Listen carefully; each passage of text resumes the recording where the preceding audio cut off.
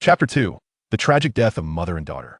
Seeing that Shang Yuhua had finally succumbed to fear, Lin Gaifei's smile grew ever more self-satisfied. She pressed the dagger down with force, its sharp blade piercing the skin. As the vivid crimson blood oozed forth, she suddenly leaned closer, whispering into Shang Yuhua's ear, "Sister, did you know? The Emperor awakened yesterday, and was deeply moved upon learning that you offered your beloved gaze. He has sent your mother, your maternal grandfather, and the entire Yu family to 100 Python Mountain overnight." Preposterous. The Emperor would never do such a thing. It was inconceivable. 100 Python Mountain, also known as 100 Bone Mountain, was a place where entering meant certain death. How could the Emperor treat her loved ones in such a manner? With one blood-red eye glaring hungrily at the woman, Shang Yuhua seethed with rage. Whether it's true or not, you will find out soon enough. Oh, and let me kindly inform you of another matter. Your little Yuer is not the Emperor's first princess. Do you know why she's so frail and sickly? You? No, how could this be? A storm raged within Shang Yuhua's heart. If Yuer was not the Emperor's first child, then who was? And whose frailty was it that plagued her? As for love, can one live without a heart? She could not die. The Emperor had other princesses. If she perished, what would become of Yuer? Shang Yuhua knew she was no match for them in strength. Gritting her teeth, she suddenly sprang up, her head colliding forcefully with the woman, hoping to seize the dagger in her hand. Caught off guard, Lin Guifei felt dizzy, her eyes ablaze with fury. "Shang Yuhua, you seek death." Before Shang Yuhua could grasp the dagger, Lin Guifei exerted her strength, the cold blade plunging downward at her. A heart-wrenching scream shattered the air as the woman swiftly slashed her wrist, revealing the pulsating heart. With a mocking smile, she said, "Found it." She poked at the living, beating heart before glancing at the terrified, convulsing Shang Yuhua. The dagger shifted lightly, and she laughed. "Sister, I've always envied your hands. You can wield both pen and bow, and with a silver needle, you can revive the dead. If it weren't for your superb medical skills and tireless care, how could my health have improved? But I am curious, if I sever your tendons, will you still shine as brightly?" Amidst the piercing cries of pain, the woman deftly severed Shang Yuhua's tendons, adding a few more gaping wounds to her already bloodied hands. Having completed her grim task, the dagger found its way to Shang Yuhua's face. "Sister, my calligraphy is quite good too. You see it's symmetrical, quite beautiful." With a flick of her finger, blood splattered, forming a large character for cheap on the untouched side of Shang Yuhua's face. Two old maids desperately held down the struggling Shang Yuhua, and in a moment, the woman held a bright red heart in her hand, looking down with disdain at Shang Yuhua, whose gaze was beginning to fade. She laughed sweetly. "Sister, rest assured, with your beloved heart, our Emperor will surely recover." Perhaps sensing the connection, the little princess, burning with fever, let out a wail. The woman looked at the delicate, rosy-cheeked child with disgust, sneering. "One heart is hardly enough. I in her final moments." Shang Yuhua could hardly believe the sight of the wolfish Lin Guifei as she plunged a dagger into Yuer's chest, skillfully extracting. "No, no," she screamed in desperation, her gaze vacant, filled with an enduring hatred. Little did she know, just a wall away, a figure clad in bright yellow stood resolutely, listening to the harrowing cries emanating from within, their eyes deep as a well. Chapter 3. The Absurd Wedding Ceremony. On the 22nd day of the second month, it was an auspicious day for marriage. On this day, the weather was mild and clear, the sky devoid of clouds. The ancient capital streets were adorned with vibrant red decorations, a sight to behold for miles. 88 bridal gifts wound their way from the general's residence, stretching endlessly before and behind. The sound of drums and firecrackers filled the air as a wedding procession of hundreds played joyful and auspicious melodies. The third prince, Ji Zimo, donned in a dark red robe trimmed with gold, rode a magnificent steed, exuding grace and vigor.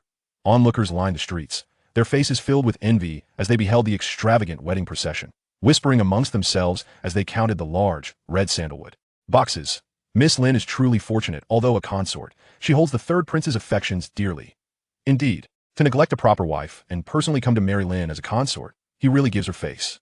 Alas, the unfortunate Miss Shang, I hear only a servant went to fetch her, standing in for the third prince. The crowd spoke of the wedding procession of the Shang family, just down the adjacent street.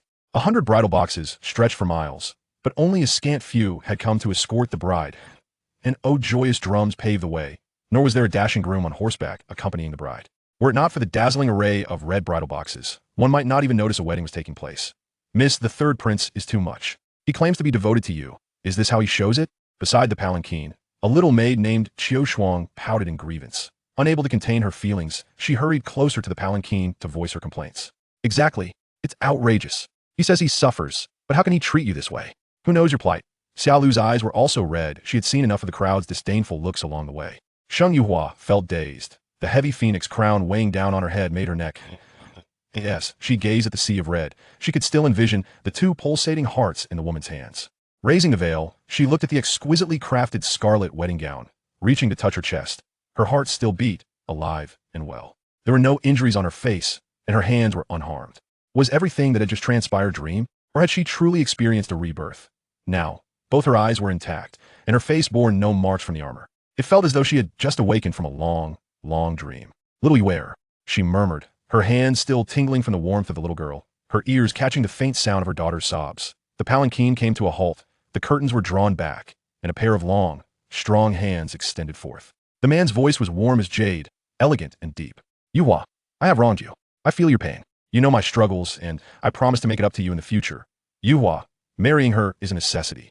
Rest assured, my first child will surely be yours." Sheng Yuhua gazed at the hands that had once brought her warmth and dreams, only to ultimately cast her into the abyss. Even a tiger, known for its cruelty, would not harm its young, yet this man allowed his favored consort to heartlessly extract their daughter's heart. Who could have imagined that this gentle, refined gentleman before her harbored a heart as cruel as a beast? If what had just unfolded was not a dream, then as he assisted her to take a few steps forward, his wet nurse would soon come to accompany her, while the esteemed third prince would tenderly assist his consort into the wedding hall. Shang Yuhua clenched her small hand into a fist. Had she possessed a dagger, she would have relished the chance to slay this serpent-throated man. But alas, she had family to protect. It was not worth risking their lives for this one man. Taking a deep breath, Shang Yuhua resolved that no matter if this was a warning or a rebirth, she would never marry this man with a heart of beast. Yet now, the wedding ceremony was about to begin. How could she extricate herself? As her thoughts raced, the wedding rites continued with unyielding precision. "First, we bow to heaven and earth, bow twice to the high hall." Both the emperor and the empress wore expressions of joy as the three newcomers bowed in reverence. Couples, bow to each other. The marriage of the prince, alongside his secondary consort, was indeed an unprecedented affair. During the procession, the third prince's demeanor was apparent to all. As the moment for the couple's bowing arrived, it was unsurprising that he first offered his respects to Lin, the secondary consort. However, this left Sheng Yuhua, the legitimate consort of the Ink Prince, in an even more awkward position. The emperor furrowed his brow in displeasure for but a moment before restoring his smile. Despite the presence of the emperor and empress, the suppressed chuckles among the spectators were relentless. "Princess of the Ink Kingdom, it is time to pay your respects." Chapter 4. A Bunch of Cowards. The third prince and Lin had completed their couple's bow and turned to Sheng Yuhua to perform the same. Yet, Sheng Yuhua stood tall, her attendant frowning in discontent, discreetly prodding her waist to remind her. "Yuhua." The third prince's brows furrowed slightly, his eyes betraying his irritation. Heeding the nudge, Sheng Yuhua elegantly lifted her hand, parting the crimson veil adorned with phoenix embroidery to reveal her breathtaking visage. Her enchanting eyes glistened with unshed tears, and her lips parted slightly, a mixture of grievance and defiance evident. "Prince, do you wed Yuhua as a wife or as a concubine?" Whispers rippled through the crowd. It was their first encounter with a bride unveiling herself publicly, and the sight of a wife and concubine bowing at the same time was equally novel. Meeting the astonished gaze of the third prince, Ji Zimo, Sheng Yuhua felt a pang of bitterness and her eyes dimmed. Yuhua recalls that the emperor bestowed upon the Sheng family the honor of marrying Yuhua as the legitimate consort of the Ink Prince. Yet today, it is Miss Lin who is received by the prince. It is Miss Lin who is ushered into the bridal chamber. It is Miss Lin who the prince bowed to first during the couple's bowing, followed by Yuhua. Yuhua may not be talented, but she is somewhat versed in poetry and etiquette. Could it be that the royal customs differ from those of the common folk, that a secondary consort holds more significance than the primary? Sheng Yuhua's inquiry caused Ji Zimo's complexion to shift through shades of blue and white. Just prior to entering, he had comforted her, unaware that she would suddenly confront him now. The emperor's expression. Stealing a glance at the emperor seated above, his face was indeed dark, his dragon-like eyes icy with wrath. "Yuhua." Ji Zimo shot her a resentful glance, his eyes seemingly accusing her for the misstep.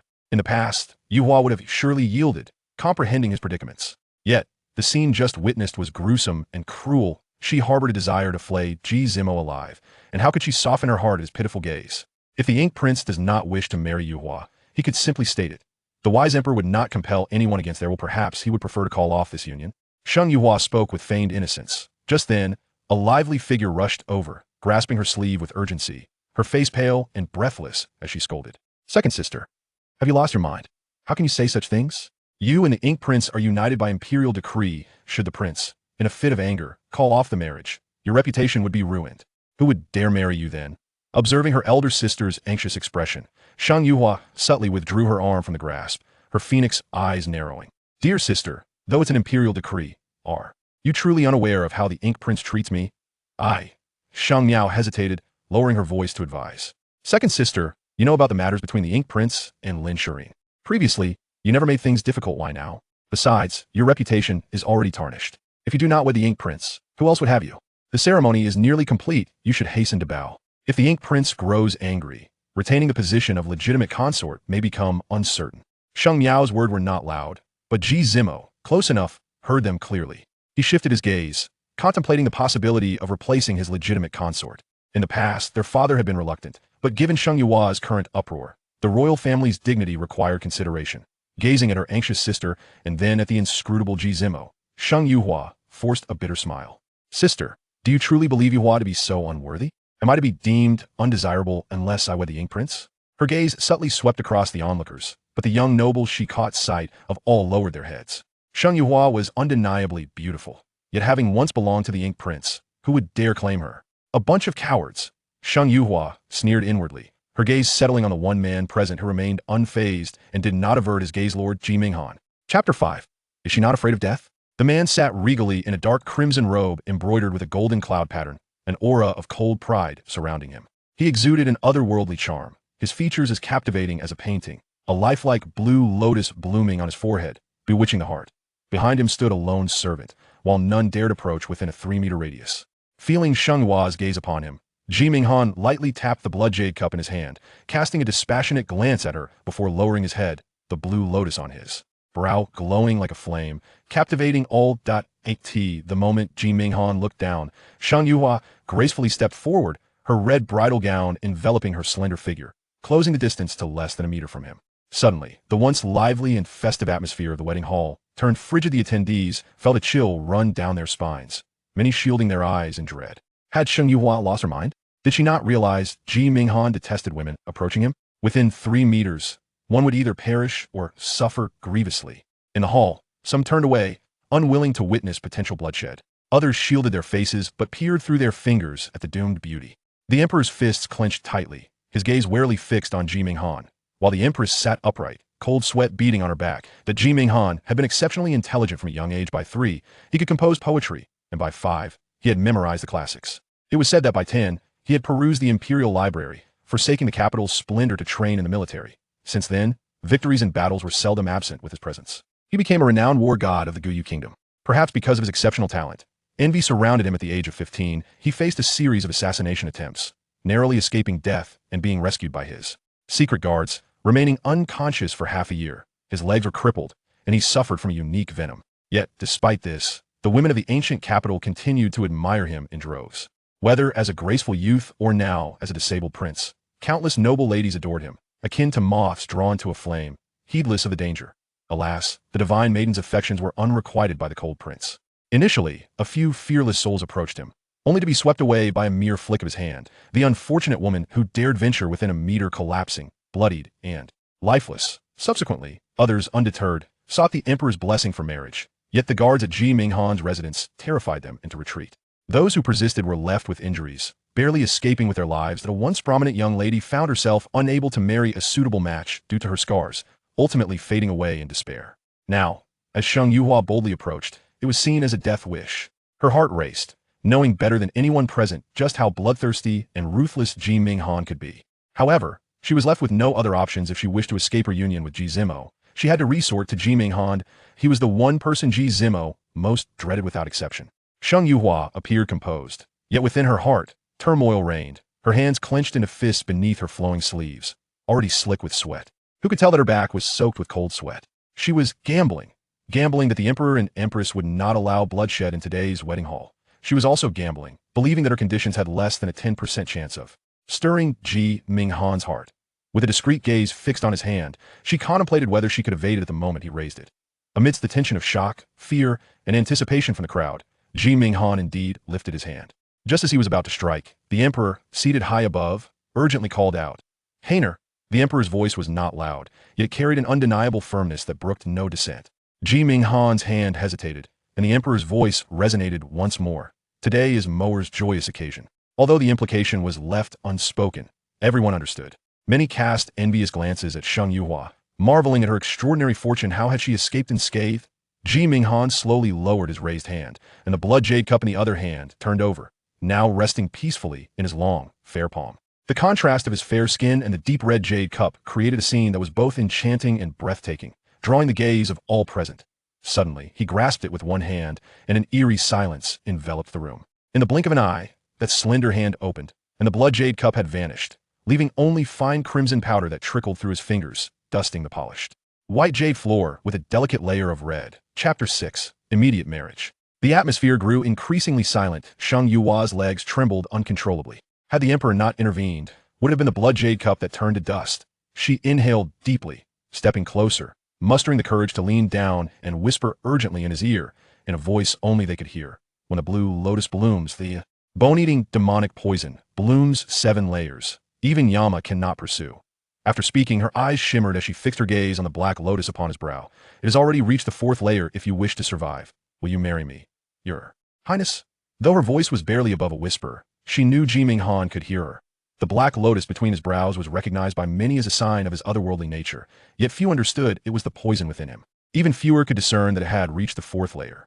Shang Yuhua was taking a gamble, hoping that for the sake of her antidote, he would aid her once. After saying this, she did not wait for his response, quietly returning to her previous position. Her words had been delivered rapidly, fearing that if she spoke slowly, he might strike, leaving her with no chance to continue.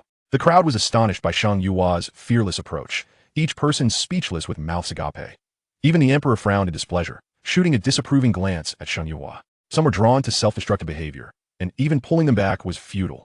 At this moment, Shang Mingjiao also regained her senses, her face filled with apprehension. Shang Yuhua, are you mad? Even if you wish to die, do not do so in such a reckless manner. Yuhua, what you just said to the little emperor. Let's proceed with the wedding. My feelings for you are genuine. Do not miss the auspicious hour. After saying this, he looked up at Ji-Ming Han with an apologetic expression. Little emperor, Yuhua was a bit confused earlier. Thank you for showing mercy to my nephew. This remark struck the crowd as hypocritical if he truly cared for Shang Yuhua. Why did he not speak up when Ji-Ming Han was about to act? Now that Miss Shang had returned safely, he spoke up. Was that not shameless? Moreover, it was the emperor who had ordered Ji-Ming Han to relent. What right did he have to assume it was due to him? Ha! Royal nephew, you think too much. A light reprimand, tinged with mockery, came from the side. Ji Zimo had not expected the cold prince to respond, and the warmth on his face froze. However, the cold prince did not even spare him a glance. His icy gaze was fixed on Shang Yuhua as he smirked, speaking indifferently. Who dares say Miss Shang is unworthy of marriage, Mississippi? I shall marry. The proclamation sent shockwaves throughout the assembly. Even the emperor, who had appeared displeased, rose in excitement, his voice trembling with disbelief. Hainer, what did you just say? You'll marry? Truly? God knows how many strands of hair the emperor had lost over Ji-Ming Han's matrimonial prospects. This man was impervious to persuasion and remained resolute. Despite being of age, there was not even a single female mosquito in his residence. After finally agreeing to take a consort, how could the emperor not be exhilarated? Without waiting for Ji-Ming Han to respond, he waved his hand grandly, declaring, by the grace of heaven, the emperor decrees, I have heard that Shang Yuhua, daughter of Shang Yicheng, is graceful, capable, virtuous, and kind-hearted. I am greatly pleased and hereby betroth her to the cold prince Ji-Ming Han as his legitimate wife. They shall marry immediately. Shang Yuhua, Ji Zimo, where's my legitimate wife? We were just about to wed. How has she become someone else's? The crowd. This cold prince truly was the emperor's headache to think he was to marry immediately. Hainer, see, everything here is prepared. Why not compromise and marry here? The bridal chamber had been arranged by the palace. Compliant and reasonable, it would save trouble to wed together. In truth, he was more concerned that this troublesome younger brother might have a change of heart. After all, it took great effort for him to take the initiative to propose marriage should the emperor not quickly solidify the arrangement.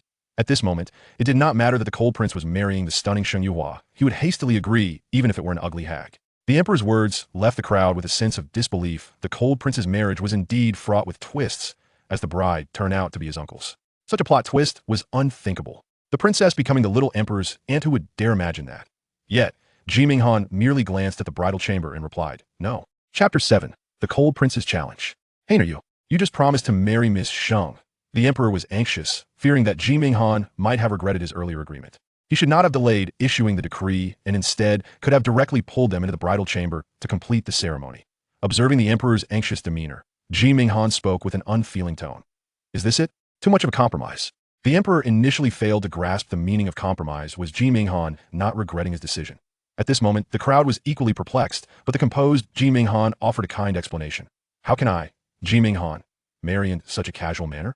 The cold prince's residence requires preparation. We will wed next month. Upon hearing this, the emperor's worries were finally alleviated. He scanned the cheerful bridal chamber and proclaimed, Hainer is right, this arrangement is somewhat hasty, so let it be next month. Ah, growing older, my body cannot keep up, I'm tired. Empress, let us return to the palace. Seeing the emperor preparing to leave, the third prince, Ji Zimo, stepped forward, blocking the emperor's path, and urgently asked, Father, Yuhua is my legitimate wife you decreed. This yourself. Ji Zimo glared at Ji Minghan with resentment. Could the emperor be any more biased? Just because Ji Minghan uttered, I will marry, did his own betrothed have to be given away? Zimo, Yuhua is right, I am not unreasonable. Since you do not favor her, it is better not to force it. The emperor said, affectionately patting Ji Zimo's shoulder and earnestly advising him. I understand your feelings, rest assured. Once the Lin family's girl bears you a child, we will make her your legitimate wife. Ji Zimo, is that what I care about? Did you ever consider my opinion when you bestowed my wife upon another?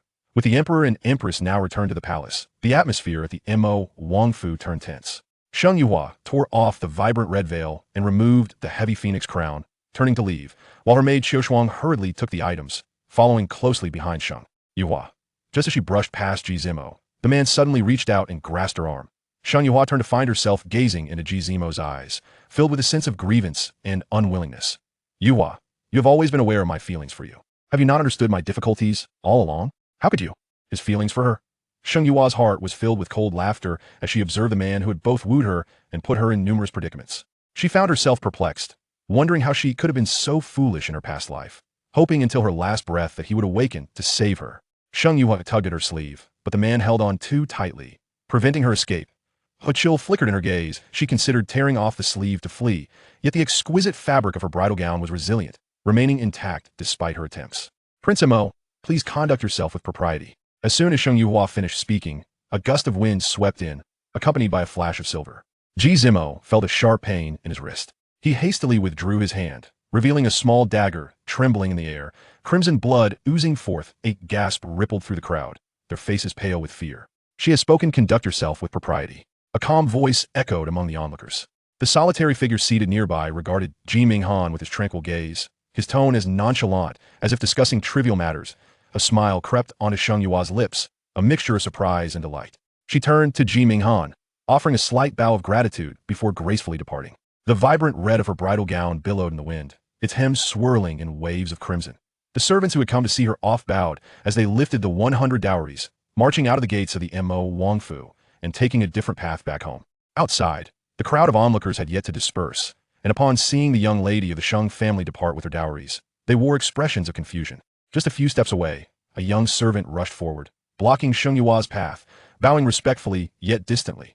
Miss Sheng, my master has conveyed that you should maintain your composure and not feel constrained.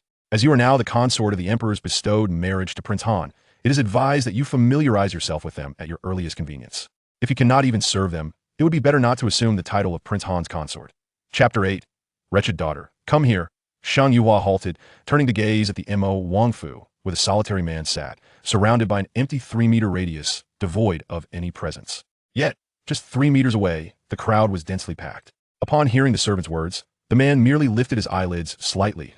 As the crowd collectively inhaled sharply, Sheng Yuhua nodded slightly and continued on her way. After a considerable time had passed, the fearsome Prince Han had long departed, and the bride in her resplendent red gown had vanished from sight, allowing the townsfolk to whisper among themselves, Why heavens, what is happening with Miss Sheng? Was she not to be the Mo Wangfei? How did she become the Han Wangfei after just a wedding ceremony? Maintain composure? Prince Han actually expects Miss Sheng to serve them? Poor Miss Sheng. Does she even realize whether she will lose a piece of flesh from her hand or leg this time? It was common knowledge that Prince Han owned 2 ferocious dogs named Ping Ping and Anan. Known to be bloodthirsty and merciless mastiffs, it was said that the prince's household fed them raw meat, and the previous wife bestowed by imperial decree had been thoroughly disciplined by these beasts. When that lady first entered the Han Wangfu, the 2 mastiffs had lunged at her. Fortunately, a maid had risked her life to protect her, yet the lady still lost a piece of flesh from her leg. Upon returning home, she was driven mad, and within days, she had passed away. But now it was Miss Sheng who had been granted marriage, and Prince Han expected her to serve the 2 mastiffs. Given her delicate frame, could she withstand their vicious bites? As the crowd fervently discussed this, someone weakly interjected, Are you all being too pessimistic? Perhaps Prince Han has taken a liking to Miss Sheng and will show her leniency? This statement drew a chorus of scoffs. If he cared, would he have sent a servant to remind her to go? Sigh, in the past, Prince Han had a better temper and might have spared a life. But the current Prince Han, Miss Sheng, may not even make it out of the gates of the Han Wangfu.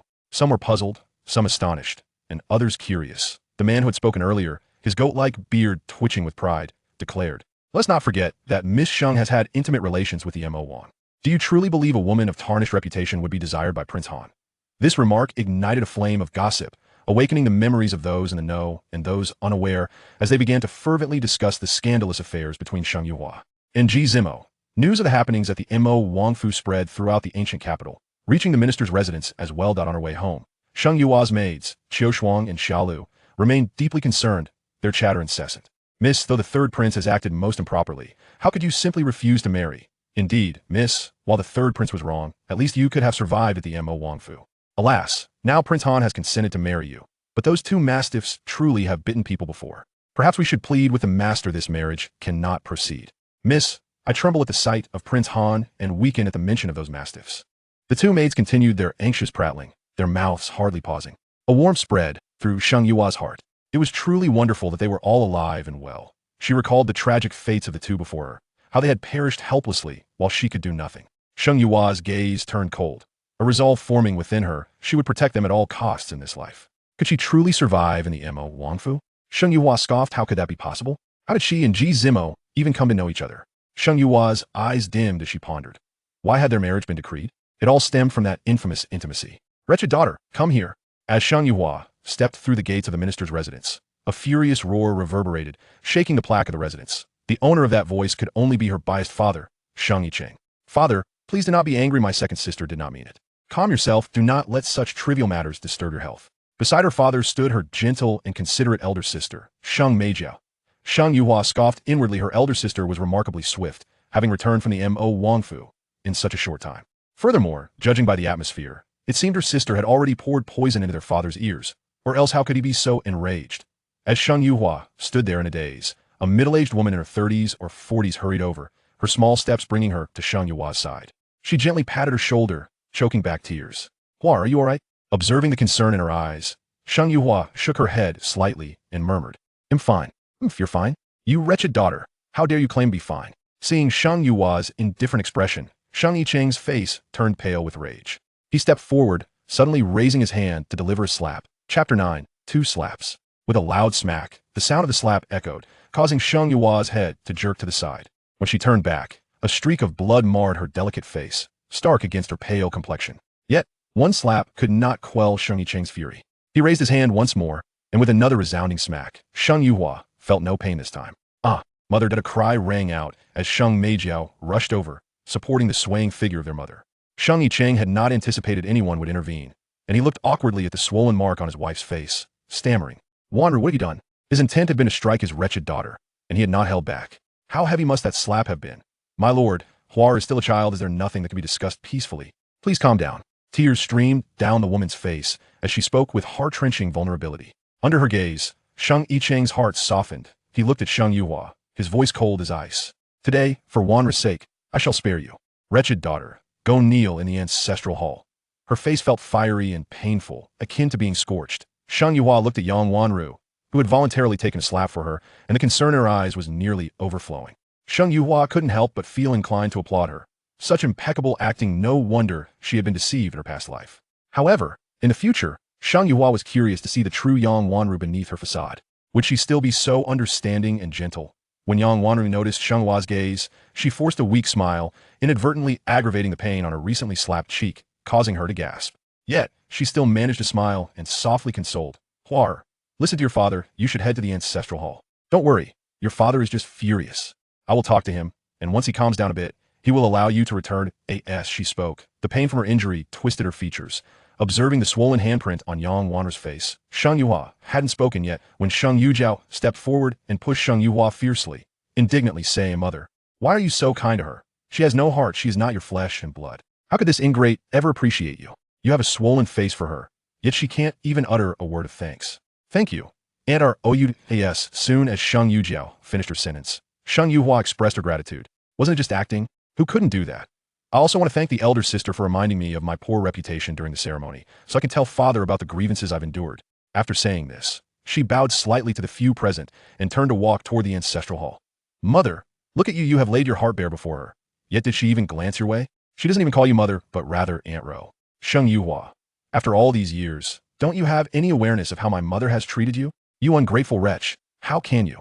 Moreover, what did you mean by what you said earlier? When did I say your reputation was poor? I was merely trying to advise you, Sheng Yuhua. Don't be like a dog biting the hand that feeds it. As the complaints faded into the distance, Sheng Yuhua straightened her back, walking steadily and unhurriedly. The two maidens dared not breathe a word they had not expected the minister to suddenly strike. Miss, are we really going to the ancestral hall? Qiu Shuang shivered slightly. It felt eerie and strange there. Why not? Even if her father forbade her from going, she would find a way to visit. There was something valuable hidden here. With a creaking sound, the door of the ancestral hall closed, dimming the light that had previously filtered in. Qiu Shuang and Xiaolu shrank back, but still knelt on the mat in front of the offering table alongside Sheng Yuhua.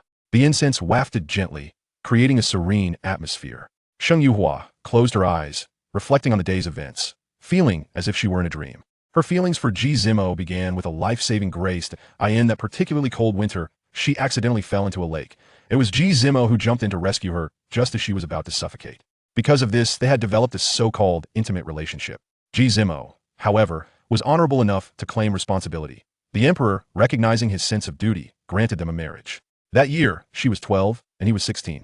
Perhaps they were too young to comprehend love or the essence of marriage. Later, he became infatuated with Lin Shireen, a passion that led him to madness and obsession. Sheng Yuhua was aware of their situation and had even contemplated asking the emperor to annul their engagement to grant him his freedom. Yet, Ji Zimo insisted that all was merely superficial, explaining his struggles in court. Lin Shireen was the legitimate daughter of a powerful family, and he had to accommodate her for his own safety.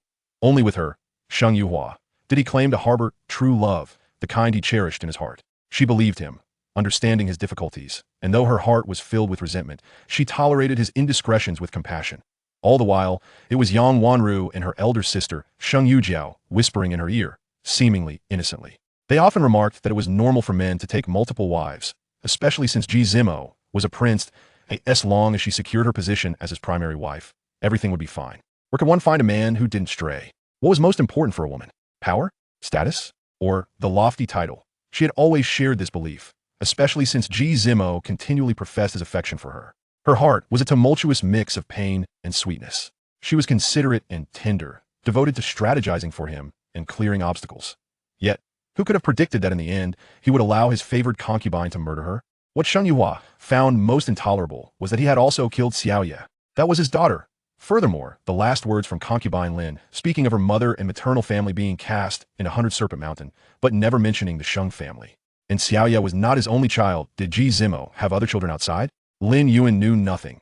As his wife, she was utterly oblivious. She strained to remember, could it be Xiaoxian? It seemed the concubine had mentioned that Xiaoxian resembled Xiaoye, but at the time, she thought it was merely because she and Sheng Yujiao were sisters' children. The incense in the ancestral hall grew denser and more fragrant. The more she pondered, the more she felt that in her past life, she had lived too foolishly and had been far too trusting of others.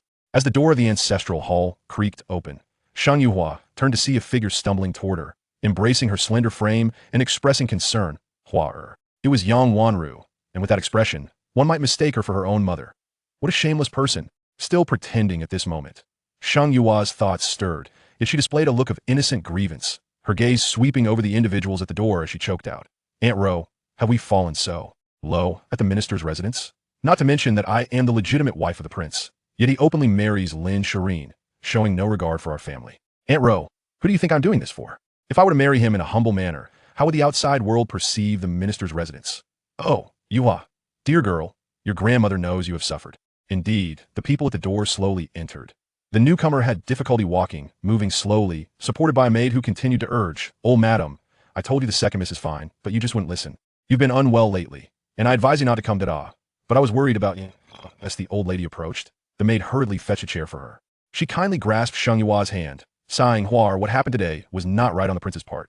Your grandmother knows you have been wronged." She sighed helplessly. Your engagement to the prince was already a lofty ambition for our Sheng family, compounded by your tarnished reputation. Your father and I only wish to protect you. Though the prince may be temperamental, Lin's girl is merely a concubine, fundamentally just a mistress. You, however, are the esteemed princess consort. Moreover, the prince has promised your father that you will bear a legitimate son first. Indeed, she had never been informed of this in her previous life. Now that the emperor is aging, even though he favors the cold prince is merely a brother, not a son, and he has long been incapacitated. Your actions today are rather reckless. The old lady gently patted Sheng Yua's hand, her gaze resting on her extraordinarily beautiful face, which bore a distinct handprint. She raised her hand, and the maid quickly produced a box of ointment. The old lady personally took some with her fingers, tenderly applying it to Sheng Yua's swollen cheek. Huar, your father and I would never harm you. You cannot marry the cold prince. Listening to the old lady's incessant concerns for her, Sheng Yuhua couldn't help but chuckle. How had she never noticed before that the old lady was such a skillful actress? In her past life, she had believed that her family had her best interests at heart, only to later discover that her father had greedily pocketed a substantial sum of silver. With such a hold over him, did her father dare utter another word? The notion that she should first bear a legitimate son was even more absurd. After their marriage, the king of Mo hardly favored her, hardly visiting her even a fraction of the time he spent with Lin Shireen. It was a miracle she could conceive at all. As her thoughts swirled, she found the family's performance distasteful, yet she could not immediately show her disdain. Isn't this just acting? Who can't play a part? Grandmother. But the king of Mo did not say this to me, that he claimed that I am the one he cherishes most, that I dwell solely in his heart, and that marrying Lin Shireen was merely a necessity. She feigned wiping invisible tears from her face, pouting like a petulant child. Oh, humiliate me like this? I refuse to endure it. The emperor has already bestowed the marriage decree. I believe marrying the cold king would be far better. He would have to respectfully address me as little royal aunt when he sees me. The old lattice expression shifted ever so slightly, but it was so brief that, had Sheng Yuhua not been observing her closely, she might have missed it entirely. Huar, this is inappropriate, the old lady admonished, taking a deep breath and gazing at her disapprovingly. You must not act impulsively in such matters. The cold king is not a man to be trifled with. Marrying him would ruin your life. Consider his two vicious hounds. How many young ladies have been bitten by them? And he is a cripple. You wouldn't want to find yourself mourning a living widow, would you? Huar, you should heed your grandmother's advice. We are your closest kin. Looking out for your well-being, we would never harm you. Yang Wanru chimed in, her voice soft and filled with concern, her own slap marks still fresh on her face, a constant reminder of her past sacrifices for Sheng Yuhua. Sheng Yuhua lowered her head, seemingly moved by their words. Suddenly, she lifted her gaze, her expression troubled. But the emperor has already issued the decree, and the cold king has consented. The wedding is set for next month. Such imperial edicts are not to be trifled with. Can we really defy them? Chapter 12. The dowry list left by mother. No, I cannot be so selfish. If we resist the decree, our family could face dire consequences, Sheng Yuhua said, shaking her head. Seeing her remorseful demeanor, the old lady reassured her. Don't worry, Huar, there's always a way. I shall speak with your father and the king of Mo to see if he can annul the engagement. Grandmother, there is no need. I do not wish for my family to be burdened by my issues. Silly child, this is not a burden. Rest assured, your father will help you marry the king of Mo. But the king of Mo has other women. After today, I have come to realize that there is already a Lin Shireen in the king of Mo's household, and there will surely be more women in the future. The cold king, however, seems far more unencumbered. Sheng Yuhua expressed her frustration, and the old lattice eyes flashed with a cold glint, though her tone remained gentle. So, are you suggesting you wish to live as a widow? Think carefully, and provide your grandmother with a definitive answer by tomorrow. With that, the maidservant stepped forward to carefully assist her to her feet. Before departing, Yang Wanru leaned in to whisper to Sheng Yuhua, Huar, you are still young and may not comprehend everything fully. We would never wish you harm. The group departed in a grand procession, two young maidservants hurriedly rising to peer through the door's crack, watching until they had moved far away before cautiously assisting Sheng Yuhua. Miss, I too believe the cold king is not as worthy as the king of Mo. Indeed, miss, you are still so young. The cold king. Seeing their worried expressions, Sheng Yuhua burst into laughter. What flaws does the cold king possess? Miss, he truly is inferior to the king of Mo. Qiu Shuang pouted, and Xiao Lu nodded gravely in agreement. I find him quite agreeable, Sheng Yuhua replied, her demeanor now relaxed, devoid of the earlier distress. The two maidservants exchanged bewildered glances, about to inquire further, when Sheng Yuhua suddenly stood and approached the ancestral tablets. The Sheng family was not an aristocratic lineage and had not been established for long. Thus, their ancestral tablets were few. Sheng Yuhua's gaze swept over them, recalling how her mother had once come to inform her that the dowry list was hidden within the Sheng ancestral hall. Her mother had awakened 5 years later, and that list remained. Yet her mother was a formidable woman. How had no one in the Sheng family discovered it, considering it was located within the hall? Where could it be? Sheng Yuhua surveyed the room, casually lifting one of the tablets. Miss, what are you doing? The two maidservants gasped in horror as Sheng Yuhua moved the ancestral tablets. One rushed to the door to check for passers-by, while the other attempted to pull Sheng Yuhua back, wishing to restore the tablets to their rightful place. Keep watch, Sheng Yuhua commanded, her cold gaze silencing Qiu Shuang, who nodded and hesitated to intervene further. Sheng Yuhua removed all the tablets, finding nothing of value. Not here. Then where? At that time, Her mother had not provided many details, and she truly had no idea where else it might be. Her keen eyes swept across the room once more, finally resting upon the Buddha statue on the offering table to the left of the hall. It had purportedly been consecrated and had hung there for many years. Upon seeing the familiar list once more, a flicker of warmth ignited within Sheng Yuhua's icy heart. The family's concern was a facade. Only her mother had truly planned everything for her since childhood. This thin dowry list bore the weight of a mother's profound love for her daughter. In her previous life, she had already wed Ji Zimo. Most of the items listed had become her elder sister's dowry. The die had been cast. Any uproar would bring shame to all involved. The Sheng family's lamentations, combined with Ji Zimo's persuasion, left the matter unresolved. But now, Sheng Yuhua's eyes glinted with cold resolve. Her mother's bequest would not be pilfered by the Sheng family. Not a single coin. As she carefully tucked away the list, she suddenly sensed something amiss. Why were the two maidservants so quiet? Turning to the doorway, she discovered they had both collapsed to the ground. Chapter 13. A despicable scheme. Something is wrong. The air was thick with the scent of sandalwood, and amidst it, an unexpectedly sweet fragrance lingered. She quickly held her breath, but her vision began to blur. Sheng Yuhua bit down hard on her tongue, the sharp taste momentarily clearing her mind. With a discreet motion, she extracted a gold hairpin and cast a cold glance toward the window. At that moment, the intricately carved window in the ancestral hall shifted, and a tall figure clad in dark attire smoothly leaped inside. The intruder moved with urgency, silhouetted against the light. Though Sheng Yuhua could not discern his facial expression, an overwhelming sense of rage emanated from him. It was Ji Zimo. Despite the obscured features, she recognized him instantly. Faced with Ji Zimo's wrath, Sheng Yuhua clenched her fists, her long nails digging into her palms, the sensation of warmth mingling with the coldness of her fury. She yearned to personally end the life of this despicable man. Alas, she was bereft of martial prowess and poison. Sheng Yuhua stifled her hatred. This man came from a prestigious lineage and possessed numerous hidden cards. Eliminating him would not be an easy feat. Their strengths were too disparate to topple him. She needed to cling tightly to the cold king's favor. Yuhua, you. Even though Sheng Yuhua had held her breath, darkness began to engulf her vision. Why do you insist on being so disobedient? Just before Sheng Yuhua succumbed to unconsciousness, the king of Mo caught her limp form. Gazing upon her in the resplendent red wedding gown, his exquisite features softened as he tenderly caressed her delicate skin, whispering, Yuhua, you are mine, you can only belong to me. Listening to that utterly revolting sound, Sheng Yuhua gathered all her strength into her palm. With a swift motion, she thrust the gold hairpin into Ji Zimo's wrist, the sharp tip piercing through his skin, resulting in a few droplets of crimson blood. Yuhua, did you actually hurt me? Ji Zimo gazed incredulously at the red mark on his wrist, yet the woman in his arms had already succumbed to unconsciousness, her eyes tightly shut. The gold pin slipped from her delicate fingers and fell to the ground with a soft thud. Ji Zimo's handsome face darkened as he tightened his grip around the woman. Taking a deep breath, he suppressed the raging anger within and swiftly departed. The ancestral hall remained filled with the aroma of sandalwood, its doors and windows securely shut, oblivious to the fact that its occupants had long since vanished. As the King of Ink emerged from the hall, cradling his beloved, a shadow emerged to block his path. Your Highness, have you made your decision? Tonight marks the wedding night between Yuhua and me. Naturally, we shall consummate our marriage. He had meticulously planned this night, which was supposed to be a celebration of their union. Sheng Yuhua was one of the women he was determined to marry, and after such extensive plotting, how could he allow this prize to slip from his grasp? Liang Feng fell silent, pondering why his master seemed indifferent to Miss Sheng. If he truly cared, how could he have allowed her to endure such humiliation during their wedding? Now that Miss Sheng was betrothed to another, yet the prince refused to relinquish her. Even Liang Feng, as his trusted shadow, found himself perplexed by his master's intentions. Nevertheless, he felt compelled to offer a warning. Your Highness, Miss Sheng has been promised to the Cold King. If you take her away like this, the Emperor will be furious. Indeed, one could fear that in a fit of rage, he might even resort to violence. She is bound by a contract to me. Upon hearing this, the King of Ink's demeanor chilled, his eyes ablaze with fury. She is, after all, my woman.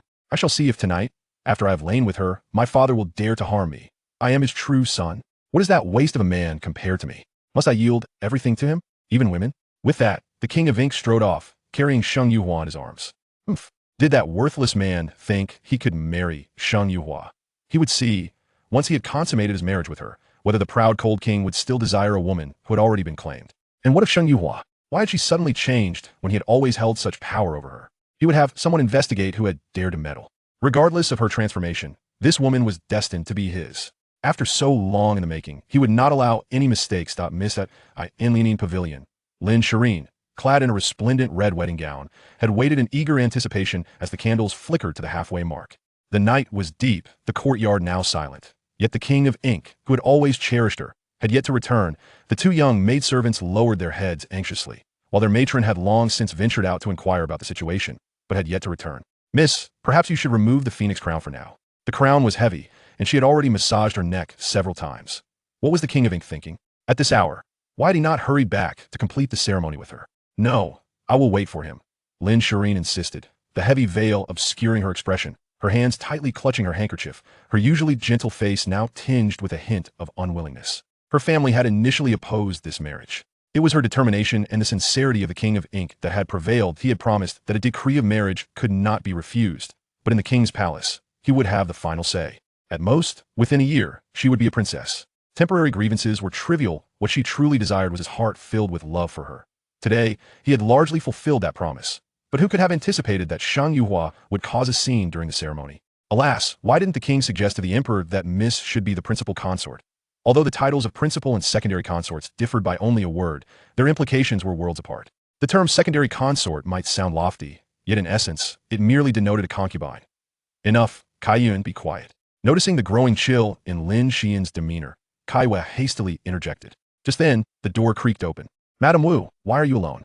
Upon hearing the door, Kai Yu's heart leaped, hoping it was the prince arriving. But upon seeing only one person, her expression immediately soured. "Is the prince still entertaining guests outside?" Kai Wei hastily explained. The guests outside were exceedingly enthusiastic. "Yes, it must be so. Has the prince mentioned when he would return?" Kai Yun, now wise to the situation, asked anxiously. Madame Wu looked at the two hopeful maidservants, her gaze revealing a mix of reluctance and anger. "The prince. I understand the prince is busy." Lin Shireen interjected impatiently before Madame Wu could finish.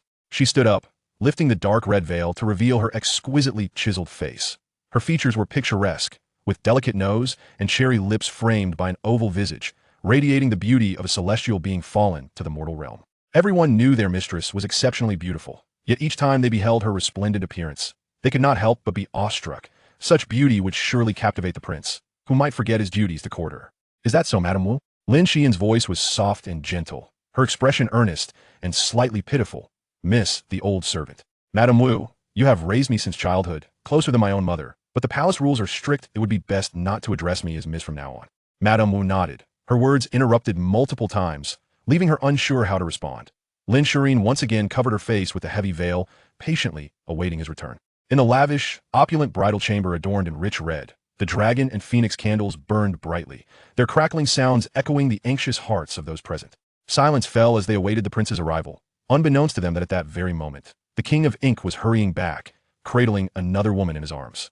"Your Highness seems to be in high spirits, not rushing to consummate your marriage with your Lin's secondary consort in the middle of the night, yet seemingly enjoying the evening." "Out!" As he exited the courtyard, a teasing voice rang out. The King of Ink froze, having encountered no obstacles at the Ministry of Rites, only to be halted outside. He unconsciously tightened his grip on the woman in his arms. Both were adorned in striking red dragon and phoenix robes, appearing exceedingly conspicuous. "Feng Li, do you dare meddle in my affairs?" Feng Li was a formidable warrior, unmatched in court, and even he would not dare to confront the King of Ink directly. He glanced behind Feng Li, wondering if the Cold King was present as well. Ha! "He cannot intervene, what of me?" Intentions unveiled indeed. Amidst the creaking sound of the wheelchair, a figure accompanied by a chair approached slowly. At this moment, the Cold King donned a pure white robe adorned with cloud patterns, exuding an aura of serenity that intensified the night's chill. One could not help but ponder the intentions of the Ink King, who brought along the king's consort. The Cold King's voice was calm, yet it sent a shiver through the hearts of those present. The Ink King's grip on the woman tightened once more. With so few companions, could they possibly escape? He had contemplated the outcome when he decided to stealthily visit the minister's residence. The Cold King was aware that it was only a matter of time, yet he hoped it would be after matters had progressed further rather than at this moment. For now, he could only hope that Liang Feng remained vigilant and swiftly summoned reinforcements. Thus, he found himself temporarily resorting to mere delay. "My dear little uncle, you jest. Miss Sheng is indeed my consort. You ought to address her as niece-in-law. We have long received the imperial decree of marriage. Is that so? If I recall correctly, the decree of marriage issued today pertains to me." Suddenly, the Cold King raised his hand and flicked it lightly, sending a gust of wind slicing through the air. The Ink King felt a sharp pain in his arm, causing him to involuntarily release his hold, and the woman in his arms fell to the ground. "Yuhua." The Ink King's gaze darkened as he bent down to catch Sheng Yuhua. At that moment, Another powerful gust of wind surged toward his head with terrifying force. This was a lethal strike, not to be taken lightly. Should he be struck, he would either perish or be gravely injured. The Ink King hastily dodged, and all that could be heard was a thud as Sheng Yuhua landed on the ground. The sudden fall, coupled with her having been out for some time, caused Sheng Yuhua to groan in pain as she slowly opened her eyes. The surroundings felt somewhat unfamiliar, and she rubbed her sore backside, momentarily dazed. Yuhua. The sudden call caused Sheng Yuhua's eyes to darken, and a surge of fury ignited within her. She had never anticipated that Ji Zimo could be so shameless. To sneak into her family shrine at night and drug her away, was this an attempt at coercion? He failed to consider how a weak woman like herself would face the world if he succeeded. To marry, and then annul the engagement to marry another. Only to engage in such indiscretions that very night? Even without the Emperor's wrath, she would be drowned in public scorn. Yuhua, I was just about to catch you. It was my little uncle who attacked me. The Ink King hastily defended himself, eager to recount the Cold King's aggression. Sheng Yuhua furrowed her brow as she regarded Ji Zimo's aggrieved expression, then glanced at the distant Cold King, whose demeanor remained indifferent and aloof. Understanding dawned upon her. She slowly rose, brushed off the invisible dust from her clothes, and evaded the Ink King's outstretched hand, making her way toward the Cold King. She stopped 3 meters away, turned, her face flushed with anger as she coldly addressed him. Ink King, I am unaware of your intentions in sneaking into my family's shrine in the dead of night, drugging my maid, and abducting me. Yuhua. Faced with Sheng Yuhua's icy gaze, the Ink King felt a heavy weight in his heart. His Yuhua, who once held him in such high regard, had turned so distant. Who had conspired to sow discord between them? If he were to discover the source of this malicious gossip, he would not let them go unpunished. Yuhua, I merely wish to see you.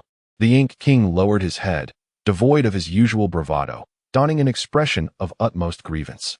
I only wanted to clarify why you called off the engagement. At that moment, he even refrained from using his title. Sheng Yuhua internally scoffed. Ji Zimo had always been a man capable of both humility and pride. Clarification? Was this the method he chose? Ink King, although we were once betrothed, our relationship has always been one of propriety, never crossing any boundaries. The decree of marriage is now void. I am already the betrothed of the Cold King. I implore you to conduct yourself with decorum and refrain from tarnishing my reputation.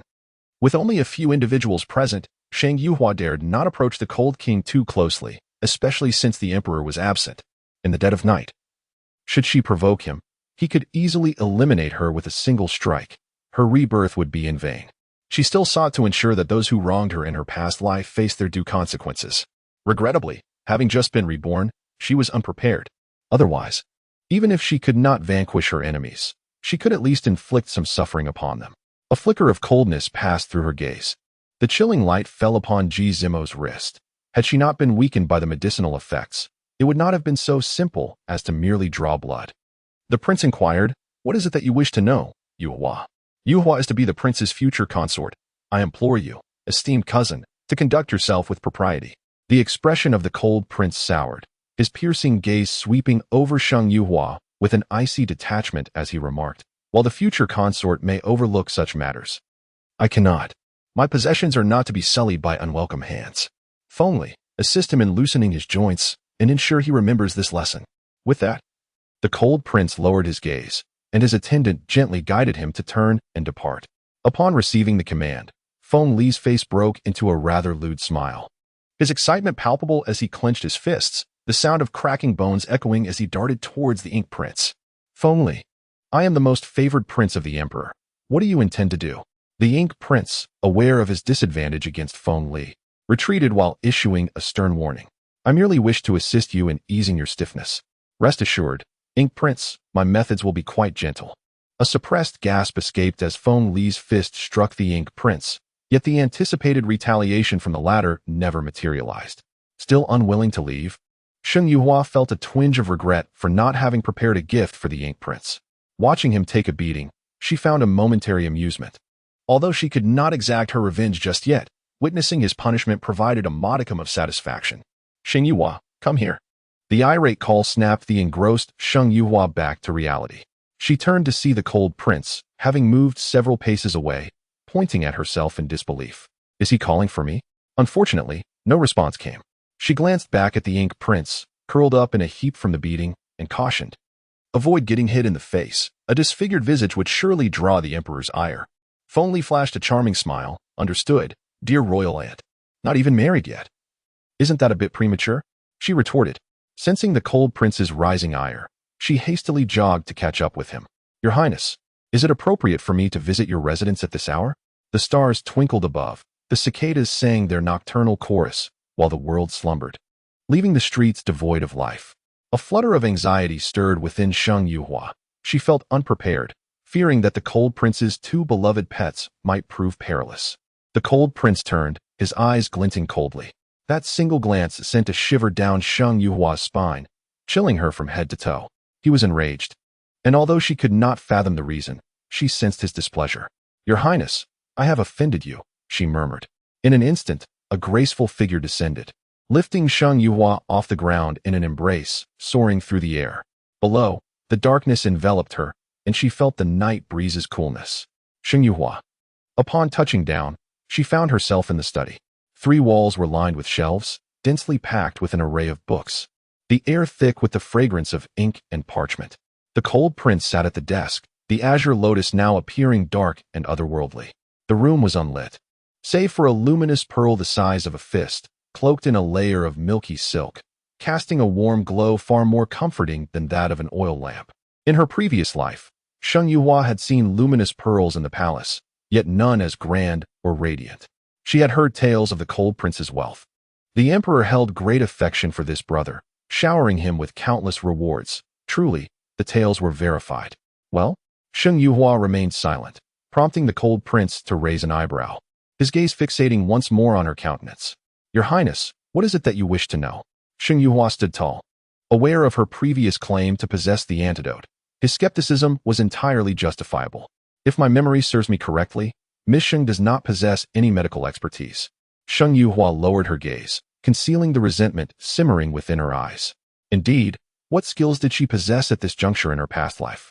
She was merely the second young lady of the Sheng family, known for her beauty but lacking in all other virtues. Having lost her mother at a tender age, Yang Wanru had treated her kindly, but it was unlikely that she would have ensured she received a proper education. Yet, who could have foreseen that this seemingly inept second young lady possessed medical skills superior to those of external physicians? At the age of 6, she inadvertently rescued an injured woman who, in gratitude for her life being spared, became her mentor. This mentor imparted a wealth of knowledge to her, encompassing music, chess, calligraphy, painting, medicine, toxicology, and even equestrianism and archery. She wondered what her mentor was incapable of.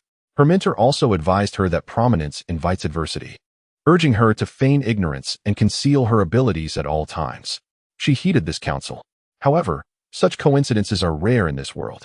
She later learned that this act of salvation was deliberately orchestrated by her maternal grandfather, fearing she would be taken advantage of. She had meticulously concealed her skills, even from the maidservants at her side. It was not until the 3rd month of her marriage, when she conceived, that things changed. Initially overjoyed, she suffered a miscarriage in the 5th month. The imperial physicians attributed it to her delicate constitution, but she remained unconvinced. Despite her utmost caution during pregnancy and her considerable medical knowledge, she had failed to detect any anomalies. Yet, she knew it was no accident. From that moment onward, she abandoned her pretense and began to study medicine, poring over the medical texts in the palace. Others merely attributed her progress to exceptional talent.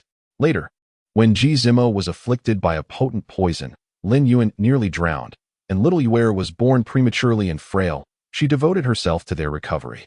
And now, the Prince of Han inquired as to when she had acquired her medical skills. How should she respond? Your Highness, it is inconsequential how Yu Hua acquired her medical knowledge. What matters is that Yu Hua knows the nature of the poison afflicting your Highness. The Prince of Han fixed his gaze upon her, as if scrutinizing and contemplating the veracity of her words. The page who had escorted him and kept his head lowered, not daring to utter a word. Indeed, Miss Sheng speaks truly. Then, does Miss Sheng possess a remedy for my affliction? The Prince of Han continued to observe Sheng Yuhua, his piercing gaze capable of extinguishing her with a single false word or a hint of deception. Not presently. Sheng Yuhua dared not dissemble. When dealing with a man such as the Prince of Han, honesty was paramount, for he would not afford one a second opportunity to prevaricate. However, I possess the means to temporarily suppress the spread of the poison within your highness's system through the use of silver needles. Silver needle suppression? Your highness. If Miss Sheng can indeed suppress the poison with silver needles, I believe it is worth attempting. Before the Prince of Han could respond, the woman who had escorted Sheng Yuhua and interjected with eagerness. Merely suppression? The Prince of Han tapped his slender fingers lightly on the table, implying that such an endeavor was not sufficiently advantageous to him. I am aware of the location of the antidote. However, obtaining it will require preparations that are exceedingly difficult to acquire. Sheng Yuhua revealed her second bargaining chip, and as expected, she detected a subtle quickening in the Prince of Han's respiration. Where is the antidote to be found? Since succumbing to the poison, he had dispatched countless individuals in search of a cure, yet their efforts had invariably proven futile. He had consulted numerous eminent physicians, but none could even definitively identify the specific nature of the poison that afflicted him. This was the reason that upon hearing Sheng Yuhua accurately name the poison, he had refrained from summarily eliminating her. Mount Baimong, the river of Biluo. A collective gasp filled the chamber as these words were uttered. Mount Baimong, also known as the Mountain of White Bones, was a place from which no one who ventured down had ever been known to return alive. The river of Biluo was said to flow before the gates of the netherworld, and no one had ever laid eyes upon it. 18 lacks the courage to deceive Miss Sheng. Is the Biluo River truly located within the Baimao Mountain? The woman, hearing this for the first time, regarded Sheng Yuhua with skepticism, her gaze suggesting a firm belief that he was fabricating lies. It is worth noting that the intelligence network of their Cold King's manor is more comprehensive than that of the emperor himself, and they have conducted numerous investigations into Baimao Mountain, yet its inner secrets remain shrouded in mystery. Indeed, the antidote's catalyst lies beside the Biluo River, but it cannot yet be retrieved. This revelation is not a mere fabrication by Sheng Yuhua. It is information discovered by the Cold King's people in a previous life. Furthermore, the matter of the antidote's catalyst was also uncovered by his associates. Both the Whitebone Mountain and the Biluo River are fraught with peril, and countless lives have been lost in pursuit of this knowledge. The Cold King's archrival, the Ink King, is also privy to this information. It is inconceivable that he would desire the Cold King's recovery. Naturally, he would employ every means possible to obstruct it. According to memories from her past life, the Cold King has just over a year before the poison fully manifests. With her presence, she has gained foreknowledge of the antidote, enabling her to assist in suppressing the toxin's spread, thus extending their time by another year. Consequently, the likelihood of the Cold King's recovery has significantly increased. The reason Baimao Mountain is referred to as Whitebone Mountain is not solely due to the ferocity of its beasts, but also because of the terrifying toxic barrier. However, for a brief period of a few days each year, the toxicity of the barrier lessens, notably around the time of the Zhongyuan festival. Utilizing the information gathered by others for her own benefit, Sheng Yuhua felt no guilt, although she was profiting from another's efforts. She had also spared the lives of hundreds of warriors from the Cold King's manor. Thus, it could be argued that the Cold King's manor ultimately benefited. I need to study the antidote for the toxin. There are still over 3 months until the Zhongyuan festival. My silver needles can extend the prince's time by more than a year, giving us 3 opportunities. Sheng Yuhua spoke with calm assurance, fully aware that the Cold King's poison is unsolvable by anyone else, which is why she dared to take such a gamble during their wedding ceremony. Initially, the woman harbored doubts, but upon hearing Sheng Yuhua's detailed account, she was convinced to a great extent. Her expression was one of urgency as she looked at the Cold King, hoping he would agree immediately. Miss Sheng, I sincerely hope your words hold truth. The Cold King's gaze remained indifferent, as if the matter just discussed bore no relation to his life. Lingxin, escort Miss Sheng home. The woman nodded and lifted Sheng Yuhua effortlessly. Sheng Yuhua inwardly scoffed, knowing she was fully capable of walking on her own. My lord, does Miss Sheng truly possess medical skills? A shadow suddenly descended, kneeling before the Cold King, a figure who had always submitted unquestioningly, now daring to challenge the prince's decision. Many things she had stated were indeed accurate, including the timeline of his life. The Cold King rose, parting his garments to reveal the azure ink lotus over his heart, and remarked, under normal circumstances, I have just over a year left to live. The expression of cold indifference darkened as they had exerted tremendous efforts over the years with little to show for it. The Cold King should now refrain from using martial arts and focus on a tranquil and ascetic recovery. She certainly lacks the audacity to deceive me. The Cold King's demeanor turned frosty a chilling aura emanating from him. What of Pingpingen? Should I remind them to tread carefully with their words? Pingpingen is certainly not as placid as their name suggests. No need, merely sustaining breath will suffice. The cold king, touching the white jade ring on his finger, scoffed. You wish to exploit me? Even if it is merely for a title, it cannot be a worthless one, can it? Cold indifference. My lord, your Pingpingen has indeed been known to kill. Seeing Miss Sheng's delicate demeanor, she would likely be paralyzed with fear upon encountering them. By the way, have Lingxin keep watch from the shadows. Lingxin nodded, knowing that the hope of the Cold King's recovery rests with Miss Sheng, and thus, no mistakes must occur. Do not meddle, simply allow him to breathe. The Cold King reiterated, while Lingxin's lips twitched in irritation. Was the prince practicing a hands-off approach? Or was he overly confident in his future consort? Nonetheless, Lingxin possessed commendable strength. Safeguarding Miss Sheng's life in a critical moment would not pose a problem. And what of the marriage? It would be unexpected for the prince to suddenly agree to wed. However, the course of action will depend on his inclination. A grand affair. Reflecting on the farce of today's wedding ceremony, the Cold King smiled wryly. It is merely a title, Miss Sheng. I sincerely hope you are prepared to accept it. The following day dawned bright and clear. Lin Shirin's neck was stiff from a night of waiting in vain. The Ink Prince had not come, nor had he sent anyone to explain his absence. After several inquiries, Granny Wu learned from the tight-lipped servants of the outer courtyard that the prince had gone out to attend to matters, but no one dared disclose his whereabouts. Remembering how the Ink Prince had humiliated her on their wedding day, Lin Shirin's eyes turned red, her face filled with unwillingness. Your Highness. Kaiwa cautiously attempted to console her, but Lin Shirin suddenly raised her head. Having spent a sleepless night, her darkened eyes were bloodshot, giving her an almost feral appearance. Has the prince returned? Suddenly, the door was forcefully flung open, and two young servants stumbled in, supporting the swaying Ink Prince. His wedding attire was a wrinkled mess, with unshed bloodstains marring the fabric. His gaze was dazed, reeking of alcohol, and upon seeing Lin Shirin, he staggered towards her. The servants let go, and both collapsed onto the auspicious red wedding bed. Your Highness, what? Get out. All of you leave. The Ink Prince waved his hand dismissively. Despite their concerns, the others retreated. The prince's entire weight pressed down on Lin Shirin, his fiery gaze fixed upon her as he suddenly asked, Do you still like me? Taken aback by such a direct question, Lin Shirin felt her face flush crimson. She lowered her eyes, momentarily forgetting that this man had not returned to consummate their marriage on their wedding night. Your Highness, Shirin likes you. Will you leave me? Upon hearing her affirmative response, the Ink Prince leaned down and pressed his lips against her rosy mouth, continuing to inquire, You want to leave me? I want tea. Shirin is your Highness's, and will always be. The Ink Prince gazed intently at the woman beneath him, a sudden smile breaking across his handsome features. Many women in the capital adored him, but this smile, brimming with charm, made Lin Shirin blush even deeper. With a swift motion, he tore away the bothersome wedding garment from her, stating, Good, remember your words. You are forever mine. He stripped off his own clothing, his eyes aflame with a predatory intensity. Do not betray me, otherwise. In his hazy vision, the proud and exquisite woman seemed to stand before him. The Ink Prince's voice turned menacing. Sheng Yuhua, you are far too disobedient. This is your punishment.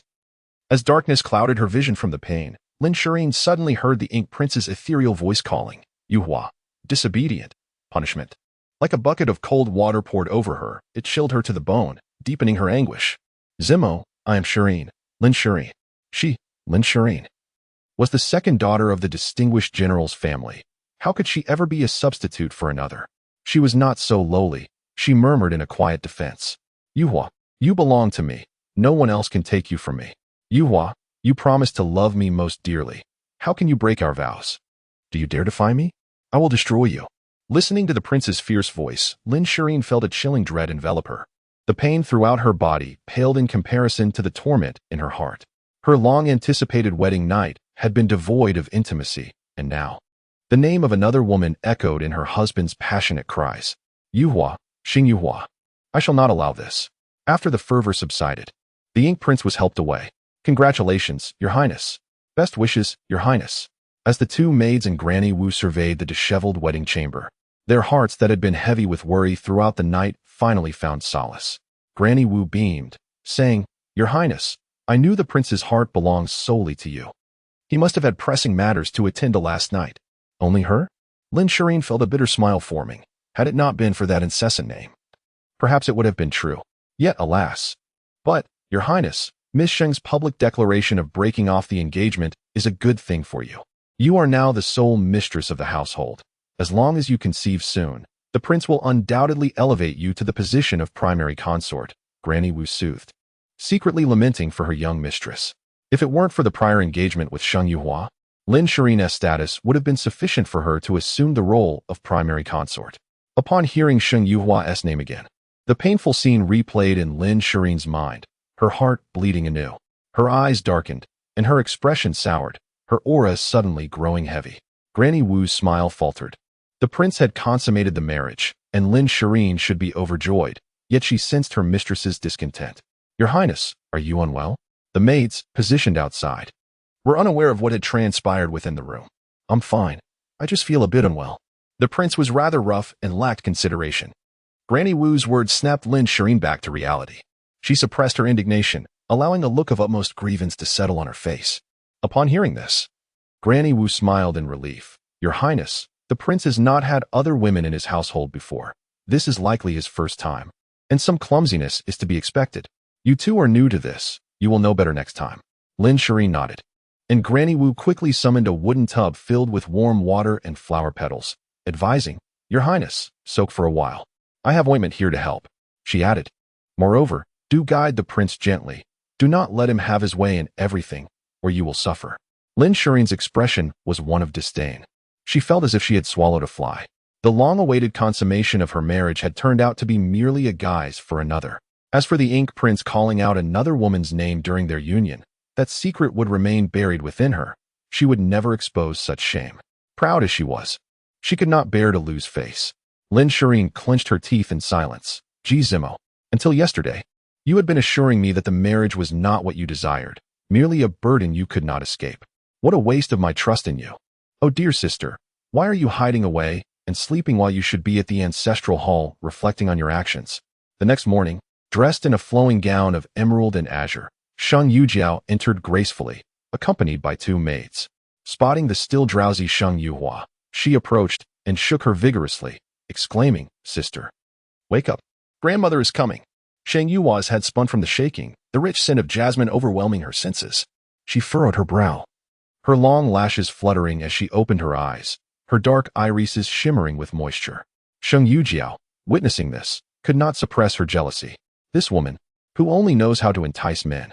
Sheng Yujiao silently seethed, yet her face wore an increasingly congenial smile. Sister, hurry and kneel. Grandmother is almost here. Sheng Yuhua straightened, her clarity returning as she glanced at Sheng Yujiao in confusion. Her elder sister had not been this amiable the day before. Are you not angry anymore? Sheng Yuhua raised an eyebrow, a teasing smirk gracing her lips. Caught off guard by this scrutiny, Sheng Yujiao's smile faltered slightly as she complained in a huff. Angry?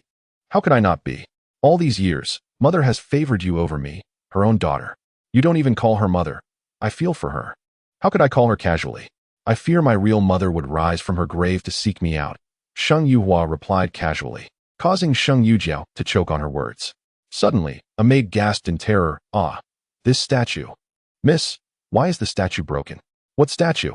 Where is it broken? As the two turned their heads, the elderly matron was already being supported as she strode in briskly, making her way directly to the young girl who had just spoken. Sheng Yujiao hastily turned around, her gaze following the young girl's hand, where she noticed a corner of the Buddha statue, which had hung for over a decade, had unexpectedly cracked. The old lady trembled slightly.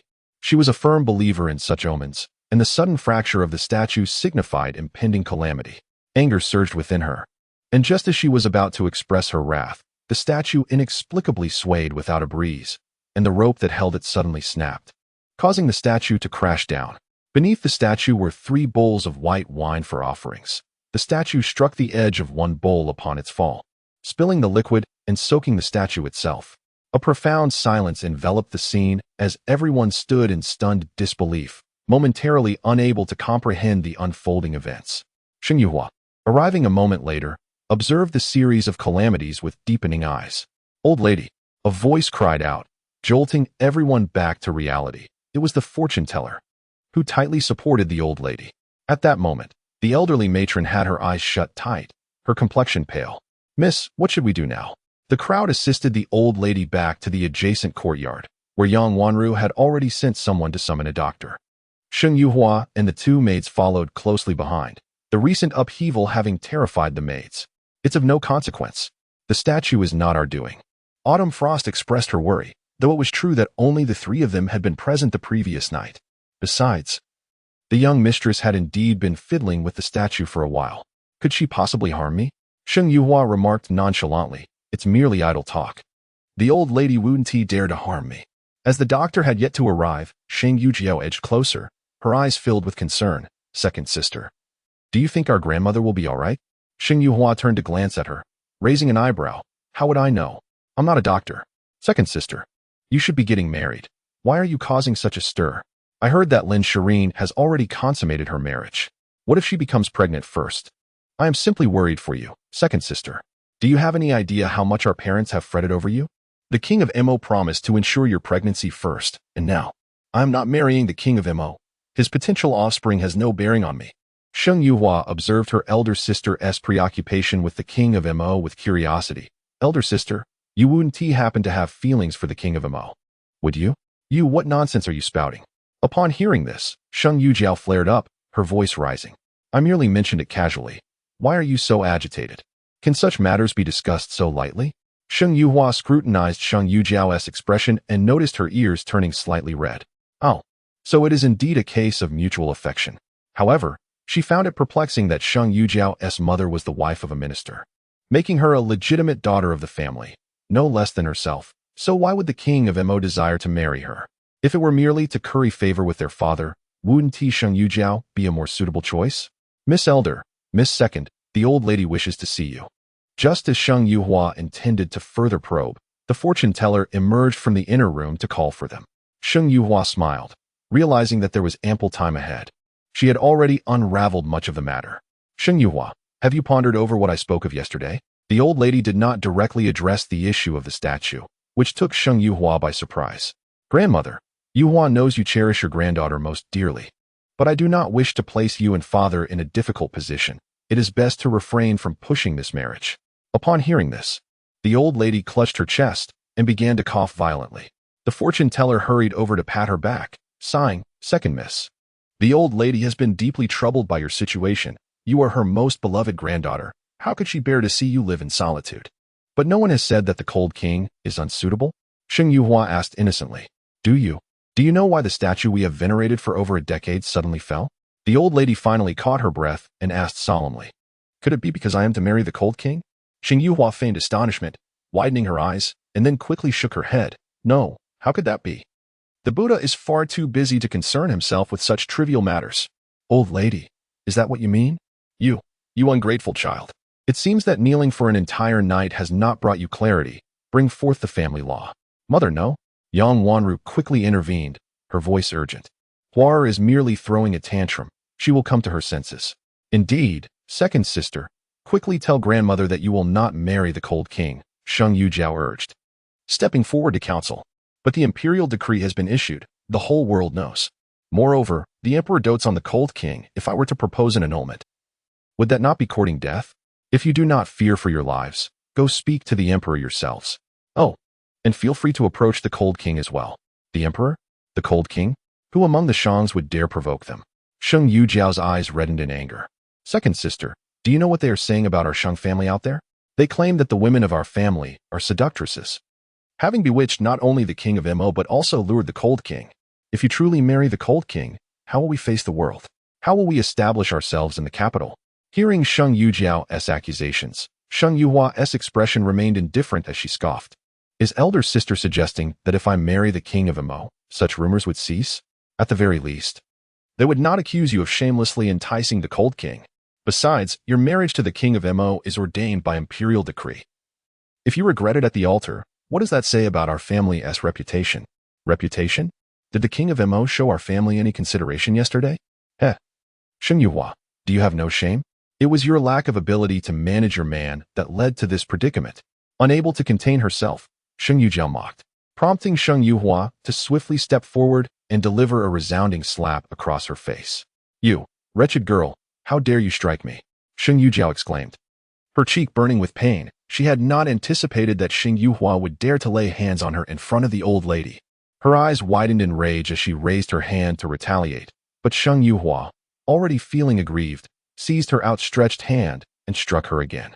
Another crisp slap echoed, causing Sheng Yujiao's eyes to redden with tears as she struggled to free herself from Sheng Yuhua's grip, yet it was futile. Who are you calling a wretched girl? Sheng Yuhua scoffed. Is it so difficult to maintain your facade after just a few words? You claim to have my best interests at heart. Elder sister, I see you are ever so preoccupied with the king of Mo. Perhaps you should marry him instead. Sheng Yujiao's complexion flushed slightly, particularly her ears, which took on a suspicious pink hue. Heh, so elder sister truly has feelings for the king of Mo. Sheng Yujiao's demeanor was already strange, but Sheng Yuhua's probing struck a nerve. In her past life, she had been quite foolish, unable to discern such blatant truths. If that child were Xiaoxian, perhaps the reason the king of Mo had not married her would become apparent. It seemed she would need to investigate further. Grandmother, my second sister not only struck me in your presence, but also tarnished my reputation. Sheng Yujiao, having suffered a significant setback, turned to the old lady for support. The old lady, seeing Sheng Yuhua's brazen behavior even at this juncture, coldly commanded, Sheng Yuhua, kneel. Naturally, Sheng Yuhua had no intention of complying. The two matrons and four maids surrounding the old lady advanced towards her. Although Sheng Yuhua possessed some agility, she was no match for them. The two maids she had brought with her were also subdued by the others. The odds were overwhelmingly against her, and she found herself unable to resist. Two rough women roughly bound Sheng Yuhua's wrists with a rope. The old lady, with a pained expression, approached with a dark ruler in hand.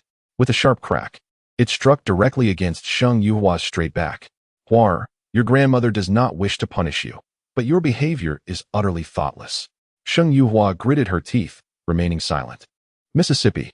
The two young maidens struggled desperately, wishing to protect their mistress, but alas, they were held down and could not break free. Another crack resounded. Sheng Yuhua's eyes were cold and distant. She had done nothing wrong regarding the broken engagement, yet the officials of the Ministry of Rites insisted she was at fault. Though her grandmother sought punishment, Yuhua dared not utter a word of complaint. Yet now, as she was to become the future princess of the Cold King, did her grandmother not fear retribution from the Cold King's household? Oh dear, second sister, do you truly believe the Cold King wishes to marry you? Sheng Meijiao's face burned with anger as she stepped before Sheng Yuhua, raising her hand to strike with all her might. The sound was crisp, and the two maidens' eyes widened in horror, struggling fiercely, while the maidens restraining them applied even greater force, twisting their arms in secret. Second sister, I have heard that the Cold King has tasked you with caring for his two mastiffs. If he truly held you in his heart, would he send you to your doom? Sheng Meijiao said triumphantly, no longer pretending to be cordial. With the King of Ink now unlikely to marry her, and the Cold King even less so, she was eager to see how this most seductive of women would establish herself in the capital. You are not the Cold King. How can you know his heart?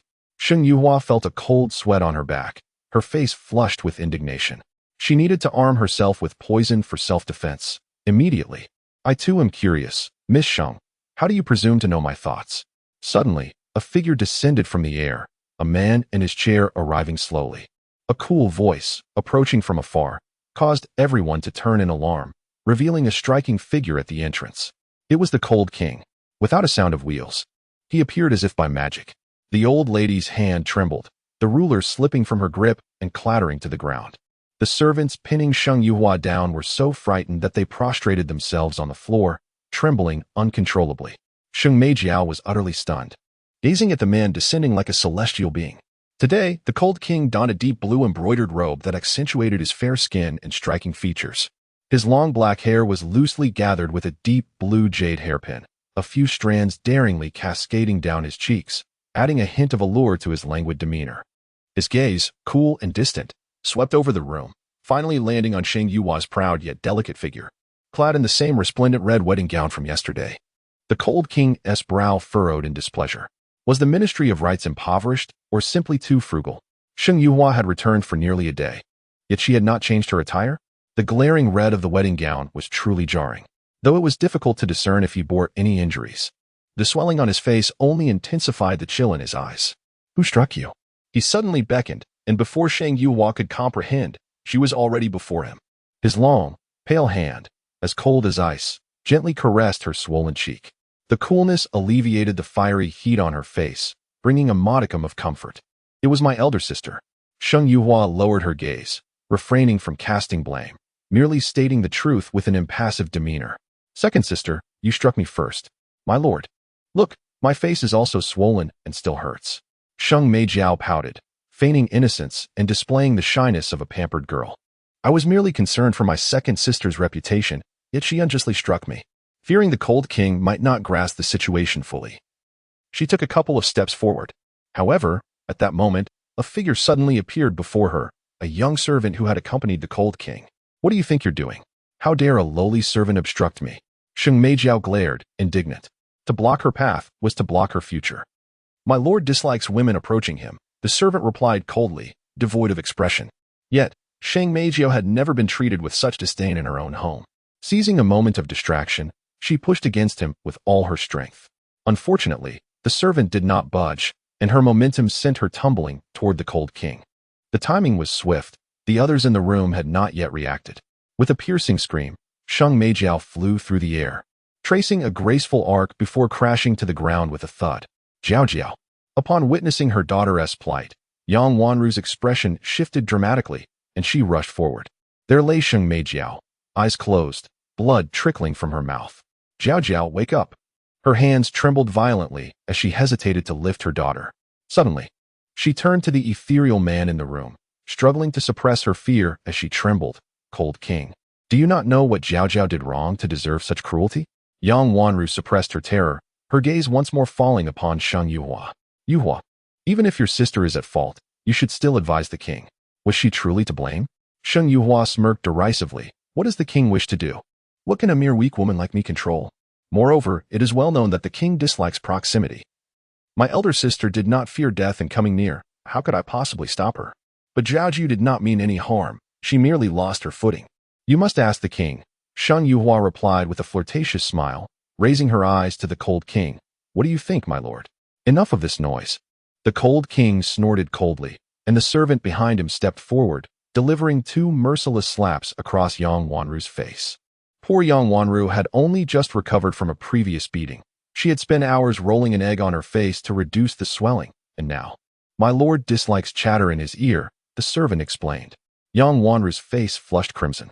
What did I say? Lady Ro, if I were you, I would hasten to find a doctor. After all, the situation with my elder sister does not appear promising. At such a moment, should a mother not first check on her daughter's injuries? Yang Wanru's expression stiffened, and without further thought, she covered her face and fled. Let those 2 slaps be remembered. The cold king brushed his fingers against Sheng Yuhua's delicate face, his voice tinged with displeasure. Nevertheless, he retrieved a box of ointment. His long fingers gently opened it, releasing a rich fragrance of osmanthus that filled the room with its captivating aroma. What is this? The old lady's eyes widened in alarm.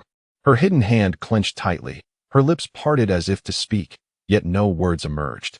Old madam, the matron behind her tugged at her sleeve, cautioning her to remain silent. There was a formidable presence in the room, capable of extinguishing life with a single motion. Just look at the young lady sprawled outside. Even if she survives, it will take months for her to recover. The old lady snapped back to reality, frightened into silence, bowing her head as she dared not meet the cold king's gaze. Yet, the cold king appeared oblivious, his pale, elegant fingers gently applying the ointment to Sheng Yuhua's swollen cheek. The sting from the slap had left her face ablaze, but the cold king's cold touch and the cool ointment provided a soothing balm.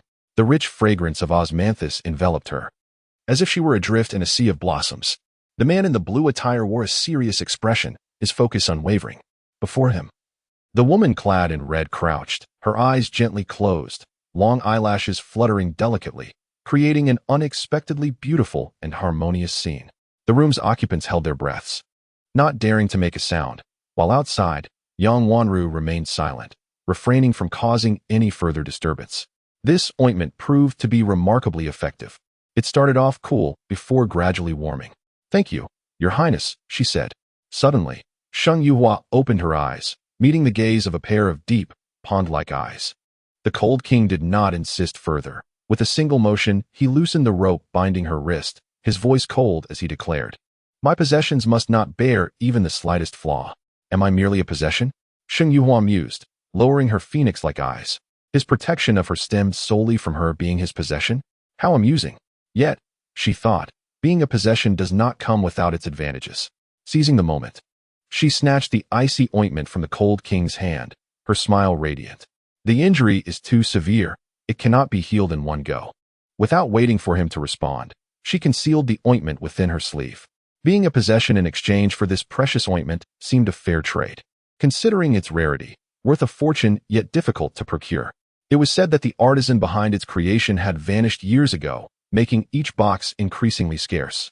As she inhaled the familiar fragrance of osmanthus, Sheng Yuhua recalled the ethereal woman she had not seen in ages, feeling a deep sense of longing. Moreover, this ointment served purposes beyond mere wound healing. For her, it held significant value. The cold king departed swiftly, just as he had arrived. Only then did the others in the room dare to exhale, gasping for breath. The faint scent of osmanthus caught the attention of the elderly matriarch, her eyes sparkling with interest as they fixated on the icy ointment in Sheng Yuhua's grasp. This ointment not only healed wounds and prevented scarring, but also possessed a more crucial function, enhancing beauty. The matriarch of the Li family had appeared 10 years younger after using just one box. Currently, Sheng Yuhua had only used a small fraction of it. If she were to keep it for herself, the matriarch's face was filled with anticipation, yet Sheng Yuhua seemed oblivious. With an indifferent expression, she rose and tucked the ointment into her sleeve. Xiaolu, Zhou Shuang, if there is nothing more, let us return. She glanced down at her wrinkled clothing. Having worn it for over a day without a change, feeling an inexplicable discomfort. Grandmother is becoming agitated, said one of the maids hesitantly, unsure if they should move. The matriarch had not yet dismissed them. Doctor, please check on my daughter, came Yang Wanru's voice from outside. Sheng Yuhua stood at the door, observing the disheveled Sheng Miao. Blood spilling from her lips. A wave of fear washed over her. Her legs felt weak. Sheng Miao's condition was the expected outcome of approaching the cold king, whereas her own, reflecting on her reckless decision to draw near yesterday, though it had been a desperate act, she felt a hint of self-reproach for her audacity. What had she relied upon? Merely the presence of the emperor and empress, along with it being a joyous occasion for the Mo family. And she had not even touched him. But the cold king was notoriously violent. Had she acted recklessly, her life could have been forfeit. And just moments ago, the pain on her face had subsided, replaced by a refreshing coolness, as if he had personally applied the medicine for her. A complex feeling stirred within Sheng Yuhua. How many were fortunate enough to receive such attention from that man? Nonetheless, she resolved to maintain her distance in the future, not to overstep her bounds, nor overestimate her significance. Madam, the eldest young lady. Dr. Su examined Sheng Miao with utmost seriousness, his expression grave. How is she? Yang Wanru inquired, her voice trembling with anxiety. Dr. Su sighed. She has internal injuries.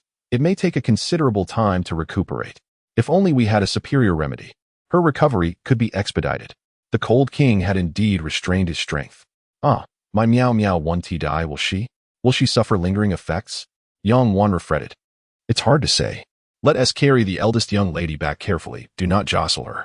Without a moment's hesitation, Yang Wanru summoned the servants to transport her daughter home. Before departing, she cast a fleeting glance at Sheng Yuhua, forcing a strained smile. Huar, I was too hasty just now. Please don't take it to heart. Look at your sister's injuries. I must take her back now. Sheng Yuhua nodded obediently. Aunt Ro, please be safe. As the group departed in a flurry, Sheng Yuhua turned to bid farewell to the matriarch. If grandmother has no further business, I shall take my leave. Wait. The matriarch grasped Sheng Yuhua's sleeve urgently, her tone sharp as she declared. You have tarnished the reputation of the Shangshu residence and caused your elder sister grave harm. Sheng Yuhua, do you have nothing to say? Sheng Yuhua silently scoffed, yet maintained an earnest demeanor. Grandmother, I have already explained. When did I harm the reputation of the Shangshu residence? The Mo family does not regard us, and my withdrawal from the engagement was in consideration of our family's honor. You speak nonsense. You called off the engagement at the wedding. Who would dare to court a child from the Shangshu residence after that? And your sister is injured because of you.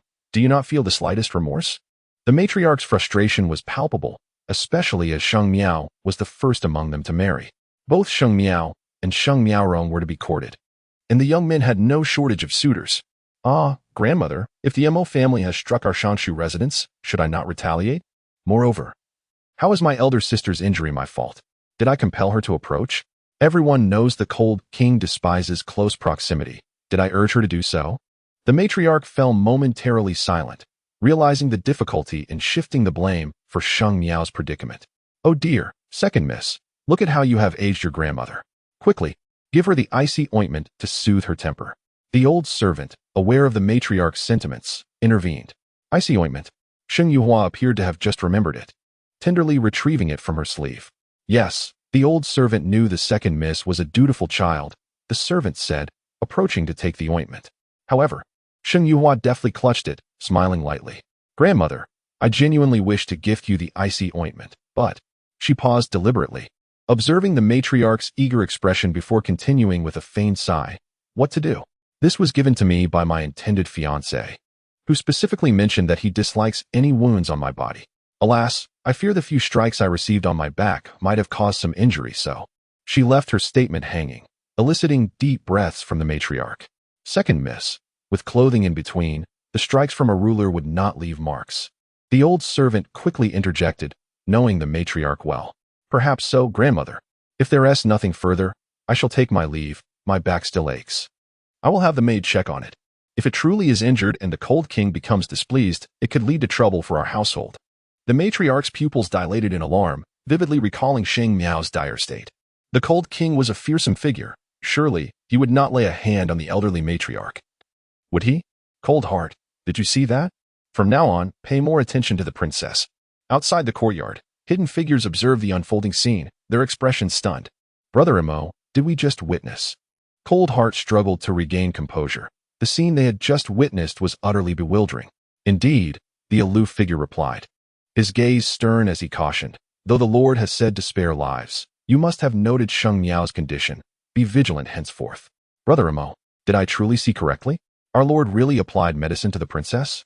How could the esteemed hand of the cold king possibly tend to a woman's wounds, let alone caress her face? Is it merely due to the beauty of the young lady from the Sheng family? What say you? With a piercing gaze fixed on the astonished Lung Xian, he warned, do not make wild conjectures about my heart. Lowering her head, Lung Xian dared not retort. Once the cold king departed, she cast a complex expression at the upright, cold-faced woman in the room. In truth, this woman bore a resemblance to the cold king in temperament. She had believed that he would remain distant from women for life. Yet the appearance of Miss Sheng stirred an inexplicable unease within her. With her head bowed, Lung Xian's tense body betrayed her inner turmoil. Upon finally returning to the Linglong courtyard, Sheng Yuhua felt an intensified ache in her back. Xiaolu, fetch me some water. I need a bath. This day has been unbearable. She removed her wedding dress and gazed at the crumpled fabric, which, despite the day's tribulations, remained intact. One must admit the quality of the material was truly remarkable. Miss, this wedding dress needs some tidying up. Look, it's already wrinkled, Qiu Shuang said, gently touching the exquisite garment that the young lady had painstakingly crafted stitch by stitch. Miss, regarding today's events, I suddenly feel that the cold king isn't so bad after all. Only yesterday, we thought you were courting death by going to the cold king's residence. Yet today, he has come to support you. Is that so? Reflecting on the cold king's defense, regardless of whether it was for her sake, Sheng Yuhua felt a sense of gratitude. With the wedding set for next month, what would become of the wedding dress? With less than a month left, even sleepless nights would not suffice to hastily prepare another. Qiu Shuang anxiously touched the recently discarded attire, expressing her concern. This one is unharmed and can be tidied up, but having been worn once, would it not be inauspicious to use it again? Typically, a young lady of her stature would only prepare one wedding dress, as one only marries once in a lifetime. This wedding dress is ominous. Let it be burned. Sheng Yuhua scoffed at the garment woven with her countless efforts. The anticipation she had while creating it now felt like an eyesore. Anything related to Ji Zimo held no interest for her. Who dares to make a surprise attack? Miss, this Qiu Shuang hesitated, reluctant to part with the wedding dress. The effort it took to create it aside, the materials alone were of the finest quality, costing a considerable sum. Noticing the reluctance on Qiu Shuang's face, Sheng Yuhua raised an eyebrow, a flicker of displeasure crossing her gaze. Yes, I shall handle it shortly. Qiu Shuang quickly nodded in agreement. With the wedding day approaching, she would soon enter the cold king's residence, thus needing to carry more silver with her. Speaking of silver, Sheng Yuhua recalled her dowry. She remembered in her past life marrying Ji Zimo with 100 carts of dowry, a grand display indeed. Yet when it was counted in the Mu Wangfu, the contents, she had felt utterly embarrassed, realizing that her 100 carts were worth far less than Lin's side consort's 88 carts, and she had been ridiculed for it for a long time. Ji Zimo had comforted her, stating that he loved her for who she was, not her dowry. Looking back, Sheng Yuhua found it hard to believe that there had been no ulterior motives involved. But now, the dowry list was in hand. She must count it later, for even a slight discrepancy would not be tolerated. Indeed, she could not handle this alone and needed someone of status to accompany her. To prevent the Shangshu residents from denying their debts, Xiaolu soon brought in the bathing water, the large wooden tub prepared by her mother long ago. In truth, everything in the Linglong pavilion had been arranged by her mother. A pang of sorrow filled Sheng Yuhua's heart. Her mother had loved her so dearly, preparing everything for her, and even after 10 years apart, she could not forget. She could never forget the tragic fates of her mother and maternal family, as recounted by concubine Lin. The 100 Python Mountain, devoid of remains, what a desolate tragedy. Mother, maternal family, in this life, I shall protect you well. I will ensure those who harmed us suffer endlessly. Sheng Yuhua lowered her head, the hatred in her eyes no longer concealed. Xiaolu gently helped her remove the bright red peony undergarment, revealing a back that was now swollen and bruised. Miss, does it hurt terribly? Xiaolu's eyes were red, hesitant to touch her, shocked by the old madame's cruelty. Is it not painful? How could it not be?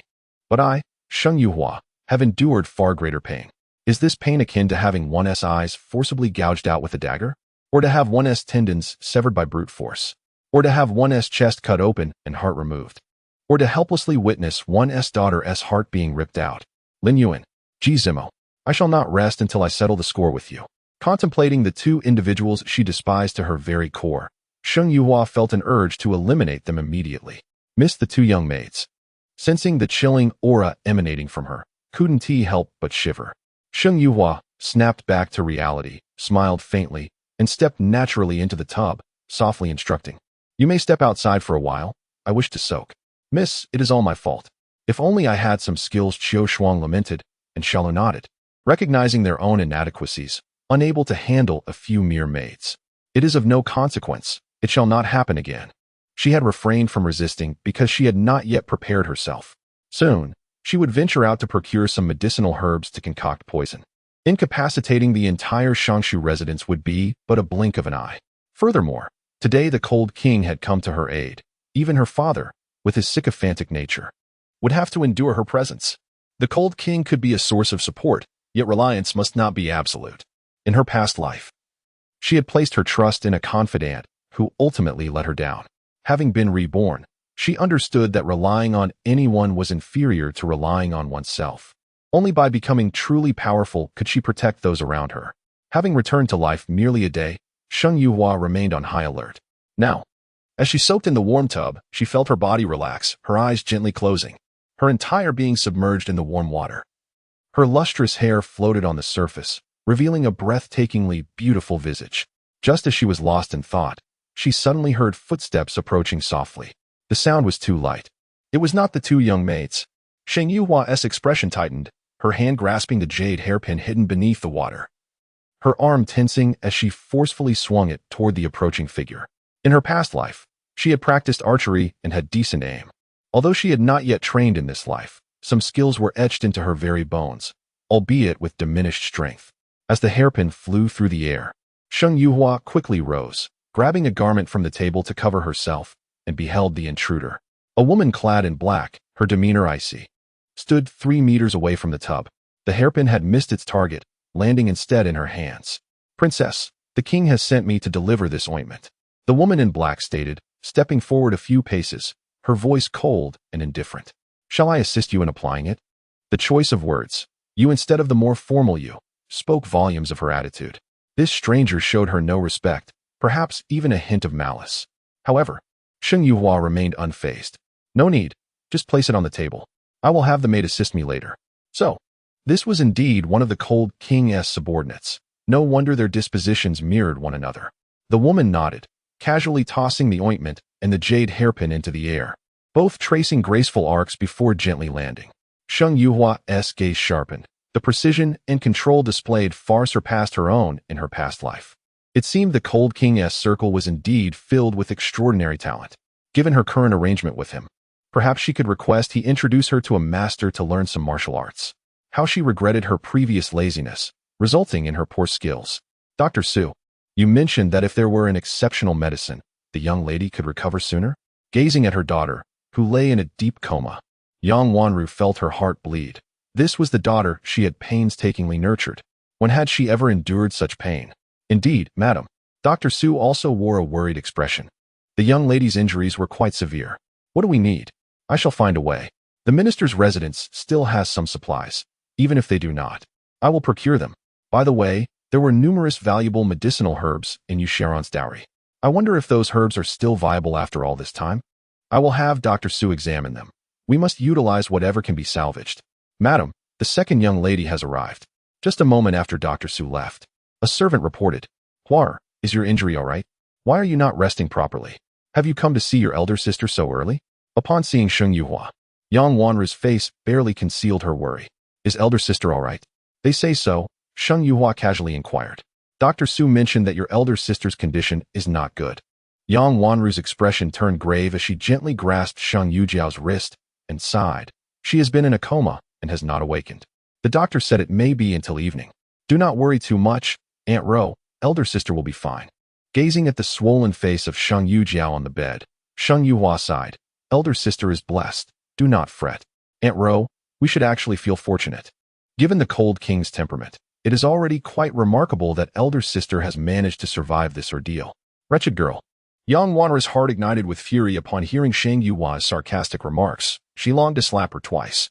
However, she could not. She was the gentle and kind mistress of the minister's residence and could not mistreat the child of the former mistress. Huar, your concern is appreciated. Yang Wanru felt stifled but could not express it. In her gentle gaze, she scrutinized Sheng Yuhua, feeling as though the girl had suddenly changed. No longer the obedient and docile child she once was. In the past, had her face been swollen like that, this girl would have certainly felt pity. Aunt Ro, is your face all right? I was truly grateful for your protection yesterday. Otherwise, my father might have killed me. Someone is following? As Sheng Yuhua spoke, her eyes glistened with unshed tears, appearing fragile and on the verge of weeping.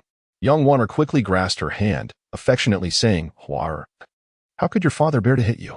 The harsh rumors outside are too much. Your father was simply momentarily driven to anger. Furthermore, what Jiao Jiao said yesterday was unintentional. You must not hold it against her. The wretched girl recovers swiftly, still feigning maternal affection at this moment. Sheng Yuhua smiled gently. That is my elder sister. I know she cares for me deep down.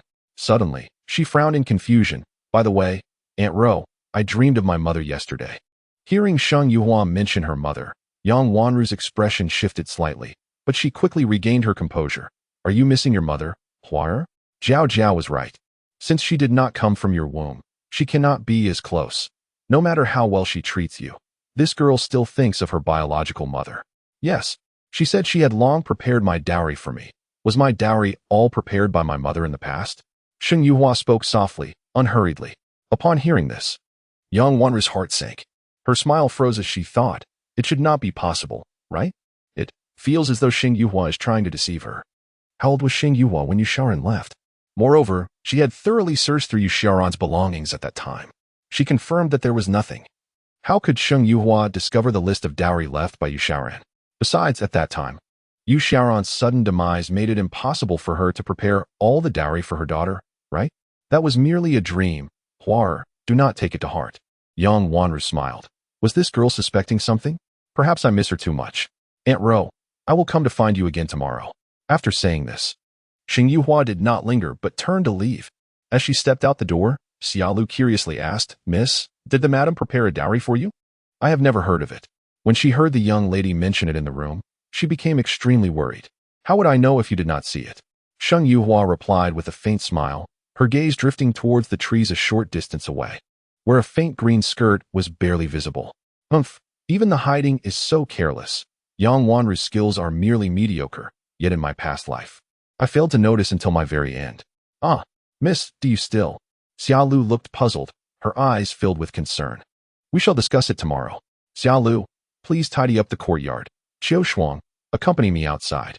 She was still too weak at present. It was unlikely to enhance her combat abilities in the short term, but preparing poison as a backup was feasible. She had promised last night to help the Cold King suppress the toxins, yet she had no suitable silver needles. If her memory served her correctly, those were discovered in Bai Chao Tang 2 years later. Perhaps they are already there now? If luck is on her side, she might procure them today. With this thought, Sheng Yuhua felt her spirits lifted. The streets of the ancient city buzzed with excitement, filled with lively chatter and the sounds of commerce. Today, Sheng Yuhua's attire was exceedingly simple. She chose the most unpretentious outfit from her wardrobe. A pale blue floral pleated skirt, simple yet elegant. Paired with a matching belt that cinched her waist delicately, and atop her head, she wore an ordinary jade hairpin, complemented by a light blue veil that concealed her exquisite visage. Her attire, elegant and understated, drew glances from passers-by as she walked. Farewell, venomous woman. Miss Li. This is what my young lady had her eye on first. Bai Chao Tang was particularly bustling today.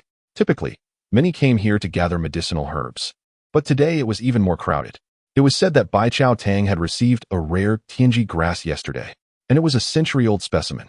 Although Tianji grass was not renowned for its potency, it was an exceptionally rare ingredient used in concocting medicines. It could integrate with most herbs and amplify their effects. It was rumored that if combined well, it could enhance their efficacy several-fold. A century-old Tianji grass? Quite impressive. It seems the Cold King is favored by fortune, and this herb would be of use to him. However, acquiring it would evidently require some effort. Currently, people were already quarreling over the Tianji grass. It was said that the disputing parties were all renowned young ladies of high standing. By the time Sheng Yuhua and Qiu Shuang arrived, the counter was surrounded by a throng of people. She stepped forward slowly, and upon drawing near, she spotted several young women in the center of the crowd. The moment she recognized one of them, her pupils constricted violently, and an overwhelming hatred radiated from her being. Lin Yuan. In her rebirth, this was the first time she encountered this woman, whose heart was as venomous as a serpent. She loathed Ji Zimo, knowing that in her previous life, it was his indulgence that allowed Lin Yuan to treat her so cruelly. But what about Lin Yuan? She was the very executioner. The tragedies of her past life were all orchestrated by this woman's hand. Mississippi. Qiu Shuang looked anxiously at Sheng Yuhua, sensing the ominous aura emanating from her. Miss, shall we return for now? Qiu Shuang had not anticipated encountering the Lin sisters and was frightened by the anger radiating from her mistress. She suppressed her fear and asked as calmly as she could. Qiu Shuang's voice snapped Sheng Yuhua back to reality. She took a deep breath, forcefully suppressing her hatred, and smiled faintly. It's nothing. Alas, miss, you nearly scared me to death just now. Yet, to think that Consort Lin would want it too. It seems the Li family's young lady will not obtain it. Qiu Shuang observed the quarreling parties and sighed. I do wish to see her fail. It seems quite difficult. Should they let those sisters suffer? Simply making them suffer is hardly sufficient. In their previous lives, both girls were indirectly harmed by Lin Sufei, leading to their demise. However, evil begets evil, and she ultimately perished in childbirth. In truth, her health had already deteriorated significantly in the later stages of pregnancy, with Lin Yuan providing her companionship during that time. As they spent time together, she developed feelings for Ji Zimo. In the end, Lin Shirin died, and not long after, Lin Yuan married Ji Zimo, becoming a concubine who garnered even more favor. Can we still gather medicinal herbs? Suppressing the hatred within her heart, Sheng Yuhua approached a relatively secluded counter and inquired in a hushed voice. Of course, miss. What do you need? The attendant, eager to join the lively scene nearby, was pleasantly surprised to find someone seeking to purchase herbs instead. Please prepare these ingredients according to this prescription. By the way, what silver needles do you have? The attendant swiftly took the prescription, and his eyes widened upon seeing the extensive list of ingredients and their exaggerated quantities. Miss, this. It's quite uncommon for someone to request such a large quantity of herbs. Normally, doctors provide prescriptions with a reasonable amount. Is there none? There are some, but miss, if you take so much, the shop cannot be held responsible if anything goes awry. If all of this is consumed together, it could be fatal. Just prepare it according to the prescription. Very well, miss. Please wait a moment. The attendant was quick to comply, and as he began weighing the herbs, Sheng Yuhua scrutinized the silver needles displayed. After examining several, she found none satisfactory. Soon, the attendant, noticing her interest in the silver needles, approached her with a smile. Miss, our shop has the most complete selection of silver needles. Do any catch your fancy? Is this all there is? Seeing her disappointment, the attendant shook his head. These are all the silver needles we have. To be honest, they are quite similar in quality. Before he could finish, another attendant chimed in quietly. Juzi, have you forgotten we have another set in the warehouse? Ah, is that a set of silver needles? That seems inappropriate. This customer hasn't found anything she likes. Perhaps she would take a liking to that set? Sheng Yuhua's heart leaped with joy, though her expression remained calm. Very well, please fetch it. The attendant dashed off, eager to sell the long-ignored silver needles from the back of the shop, hoping for a reward from the shopkeeper. Miss, here is this set of silver needles. Although they differ from the others, our shop has confirmed they are indeed silver needles. The attendant returned swiftly with a collection of 60 to 70 silver needles, all notably thin and short, with a dark hue.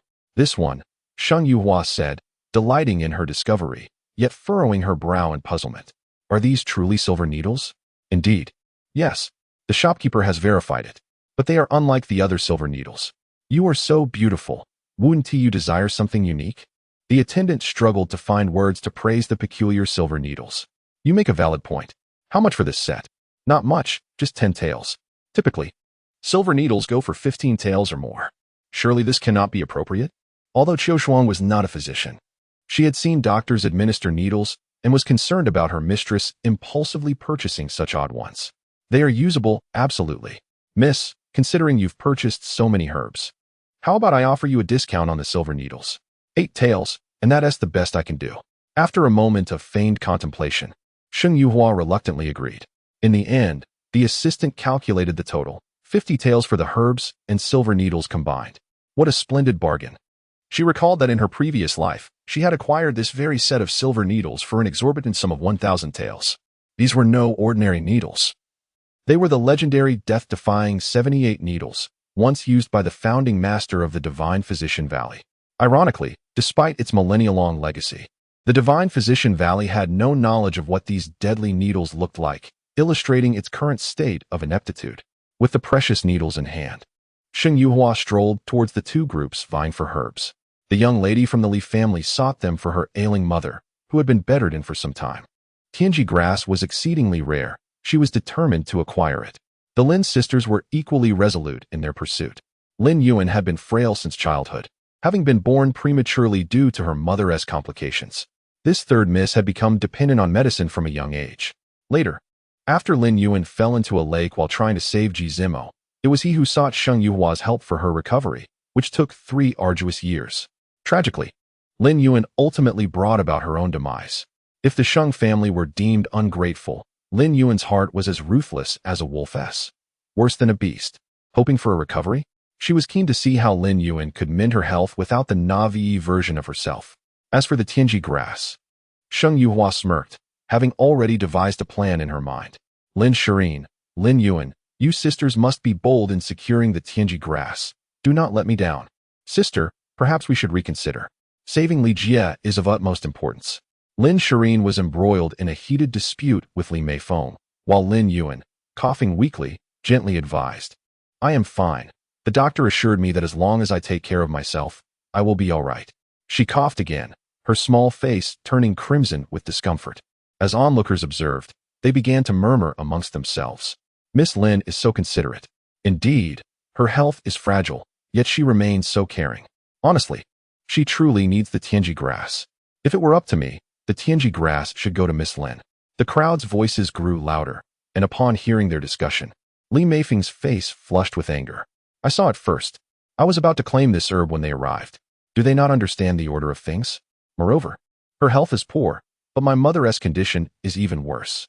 The doctor warned that without good medicine, my mother may not last much longer. The young girl began to cry in frustration, prompting the shopkeeper to intervene. This, Lin Sufei. It is true that Miss Li expressed her intent to purchase first, you see. He wished to avoid offending the concubine of the Prince of Mo. Yet he also valued the reputation of his shop. If he disregarded the matter and favored Lin Sufei, how would others view them? The crowd had grown far too large, and the rare Tianji grass was in high demand. My sister has always been ill. I will pay extra for it. The Prince of Mo's actions left Lin Shirin feeling disheartened. After inviting her sister for a casual outing, she had not expected to encounter the Tianji grass. The Imperial physician had previously mentioned that if they could procure the Tianji grass, they might be able to treat her sister more effectively. After finally finding it, surrendering was not an option. Huh? Do you think only the Lin family has wealth? I will pay more. 600 taels. Gasping, the crowd collectively inhaled. The Tianji grass was originally priced at 500 taels, and Lin Sufei had just raised the stakes so dramatically. 700 taels. Li Meifeng hurriedly expressed her regret, lamenting that she should have purchased the item outright instead of merely glancing at it, which ultimately led to this unforeseen predicament. The sum of 1,000 taels echoed as the two continued to raise their bids, leaving the shopkeeper perplexed. What was happening here? The lively scene attracted an increasing number of onlookers, and several figures stepped inside. Upon recognizing the newcomers, Lin Shirin's eyes brightened, and she swiftly approached, clutching the arm of the Mo Wang, with a pitiful expression as she playfully complained, "Your Highness, this Tianji grass is a necessary herb for an inn. But Miss Li also wishes to take it." Those who had arrived earlier could not help but scoff at her words, pointing out that it was not Miss Li who was stealing, but rather they who were vying for it. "Oh, shopkeeper, how much for this Tianji grass?" Ji Zimo inquired with a gentle demeanor. Lin Yuan also gracefully moved closer, standing beside Ji Zimo. The trio, handsome men and beautiful women, captured the attention of most patrons in the shop. Sheng Yuhua clenched her fists tightly, astonished that the three had gathered so swiftly. They were indeed a fitting match, selfish creatures standing together. "Your Highness, this Tianji grass is priced at 500 taels, the shopkeeper replied. Naturally, the shop's initial asking price could not be 500 taels, yet they had originally requested 1,000 taels. "Miss Li, this herb is vital for Yinin's sister. I hope you can part with it." Ji Zimo did not snatch it away directly, maintaining his gentle tone. Li Meifeng felt unwilling to let go. Her gaze lingered on the Tianji grass, yet understanding Ji Zimo's words, she realized she could not hold her ground any longer. "Very well," she conceded. "Miss Li may seek something else suitable. Consider it a gift from this prince." With this remark, everyone present was filled with admiration, having initially paid a high price. They would now receive compensation. "Miss, should we select something instead?" Li Meifeng's maid anxiously looked at her mistress. Given Ji Zimo's statement, it would be disrespectful not to choose anything. Sheng Yuhua observed with cold eyes, her heart scoffing at the crowd's praise. How many had been deceived by Ji Zimo's refined demeanor? Had she not experienced her past life, she might still be ensnared in such a situation. "Very well." Li Meifeng sighed and led her maid to select the herbs. Realizing there was no entertainment left to behold, Sheng Yuhua turned to leave. "Sheng Yuhua." Lin Shirin inadvertently turned her head and spotted a familiar figure. Despite Sheng Yuhua's vastly different attire today, adorned with a veil, she recognized her instantly. "What are you doing here? Still trying to charm her?" Lin Shirin's expression cooled. Her voice sharpened as she recalled how Sheng Yuhua had been spying moments ago. "Yuhua?" Ji Zimo quickly searched for her upon hearing the name. Spotting the woman in light blue, his brow furrowed involuntarily. He despised the color blue, and previously, Sheng Yuhua seldom donned such hues. Visiting the apothecary, of course, to procure herbs, Sheng Yuhua replied with a faint smile, though the veil concealed her expression from the crowd. "You're here to buy herbs?" Lin Shirin clearly did not believe her, scrutinizing Sheng Yuhua suspiciously before suddenly laughing derisively. "You're not regretting it, and following the prince to plead for mercy, are you?" At this remark, Ji Zimo's eyes gleamed with hope as he gazed at Sheng Yuhua. "Hee, what Lin concubine thinks is astute, but alas, it is not yet dark." Sheng Yuhua's tone was flat, yet Lin Shirin felt pierced by her words. Although she was indeed a concubine, and others referred to her as such, hearing it from Sheng Yuhua's lips felt like mockery. Previously, with Sheng Yuhua overshadowing her, she could only be a concubine. Yet on the day of their wedding, Sheng Yuhua had declared she would not marry and instead would the Han Wang. Yet the emperor still did not elevate her to the status of primary consort. This was a slap in the face. Furthermore, when the Mo Wang consummated their marriage, he had called out Sheng Yuhua's name. How could she endure such humiliation? "You, Sheng Yuhua, if it weren't for your deliberate following of the prince, how could it be so coincidental? Are you truly regretting it? Did you say that yesterday merely to attract the prince's attention?" "Hee, Sheng Yuhua, let me tell you. The one the prince cherishes has always been me. No matter how you cling to him, he will never love you." "Sheng Yuhua, how shameless you are. At merely 12, you orchestrated a scheme for the prince to rescue you, seizing the title of Mo Wangfei and refusing to let go. After finally marrying, you are still unsatisfied. By the way, weren't you betrothed to the Han Wang? Regretting it now? Not wanting to live in widowhood?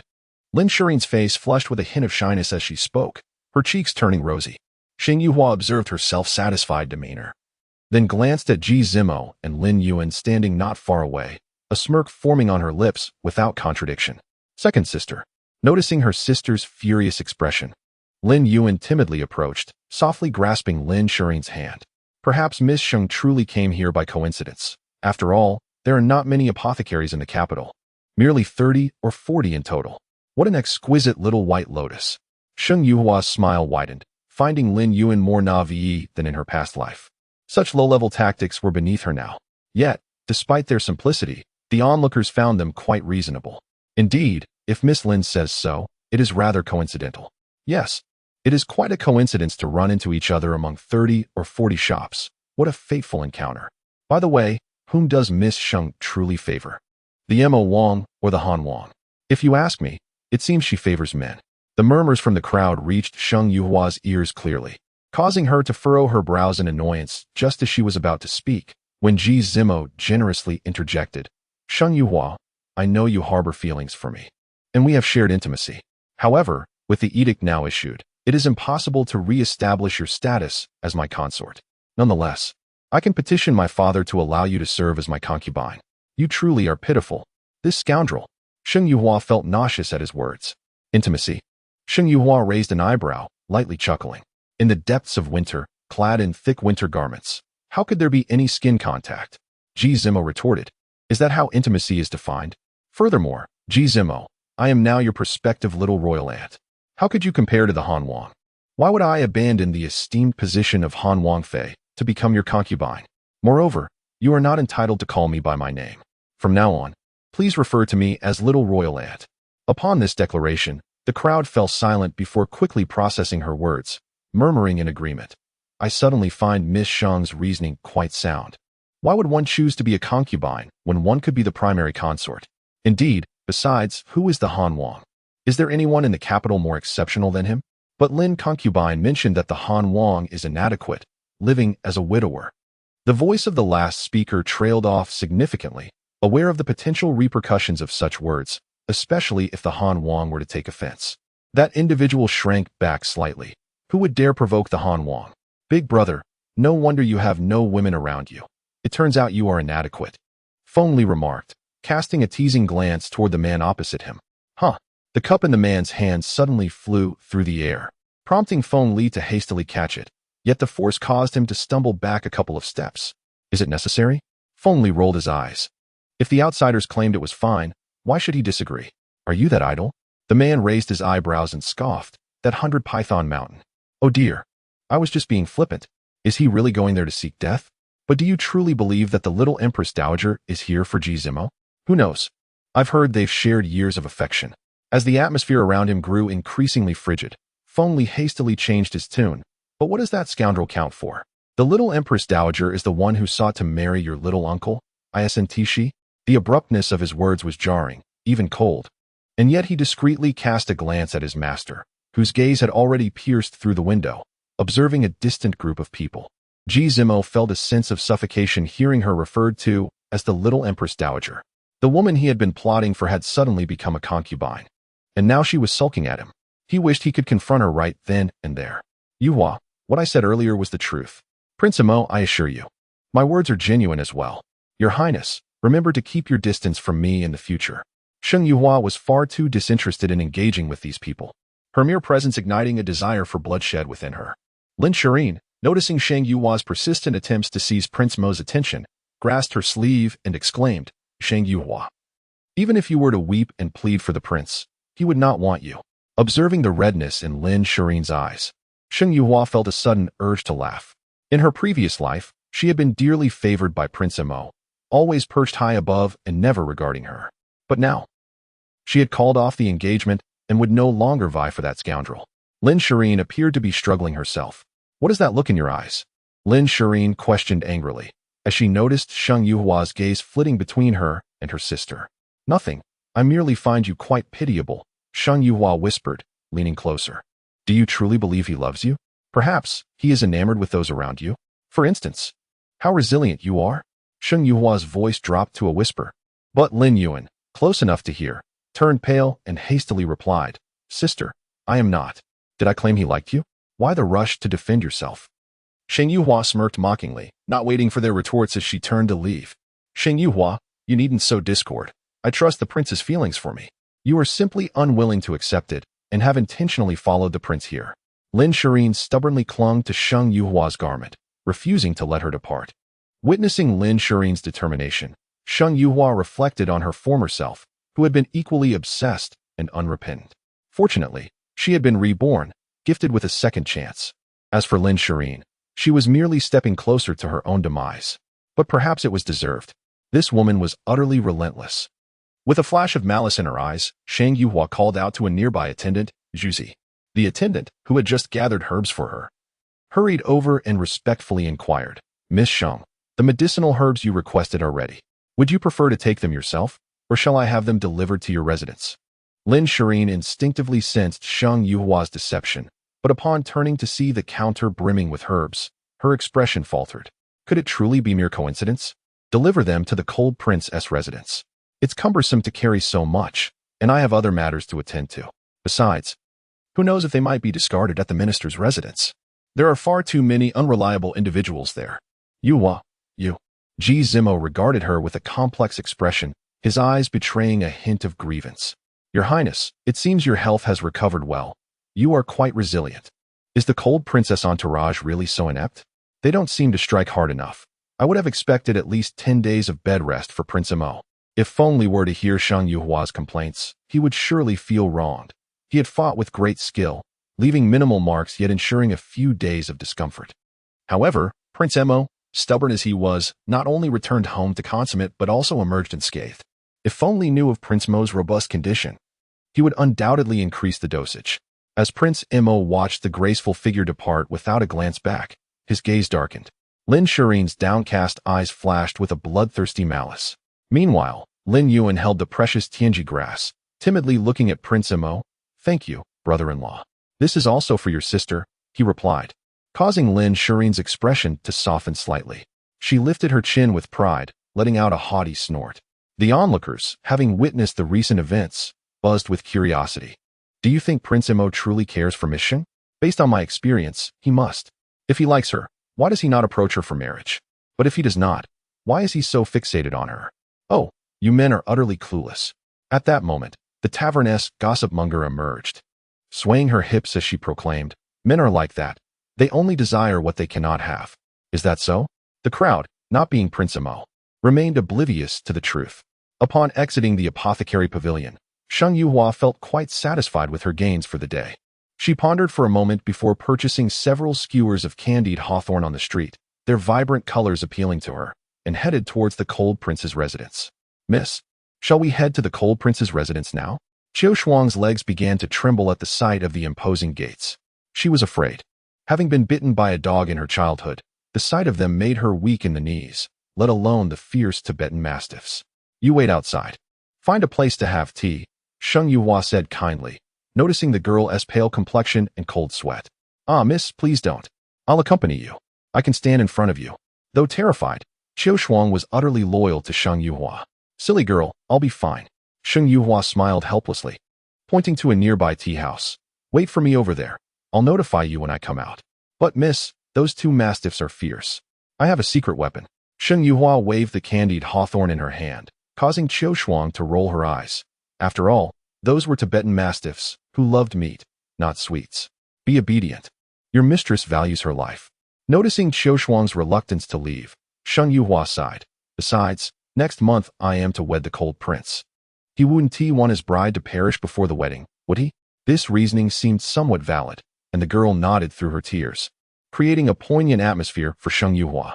With candied hawthorn in hand, she approached the gates calmly. Upon arrival, she found no attendant on duty and two robust, dark-coated Tibetan mastiffs lay lazily on the ground. As she approached, one grunted without raising its head, merely flicking its eyelids to glance at her. Sheng Yuhua took another step closer. One mastiff lifted its head, although still lying down, now facing her directly. Anin, I brought you candied hawthorn, she called with a radiant smile, raising the treat. The mastiff barked excitedly, rising to its feet, and the other followed suit. Meanwhile, the hidden guards of the Cold Prince watched in confusion. They look nearly identical, right? Yes, almost indistinguishable. How does this woman discern them? We can hardly tell them apart. Does she simply call out randomly? In the tranquil garden, adorned with vibrant blossoms and melodious birdsong, the Cold Prince sat expressionlessly reading. "My lord, the princess has arrived." A cautious attendant whispered, recognizing it. Indifference found it astonishing. After all, he had taken considerable time to distinguish between them. Should a subordinate be sent to bring her here? Did she come empty-handed?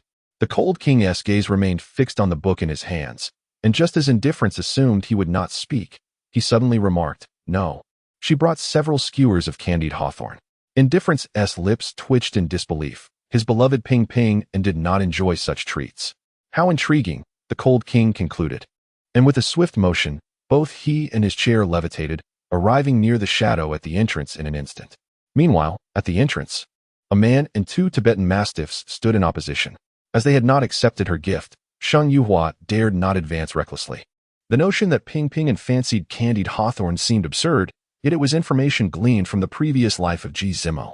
It was said that on a rare occasion, the mastiffs had spotted an old man selling candied hawthorn and had suddenly flown over to snatch a skewer to eat. However, that occurrence had never been repeated. Shang Yuhua remembered this. These were the Cold King's beloved pets, and she could not afford to daze them. Lacking any training in taming beasts, she could only resort to desperate measures. Yet mere candied hawthorn was insufficient. She possessed other secret weapons. "They are quite delicious, Anin. Would you like to try?" Anin glanced at Shang Yuhua and then at the vividly colored candied hawthorn. The dog's head nudged closer to Shang Yuhua, inhaling deeply before turning to bark at Ping Ping. Finally, it licked a skewer. "Isn't it so?" Watching Anin lick, Shang Yuhua's smile grew brighter. "Woof woof woof," observing Anin wagging its tail, Shang Yuhua boldly reached out to stroke its head, and Anin squinted in pleasure. "My lord, does our Ping Ping and truly enjoy candied hawthorn?" Indifference gazed perplexedly at the harmonious scene before him, unaware of this peculiar fondness.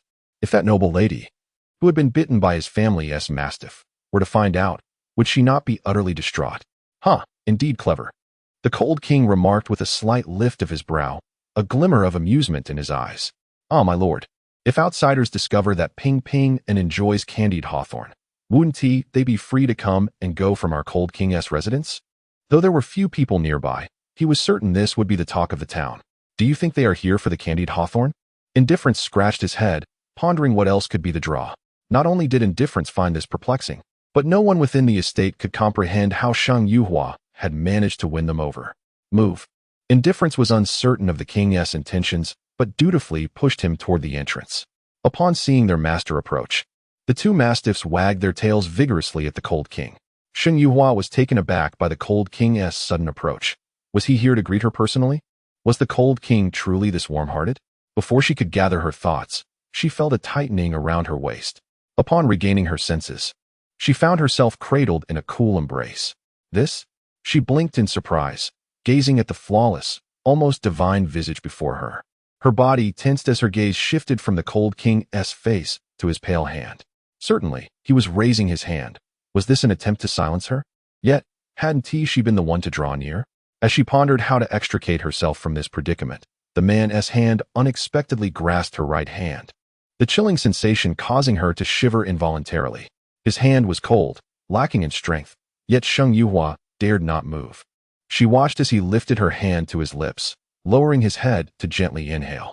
She could even feel the warmth of his breath against her palm, sending a tingling sensation through her. "Just as I suspected," he murmured, his voice low and husky, captivating her heart. Shang Yuhua endeavored to maintain her composure. She had never felt this anxious even when facing Ji Zimo, who had already ascended the throne. "Is the ice bomb still effective?" The Cold King's voice remained icy. Yet those familiar with him could sense his current good humor. Indifference seemed to grasp the situation as well. The ice bomb had been seized by Miss Shang the previous day. Initially, he had thought she coveted its rarity, chastising her ignorance, unaware that in mere moments she had devised a plan for today. How astute, he mused. It is satisfactory. Shang Yuhua sensed the absence of murderous intent from the Cold King, yet the closeness of their positions felt overly intimate. She tentatively inquired, "My lord, may I rise?" "Miss Shang, the medicinal herbs you requested, the people from Baijiao Hall have brought the herbs." They dared not enter the king's residence directly and inadvertently witnessed this scene outside the main gate. Their mouths gaped open, rendered speechless. Goodness, what had they just witnessed? That must be a false cold king. Wasn't he? It said he shunned women and disliked close proximity? Why was Miss Sheng allowed to sit on the king's lap? Suddenly, a fit of coughing erupted. Cough, cough, cough. Butler Lu hurried over, glancing at the pile of medicinal herbs with mild surprise. My lady, what do you require so many herbs for? Sheng Yuhua quickly rose from the cold king's embrace, feeling slightly flushed and somewhat awkward. But her voice had regained its calmness. The residence should have an alchemy room, yes? The cold king is deeply poisoned, and the tools for alchemy should be quite complete. Indeed, they are. Then lead me there. I need to borrow it. Lu hurriedly nodded, stealing a glance at the king, who remained silent, before guiding Sheng Yuhua away. As Sheng Yuhua departed, the cold king did not follow. The warmth that lingered at his fingertips had dissipated, yet he could still perceive the faint fragrance of the woman lingering in the air. No one dared to utter a word. The king preferred tranquility. After a lengthy pause, the cold king's body suddenly stiffened, cold sweat beading on his forehead. My lord, your leg indifference observed the king's condition, and the usually expressionless handsome face shifted in color. It's nothing, it will pass shortly. The cold king gritted his teeth, pressing down hard on his thigh, his entire body tense. My lord, perhaps it would be wise to summon the physician? A bunch of useless fools. The cold king scoffed, asserting that if the physician were of any use, he would not have endured such suffering for so many years. Indifference felt disheartened. Not even the legendary divine physician Valley could remedy the poison in the king's body. Finally, after 2 hours, Sheng Yuhua had processed the numerous medicinal herbs. Still a bit unpracticed, she resolved to strengthen her skills in the future. Sheng Yuhua retrieved the life-threatening needles she had recently acquired, carefully picking up the smallest one to examine. The 78 lethal needles were a treasure of the divine physician Valley. Unfortunately, they had been missing for many years, yet they had continued their search. It wasn't until 2 years later that the Valley's master discovered an ancient text detailing the design of the lethal needles, eventually tracing them to a dusty warehouse of Baichao Hall. However, even if they had obtained them, the unique technique had long been lost. Ultimately, they landed in her hands, finally ready to be put to use. It was fortunate for her that her master had left behind notes. She missed her master dearly. According to the timeline of her previous life, her master had disappeared merely a year ago, but considering the events of her prior life, Sheng Yuhua lowered her head, determined to find her master. With the assistance of the lethal needles, she felt more confident in treating the cold king's injured leg and poison. Just then, her stomach audibly grumbled, reminding her that mealtime had long passed. Upon opening the door, she was surprised to find the butler waiting in the courtyard. My lady, you must be hungry. Would you like to dine? The kitchen has prepared a meal for you. That would be most appreciated. Miss Sheng can also concoct medicine and poisons. The cold king toyed with the purple clay cup in his hand, his gaze leisurely fixed on the elegantly eating Sheng Yuhua across from him. Everything outside the pharmacy was transparent to him. He merely observed with indifference, choosing not to intervene. I find it somewhat perplexing, he mused. Miss Sheng possesses remarkable poison skills, yet she was still attacked yesterday. Given her stubborn nature, one would think she wouldn't allow the old lady to lay a hand on her. And as for the presence of so many people at the time, with poison at her disposal, could she truly fear those ordinary folks? Alas, she was unarmed yesterday. Sheng Yuhua took a sip of soup, her expression serious as she explained. I had no poison with me. How then did Miss Sheng come to know of this king's fondness for candied hawthorns? The cold king smirked, adding, I myself was unaware. If the master of the house was oblivious, how could an outsider possibly know? This was indeed a difficult matter to elucidate. I merely heard that some dogs enjoy them. Sheng Yuhua replied, weaving a tale. And why did they not attack you? The cold king, though already aware, was curious to know whether it was mere coincidence or if Sheng Yuhua had plotted this beforehand.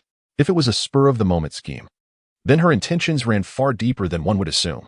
Didn't the king already know? The ice muscle ointment carries the king's scent, and Ping Ping's nose is far more sensitive than that of an ordinary dog, naturally able to detect it. It was evident she had planned this in advance. The cold king's gaze darkened as he spoke with a sharper tone. Miss Sheng's visit today is not solely for the purpose of concocting medicine, is it? He stated with conviction, and Sheng Yuhua smiled, not attempting to hide her intentions. The ice muscle grass is equally effective against your poison, my lord. Continuing to eat, She felt ravenous from the day's exertions. Is Miss Sheng attempting to use another as a weapon? The news of the ice mussel grass had spread throughout the capital, particularly due to the presence of the trio who had married the previous day. The gathering of gossip-mongers made for quite the spectacle. I am merely stating facts. She concealed her growing resentment. Lin Yuan had caused her untold suffering. She could not allow her to use the ice mussel grass to restore her health. That woman deserved to live each day in misery. She had to endure the pain of disfigurement, severed tendons, and the loss of her daughter, each torment she must experience in turn. How could she be satisfied without ensuring her adversary tasted every ounce of suffering? I shall consider it. The ice mussel grass had been purchased by the Ink King, but it was likely already given to the Lin family. The ice mussel grass was an ingredient, and using it required gathering the primary medicinal herbs, which would take time. My lord, while century-old ice mussel grass is rare, those aged 20 to 30 years can still be found. Sheng Yuhua had nearly finished eating, lifting her teacup for a sip. The treasures of the Cold King's residence were indeed exquisite, this teacup alone worth hundreds of taels. Oh, can Miss Sheng also fabricate counterfeit medicinal materials? This revelation surprised him. To transform herbs aged 20 or 30 years into those of a century's vintage without detection was no small feat. Few possessed such skill. As he recalled, it is worth a try. Sheng Yuhua lacked confidence, knowing the physicians outside were generally inferior to the palace's royal doctors. However, secretly substituting a single herb should not pose a challenge, the Cold King pondered.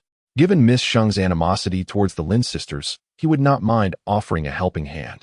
By the way, Yuhua has another matter to trouble the king with. She recalled her dowry.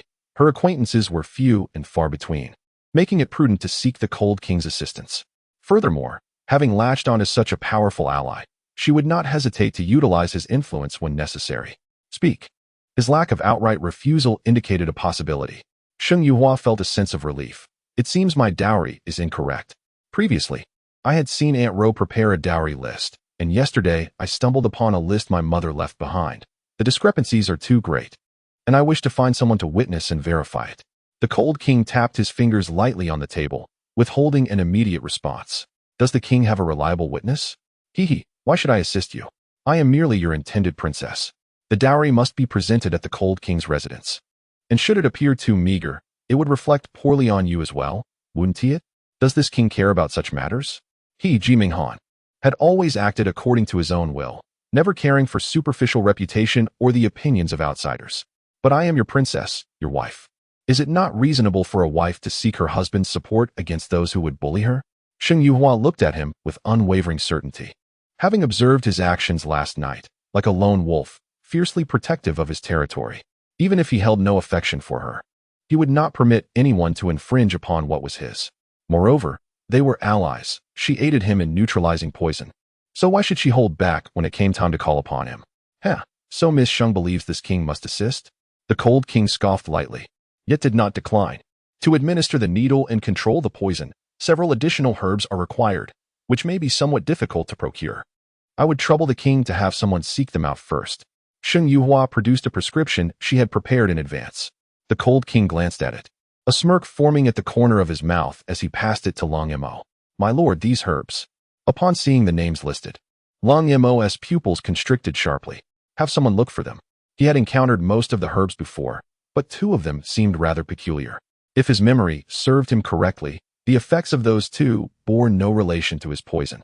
My lord, lacking the complete array of herbs may prevent immediate control of the poison. However, they should help alleviate your suffering. Knowing she had not yet revealed enough, Sheng Yuhua recognized that demonstrating her true skill was essential for winning the Cold King's trust. Princess, can you truly alleviate the king's suffering? Long Mo was filled with excitement at her assertion. The king endured the agonizing effects of the poison twice a month. At the onset, the head of the Divine Physician Valley could offer some relief, but the effect had waned significantly in recent months, leaving the king to endure the torment alone. This poison's origins remained unknown, but its cruelty was undeniable. During an episode, even the Shadow Guards found it unbearable to witness. The poison exhibited three primary characteristics: cold, hot, and itchy. It began with an icy sensation akin to being encased in frigid ice, then transitioned to a burning heat, as if trapped in a furnace, followed by an unbearable itch, reminiscent of countless ants gnawing at one's flesh. Over time, the intervals between these stages grew shorter, culminating in the simultaneous onset of all three. Xing Yuhua's tone remained calm, for even one of these symptoms was torturous, yet this man endured them all.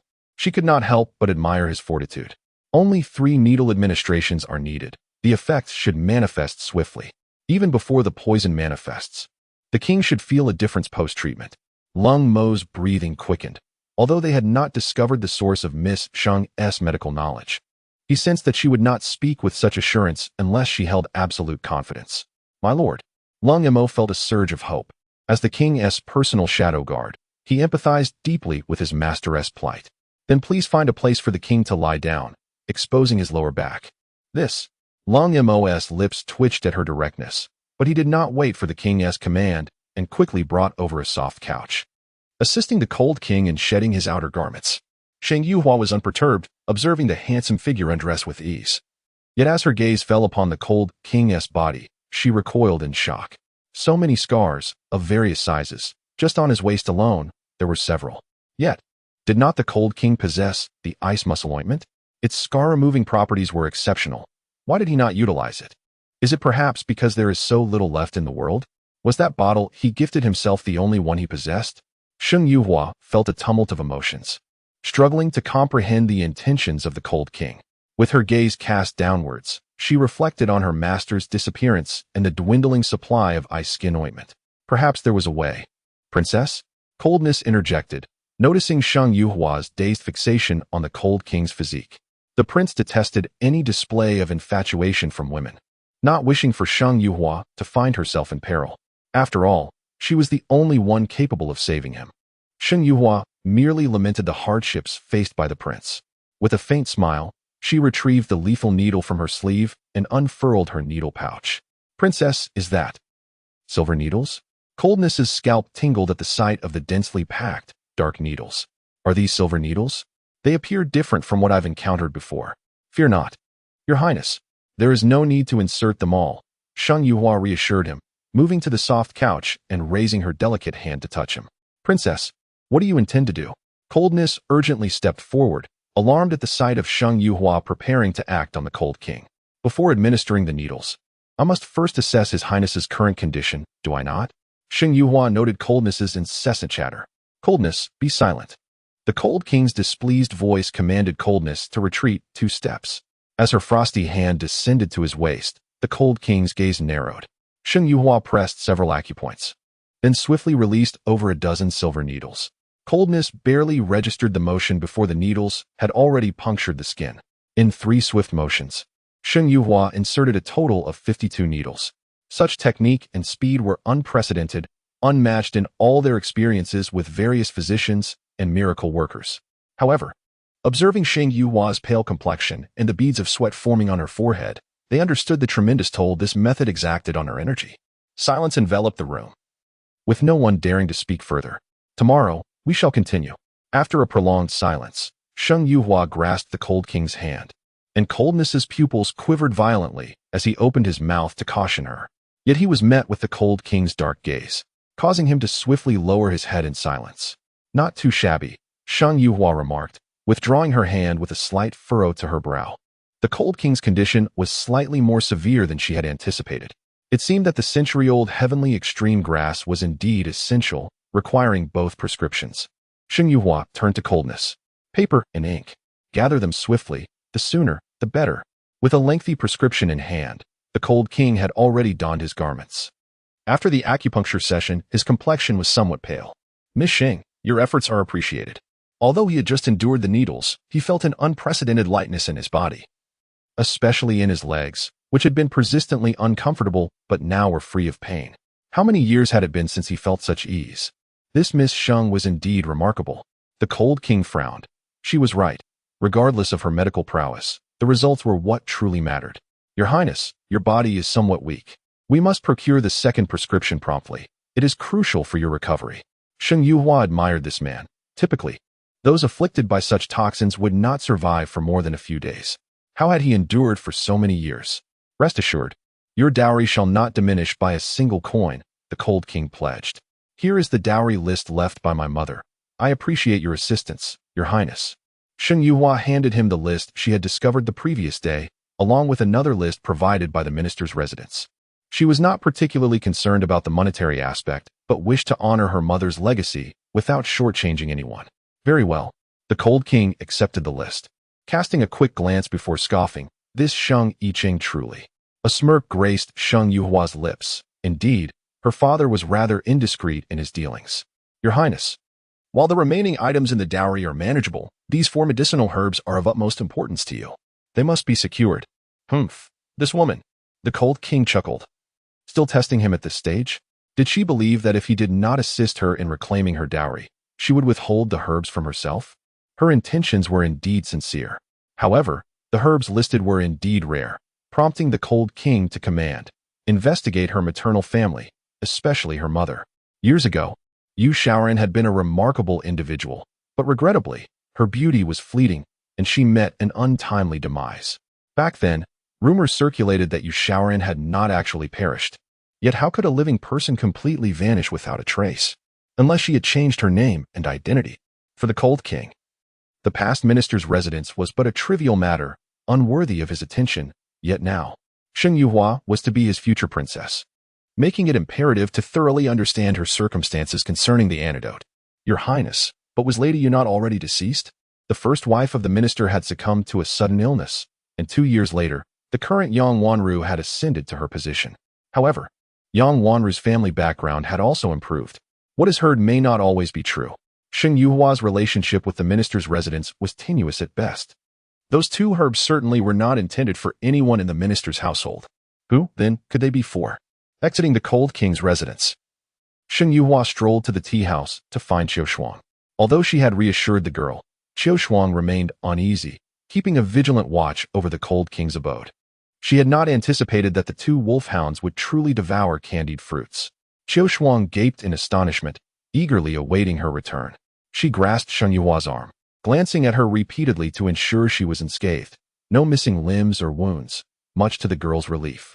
With a nervous pat on her chest, Qiu Shuang murmured, "Thank goodness you're unharmed. You frightened me to death." Observing the girl's anxious demeanor, Sheng Yuhua chuckled lightly. "Did I not tell you that I was aware of my circumstances? When have I ever acted without certainty?" Qiu Shuang rolled her eyes. "Do you not feel a twinge of guilt when you say that? In the past few days, have you acted with any certainty?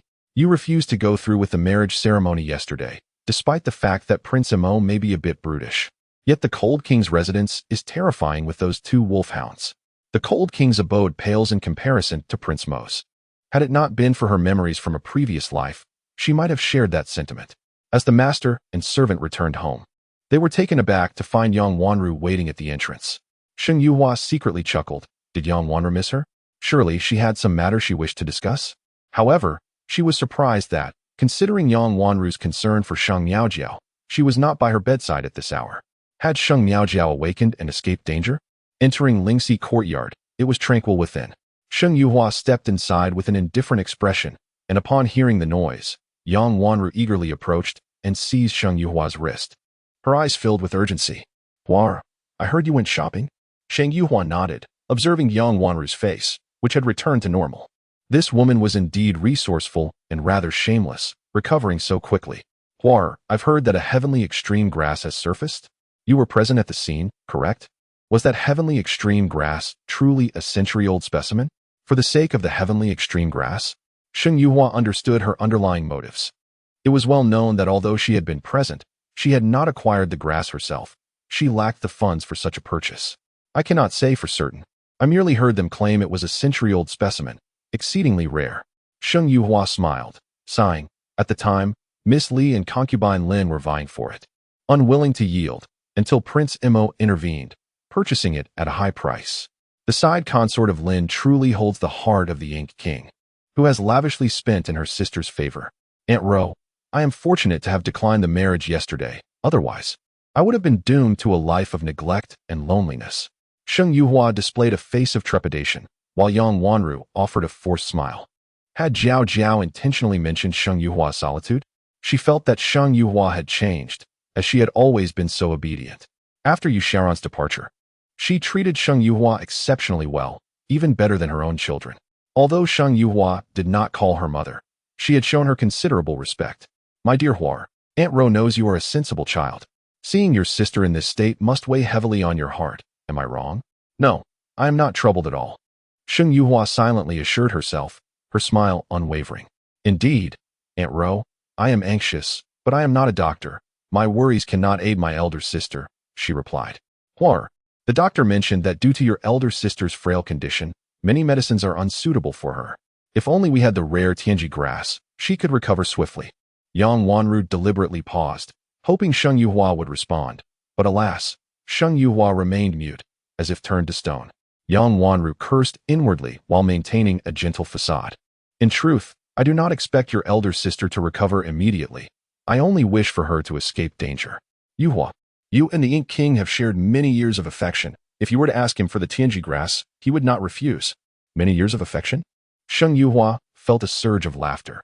If their bond were genuine, would he have humiliated her before the entire city during their wedding?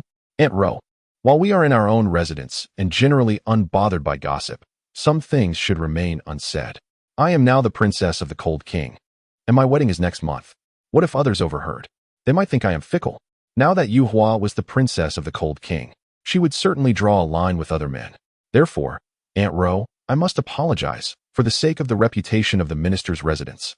I cannot maintain contact with the Ink King. Unfilial daughter.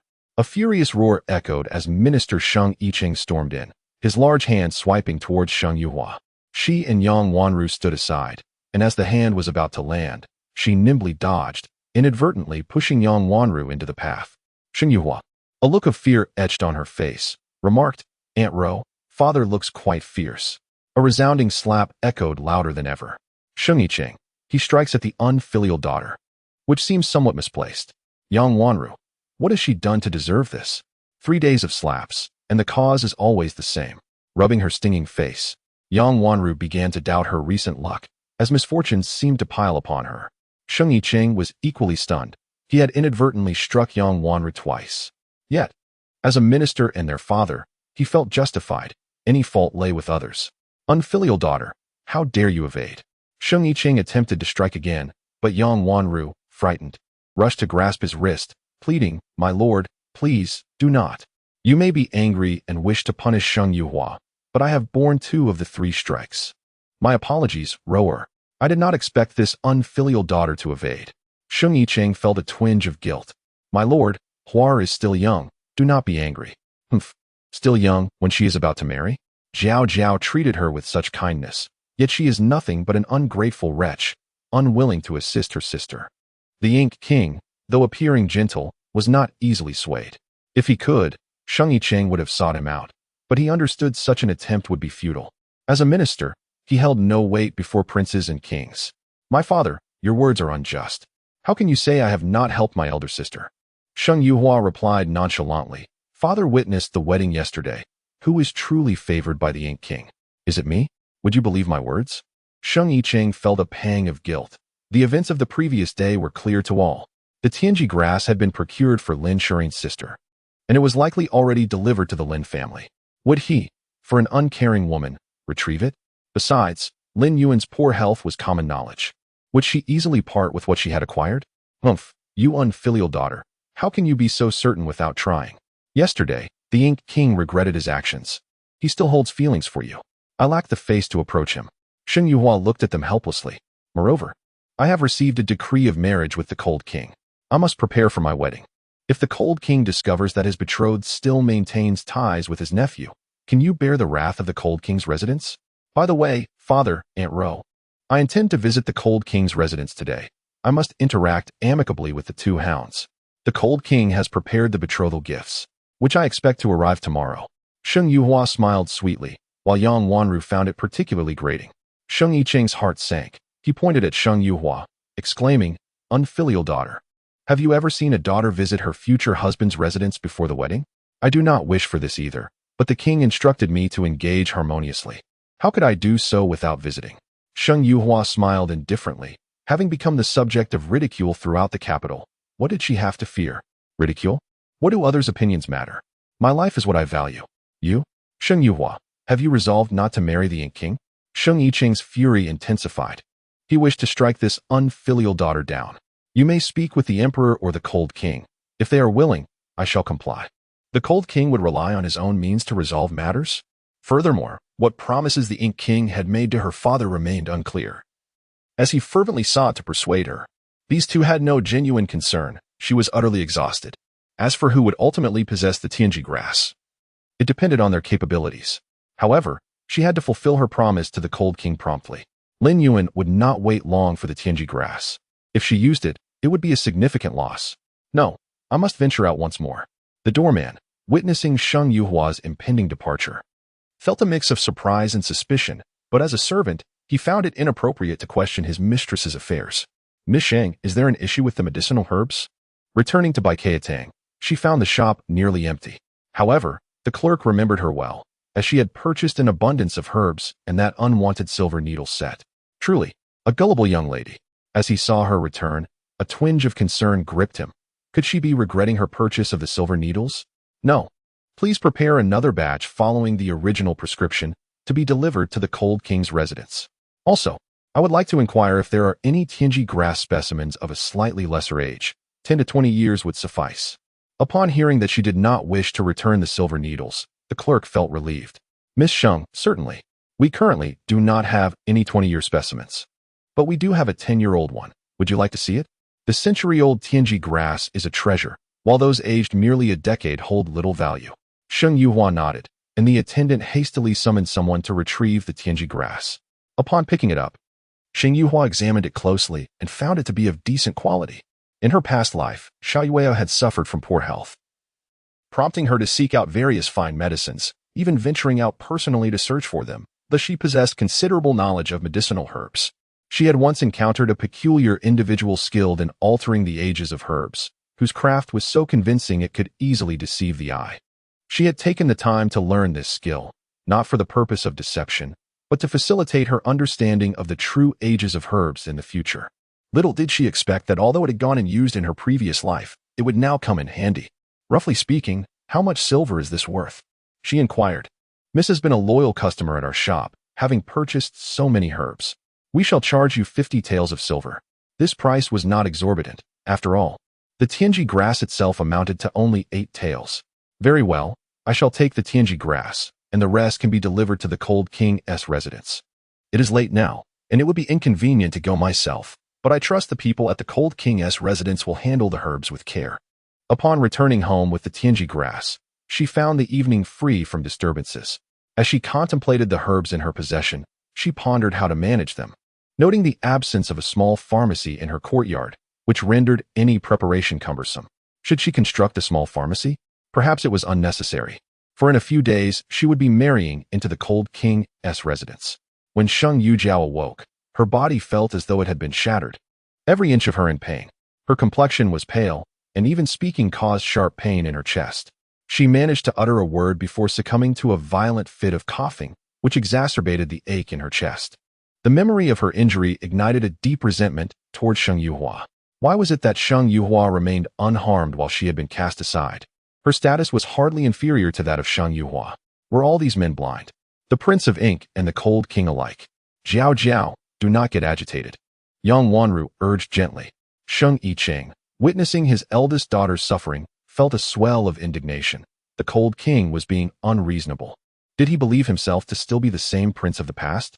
A mere cripple, poisoned and destined for death at an unknown time. Yet he acted with such arrogance. He showed no regard for their dignity. Jiao Jiao, focus on your recovery and refrain from overthinking, he reassured her. Sheng Yujiao opened her mouth, wishing to voice her thoughts, but the discomfort was overwhelming. Master, madam, a young servant is here, claiming to have brought good medicine. A maid reported hurriedly. While they were still comforting their daughter, the girl rushed in with news. Good medicine? Who is it? Bring him in immediately, Sheng Yicheng exclaimed, rising with enthusiasm. His daughter, Sheng Yujiao, was no longer young and was nearing the time for marriage. They could not allow any lingering ailments. What if she were left with a hidden illness? As the three awaited the arrival of the servant, a young man in a simple blue tunic entered, respectfully presenting a small vial. This is a gift from my lord to the esteemed Miss Sheng, wishing her a swift recovery. Sheng Yicheng eagerly accepted the vial and opened it, inhaling the contents, though he lacked knowledge of medicine. Yang Wanru inquired, might I ask which lord you serve? It is the Prince of Ink, the young man replied. Hearing this, the couple exchanged glances, though they had never encountered this servant before. They were well aware of the Prince of Ink. Due to the sensitivity of his status, my lord cannot visit in person. But he assured that this medicine will enable the young lady to soon regain her vitality, the servant added, glancing at Xing Yujiao on the bed. Esteemed Madam and Master Shang, you are likely aware of the Cold King's temperament. It would be wise to advise Miss Shang to keep her distance in the future. His temper is volatile, and he may not always be so lenient. Is this leniency? Shang Yiqing internally scoffed, yet recalling the women who had perished before, he believed his daughter was indeed fortunate. After the servant departed, Yang Wanru hurried to administer the medicine to Sheng Yujiao. The effects were indeed promising. After taking it, Sheng Yujiao's pallor began to fade, and she fell into a restful sleep. Master, what shall we do if the Cold King truly sends someone with the betrothal gifts tomorrow? Yang Wanru pondered. Though she remained unaware of the family's insistence on marrying Shang Yuhua to the Prince of Ink, she sensed there was something amiss. The previous day's wedding had seemed farcical. Despite the Cold King's consent and the Emperor's decree, public sentiment regarding the Prince of Ink's involvement remained skeptical. What did it signify that the Cold King was so swift to present his betrothal gifts? Furthermore, Sheng Yuhua's mention of coexisting peacefully with two fierce dogs raised her eyebrows in disbelief. Her disquieted gaze met Sheng Yiqing's, seeking his thoughts. His mood was equally grim, and he furrowed his brow in agitation. Sheng Yuhua can only marry the Prince of Ink. Why is that? Yang Wanru questioned, perplexed. It had once been due to the decree of marriage, but what of the present? The following morning, several distinguished guests arrived at the minister's residence.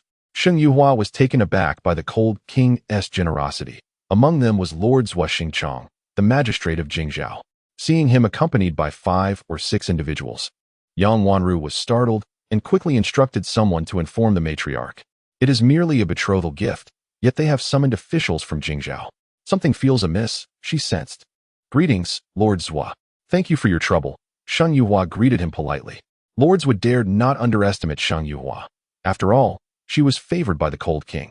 Although they were not yet wed, the Cold King's demeanor indicated he held her in high regard.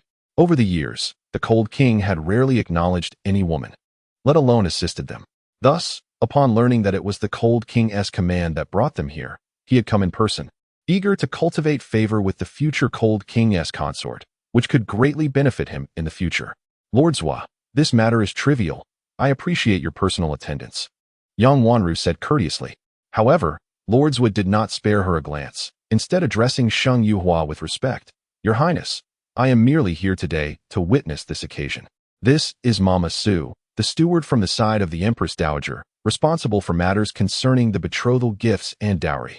Upon hearing that this individual was associated with the Empress Dowager, Yang Wanru's heart sank.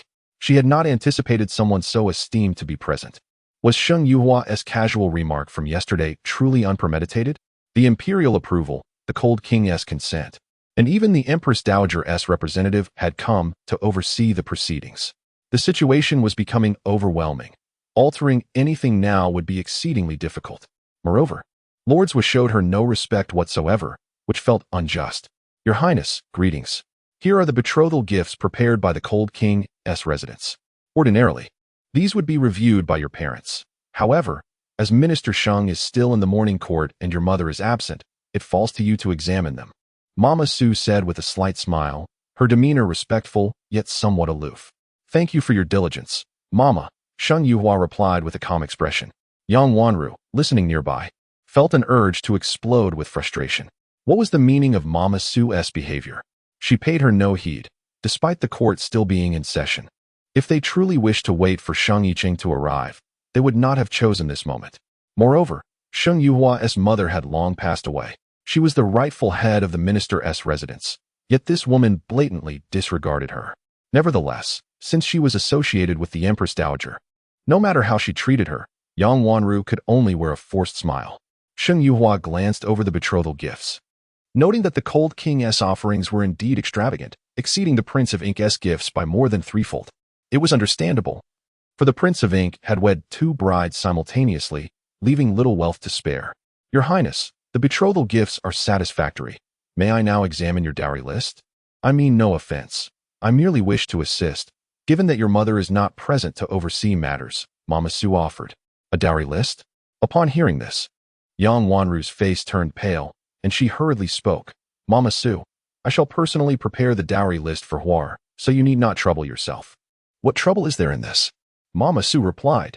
Your Highness has only one son, and if the Empress were to learn that the prince is finally marrying, she would undoubtedly be overjoyed. Aunt Shang, do you have the dowry list of the princess in your possession? Observing Mama Su's insistence, Yang Wanru felt an alarm bell ringing in her heart, although she could not comprehend the reason. However, she could not evade the matter at hand. Reluctantly, she instructed the steward to bring it forth. Mama Su took a glance at it, her expression shifting to one of suspicion. This, Your Highness, there seems to be an issue with your dowry.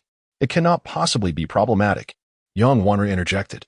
Mama Su, I prepared Huar's dowry myself, comprising a total of 100 items, which is rather generous by the standards of the capital.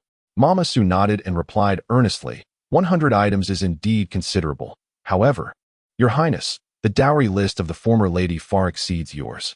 Lord Zhua, please come over and help us ascertain the disparity, she added, producing a list from her sleeve and handing it to Lord Zhua, who took it and scrutinized both documents, his expression shifting dramatically.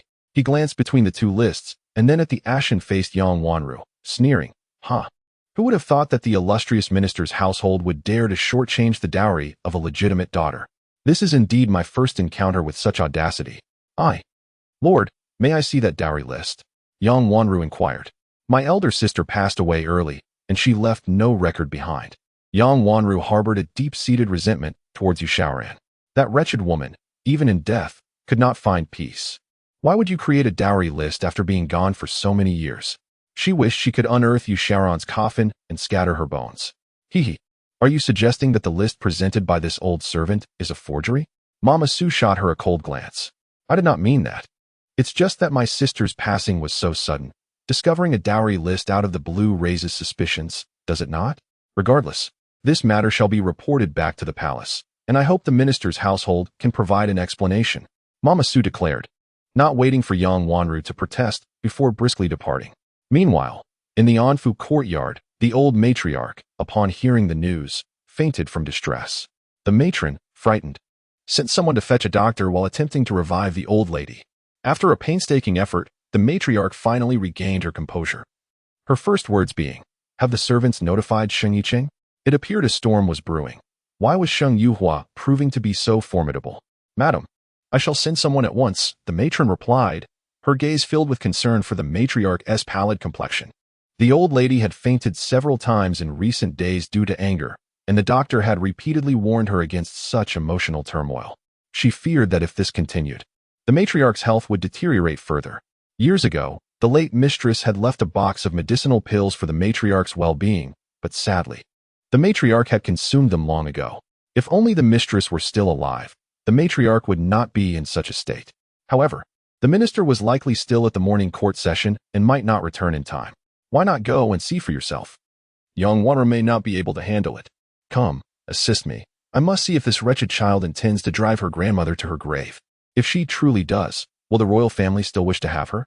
At this moment, the inventory in the storeroom was nearing completion, and Lord Zhua Xingchang's countenance darkened even further.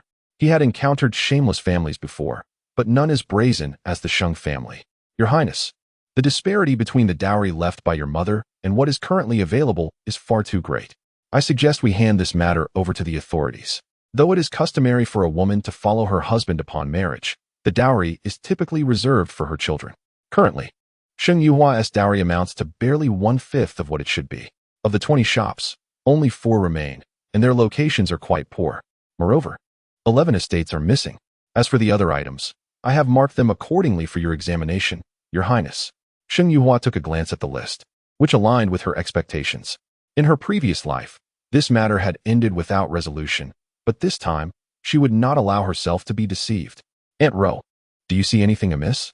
Sheng Yuhua handed the list to Yang Wanru. Huar, Sharon has been gone for so many years. She left so suddenly, and there were no instructions left behind. How can you prove that this is her dowry list? At that moment, the old matriarch rushed in, overhearing Lord Zhua's words and realizing the gravity of the situation. If they could not prove the list was false, the minister's household would be severely tarnished. This is simple. We can check the government records. The records were lost in a fire in the storeroom years ago, and all previous documentation was destroyed. What a fortunate fire. I even ate an extra bowl of rice that day. Then let us authenticate the handwriting. Surely there must be samples of my mother's writing in the residence? I Ching and Xiaoran shared a deep bond. After Xiaoran's passing, he was heartbroken and burned everything related to her. The old matriarch replied without a moment's hesitation. Oh, how truly devoted our father and mother were. First, there was a daughter older than me, and not 2 years after my mother's death, he remarried. Such devotion is indeed admirable. You, Huar, the deceased are gone. The living must continue on. The vast minister's household must still be managed. It cannot languish indefinitely due to your mother's departure. Huar, it is Aunt Rose's fault. She should not have been so emotional. Yang Wanru began to weep pitifully. The old matriarch, gazing at her pitiable visage, sighed. You did not intend it. I chose you as the mistress because I saw your poise and your ability to navigate the complexities of society. However, Huar, 100 items for a dowry is already commendable. Regardless of whether Xiaoran had a dowry or not, your grandmother would never neglect you. The old matriarch spoke earnestly, casting a meaningful glance at Sheng Yuhua, signaling her to cease.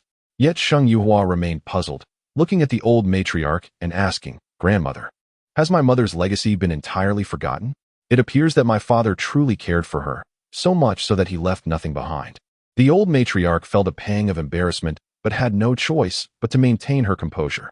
Grandmother was merely concerned about your father's feelings. How unfortunate. I happen to possess a book containing my mother's handwriting. Oh, I recall that there are also samples of her handwriting outside. My mother had friends in the capital. I remember it vividly, and later, she sought them out after she recovered. Are you serious? The old matriarch fixed her gaze on Sheng Yuhua, studying the face that bore a striking resemblance to Xiaoran, her emotions complex and inscrutable. This cunning girl, when did she become so meticulous, leaving no room for oversight? Qiu Shuang, go fetch the book of songs that is under my pillow. Under the pillow, the book of songs. The assembly was left speechless. Alas, my mother's legacy is scant. I must hold on to something. Keeping the book she gave me under my pillow makes me feel as though she is always by my side. That sentiment is rather peculiar, Lord Zhua chuckled, instructing, since we have the handwriting, let us summon Elder Lu for an examination. He was the former royal tutor, and his authentication will be beyond reproach. Yang Wanru was drenched in cold sweat. If this proved true, not only would they have to make amends, but the minister's household would also lose face. She quietly approached the old matriarch and whispered, Mother, what shall we do now? The elderly matriarch's eyes darted anxiously as she awaited the return of Shang Yicheng. The two women were powerless to prevent Lord Zhua from conducting his verification unless. Suddenly, she closed her eyes and collapsed backward. Yang Wanru, quick on her feet, caught her, averting a potentially disastrous encounter with the ground. Alarmed, she cried out, Mother, Mother, what has happened to you? After her outburst, she looked up at Sheng Yuhua, urgency etched on her face. Huar, your grandmother has fainted again. In the past few days, due to your affairs, she has lost consciousness several times. And yet, you still dare to speak ill of her? To voice such accusations in front of so many. What sins had this gentle aunt committed that she could not remain composed? Surely, there were physicians in the household. They should examine the matriarch, who, at her advanced age, ought not to be troubled by trivial matters. Aunt Ro, your management has proven inadequate. Nevertheless, I still place my trust in Lord Zhua. Please take grandmother back to rest. Once a conclusion is reached, Lord Zhua will inform you. That wretched woman. Yang Wanru felt an overwhelming urge to tear Sheng Yuhua apart. The matriarch's fainting fit was clearly aimed at obstructing her plans, yet this ungrateful girl showed no signs of giving up. Was she determined to bring disgrace upon the Ministry of Rights? Huar, your grandmother has always cherished you the most. Just look at her now. Yang Wanru could not directly intervene but instead sought to divert Sheng Yuhua's attention. Grandmother has always favored me? I had no idea. However, since Aunt Ro has said so, it would be improper for me not to stay by her side. Upon hearing Sheng Yuhua finally relent, Yang Wanru took a deep breath. Oh, you think you can outmaneuver me? Yet before she could revel in her small victory, Sheng Yuhua spoke. Lord Zhua, I trust you. It is unwise to have two masters in this matter. Please take charge of the verification, and I would appreciate it if you could inform me once you have results. At these words, the matriarch truly fainted, and Yang Wanru nearly spat blood in frustration, though she maintained a smile. Observing the two women, Sheng Yuhua suppressed a smile. We have only just begun, and the real spectacle lies ahead. When Sheng Yicheng returned, the matter had already been settled. Lord Zhua had compiled a list of discrepancies and inquired how the Ministry of Rights intended to rectify them, suggesting they may want to file a report with the authorities. Sheng Yicheng dared not consider such a report, claiming that it was all young Wanru's doing, and that she had simply misremembered due to the passage of time. Everyone understood the implications of this statement, yet no one dared to confront the truth. With the wedding of the Cold Prince approaching, the dowry needed replenishing before the ceremony. Sheng Yicheng promised to have everything rectified within half a month, but he also requested that lords would keep the matter discreet. He still had some pride and did not wish for the capital to know he had mistreated his legitimate daughter. If word got out, who would want to marry his other children in the future?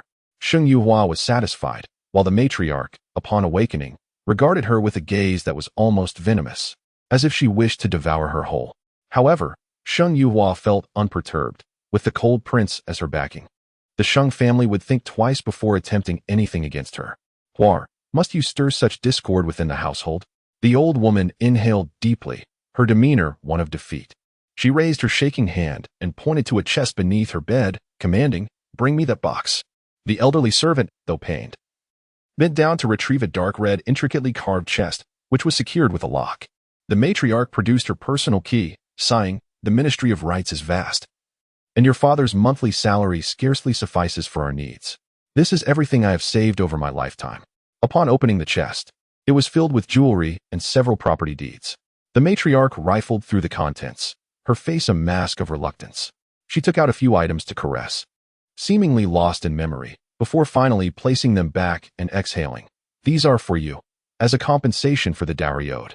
Yuhua, considering your grandmother's advanced years, let us consider this matter settled, shall we?" "Ah, is this an emotional appeal?" Sheng Yuhua merely cast a cursory glance. While the items were numerous, their value was modest.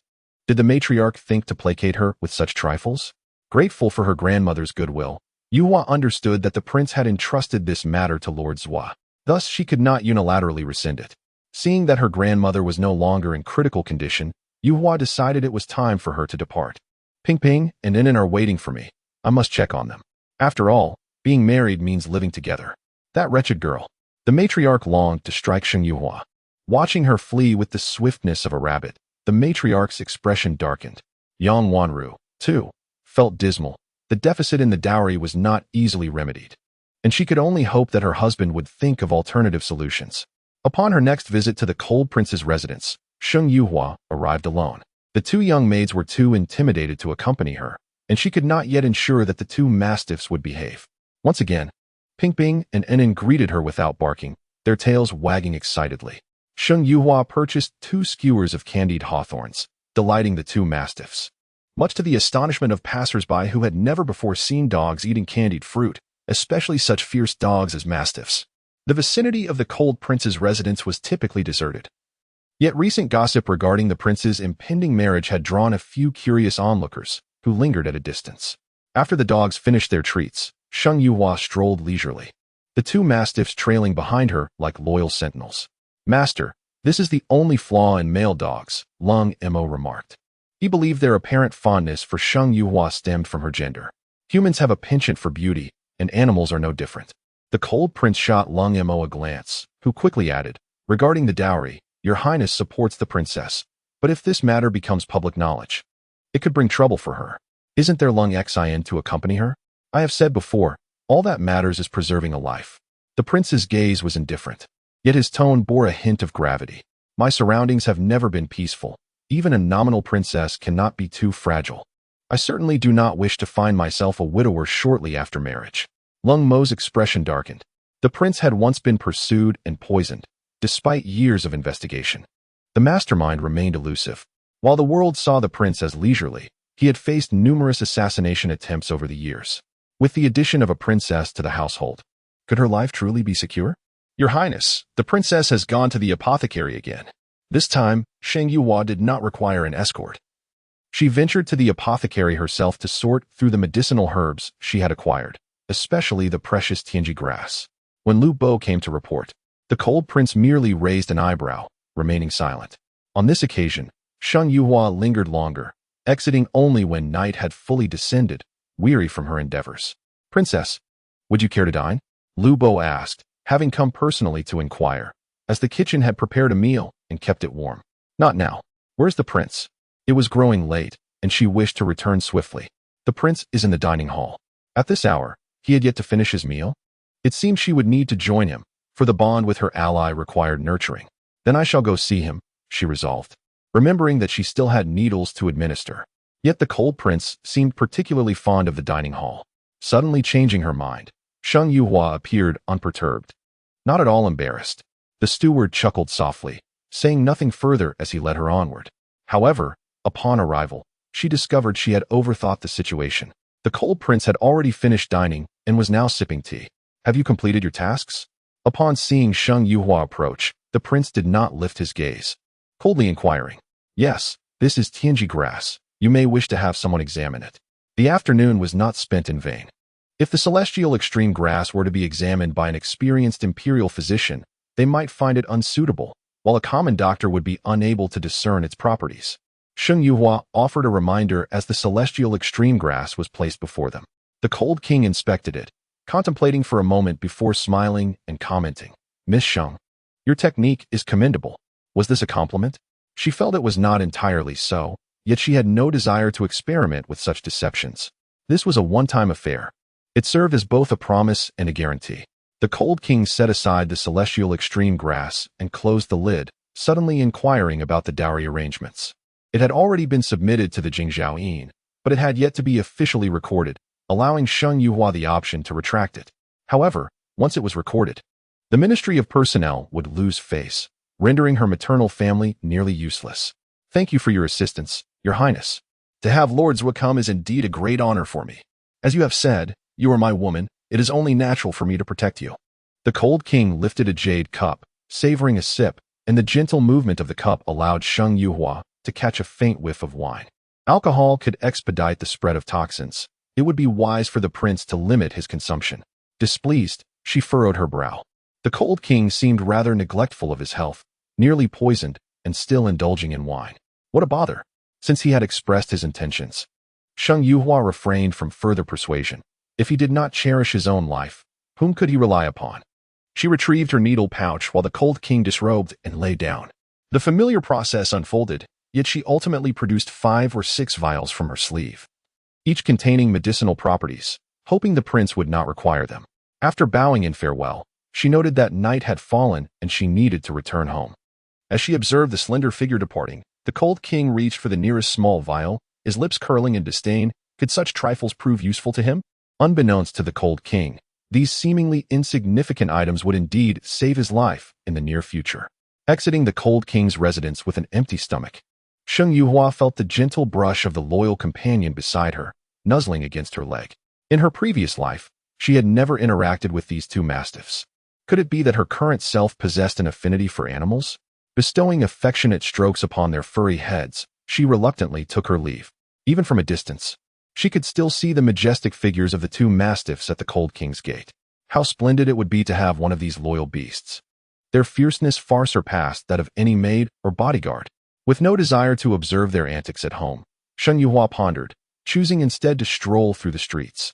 It had been quite some time since she had wandered about, and the bustling scene outside felt like a world apart. Miss Sheng?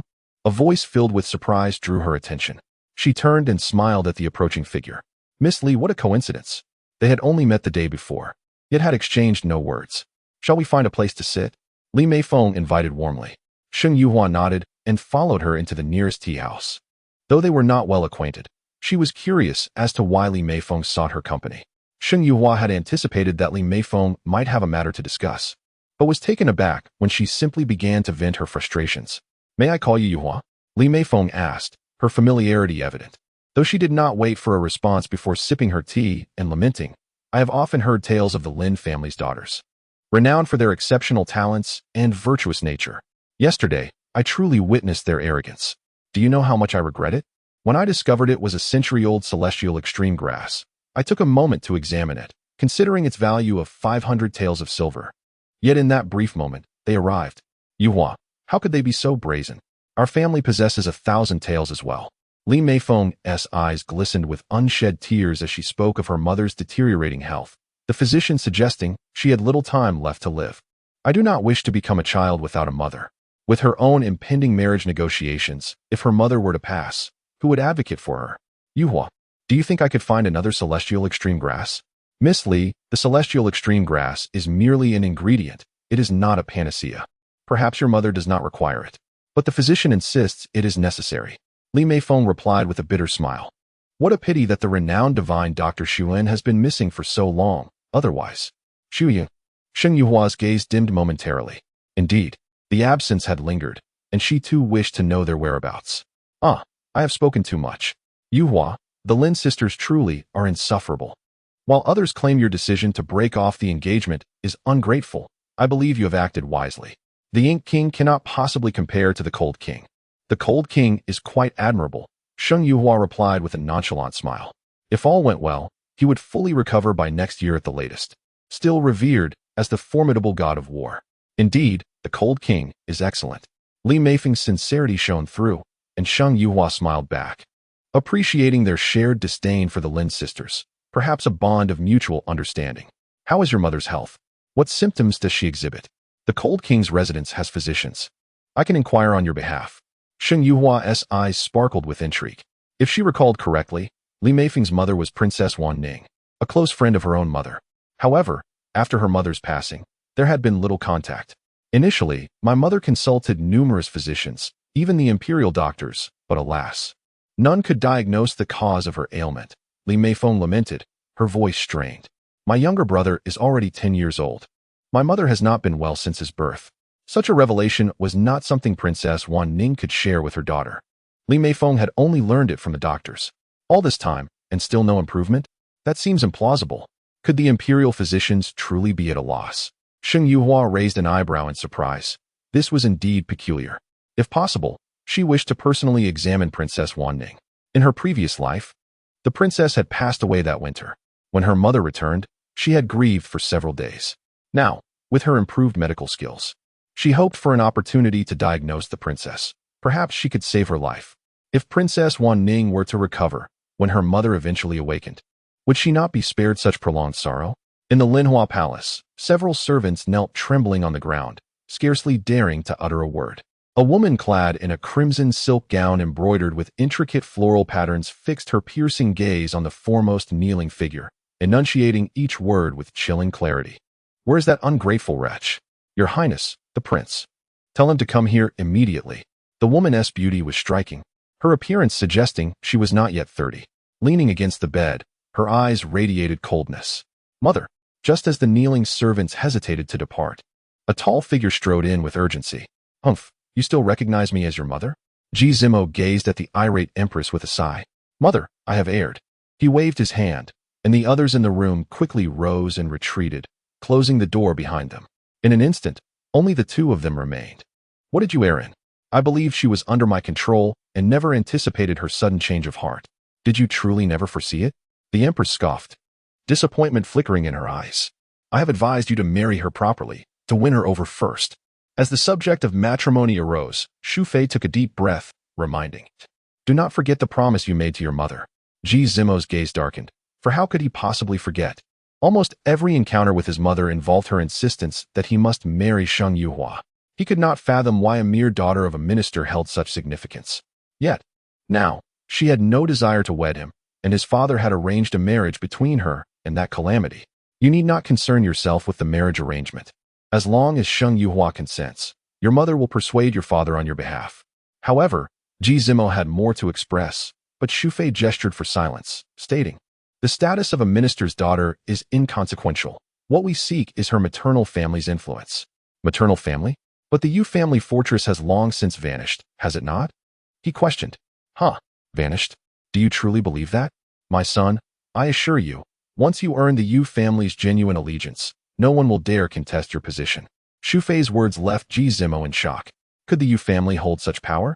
He understood his mother's desire for him to marry Sheng Yuhua, believing it beneficial for his future, yet he had not anticipated the weight she placed on that family. Remember, you must never coerce her. She must sincerely submit to you. Shu Fei cautioned once more, and Ji Zimo nodded earnestly. Yet, considering Sheng Yuhua's current disposition towards him, he felt a headache coming on. Gaining her genuine submission seemed a daunting task, but perhaps winning her over in other ways might suffice. His eyes flickered with a newfound determination. Mother, is your foot feeling better? Ji Zimo inquired with concern. The physician advises I must remain in bed for some time. Please take care. Then, he urged tenderly. After Ji Zimo departed, Do Mama entered and comforted. Your Highness, the prince holds you in the highest regard. Humph, what good is filial piety if he remains disobedient? Shu Fei pouted, filled with regret. Your Highness only wishes the best for the prince. He will understand your intentions, Do Mama hastily reassured, sensing Shu Fei's discontent. Oh, I know he does not favor Sheng Yuhua. Shu Fei lowered her head, aware of many truths, yet unable to voice certain delicate matters. Her compassion led her to agree to allow him to wed 2 women, but she never anticipated his outrageous behavior. Now, Sheng Yuhua was unwilling, and coaxing her back would prove challenging. Your Highness, Prince Han is aloof. He is even less likely to win the favor of the Sheng family's daughter. Yet, the Emperor had already sanctioned their union, legitimizing it. Moreover, perhaps Prince Han is privy to the secrets of the Yu family fortress? Do Mama's expression shifted. If Prince Han knew, he would certainly not spare the daughter of the Sheng family. Thus, decisive action was required. When Sheng Yuhua returned home, dusk had fallen. Upon entering, she found Sheng Yiqing awaiting her in the courtyard. Horror, oddly, he was neither angry nor scolding, nor did he raise his hand against her. Had her father undergone a transformation?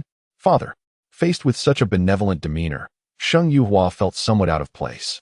Regarding the dowry, your father did not anticipate that Aunt Ro would misremember. Hearing this, Sheng Yuhua nearly erupted in indignation. To claim the dowry was a mistake was utterly incredulous.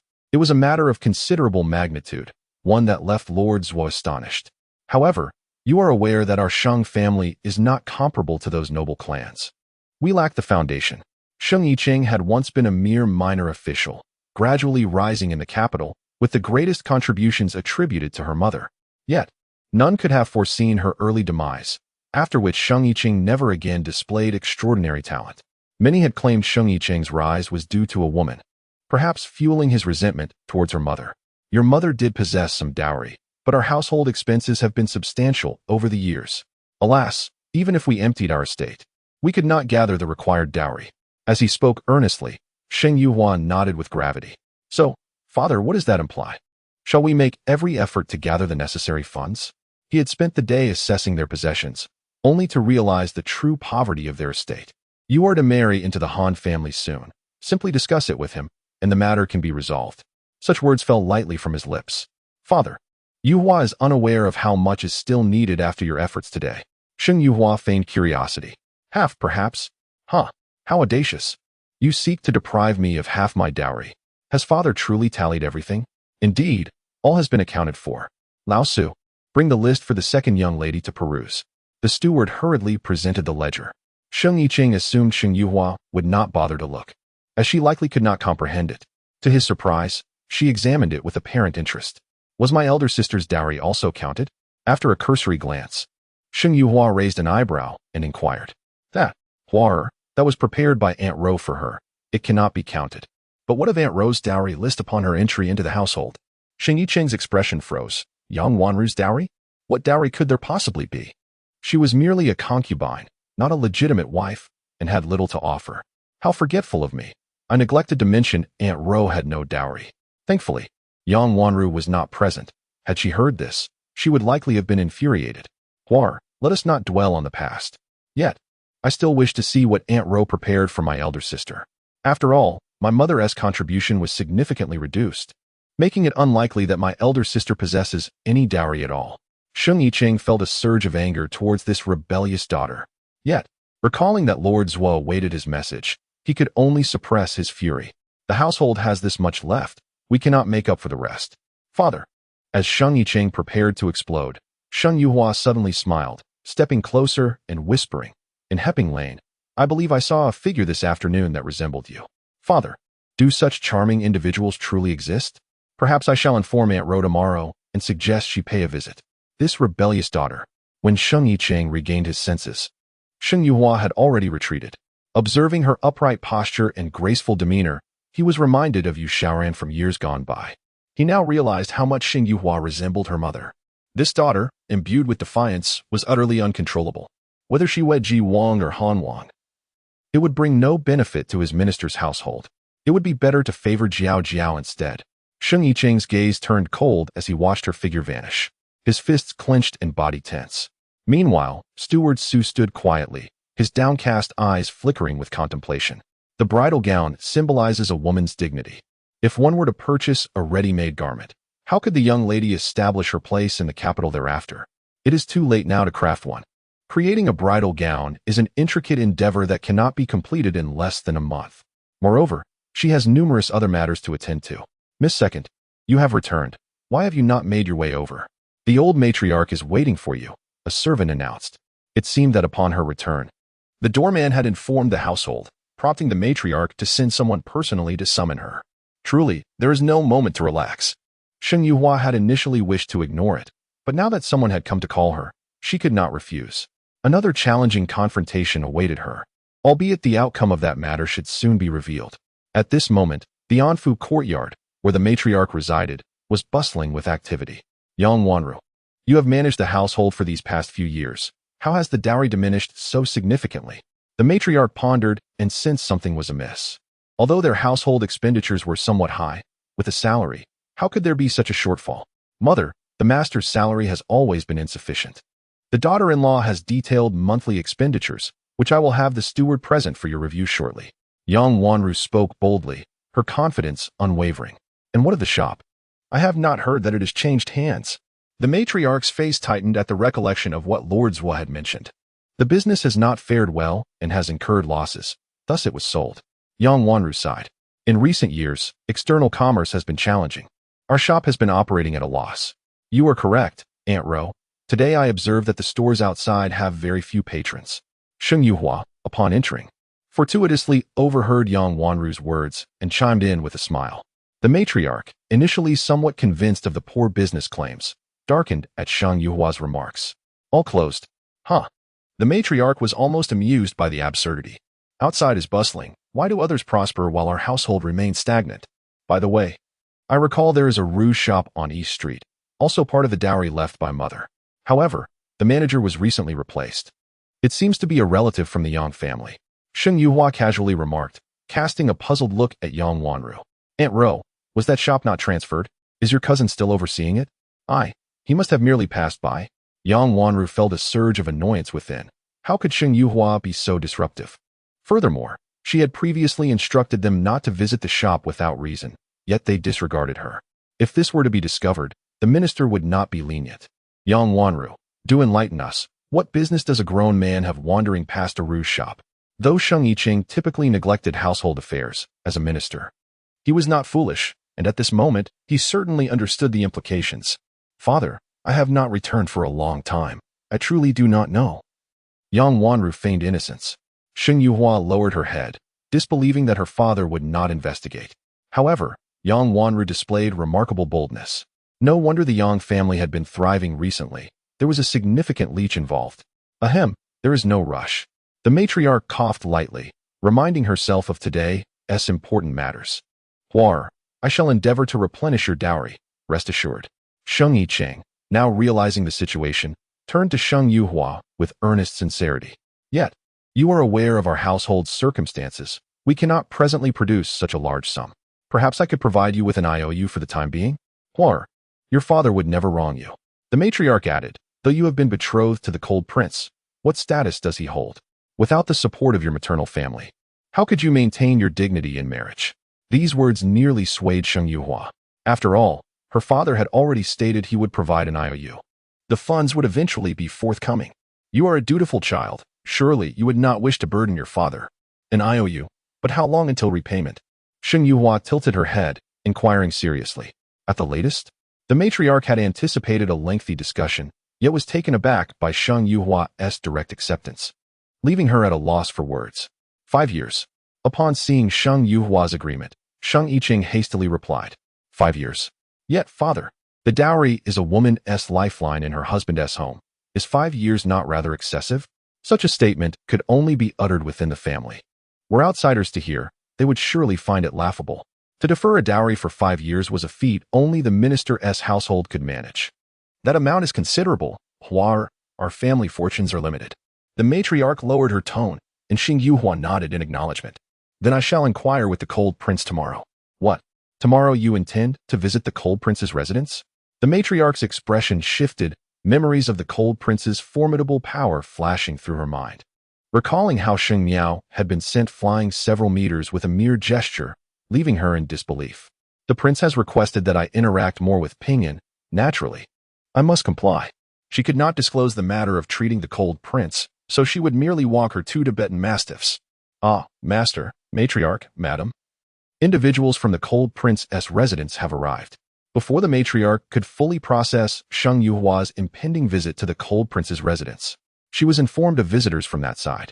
The matriarch's gaze sharpened, and she quickly straightened her posture. Is it the Cold Prince? That fearsome figure? Was it too late to feign illness? No, it is the steward. The steward, though intimidating, was not the prince himself, which was a relief. Shortly, a servant ushered them in. Sheng Yuhua looked up in surprise and greeted, Uncle Lu? Miss Sheng, this is Qiao Nyang, the manager of the Jingxiugu Pavilion. The prince has sent her to assist you in taking your measurements. The Jingxiugu Pavilion? Before Sheng Yuhua could respond, Yang Wanru exclaimed in astonishment.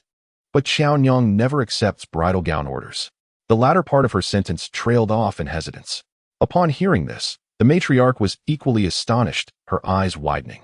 At that moment, Qiao Nyang clapped her hands, and 2 maidservants entered with a tray bearing a complete bridal gown. Though it was not unfurled, the gravity of their demeanor compelled Sheng Yuhua to raise an eyebrow. Thank you for your trouble. Unbeknownst to her, the Cold Prince had actually sought out the Jingxiugu Pavilion. It was widely recognized that their garments were notoriously difficult to commission, a treasure beyond price. Their manager, Qiao Nyang, might not produce even a single piece in 5 years. Which noble family in the capital did not take pride in garments crafted by Qiao Nyang herself?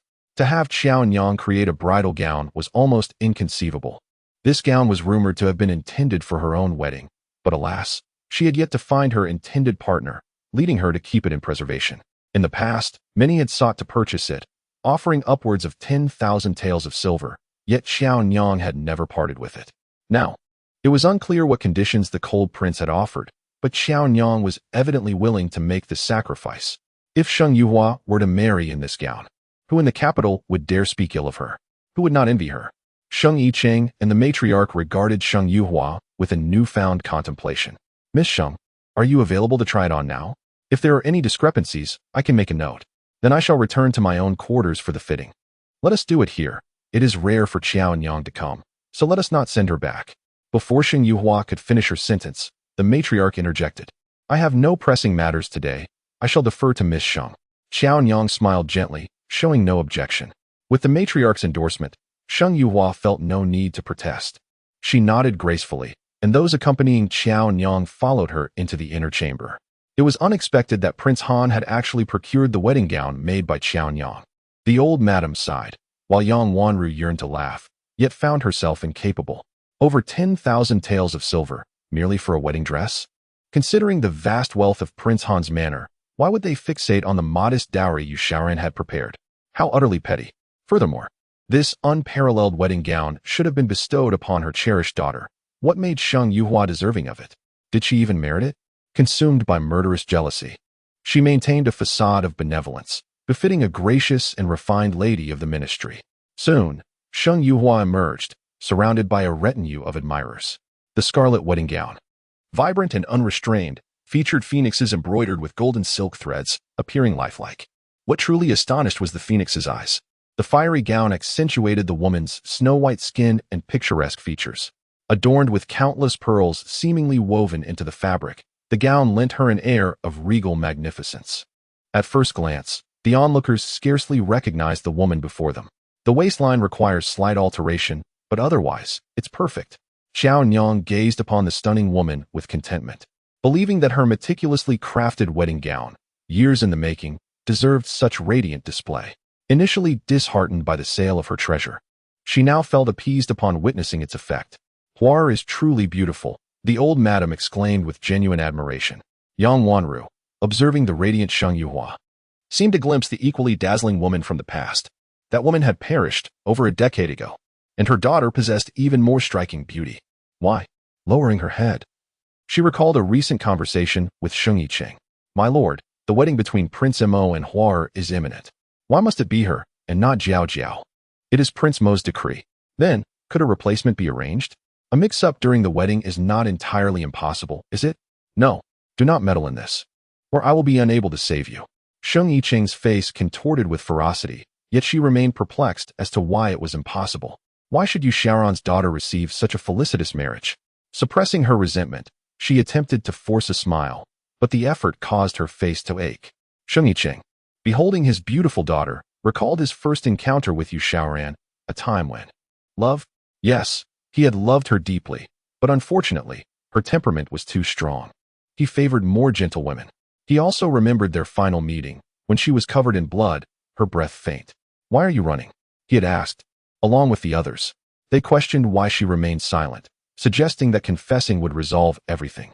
She had attempted to raise her hand, but at that moment, she lacked the strength even to do so. Her gaze fixated on the left, where their daughter resided. Then, she exhaled her final breath.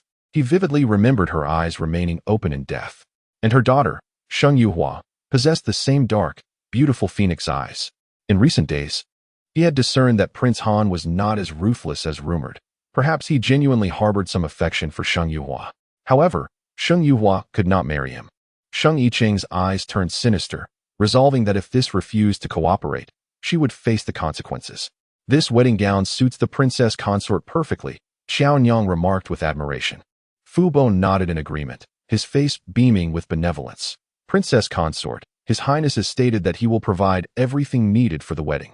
Turning to Sheng Yicheng, his expression turned grave. Furthermore, Minister Sheng, His Highness has instructed me to convey a message.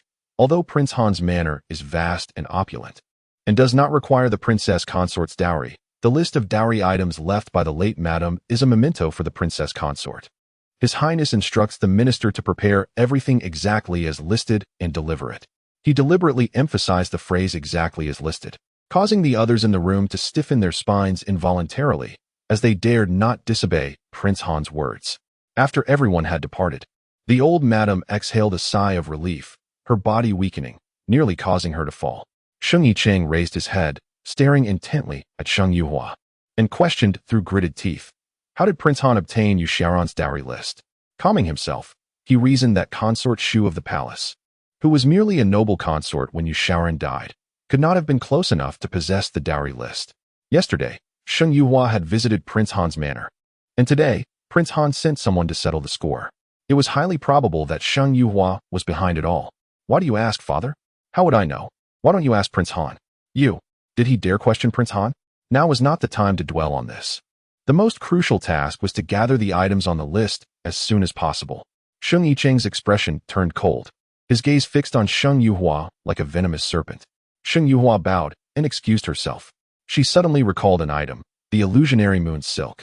The only piece in the capital, soon to be unveiled. This was a crucial item for detoxifying Prince Han. She needed to devise a plan to acquire it discreetly. After Sheng Yuhua left, Yang Wanru and Sheng Yicheng remained with the old madam.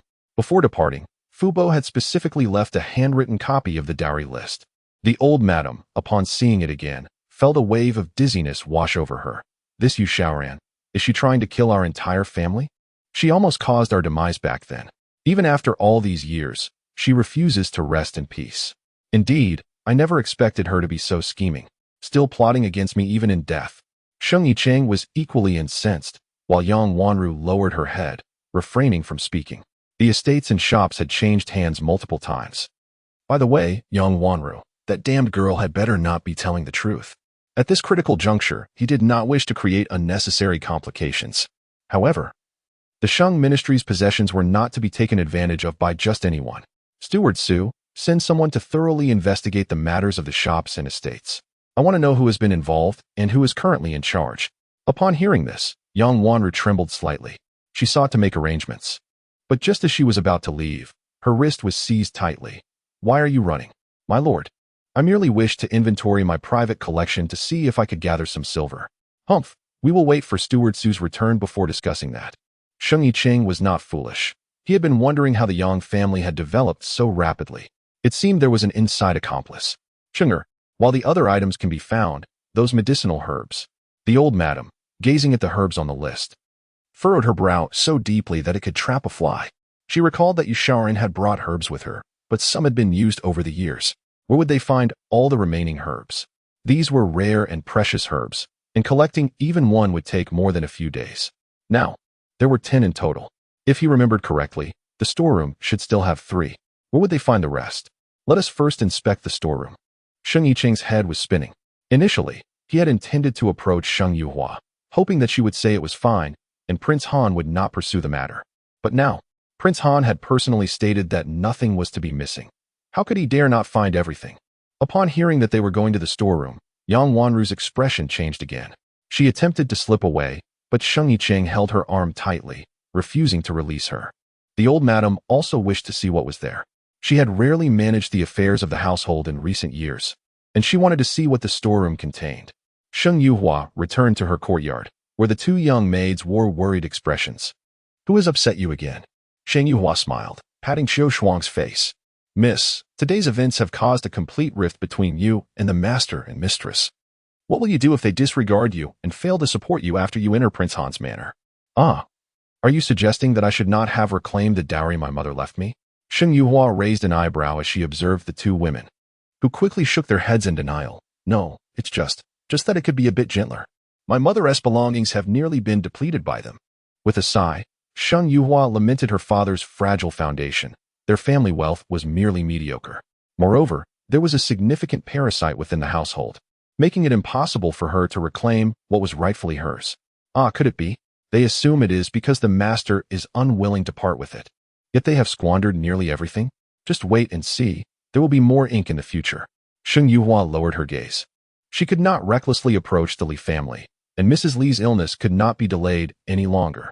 Without a proper identity, every endeavor was fraught with inconvenience. Yet, she felt a burgeoning curiosity regarding Mrs. Li's ailment. Perhaps this was the instinct of a healer?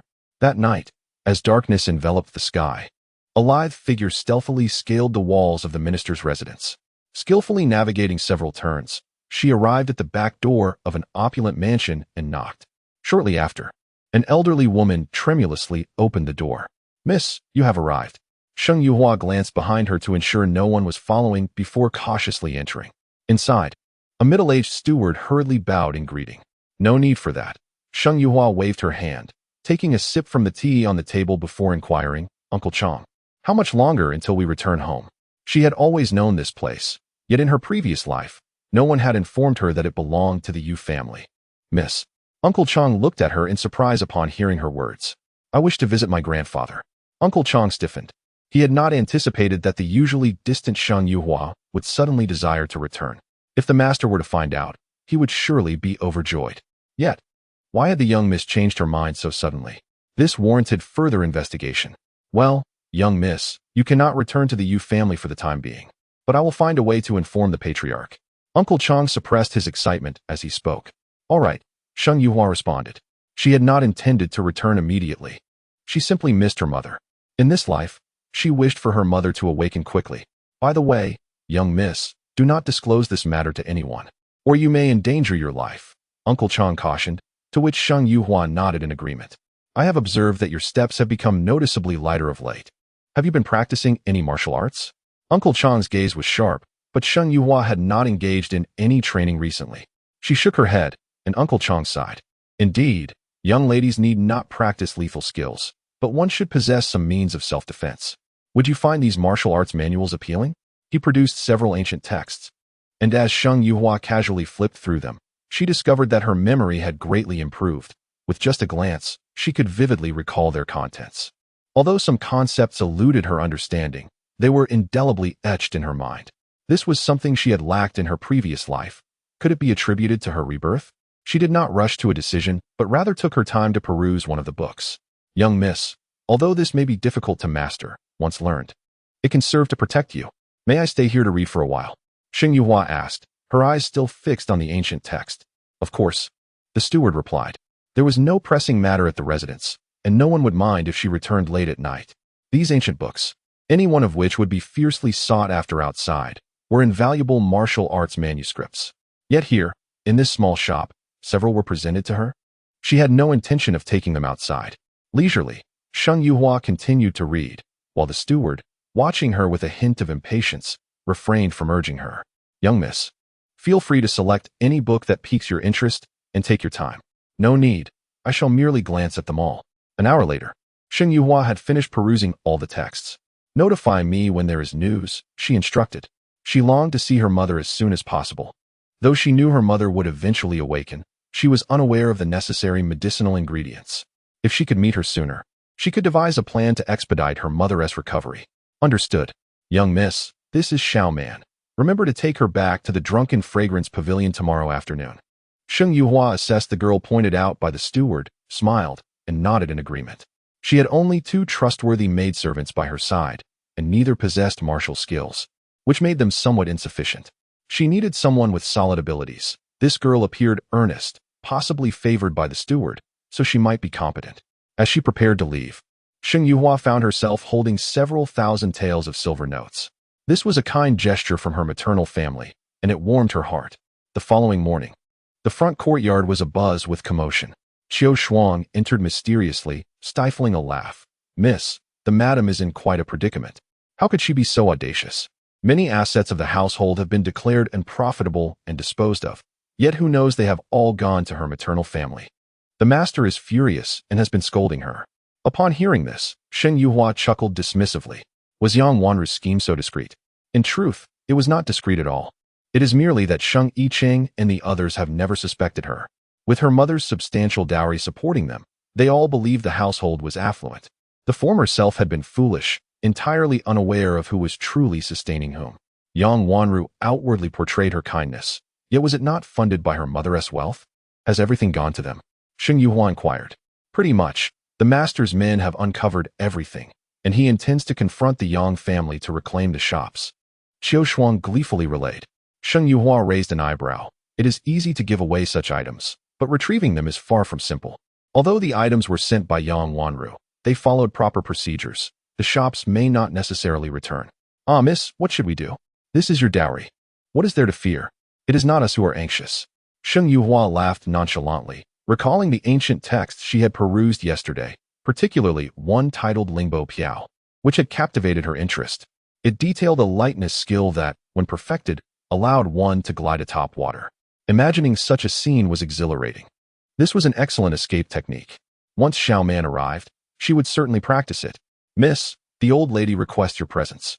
Early that morning, the old matriarch summoned her, causing Sheng Yuhua to furrow her brows in irritation.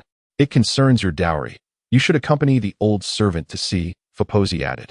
Recalling how the old matriarch nearly fainted upon hearing news from outside, she had first scolded Yang Wanru vehemently, then turned her ire towards Sheng Yuhua, accusing her of being a family wrecker.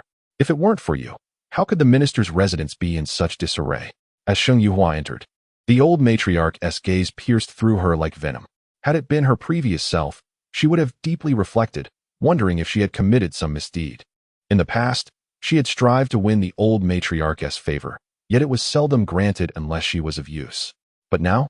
A faint smile graced Sheng Yuhua's lips as she stood tall, her demeanor calm as she bowed to the old matriarch. Granddaughter pays her respects to grandmother.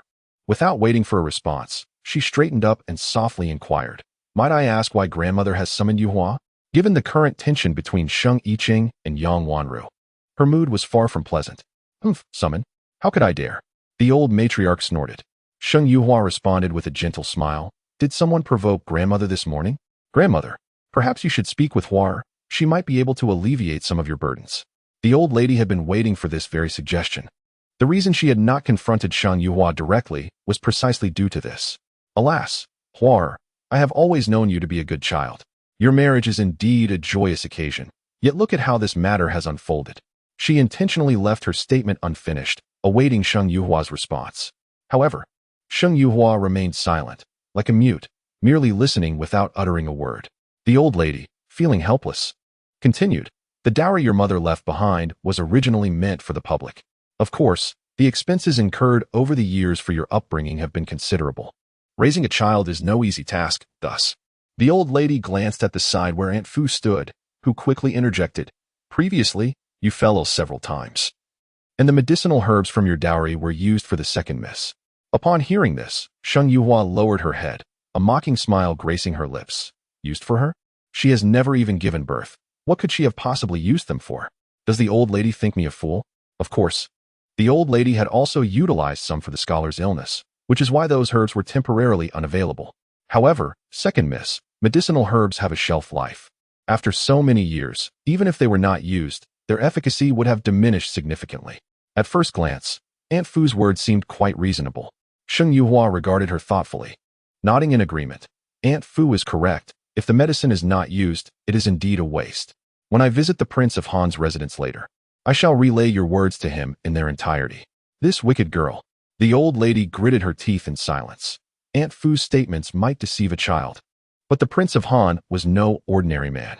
He could easily obliterate them all with a mere wave of his hand. Who would dare fool him? Furthermore, the physicians in his residence were numerous, and precious herbs were preserved with special methods. It was a jest to suggest that their efficacy would diminish over decades.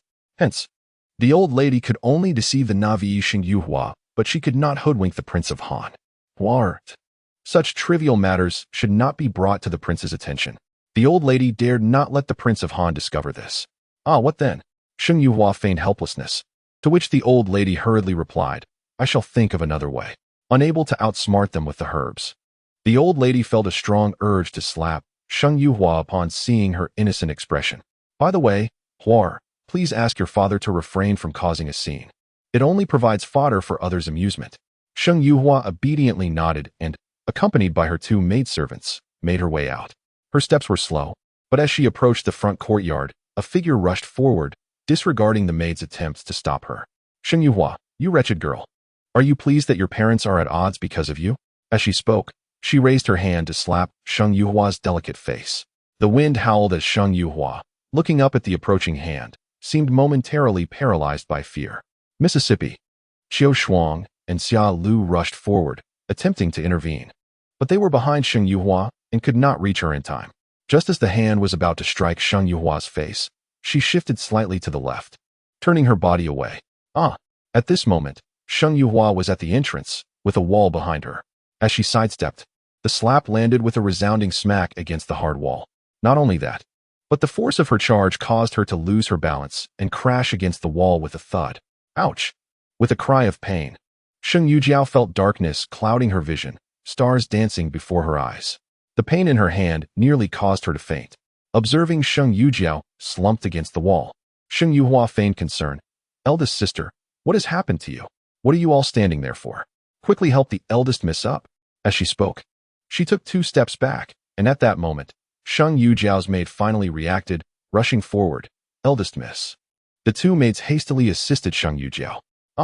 Eldest miss, your nose. Upon hearing this exclamation, Sheng Yuhua's curiosity was piqued. She stepped forward with apparent concern, just as Sheng Yujiao lifted her head. Oh dear. What a tragic sight. It was unclear what Sheng Yujiao had been thinking, but she had made contact with the wall with her nose first, which was now crooked and bloodied. Bright red blood streamed from her soft, limp nose. How ridiculous this was. If the circumstances had not been so inappropriate, Sheng Yuhua might have laughed. Eldest sister, what has happened to you? Sheng Yuhua inquired with feigned concern. Sheng Yujiao, you wretched girl. Sheng Yujiao, who had nearly fainted, regained her composure upon hearing Sheng Yuhua's voice. How dare you harm me? Upon hearing this frantic accusation, Sheng Yuhua blinked innocently. What are you talking about, eldest sister? How could I have harmed you? Jiao Jiao, what has happened? Who struck you? Yang Wanru rushed in upon hearing the commotion, alarmed at the sight of Sheng Yujiao's condition. She was so anxious that she hesitated to help her daughter. Quickly, call for a doctor. Sheng Yiqing followed closely behind and was taken aback by the scene before him. His gaze shifted from Sheng Yujiao to Sheng Yuhua. Wretched child, what have you done to your sister? At that moment, it was evident to anyone that only the 2 of them were present. And with Sheng Yujiao in such a miserable state, it was easy to deduce who was responsible. Father, I did nothing. Sheng Yuhua looked at him with feigned innocence, gesturing to the surrounding maids, and sighed. How could I ever harm my eldest sister? You may ask them. I did not lay a hand on her. Naturally, Sheng Yiqing did not believe her. He would not inquire of Sheng Yuhua's maids, but instead turned to the ones assisting Sheng Yujiao, Xiaoyao and Duan. The 2 young maids appeared anxious, yet they did not contradict the situation. You too. How did the eldest miss sustain her injury? Sheng Yiqing demanded, exasperated. The maidservant. Xiaoyao hesitated, unsure of how to respond. Sir, it was the second miss. Duan gritted her teeth, stepping forward to speak loudly. The eldest miss merely wished to greet the second miss, but the second miss unexpectedly dodged without a word. Thus, the statement was such that Sheng Yuhua almost wanted to applaud her. That is not true. Duan, you are slandering my miss. It was the eldest miss who intended to strike the second miss. My miss merely dodged, and the eldest miss ended up colliding with the wall. This has nothing to do with my miss. Qiu Shuang hurriedly defended. Sheng Yicheng narrowed his eyes.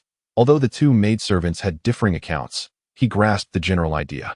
This fool, to attempt to strike someone and end up in such a state. How could Sheng Yicheng have such an ignorant daughter?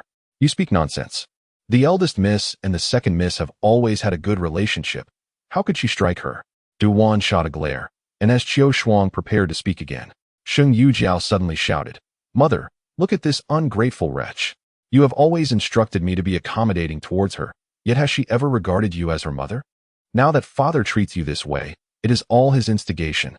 Eldest sister, your words are rather peculiar. How have I instigated father? Our father is a respected scholar. How could I, a mere girl, ever sway him? If father were so easily influenced, what would others think of him? What would the emperor think? Sheng Yuhua spoke in a calm tone, causing Sheng Yicheng to shudder at her final words. How could he forget that this disobedient daughter now holds another identity? That of the Cold Prince's consort? She has the means to meet the Cold Prince. If she carelessly speaks to him, and he inadvertently reveals something to the emperor, would that not spell trouble for herself? Humph, Huar is right. I am not yet senile. Sheng Yujiao, confess, was it you who intended to strike your sister first? I. Sheng Yujiao's face contorted in discomfort, her nose in agony. Master, Jiao Jiao is not well. We should have a doctor examine her. Yang Wanru was already troubled by the matters concerning the shop. Moreover, with Sheng Yujiao injured, she could contemplate alternative solutions. Humph. I'll have the doctor attend to her shortly. Yang Wanru, what is the situation with our shop? Do not claim that the Yang family possesses extraordinary business acumen. Master, can we first tend to Jiao Jiao's injuries? I assure you I will provide a satisfactory response regarding the shop. The doctor has arrived. Yang Wanru's luck was indeed fortuitous. Dr. Su was hastily summoned. Upon seeing the injured, his lips twitched involuntarily. The eldest daughter of the Shangshu residents seems to have a knack for misfortune, frequently ending up injured. The last time she was grievously hurt. Yet she has recovered so swiftly. And this time, gazing at her distorted nose, he felt a pang of sympathy. Please, find a place for her to lie down. Two maids hurried to support Sheng Yujiao, followed closely by Yang Wanru. In the blink of an eye, the courtyard was significantly less crowded. Sheng Yicheng did not follow, nor did Sheng Yuhua. This morning, the commotion in the courtyard had already caused their father distress over the shop outside. Observing Sheng Yicheng's dark and handsome face, one could not deny that, despite his questionable character, he still possessed an appealing exterior. He had drawn their mother in with his looks all those years ago, hadn't he? What more do you wish to say? Due to Sheng Yuhua's words, Sheng Yicheng had sent someone to investigate the shop sold in recent years. What a shock it was upon discovery. Although the buyers were not of the Yang family, they ultimately fell into their hands. He was no fool. It was clear this was Yang Wanru looking after her family. Upon uncovering this truth, Sheng Yicheng felt no gratitude towards Sheng Yuhua. It was all this wretched daughter's fault. Did you know about the shops all along? Wretched girl, why did you not inform me sooner? His eyes glared at her with a ferocity that seemed more akin to an enemy than a father. If it were his former self, he would surely have been heartbroken. Father, I only heard about it a few days ago by chance. I was out buying items for Ping Ping, and then when I stumbled upon the information, I could hardly believe that Aunt Ro could act in such a manner. Sheng Yuhua's face reflected her sorrow as she sighed. Father, how many shops do we still possess? Such private encroachment upon a family business. Surely the authorities will intervene? I have heard that if there are evidence of unfair dealings, one can report it to the officials and reclaim the shops without compensation. And those involved may even face imprisonment. If these shops are indeed Mother-S dowry, would it not require your or my signature to conduct such transactions? Though you are not a virtuous man, you remain Mother-S husband. In principle, you have the authority to handle this. As her daughter and rightful heir to the dowry, I possess even greater rights. Father, I must visit the Cold Prince's residence, so I shan't take up more of your time. Having said all she needed, she trusted that Sheng Yicheng would know what to do. Halt! Just as Sheng Yuhua was about to leave, Sheng Yicheng suddenly called out. This time, his tone was considerably gentler, and he refrained from calling her wretched daughter. Father? Sheng Yuhua turned back obediently, her confusion evident. Though you have received a decree of marriage from the Cold Prince, you are not yet wed. You haven't even entered his household. Yet you go running to the Cold Prince's residence every few days. To the unknowing, it might seem as if you are desperate to marry. Father, I do not wish to go either. However, having just gained the approval of Ping Ping and Un, if I suddenly withdraw, what if they no longer acknowledge me? She paused, recalling how fond they had been of her just yesterday. What if they grow impatient and come looking for me? Sheng Yuhua hesitated, and Sheng Yicheng shivered at the thought of the two fierce mastiffs rushing towards her. Those were mastiffs, after all, ravenous creatures that devour without leaving bones behind, feared by all who might dare to seek justice. Go, hurry along. Sheng Yicheng dared not let them approach. He waved his hand, urging Sheng Yuhua to leave at once. Sheng Yuhua chuckled softly. Just two dogs, and yet they frightened my esteemed father so. How amusingly timid. Your Highness, you. Lin Shireen had been harboring thoughts about consummation, having resolved to take a chance. What troubles you? The Ink Prince remained as gentle as ever, always treating her with kindness. Previously, Lin Shireen had felt her heart flutter, but after that fateful morning, her heart had grown cold. Did the prince still harbor feelings for Sheng Yuhua? She wondered if he realized that the name he called out belonged to Sheng Yuhua. Your Highness, you are my husband. You may speak freely with me. Lin Shireen suppressed her jealousy, maintaining an air of grace. I do not have feelings for her. It is merely that she has suddenly changed her mind, causing discomfort in my heart. Recall the words of his mother. He must secure Sheng Yuhua. But how? It required meticulous planning, and it might even necessitate Lin Shireen's assistance. Husband, I too cannot comprehend why she suddenly reversed her decision. But, again seeking medical attention, Lin Shireen lifted her gaze cautiously, her expression one of concern for Sheng Yuhua. Sister Yuhua is far too impulsive. Everyone knows the Cold Prince is frail. Who can say how long he might live? In a moment of folly, she may find herself bound to a life of widowhood. Husband, my heart aches for Sister Yuhua. Upon hearing this, Ji Zimo's eyes darkened. Sheng Yuhua, what madness has overtaken this woman? Wasn't granting her the position of primary consort sufficient? He had even promised her their firstborn. Such ingratitude. The Ink Prince's irritation grew, while Lin Shireen's gaze turned colder. Husband, I wish to invite guests to our residence for a flower viewing. Should we extend an invitation to Sister Yuhua as well? Lin Shireen looked up, her smile radiant. Perhaps we should indeed invite her. Let us set the date for 3 days hence. The Ink Prince nodded. 3 days from now would be an excellent choice. Your Highness, there must be some misunderstanding between you and Sister Yuhua. Otherwise, she would not be so resolute. When she arrives, you should clarify things with her. Lin Shireen spoke with apparent consideration, and the Ink Prince felt satisfied, though his expression remained indifferent. It is unnecessary. Observing his apparent indifference, Lin Shireen devised a plan, one that would ruin Sheng Yuhua. She was curious to see if the Ink Prince would still harbor feelings for Sheng Yuhua should he discover her entanglements with another man. After leaving the Shangshu residence, Sheng Yuhua intended to head straight to the Cold Prince's residence, stopping along the way to purchase some candied hawthorns. Miss, do they truly enjoy this treat? The two maids were incredulous. The formidable mastiffs had a fondness for such childlike delights. Indeed, you may explore at your leisure. As for the Cold Prince's residence, she had no intention of bringing anyone inside just yet. The matter of treating the Cold Prince remained undisclosed for the time being, although the two maids were loyal.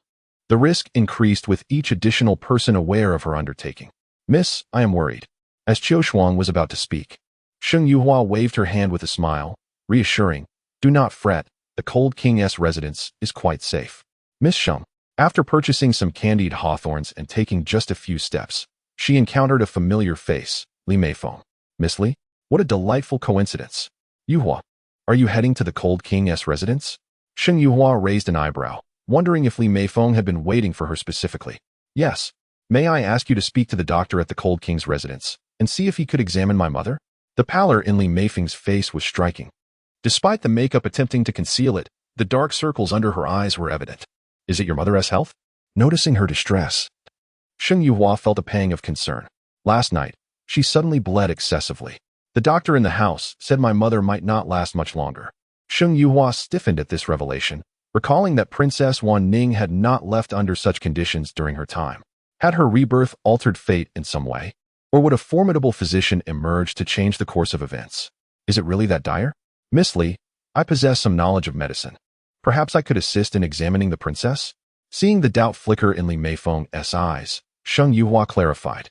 I need to assess her condition personally to relay it accurately to the doctor. After a moment's contemplation, Li Meifeng conceded, that would be most helpful, Yuhua. Though aware of Princess Wan Ning's grave condition, witnessing it firsthand shocked Sheng Yuhua deeply.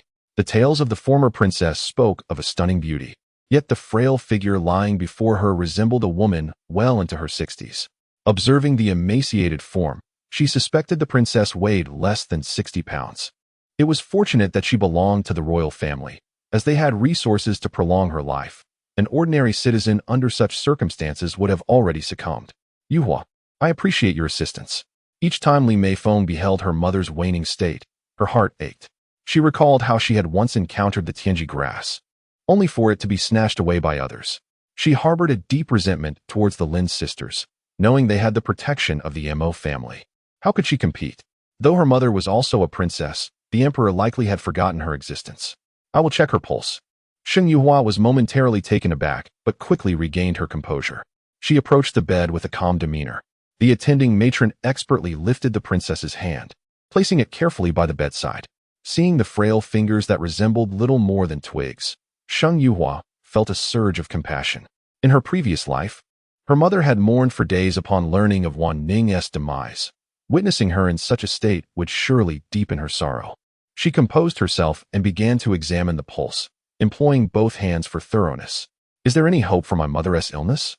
Li Meifeng had long forgotten her earlier suspicions, now consumed by the fear that Sheng Yuhua might deliver the devastating news that her mother was beyond saving. How long can the princess remain conscious each day? Sheng Yuhua inquired, rather than answering directly. Usually, not more than an hour. The matron's eyes glistened with unshed tears. The princess had expressed that her time was short, with her sole regret being that she might not witness her daughter's marriage. I will attempt to rouse her, Sheng Yuhua declared, retrieving her needle pouch. She had a suspicion that she needed to clarify with the princess.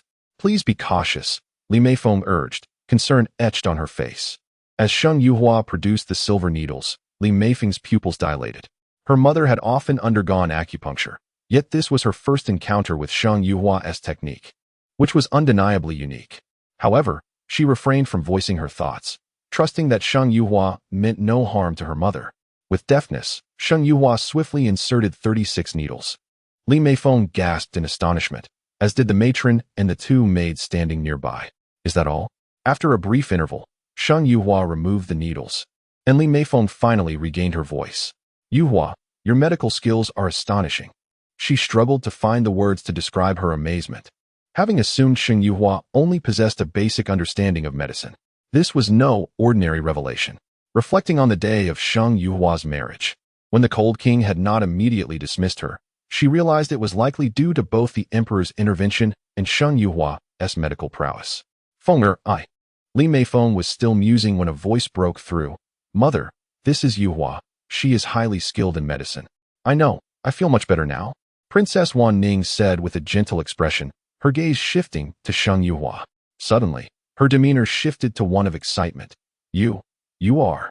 Mother, this is Sheng Yuhua, the second daughter of the Sheng family. Yuhua, you are the daughter of Xiaoran. Princess Wan Ning's expression remained animated as she reached out to take Sheng Yuhua's hand. With care, Sheng Yuhua extended her hand, feeling the princess's frail yet firm grip. Child, you have grown so much. I have long wished to see you, but my health has hindered me. I have heard that you are well cared for at the minister's residence. Although unaware of recent events, she knew that Yang Wanru had always valued reputation and treated her kindly. Do not be agitated, I will examine you. Sheng Yuhua's voice, though soft, carried a reassuring strength. Princess Wan Ning loosened her grip slightly, but refused to let go. Call me aunt, not princess. Ning aunt. Sheng Yuhua complied graciously, prompting a smile from the princess. I am well aware of my condition. My time is limited, and you need not trouble yourself with an examination. If there were a chance for recovery, I would not have lingered for so long. Ning aunt, do not lose hope. Perhaps I truly have a solution. She gently placed Princess Wan Ning's hand down and added softly, lift your clothing. I would like to check. Though harboring doubts, Princess Wan Ning did not protest. The matron stepped forward to assist, revealing the princess's undergarments due to her prolonged confinement. Upon seeing the skeletal form, Sheng Yuhua felt an inexplicable pang of sorrow. This was her mother's cherished friend. She would not permit her to depart so soon. Taking a deep breath, she positioned her hands on the princess's abdomen to begin the examination. Does this hurt? How about here? Pressing gently, she identified the two most tender spots, confirming her suspicions. Li Meifeng observed Sheng Yuhua's unorthodox methods with curiosity, but now was not the time for inquiries. She could only suppress her questions. What exactly is my mother suffering from? Li Meifeng's anticipation grew with Sheng Yuhua's distinctive examination. Ning Aunt, did you give birth not long before falling ill? Indeed. Ever since my younger brother's birth, my mother's health has been in a state of decline. Initially, it was not as severe. She merely experienced inexplicable bleeding. After consulting a physician, it was suggested that there was retained lochia. Although she was prescribed medication, the results were rather mediocre, and her condition progressively worsened. My mother's ailment has become a source of distress for Li Meifeng. Over the years, she has sought various treatments. Despite the inappropriateness of such discussions for an unmarried woman, she has little concern for propriety. No, it is not merely retained lochia. Sheng Yuhua nodded, feeling a profound sense of helplessness. The illness afflicting Princess Weining has been unduly delayed in treatment. In those times, there were no female physicians, and male doctors were unable to conduct examinations on women. Otherwise, such delays would have been unimaginable. Could it truly be attributed to my brother's birth? Because of this, my father has always held a disdain for my younger brother. Were it not for my mother's insistence, my brother might have been sent away long ago. To clarify, your mother was initially pregnant with twins. Sheng Yuhua glanced at the matron. Please fetch me some paper and ink. The matron hurried to comply, and at that moment, Lord Li returned in haste upon hearing the news. Fenger, have you located the renowned physician from the Cold King's Manor? Upon entering, he noticed several young girls in the room, causing him to feel somewhat awkward. Have you not found him? What a pity. I had hoped for a positive outcome. Father, this is Yuhua. Her medical skills are exceptional. She claims she can save my mother. Her? Lord Li scrutinized the overly youthful girl. He had heard of Sheng Yuhua, who had gained considerable fame in the capital. On her wedding day, she had called off the marriage, intending to wed the Cold King. Not only the women of the capital, but even those of his generation could not help but admire her audacity. She will surely recover. Father, Yuhua is indeed remarkable. She has merely encountered this ailment before. Sheng Yuhua humbly replied, while the matron had already returned with paper and ink. After a moment's contemplation, Sheng Yuhua swiftly penned a lengthy list of herbal prescriptions. Prepare these herbs and brew them into a half bowl. It must be done promptly. Lord Li examined the prescription. While the efficacy of the remedy remained uncertain, the handwriting was vigorous and elegant. Miss Chung, how confident are you? Lord Li cautiously inquired, handing the prescription to a servant behind him. Is it necessary for you to ask such a question, my lord? Sheng Yuhua raised an eyebrow and smiled, wishing to spare her mother any distress, knowing her connection with Princess Weining. As for Lord Li, she had no interest in currying favor. My apologies. It seems I expressed myself poorly. Lord Li quickly realized the implication. The doctors had stated that Weining's condition was grave. If Sheng Yuhua could indeed save her, it would be splendid. If not, could he possibly hold her accountable? Husband, Weining's voice called out. Lord Li hurried forward, grasping her delicate hand. Weining, husband. Regardless of my future, it has no bearing on Yuhua. Sheng Yuhua felt a sudden pang of emotion. Indeed, her mother's friends were truly kind-hearted. Even in her current state, she still thought of her. Aunt Ning, this is merely a minor ailment. If you follow the treatment, I assure you, within a month, you shall recover. Is that truly so? Before Weining could speak, both Lord Li and Li Meifeng eagerly interjected. Sheng Yuhua nodded, explaining, as I mentioned, Aunt Ning was carrying twins. After one was born, the other remained unformed, leading to her continuous bleeding. Fortunately, you have not abandoned her and have provided her with quality herbs, or she would not have endured for so long. She is indeed fortunate. Regarding the treatment, it is quite simple. Once everything is expelled, proper care will suffice. Sheng Yuhua then produced a pill and handed it to Weining. Aunt Ning, please take this. Without hesitation, Weining accepted the pill. Sheng Yuhua drafted another prescription, advising, some of these herbs are somewhat rare. Do your utmost to procure them and send them to the Cold King's Manor. I will prepare some restorative pills for Aunt Ning, allowing her to recover more swiftly. After waiting for a while for the medicine to brew, Weining consumed it. Only after confirming that everything had been expelled did Sheng Yuhua take her leave. Li Meifeng accompanied her out. Yuhua, rest assured, I have cautioned them not to speak indiscreetly. Cheng Yuhua nodded. I simply wish to avoid trouble for the time being. I understand, Yuhua. I am truly grateful to you today. Whenever you are free, I would like to invite you to dinner. Upon seeing the source of her mother's affliction, Li Meifeng was astounded. She had not anticipated that it was that very thing which caused her mother's illness. Let us discuss this another time. After departing from the Li residence, the two young maids could not contain their curiosity. Miss, when did your medical skills become so formidable? In a dream, the two young maids were momentarily bewildered. Ah, miss, did you just imply we are dreaming? Xia Lu was the first to react, pouting in complaint. Due to the matters concerning the Li family, Cheng Yuhua arrived at the Cold King's manor in the afternoon. She purchased 2 skewers of candied hawthorn and fed them to the Tibetan mastiffs upon entering. Watching them wag their tails joyfully, Cheng Yuhua smiled. Princess, you have finally arrived. The steward hurriedly approached upon hearing Cheng Yuhua's arrival. She encountered an acquaintance along the way. Cheng Yuhua was aware that her visit to the Li family could not be concealed, but the specifics of her actions would remain their business. The Li family was not without resources. The prince is awaiting you in the dining hall. Upon hearing this, Cheng Yuhua's lips twitched. She could not fathom how she had given the Cold King the impression that she was perpetually famished. Did he always await her presence in the dining hall? Nevertheless, she did feel somewhat hungry. After all, one needed sustenance to have the energy to work. Cheng Yuhua reassured herself. The Cold King maintained his aloof demeanor, and Cheng Yuhua chose not to approach him unnecessarily, preferring to keep her distance. She dined first, for healing also required physical strength. Once she finished her meal and the dishes were cleared, the Cold King beckoned, and a delicate box fell into his long fingers. My lord, what is this? Upon seeing the sudden appearance of the box, Cheng Yuhua suspected its contents. The herbs you requested. The Cold King's voice was calm as he extended his hand. Cheng Yuhua's gaze sharpened. Did this imply she should approach to retrieve it? She took a few steps forward, extending her delicate hand. Just as she was about to grasp the box, the Cold King unexpectedly released it, causing it to drop. Ah! Cheng Yuhua quickly reached out to catch it, but a large hand intercepted hers. Both her hand and the box ended up in his grip. Cheng Yuhua attempted to withdraw her hand, but his grip was powerful. My lord. Cheng Yuhua looked up, meeting the Cold King's deep gaze. She wished to release her hand. Yet his firm grasp left her at a loss. These herbs are exceedingly rare. They must be handled with care. Cheng Yuhua thought of explaining that it was her fault for not securing it, but she hesitated. She merely nodded, and the Cold King finally relinquished his hold. His gaze lowered, fixated on their intertwined fingers, leaving no one to discern his thoughts. Cheng Yuhua felt a slight flush of embarrassment, feigning calm as she grasped the box, opening it to reveal a century-old Tianji grass. The quality was superb, preserved in excellent condition. Cheng Yuhua delicately lifted it to her nose, inhaling its fragrance, and sighed. Excellent. Once the other ingredients are gathered, we can commence the preparations for the medicine.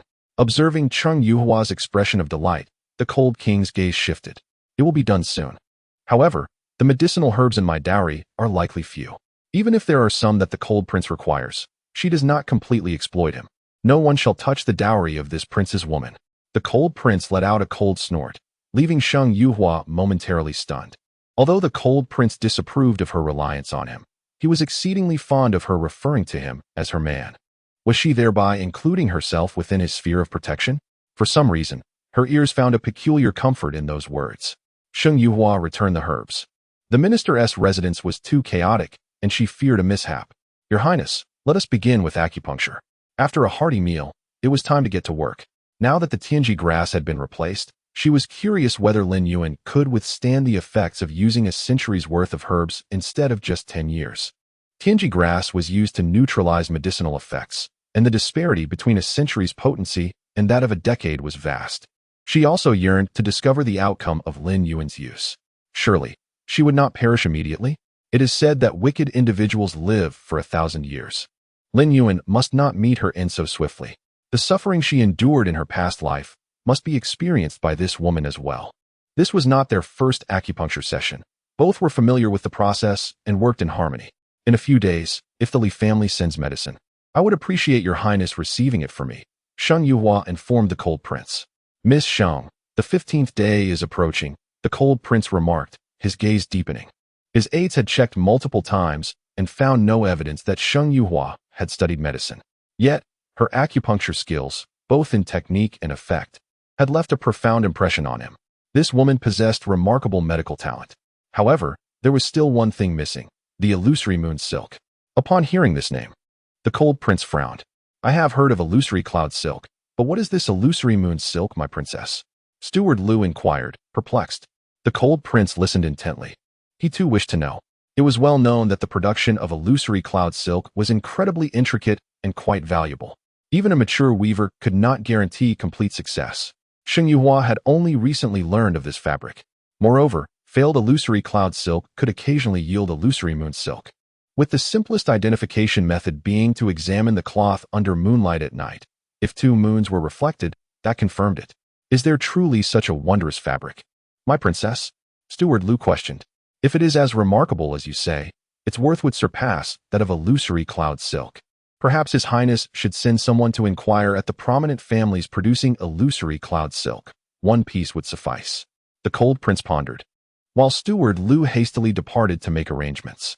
I admire your knowledge, Miss Sheng, the cold prince acknowledged. This was the first time he had heard of illusory moon silk. Without having seen it, he found it difficult to judge. By the way, I wish to design something to use when we go to Whitebone Mountain. Although she possessed some skills, her modest abilities would not suffice for such a venture. She would have to rely on the cold prince's men. In fact, in her past life, she had studied the poisons found there. Not only her, but several court physicians had also been commanded by Ji Zimo to conduct research. The poisons in that place changed yearly, and thus she was uncertain about the current state of the toxins. Whitebone Mountain. The mere mention of it caused her heart to ache profoundly. In her previous life, her maternal family had entered the public eye for her sake. Yet, what was the result? The conclusion was that Ji Zimo, that treacherous man, had sent them all to Whitebone Mountain. Since you are so fond of that place, in this life, I shall help you fulfill your desires. Sheng Yuhua's sudden chilliness caused a flicker of astonishment in the cold prince's gaze. Reflecting on the materials he had reviewed about Sheng Yuhua, he found it difficult to comprehend the depth of her hatred. Was it because of the Ink Prince? What profound love would lead to such hatred for a person's betrayal? However, according to the information he received, the relationship between the Ink Prince and Lin Shirin had never been concealed. In other words, it was a mutual affair. It made little sense for Sheng Yuhua to have remained indifferent only to suddenly hold them accountable. The cold prince's gaze lingered on her, and when she regained her composure, he averted his eyes.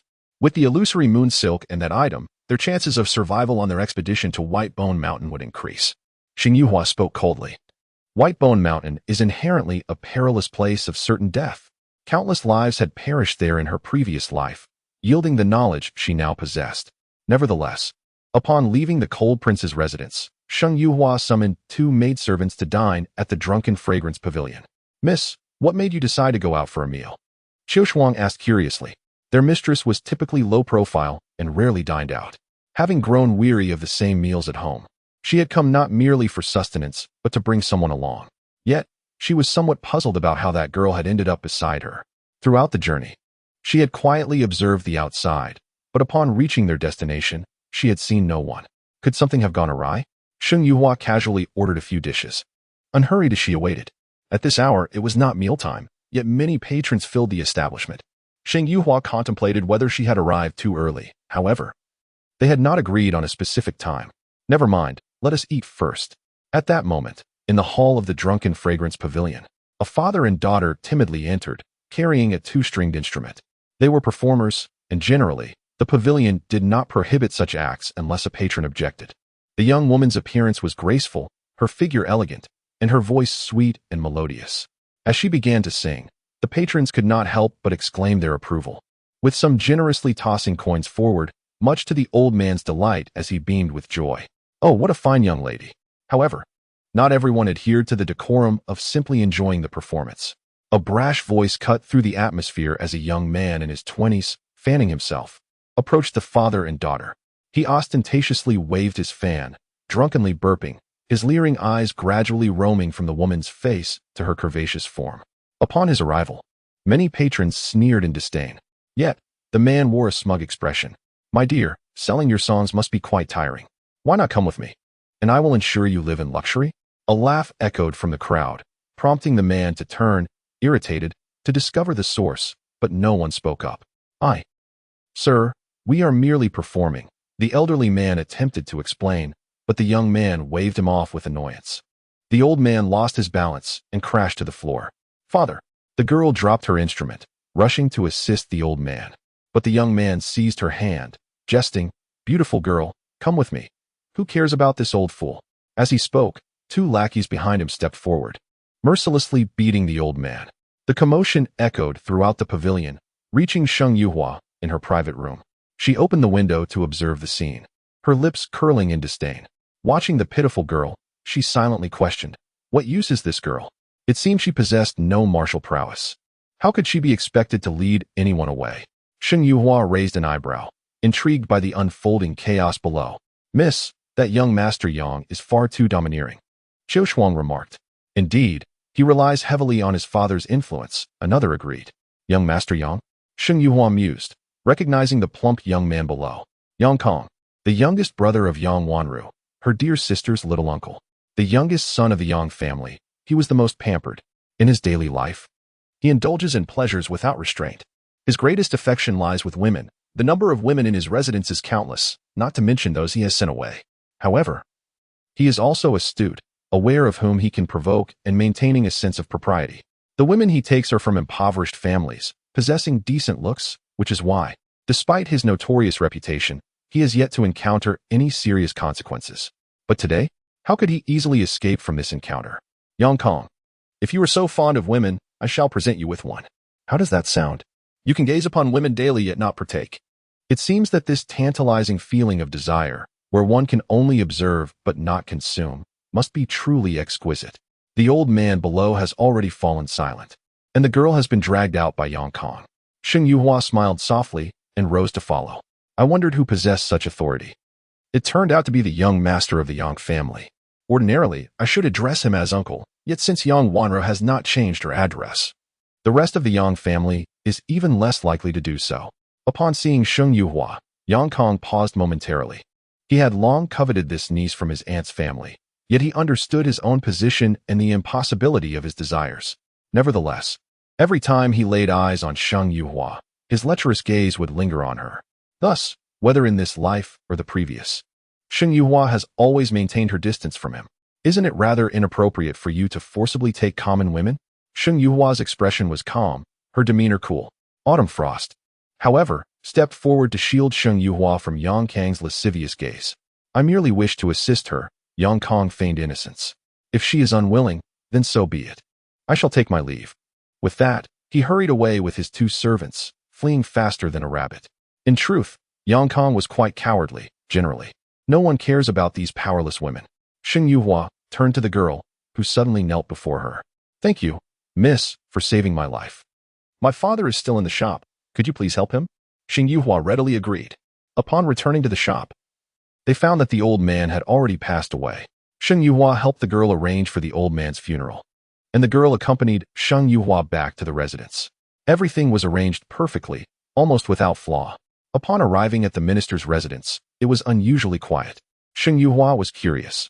Had Sheng Yiqing managed to settle the family's affairs in just one day? That was quite impressive. Miss, the old lady requests your presence. A maid informed her. Grandmother is calling for me. In the past, there were several days without her summoning. Now, it was 2 or 3 times a day. What could be the matter? The maid personally came to fetch her, so Sheng Yuhua did not hesitate and replied with a gentle smile. What is it, grandmother? It seems to be good news. The old lady looks quite pleased, the maid hinted. Sheng Yuhua felt even more perplexed. The entire household was fretting over her dowry. So what could possibly be good news? Meanwhile, in Anfu courtyard, the atmosphere was relatively pleasant. The side consort of the king of Mo personally sent an invitation, indicating their regard for them. The old lady gazed at the bright red embossed invitation on the table, her face beaming with joy. How is Jiao Jiao faring? What did the doctor say? The doctor stated that there are no major concerns. Yang Wanru wiped the tears from her face and sighed. Mother, I truly do not understand. Huatra's misunderstandings toward both Jiao Jiao and me are far too deep. Jiao Jiao merely wished to speak with her, yet inexplicably fell and fortunately did not injure her nose.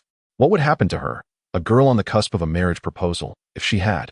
As for Huar, I shall have a word with her. What is it that grandmother wishes to say to me? Sheng Yuhua heard as she approached. The maid lifted the curtain, revealing Sheng Yuhua with a gentle smile, casually remarking, I just returned from the Cold King's residence and heard that you called for me. What is it you wish to discuss?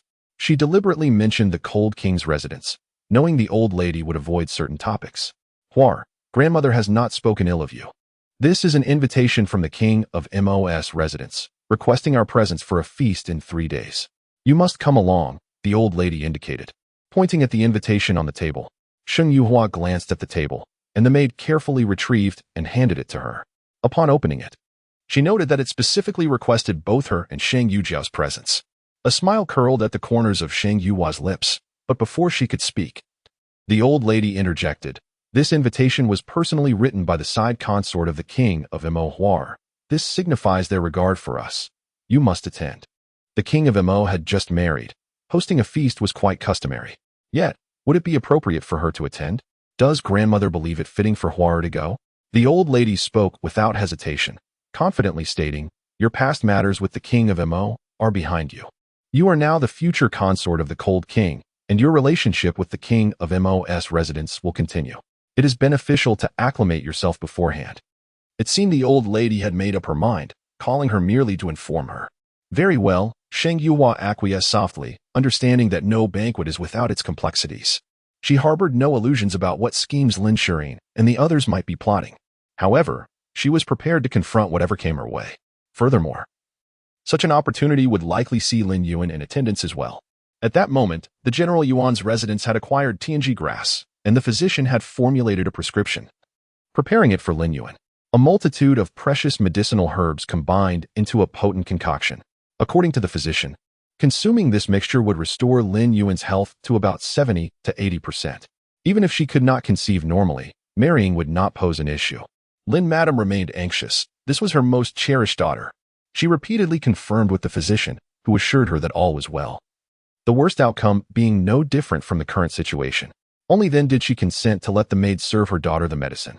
The physician stated that the effects would take about an hour, yet no one left, all anxiously awaiting.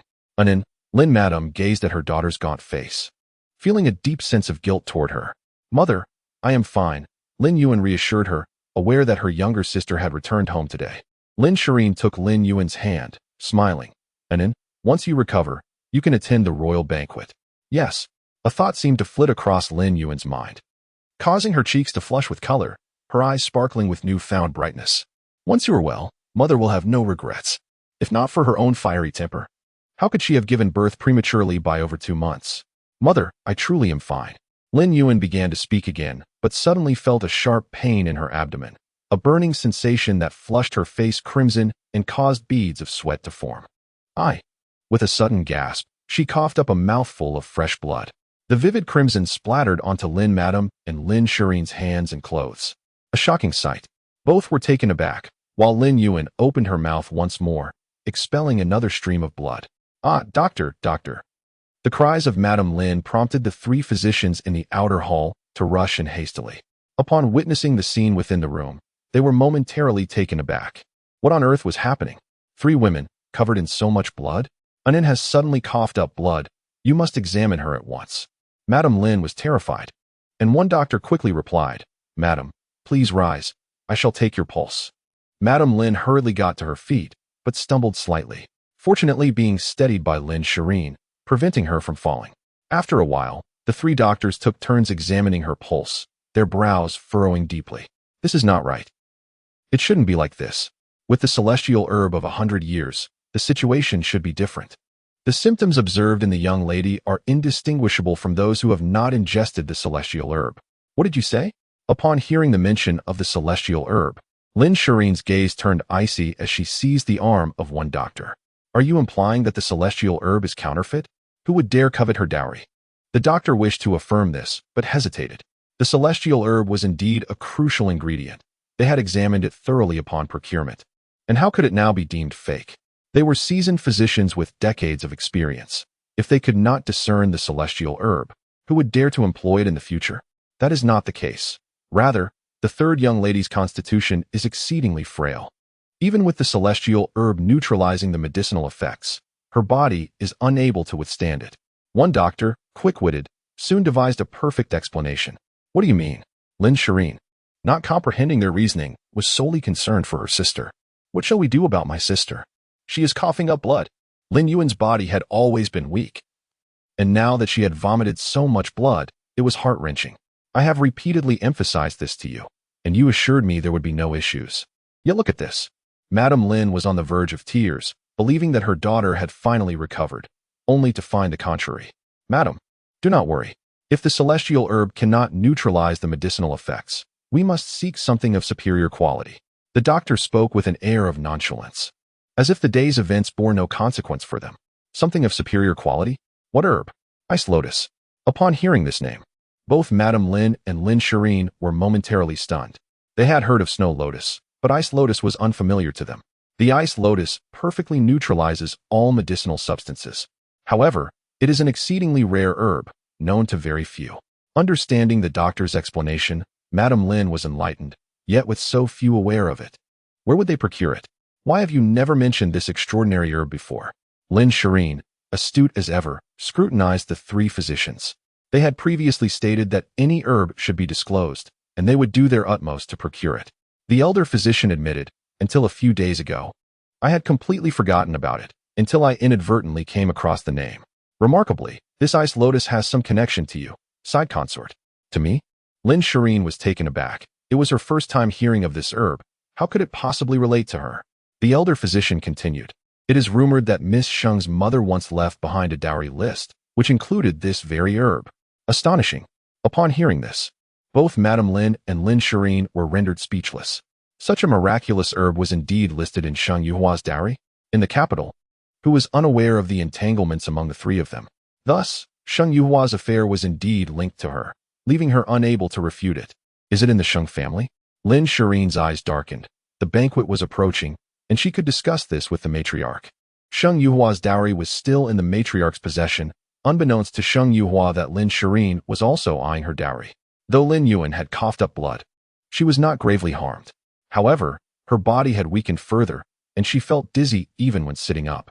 The doctor prescribed numerous tonics for her blood. Upon hearing that the necessary herbs were within the Sheng family, her brow furrowed in concern. Mother, second sister, our relationship with the Sheng family is not particularly good. They may not be willing to assist.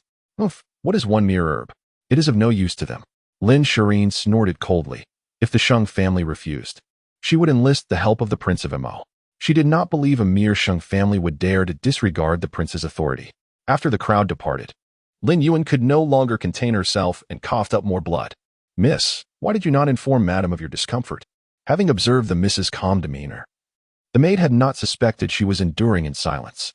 What difference would it make? They have already sacrificed too much for my ailment. Do not worry. Once we procure the ice lotus, your health will be restored. The maid, Zhuangju, offered comforting words. Lin Yuan glanced disheartenedly at the two robust maids beside her, wondering why even a common maid possessed such a healthy body while she did not. Life is unfair. My sister is in good health, yet here I am. No one noticed the coldness hidden within Lin Yuan's eyes. The maids, hearing her words, were at a loss for how to console her. Miss, this was merely an accident. Such words felt incredulous to her. Yet Lin Yuan could only sigh in resignation. So, will there be another accident next time? How could she respond to that? The Li family's efficiency was commendable. The medicinal supplies were swiftly delivered to the Cold King's residence, and Li Meifeng also informed Sheng Yuhua. Coincidentally, Sheng Yuhua was preparing for her final acupuncture session with the Cold King. You are injured? Observing his pallid complexion, a faint scent of blood lingered around him. Last night, assassins infiltrated the residence. Steward Lu lamented, the prince's leg is injured. Enough of your prattle. The Cold King retorted sharply, yet Steward Lu, anxious, pressed on. Your Highness, you are aware of the princess's medical expertise. It is no solution for your leg to continue bleeding. Perhaps the princess has a remedy? What? Still bleeding? Upon hearing this, Sheng Yuhua's expression grew serious. Let me see. No need. It is but a minor injury. The Cold King shot a cold glance at Steward Lu, who recoiled slightly but persisted. If it can be staunched, it is indeed minor. Yet if it continues to bleed, how much blood do you possess to sustain this? Let me take a look. Before the Cold King could object, Sheng Yuhua stepped forward briskly, approaching the man in the wheelchair, where the scent of blood was even more pronounced. Where's the wound? Observing the man seated before her, Sheng Yuhua felt overwhelmed. Lubo, quickly assist me in getting the prince onto the couch. Steward Lu hurried over, and together they hoisted the cold king onto the couch without further discussion. I said it is unnecessary. What you say is irrelevant. I am the physician. Seeing the cold king's stubbornness, Sheng Yuhua suddenly felt he was being rather childish. What does it matter if it is merely an injury to the leg? Why the fuss? Could it be that this cold-faced prince was shy? However, the priority was the prince's wound. It was likely poisoned. Otherwise, how could it bleed incessantly? Where's the wound? She forcefully pressed the resistant man down onto the couch, rolling up his pant leg to inspect the injury. Ah, princess, the prince's wound is rather peculiar, said Steward Lu, his expression fraught with difficulty. What? Must he remove his trousers? Lu swiftly halted Sheng Yuhua's hand as she attempted to lift the trousers, instead deftly loosening the waistband of the cold prince's trousers and pulling them down with alacrity. You nearly became a eunuch. Observing Steward Lu's adept movements and noticing that the cold prince was clad only in undergarments, Sheng Yuhua was rendered speechless. Oh, but wait, besides the undergarments, there is an excessively exaggerated bandage around the upper thigh. The white fabric distinctly revealed a hint of red seeping through. Looking at the location of the wound, Sheng Yuhua began to grasp the man's earlier distress. Where did this assassin come from? Quite skilled at aiming for the right spot. The cold prince was indeed fortunate. Had the wound been slightly off, he could have easily been rendered a eunuch. The first eunuch prince in history. Sheng Yuhua felt a wave of despair, while Steward Lu gazed anxiously at the blood seeping through, sighing, Princess, look, it has seeped again. The doctor has already examined it and declared that the hidden weapon is not poisonous, yet the prince's wound shows no signs of healing. Is the doctor certain there is no poison? Sheng Yuhua mused, though she felt a tinge of embarrassment at the sight of the wound. No wonder the cold prince wished to avoid her gaze. She too was reluctant to look now. She raised her eyes to observe the cold prince's expression, but found his gaze cold and piercing. Sheng Yuhua forced a smile. Perhaps we should forget it. I want tea, princess. The prince has bared himself. You cannot flee at this moment. Is that how you use flee? Sheng Yuhua retorted, puzzled by Steward Lu's earlier insinuation that she resembled a careless woman. Princess, this is quite a predicament. I shall take my leave now. Concerned for Sheng Yuhua's discomfort, Steward Lu hurriedly exited, shutting the door behind him. Princess, you and the prince are betrothed and will soon wed. There is no need to feel bashful. We shall not intrude. With your words, one might think I intended to force your prince. At that moment, only the two of them remained in the room, and Sheng Yuhua was at a loss for where to direct her gaze. The cold prince remained silent. Might I take a look? It was not ideal to merely wait idly. Observing the man with closed eyes, Sheng Yuhua decisively took action. The blood had already begun to seep, and the amount was alarming. No wonder the cold prince appeared so pale. With such a rate of blood loss, how could he not? As she attempted to untie the bandage, Sheng Yuhua found it stuck to his skin due to the blood. Spotting a nearby medical box, she retrieved scissors, deciding it best to cut the bandage. If it were to be pulled off while adhering to the wound, it would cause him even more pain. The cold prince did not protest, so she assumed his acquiescence. Carefully, she cut open the bandage, revealing a rather gruesome wound, though not particularly large. As Steward Lu had stated, it showed no signs of healing, resembling a fresh injury. Moreover, the wound's color appeared normal, and the blood was a vivid red. Sheng Yuhua furrowed her brows, swiftly producing silver needles to seal several acupoints. The flow of blood slowed considerably, yet it still seeped out. She extracted a vial of medicine, murmuring, "It may sting a bit, bear with it." The cold prince slightly closed his eyes, not once opening them again. Sheng Yuhua smiled softly, glancing at his current state. Though somewhat awkward, he remained modestly covered, leaving her to wonder what this aloof man was shy about. Removing the vial stopper, she let the powdered medicine fall into the wound. The man flinched slightly, but did not utter a sound. This was her concoction, which she had not anticipated needing so soon. The powder, though initially painful, soon ceased the bleeding. Sheng Yuhua did not immediately bandage the wound. She waited for a while, and after approximately the time it takes to brew tea, she removed the silver needles. Oddly, while the wound appeared normal and had stopped bleeding, fresh blood began to seep out again, albeit at a slower pace than before. It seemed time was against her, and the blood would continue to flow. Once more, she applied the silver needle, then draped a garment over the cold prince and stood to approach the door. As she opened it, she found Steward Lu eavesdropping outside. Princess Steward Lu, the awkwardness hung in the air. What had the prince consumed from yesterday until now? What had been added to the room? Sheng Yuhua snapped back to attention. If the wound was not the issue, then it must stem from what had been ingested or applied. Steward Liu understood the gravity of the situation. By the way, is there anyone else injured? Bring someone in with more severe wounds. After speaking, Sheng Yuhua returned to the room, where the cold prince finally opened his eyes, his deep gaze fixed intently on her. Sheng Yuhua averted her gaze, unwilling to meet his eyes, having done nothing just moments prior. Soon, a dark guard was brought in, his chest injury already bandaged. Your Highness, the dark guard hastily spoke upon seeing the cold prince, who merely glanced at him without uttering a word. The dark guard felt a wave of embarrassment, prompting Steward Liu to clarify, he is seriously injured, but the wound is not poisoned. It was plausible that the cold prince had been struck differently than the dark guard. Sheng Yuhua nodded and began meticulously examining the items in the room. Princess Steward Liu suddenly interjected, catching Sheng Yuhua's attention. The prince was not in this room. Yet the wound continues to bleed. That is rather unusual, is it not? Could it be poison introduced in this room? Nevertheless, Sheng Yuhua conducted a thorough inspection, finding no anomalies. The dark guard's wound showed no signs of bleeding. This was peculiar. Go outside and procure a complete set of clothing, from top to bottom, and replace everything. At this juncture, the inventory of what the cold prince had consumed was accounted for, revealing he had eaten very little. Princess, are you suggesting? If the poison had indeed been applied to his clothing, the perpetrator must be within the cold princess residence. The servants acted swiftly, changing the room entirely and replacing all bedding with new items. As the old clothing was discarded, a sense of relief washed over them as the prince's wound ceased to bleed.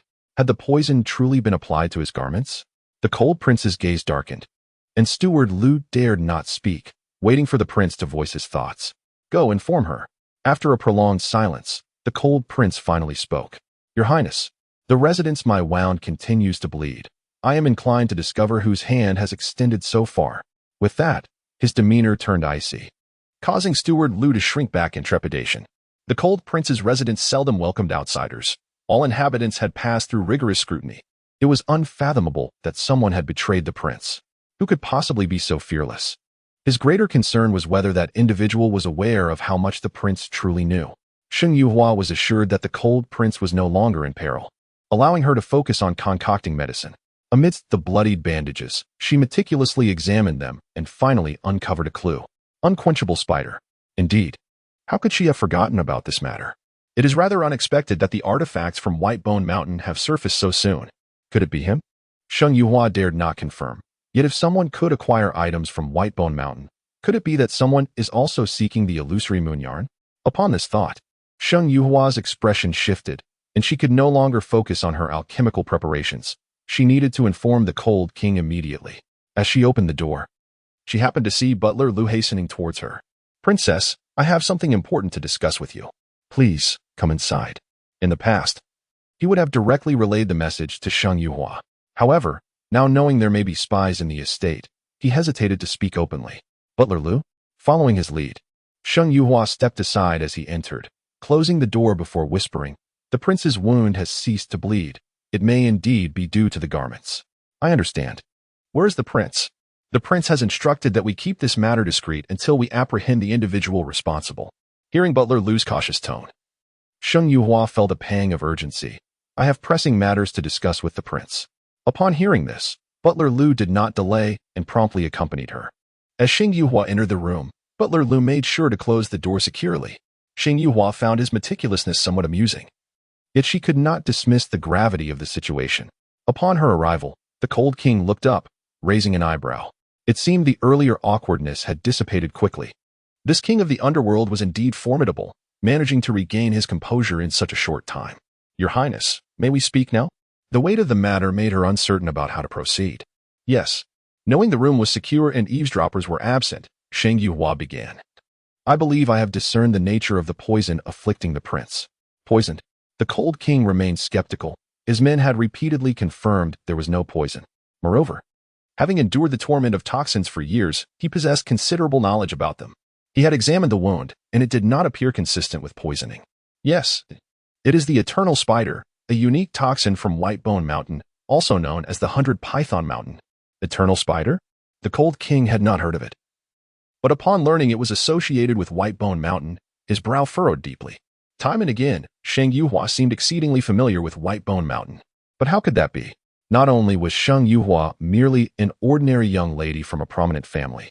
Even those with exceptional skills who had explored the area multiple times had unearthed nothing. The eternal spider itself was not venomous, yet the fluid it harbored could prevent wounds from healing. It is possible that either the prince's clothing or the concealed weapon that struck you contained the liquid from the eternal spider. A concealed weapon or the liquid? The Cold King's frown deepened further. Your Highness, while your wound appears stable now, someone has clearly visited White Bone Mountain. And I fear the illusory moon yarn may be at risk of being seized. It is rare for the illusory moon yarn to appear. Finding even one piece is a monumental achievement. Without it, it would be perilous for your men to venture into White Bone Mountain. Though she sought vengeance, she did not wish for the innocents to perish unjustly. Others are also coveting White Bone Mountain. The Cold King raised an eyebrow thoughtfully and then chuckled. Thank you for the information, Miss Sheng. Miss Sheng. Upon hearing this address, she understood that the Cold King had not fully recognized her. Although he did not correct his subordinate's terminology, it was acceptable.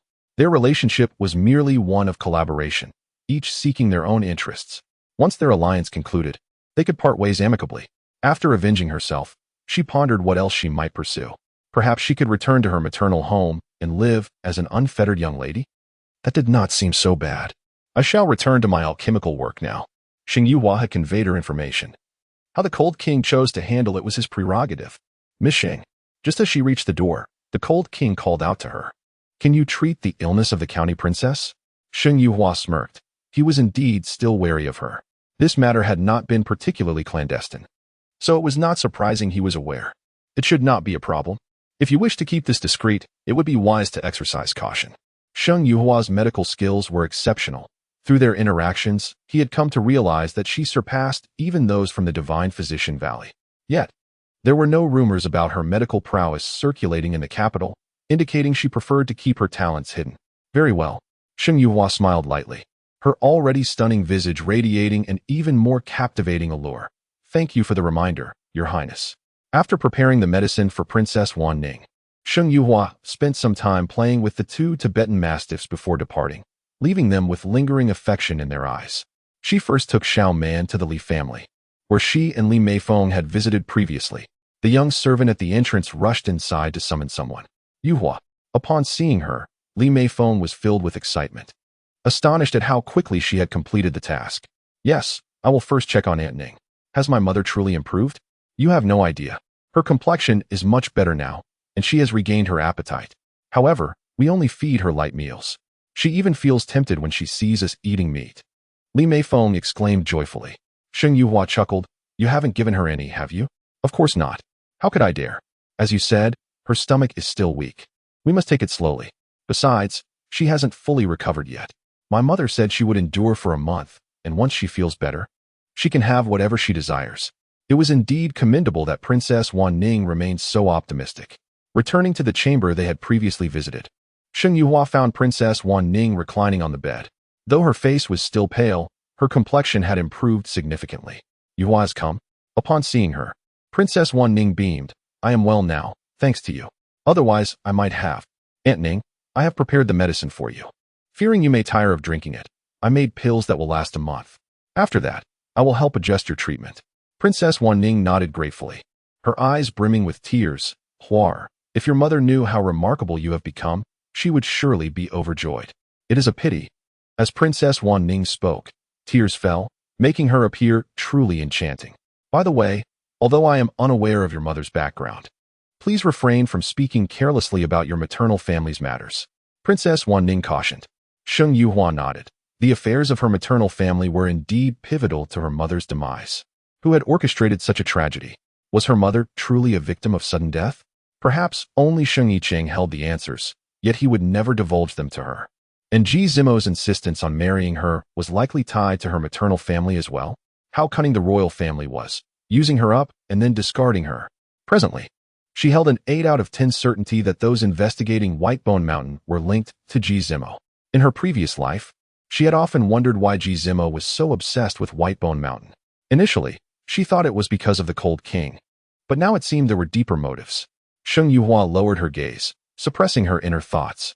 After conversing with Princess Wan Ning for a while, she was pulled away by Li Meifeng. By the way, Yu Hua, will you be attending the banquet at the Duke of Mo's residence? You received the invitation as well? In the Li family's back garden, a lovely pond teemed with fish. The two sat in a pavilion at the center of the pond, enjoying the view of the abundant lotus leaves and the swimming fish, feeling quite at ease. Yes, I detest the Lin sisters and have no desire to go. However, my mother insists I attend. This was the first invitation extended since the Duke of Mo's wedding. It was said that all the prominent figures in the capital had been invited. If her family did not attend, it would be seen as a slight to the Duke of Mo. Although her father was not intimidated by the Duke, it was wise to avoid unnecessary enemies when possible. If you were to attend, I would have a companion. Li Meifeng pouted, sighing, but it's obvious you won't be going. The events of that day. The marriage of Sheng Yuhua and the King of Mo stirred quite a commotion in the capital. How could she, who had publicly called off her engagement, suddenly visit the Mo palace? What would people say? Even if the Sheng family had no shame, they could not permit Sheng Yuhua to go. Congratulations, you have company. Observing Li Meifeng's pout, Sheng Yuhua affectionately brushed her slender nose. Ah, what do you mean? Li Meifeng, momentarily bewildered, wore a look of confusion. You have company. Sheng Yuhua innocently blinked. Suddenly, Li Meifeng understood. Ah, you're going? You can't go. Witnessing Li Meifeng's strong reaction, Sheng Yuhua felt a cold amusement within. Indeed, even a naive young girl like Li Meifeng recognized that it was neither appropriate nor convenient for her to attend at this time. But what of her grandmother? In her eagerness to curry favor with the King of Mo, she disregarded Yuhua's wishes and insisted on her attendance? There was no choice. The Sheng family had received an invitation explicitly requesting her presence. Lin Shireen must be out of her mind, Li Meifeng exclaimed. Why would she invite you? Li Meifeng looked perplexed. If it were her, she would probably never want to see Sheng Yuhua again. Flattery often conceals ulterior motives. Lin Shireen cannot simply invite you without reason. Yuhua, perhaps you should reconsider going? I can go alone and won't be bored. Her character was not one to suffer losses. What was there to fear? How could I not go? Sheng Yuhua raised an eyebrow, recalling her family's disposition, and smiled. My grandmother specifically instructed me to attend. Truly, what a remarkable grandmother. Li Meifeng felt a pang of sympathy. She had not realized how difficult life was for Sheng Yuhua in the Sheng family. Ah, without a mother. It must be like this for everyone, right? Her gratitude for Sheng Yuhua deepened. If it weren't for her, she too might have become a child without a mother. If you must go, it's not as if it's a den of tigers and dragons. Yuhua, rest assured, I will protect you. There is no need. She did not require protection. Yet, seeing Li Meifeng's concerned expression softened something within her. Why hadn't she befriended her in her past life? Had they been friends? Perhaps her fate would not have been so tragic. Very well. Sheng Yuhua acquiesced. Curiosity piqued about Lin Shireen's intentions. By the way, I almost forgot to share some good news. Li Meifeng suddenly recalled, her brows lifting. Do you remember the Tianji herb from last time? Sheng Yuhua nodded. The Lin sisters had taken it, but the true centennial Tianji herb was in the Cold King's residence. Had Lin Yuan already used it? Lin Yuan's luck is indeed unfortunate. I've heard that after using the Tianji herb, she bled profusely. It was said she lost quite a lot, frightening Lady Lin to the point of fainting. Bleeding? Sheng Yuhua had not inquired further, though it seemed plausible. The Tianji herb was an exceptional medicinal material, and the disparity between a century-old herb and one merely a decade old was vast. While she could make a decade-old herb appear as if it were a century old, it could not possess the efficacy of a true centennial. Thus, how could a physician treat a 10-year herb as if it were 100 years old and still counteract the potent effects? And what transpired afterward? Surely they didn't trouble the apothecary? The herbs were fine. I had observed them. Their quality was indeed high. But Lin Yuan's body could not withstand it. Who could she blame? Li Meifeng replied with exasperation. Sheng Yuhua agreed. As long as the apothecary was unharmed, she felt reassured. However, I am curious, having failed to utilize the Tianji herb, what other medicinal materials might they seek? The Lin family is quite attentive to their daughter, Li Meifeng casually remarked. Yet Sheng Yuhua took note. If the Tianji herb proved ineffective, what would they pursue next? Could it be? Speaking of counteracting medicines, there were indeed superior options to the Tianji herb, though they were exceedingly rare. One such elusive remedy was the Bingpal lotus. It was part of her mother's dowry. Although the list of her dowry had not been made public, a few were aware of it. Had they specifically invited the matriarch of the Shang family to bring her along, perhaps with intentions toward the Bingpa lotus? How cunningly calculated. However, she had never seen a Bingpa lotus. Her mother's belongings were not to be used by the Shang family, and certainly not to be given to Lin Yuan. Fortunately, there were still 2 days left, ample time for her to maneuver. Wan Ning summoned them back, stating, "This is a small token from me. Consider it in addition to your dowry. By the way, I am aware of the Cold King's situation. Do you truly wish to marry him?" Having regained her health, she inquired about the recent happenings in the capital, including the matter of Shang Yuhua. Upon hearing of her intent to wed the Cold King, she felt discontent. Setting aside the Cold King's physical condition, his temperament was hardly compatible. "Aunt Ning, no need." As Wan Ning extended the deed to her, Shang Yuhua refrained from accepting. She had saved her out of respect for her mother, not for monetary gain. "I was close friends with your mother. It is only natural for an elder sister to offer a gift to her younger sister's daughter, is it not?" Shang Yuhua couldn't help but grimace. While it was customary to offer gifts, the shop she presented was far too precious. This was the largest cosmetics shop in the capital and the most lucrative part of Wan Ning's dowry. "This is merely a small token of my goodwill. Is my life worth less than this shop? Oh, Yuhua, just accept it. Otherwise, my mother will not rest easy." Li Meifeng joined in urging her, and with no other option, Shang Yuhua reluctantly accepted. What of your plans with the Cold King? Now that she was well, she could strategize for Shang Yuhua. Even if it were a royal decree of marriage, she could still contemplate solutions. "The Cold King is quite agreeable. I find myself very satisfied." Shang Yuhua smiled, her expression devoid of any pretense. Observing her demeanor, Wan Ning sighed. "As long as you have made your decision." Xiaoman. Upon returning to the courtyard, Xiao Shuang and Xiaolu were busy with their tasks, and Shang Yuhua called for Xiaoman, Mississippi. Xiaoman promptly responded, "Could you assist me in retrieving the medicinal materials from my mother's dowry?" She did not wish to provoke any unwanted attention. "Of course," Xiaoman replied calmly. Shang Yuhua regarded her composure. "Your martial skills are commendable, are they not? Miss wishes to learn martial arts?" Xiaoman referred to some books she had seen. "I lack the talent for martial arts, yet I possess a keen interest in the art of escape." "Then please wait a moment. I shall prepare it right away." Shang Yuhua remained curious about her preparations, but when she saw the items that evening, she was left astounded. They were various bags of considerable size. The material was unknown, and she could not discern their contents, only finding them peculiar. If Miss wishes to practice lightness skills, one must maintain a light physique. I practiced similarly, initially. I tied these to my limbs, and over time, there would be significant results. Bind these to my body. Shang Yuhua's lips twitched in disbelief. She had struggled with martial training in her past life. This time, she would endure. As she grasped a bag, she was about to tie it on when Xiaoman intervened. "Miss, do not rush. There is no need to bind them tonight. We can discuss it tomorrow." Watching Xiaoman deftly put the bags away, Shang Yuhua silently withdrew her hand, sensing that the days ahead would be challenging. The past few days had been particularly difficult for Yang Wanru. She could not clarify the situation regarding the shop, ultimately resorting to claiming ignorance. However, Sheng Yicheng had directly stated his intention to report to the authorities, seeking their intervention. Yang Wanru was too frightened to proceed. If the officials investigated, their actions would undoubtedly be exposed, and her maternal family might not only be accused of taking advantage, but could also face imprisonment. She asked Sheng Yicheng for a day to return to her maternal home. She instructed Sheng Yujiao to stay indoors and focus on her recovery, advising her not to provoke Sheng Yuhua. However, she felt a deep sense of unease. Her daughter had suffered continuous setbacks, and she was powerless to assist. What misfortune had befallen that wretched girl, Sheng Yuhua? In haste, she returned to her mother's house.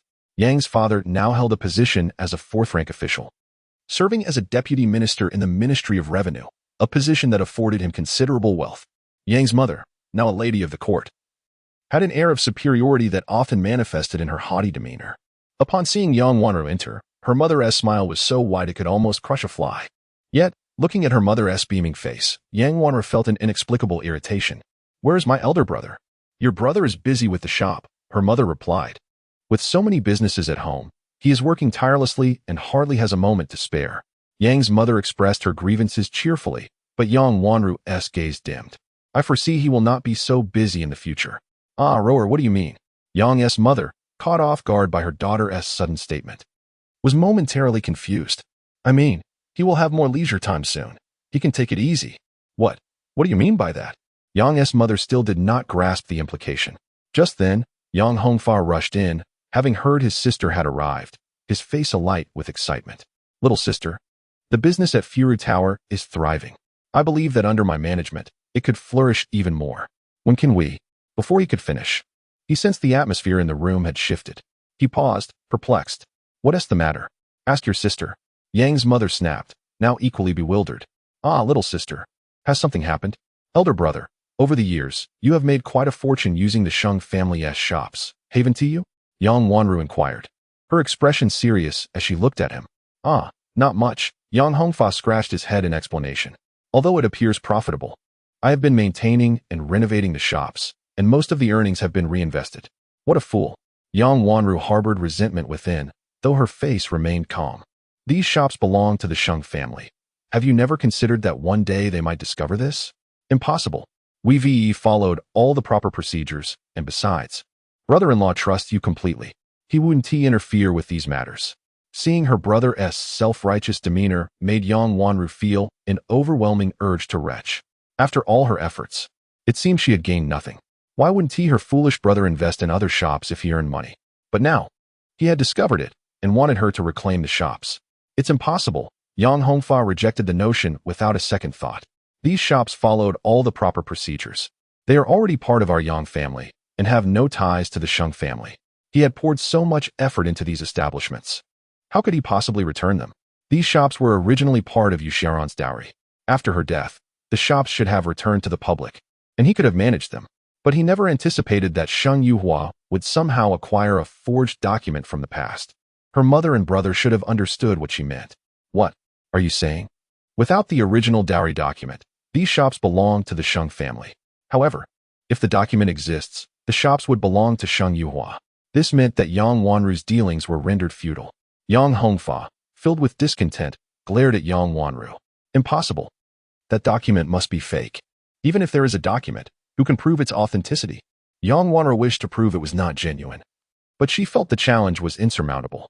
Sheng Yuhua had informed the King of Cold, who had intervened personally. Both were taken aback by the king's involvement. How could such a formidable figure take action? Rower, tell mother the truth. Has Sheng Yuhua already entangled herself with the King of Cold? When has the King of Cold ever shown interest in a woman? Why would he suddenly defend Sheng Yuhua? He didn't know me before. And I can't believe it. Yang Wanru pondered deeply. She knew Sheng Yuhua very well and shook her head. They should not know each other. Impossible. What of the King of Cold? Can he simply seize other shops? Yang Hongfa shouted, his neck straining with indignation, while Yang's mother calculated their losses in silence. These shops are ours. We have invested so much effort, they cannot be returned. Our Yang family's foundation is already weak. If we lose these shops, how will we survive? Just relying on my son's meager salary?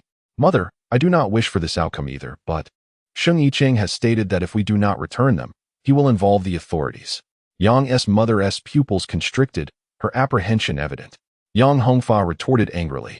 All the paperwork is in order. What can he do? Humph. Does he think he can simply reclaim the shops? The authorities will not overlook this. This was Yang Wanru's greatest concern. You should return and placate Sheng Yicheng. That wretched girl, Sheng Yuhua, should find a way to resolve this. Seeing their resolution, Yang Wanru realized further discussion was futile and left with a heavy heart. As she stepped outside the Yang family's gates, the lively sounds from the street felt burdensome. Yang Wanru sighed deeply. This time, Sheng Yicheng was truly serious. How could she possibly appease him? Unless the Yang family returned everything they had consumed over the years. But that was impossible. Her brother showed no inclination to part with anything. Madam. Suddenly, the carriage halted as someone blocked its path. It was a young maid. Yang Wanru lifted the curtain and glanced outside. My lady requests your presence for a discussion. My lady? Curiosity piqued within Yang Wanru as she followed the maid into the tea house. In a private room on the third floor, a regal woman sat by the window, adorned in a delicate red flower-patterned satin gown, exuding an air of nobility. It was Lin Shireen. Seeing her, Yang Wanru was momentarily taken aback. Madam, upon Yang Wanru's arrival, Lin Shireen smiled and nodded. I see you wearing a frown. Have you encountered some distress? Lin Shireen had observed Yang Wanru's troubled demeanor and noted her furrowed brow as she returned home, even more pronounced upon her departure. Madam, it is merely family matters. Indeed. We share a certain fate, do we not? Is it not fate? Yang Wanru sighed, feeling helpless. It is my daughter Hua, or who lacks the fortune.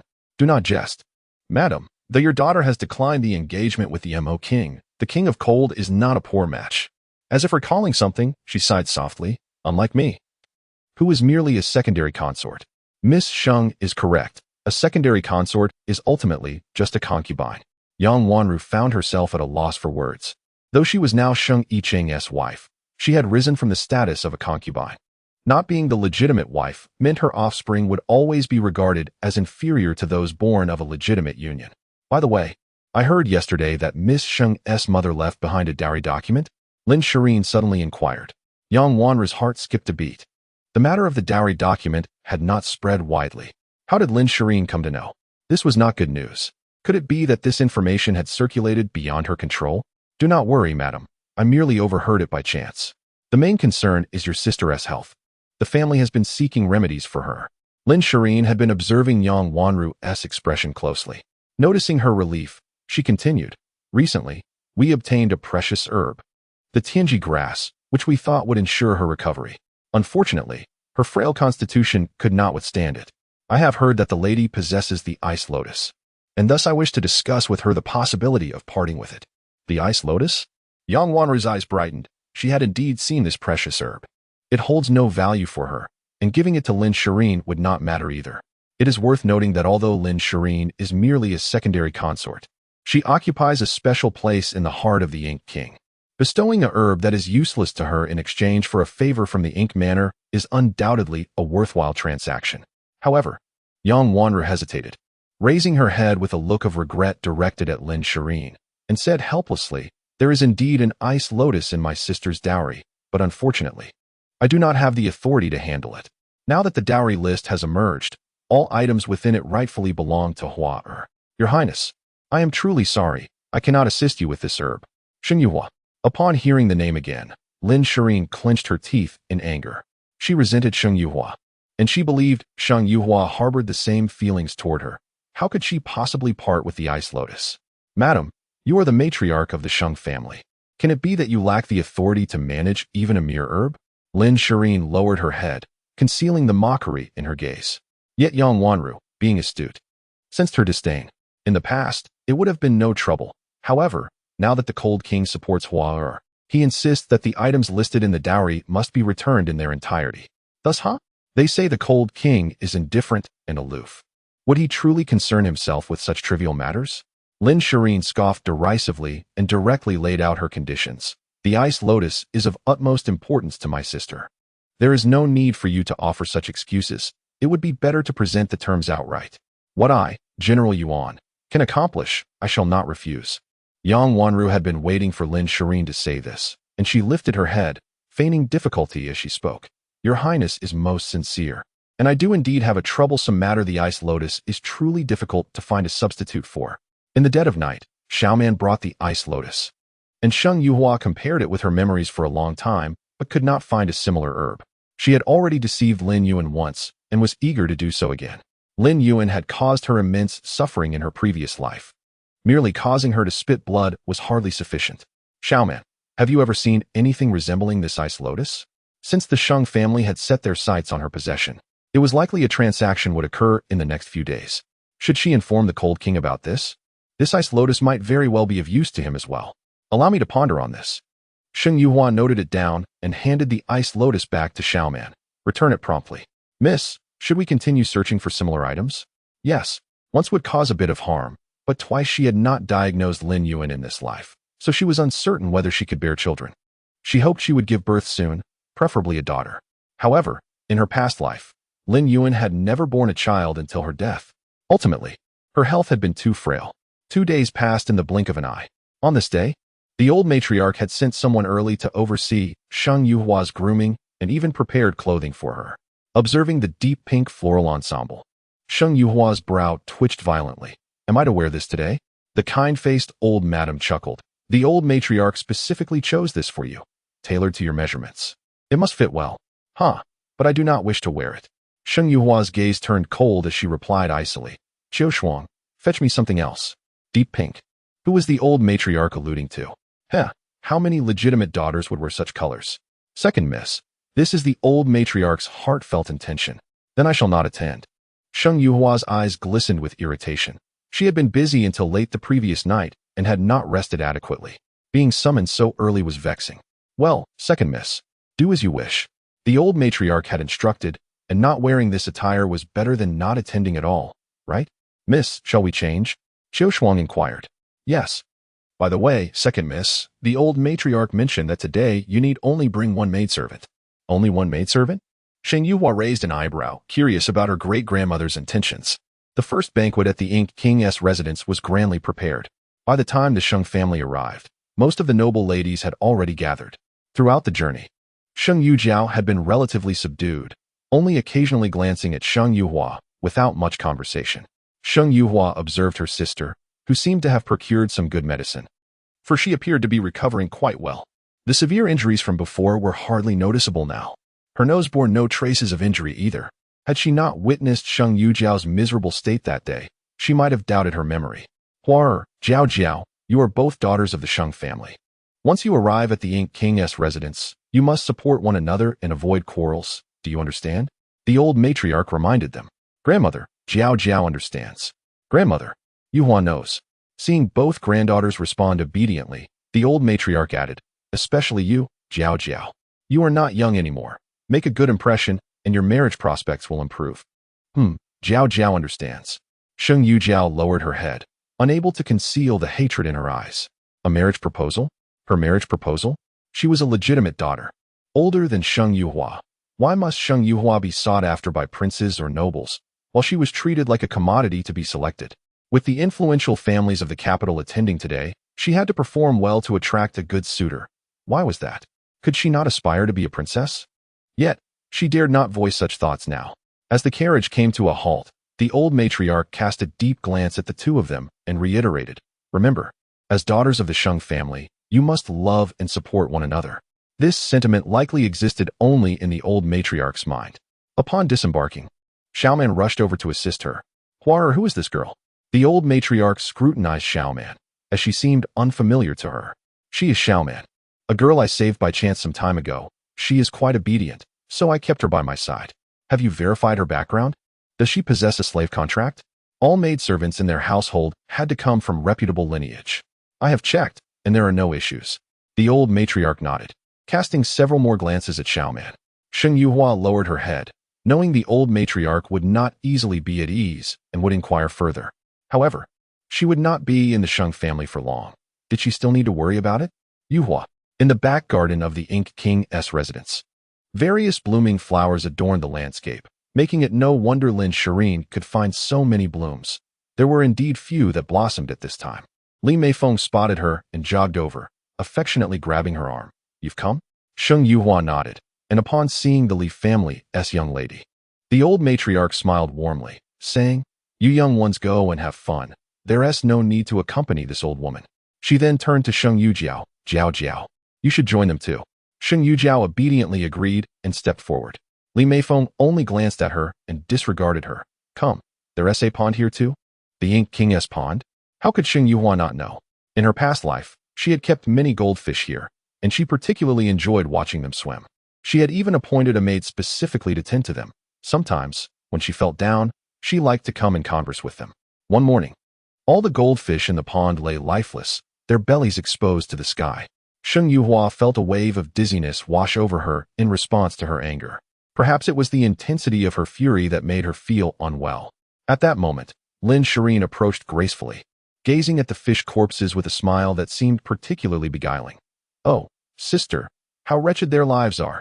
Following a lowly person, they are bound to have lowly fates. Look, their miserable lives are short. Even heaven cannot bear to watch them suffer, so they have perished. As she spoke, she stifled a laugh. And although Sheng Yuhua suspected her involvement, she had no evidence. Her eyes reddened with rage as she demanded, did you do this? Sister, you wrong me, Lin Shirin replied. Last night, I fed the fish with the prince, but who could have guessed that their wretched lives could not endure the food he provided? And then there was Ji Zimo. Sheng Yuhua found it hard to believe, yet she sent someone to investigate, and indeed, the matter was confirmed. She could not fathom why Ji Zimo would poison the fish she cherished. However, upon encountering Lin Shirin again by the pond the next day, she found her weeping. claiming she had not poisoned the fish. She clung to Sheng Yuhua's arm, and in a fit of frustration, Sheng Yuhua waved her hand, causing Lin Shirin to fall into the pond. Soon after, Ji Zimo arrived, his gaze sharp as if laced with venom. That day, she lost her first child. Sheng Yuhua shook off her memories and paused her steps. Let us admire the flowers. There is little to see in the pond. Indeed, Li Meifeng agreed, not insisting further. Sheng Yujia followed obediently behind, appearing transformed today. The two strolled leisurely, only to encounter many young maidens who quickly averted their eyes upon seeing them. Whispers floated through the air. Sheng Yuhua knew they spoke ill of her, yet she remained indifferent. Is this Sheng Yuhua? How audacious of her to marry the Cold King. The Ink King would have been far better. Some people simply do not appreciate what they have. Hush, do not speak so loudly. Lin's side consort is looking our way. Their words reached Lin Shirin's ears, and her smile nearly faltered. Did they need to keep reminding her of her status as a side consort? Sister. Lin Yuan gently tugged at her sleeve, whispering, Sister, do not stoop to their level. Once you are with child, the Emperor will grant you the title of primary consort. This was, after all, what the Emperor had promised on their wedding day. Why invite her as well? Lin Yuan asked, not understanding Lin Shirin's motives. Was it not better for Sheng Yuhua to distance herself? She coughed softly, feeling her body still too fragile. It matters not. Most have been invited. And we cannot leave her out. She has prepared splendid gifts for Sheng Yuhua, Lin Shirin replied, glancing at Sheng Yuhua's radiant smile, secretly wishing she would continue to smile later. Indeed, but with the imperial decree of marriage, my union with brother-in-law is no longer possible. You need not worry, sister. Lin Yuan comforted her earnestly, and Lin Shirin patted her hand, her smile growing even more brilliant. Sheng Yuhua, how could I ever allow you to marry the Cold King? The humiliation you have caused me shall be repaid tenfold today. Unbeknownst to Sheng Yuhua, Lin Shirin harbored ulterior motives, and she remained on high alert. As they strolled, their pace leisurely and their conversation light, they were occasionally interrupted by harsh remarks from others, causing Li Meifeng to consider confronting them, but Sheng Yuhua held her back. What would you say to them? Sheng Yuhua smiled, nonchalantly responding, they are merely envious. Li Meifeng paused, then realized, smiling, you are right. Yuhua, they are all simply envious. You have been bestowed with imperial marriage not once, but twice, both to princes, while they have yet to receive even a single offer. While that may be true, do you truly believe your words flatter me? Emphasizing twice so pointedly, Sheng Yuhua quipped, how shameless. One woman, hearing Li Meifeng's words, scoffed and approached angrily. The Ink King does not favor you. He personally married Lin's side consort. You, Miss Sheng, are merely a servant brought to the wedding. What is there to be proud of? This woman was a familiar face to Sheng Yuhua. She seemed to have a peculiar affinity for the Yang family, having encountered Yang Kong while shopping and now Yang Yujuan at the Ink King's residence. Regardless of the Ink King's affections, I am wed by imperial decree. If Miss Yang has the ability, perhaps she could persuade the Emperor to grant her a marriage as well? Sheng Yuhua replied with a calm smile. Her? To receive a decree? Li Meifeng chuckled, what audacity. You. Yang Yujuan's eyes flared with fury, but given the Yang family's reliance on the Sheng family, she dared not act against the daughters of Sheng. Cousin, will you simply watch her bully us? Yang Yujuan sought help from Sheng Yujiao, who stood behind Sheng Yuhua. Cousin, we are sisters. My second sister was merely jesting. Sheng Yujiao interjected kindly. Sheng Yuhua turned to glance at her elder sister, surprised by this sudden change in demeanor. Before long, noon arrived, and a banquet was set in the Ink King's garden, the air fragrant with blossoms, creating a charming atmosphere. The elderly matriarch had reserved seating, while the young maidens gathered together. Li Meifeng was delighted to be seated with Sheng Yuhua, who maintained her guard as Sheng Yujiao sat beside her. Suddenly, as a young maid refilled their glasses, she accidentally spilled wine on both Sheng Yuhua and Sheng Yujiao. The maid frantically tried to clean it up, but the wine-soaked garments appeared quite unsightly. No need, second sister, do you have a change of clothes? Let us go freshen up, Sheng Yujiao suggested amiably. Sheng Yuhua lifted her gaze, smiling. That sounds good. Miss Sheng, it is my fault. Allow me to escort you to change, the maid said, leading them to the changing room. This area of the palace was secluded and quiet. Oh dear, second sister, my stomach hurts terribly. I cannot hold it any longer. I must go? As they entered the courtyard, Sheng Yujiao suddenly clutched her abdomen, crying out in pain. Sheng Yuhua looked on with concern. Elder sister, what is wrong? Did you eat something unclean? I should be fine. It is just a stomachache. I will step outside for a moment. You go in first. And I will find you shortly, Sheng Yujiao insisted, attempting to leave. But Sheng Yuhua grasped her arm, her complexion paling slightly, beads of cold sweat forming on her forehead. My stomach hurts too. Oh dear elder sister, we shall go together. Miss, our palace's dishes are all fresh and clean, the maid stammered, bewildered. As both young ladies seemed to be in distress. What should she do? I understand, it might just be my poor health. Elder sister, let us go. I feel terribly unwell. Sheng Yujiao clutched her stomach, momentarily forgetting her own pain. What was going on with Sheng Yuhua? Her stomachache was feigned, yet she appeared so convincing. Could it be that she truly felt unwell? The maid's gaze darted nervously, her forehead beaded with sweat. The side consort had arranged everything. There must be no mistakes at this moment. It is unacceptable. If she fails to fulfill the Empress's duties, the consequences will be dire. The young maid recoiled in fright, her gaze steely as she stepped forward and seized Sheng Yuhua's arm, her face still adorned with an obsequious smile.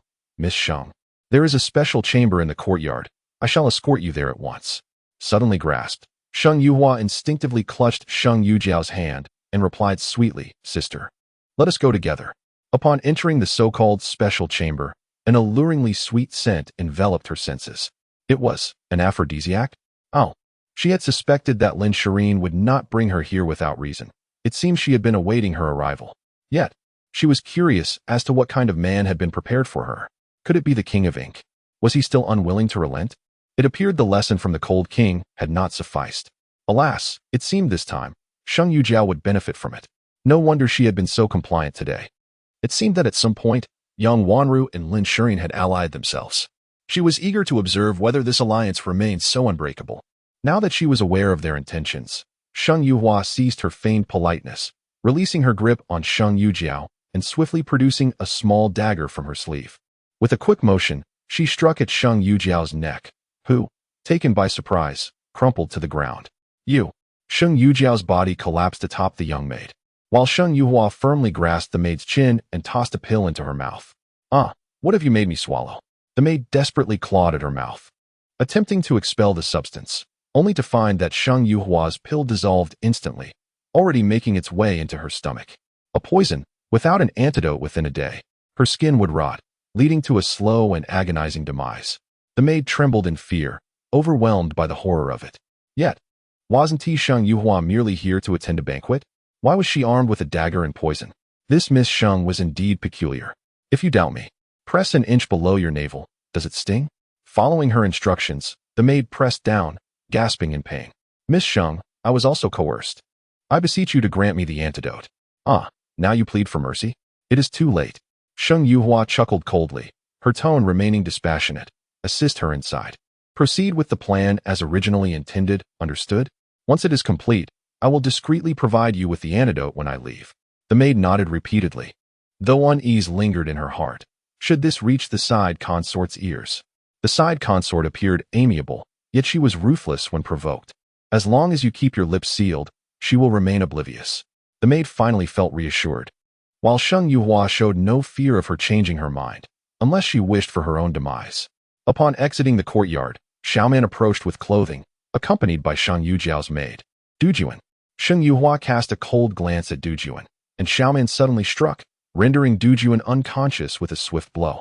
Do your utmost to bring Lin Yu into that room. Sheng Yuhua discarded Sheng Yujiao's garments into a nearby thicket. After issuing her commands, Sheng Yuhua recalled the key she had crafted a few days prior. The storage room of the King of Ink held numerous treasures. Unfortunately, she could not carry much away. She had prepared in advance for such a contingency.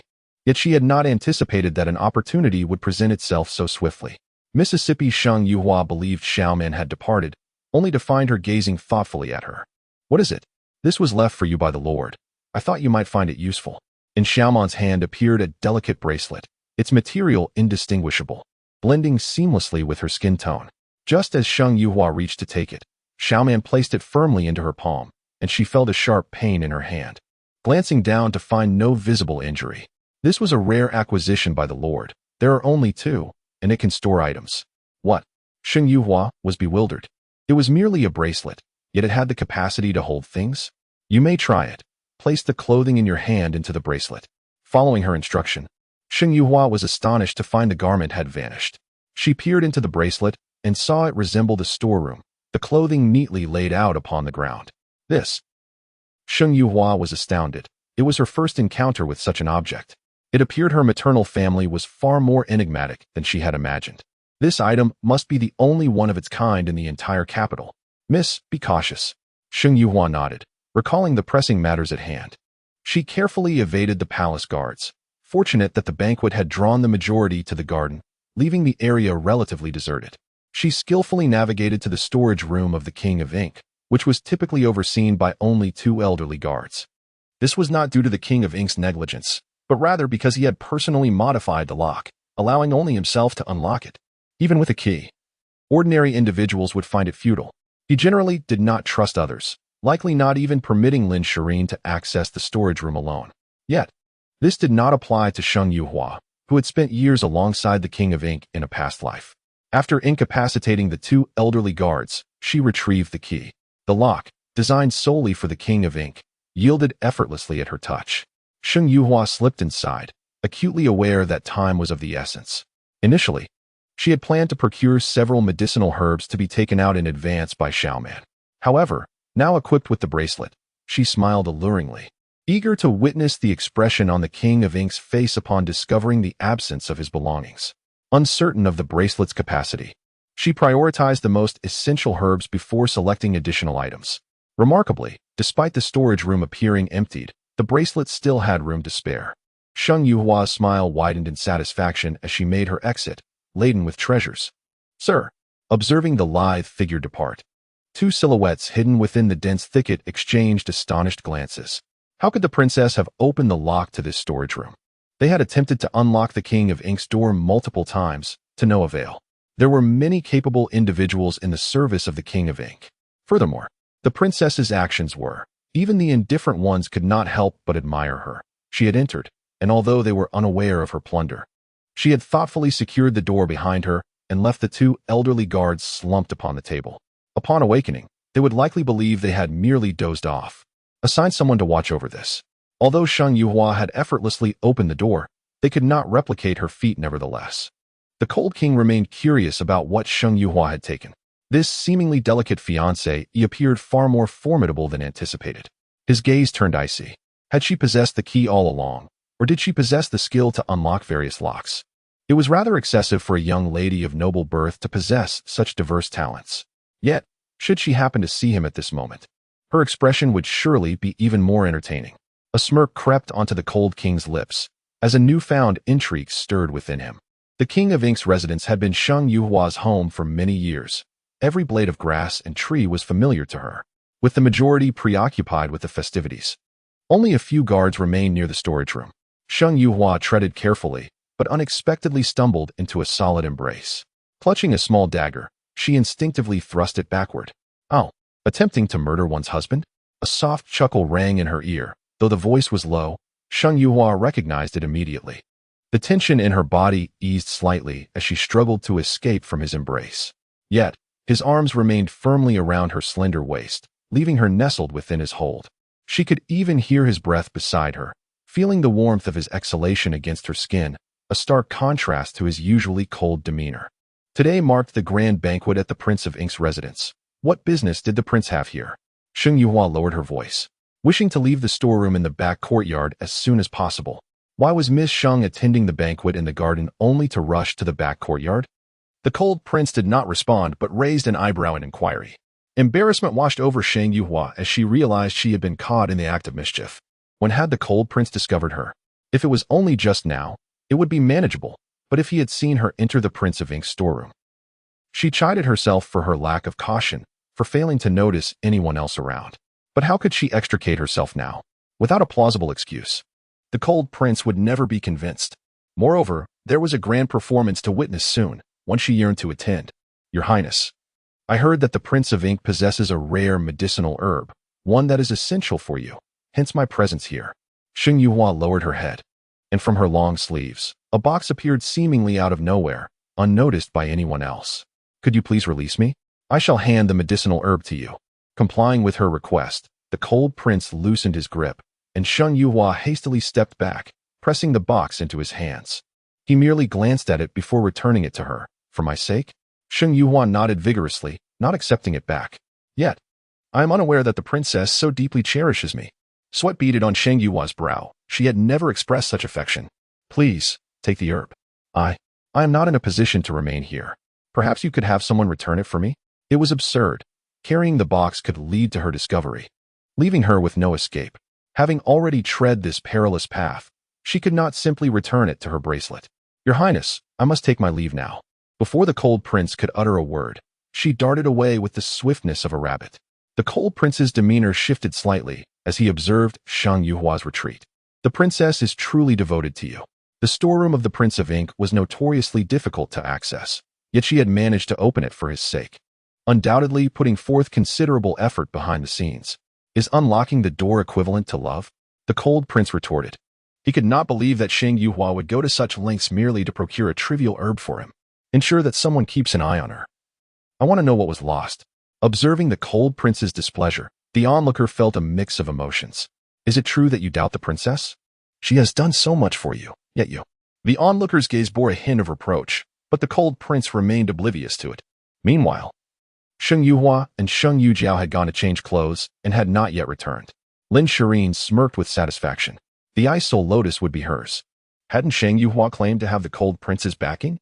She was eager to see if, in front of so many witnesses, Sheng Yuhua would still manage to entice another man, and whether the cold prince would still want her.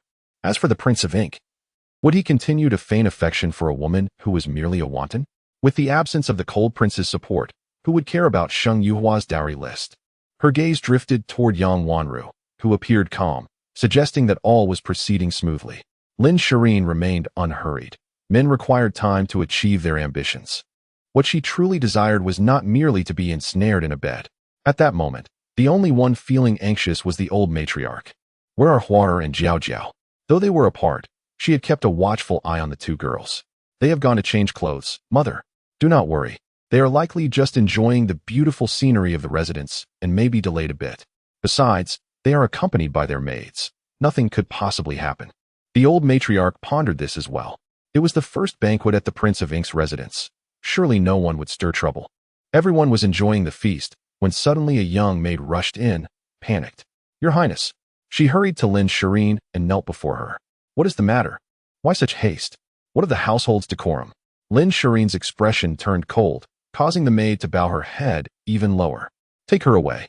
I do not wish to see bloodshed today. Confine her first. Lin Shirin commanded, her tone displeased. As a maid approached to escort the girl away, she quickly interjected. Your Highness, I accidentally spilled wine on Miss Sheng's gown and was anxious to guide her to change. The maid continued. I led the second Miss Sheng to a guest room, and she asked me to step outside. As she spoke, the crowd listened with keen interest. The second Miss Sheng was a well-known figure in the capital, having been betrothed to the Prince of Ink, only to retract her vows on the wedding day in favor of the cold prince, who had even granted the marriage. What is Miss Sheng up to now? The maid, sensing the curiosity in the air, hurriedly added, when I returned to check on her, I thought I heard a man's voice coming from the room.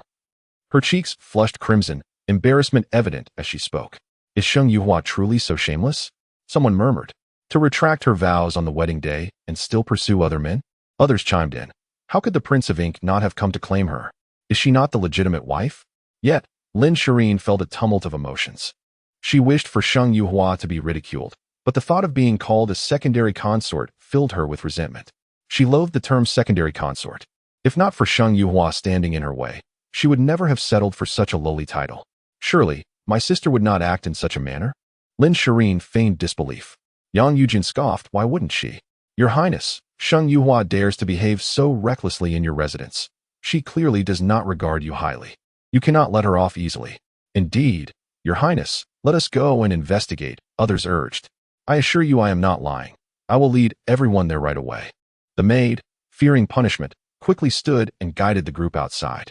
Please, everyone, do not rush. Let me send someone to check first, Lin Shirin urged anxiously.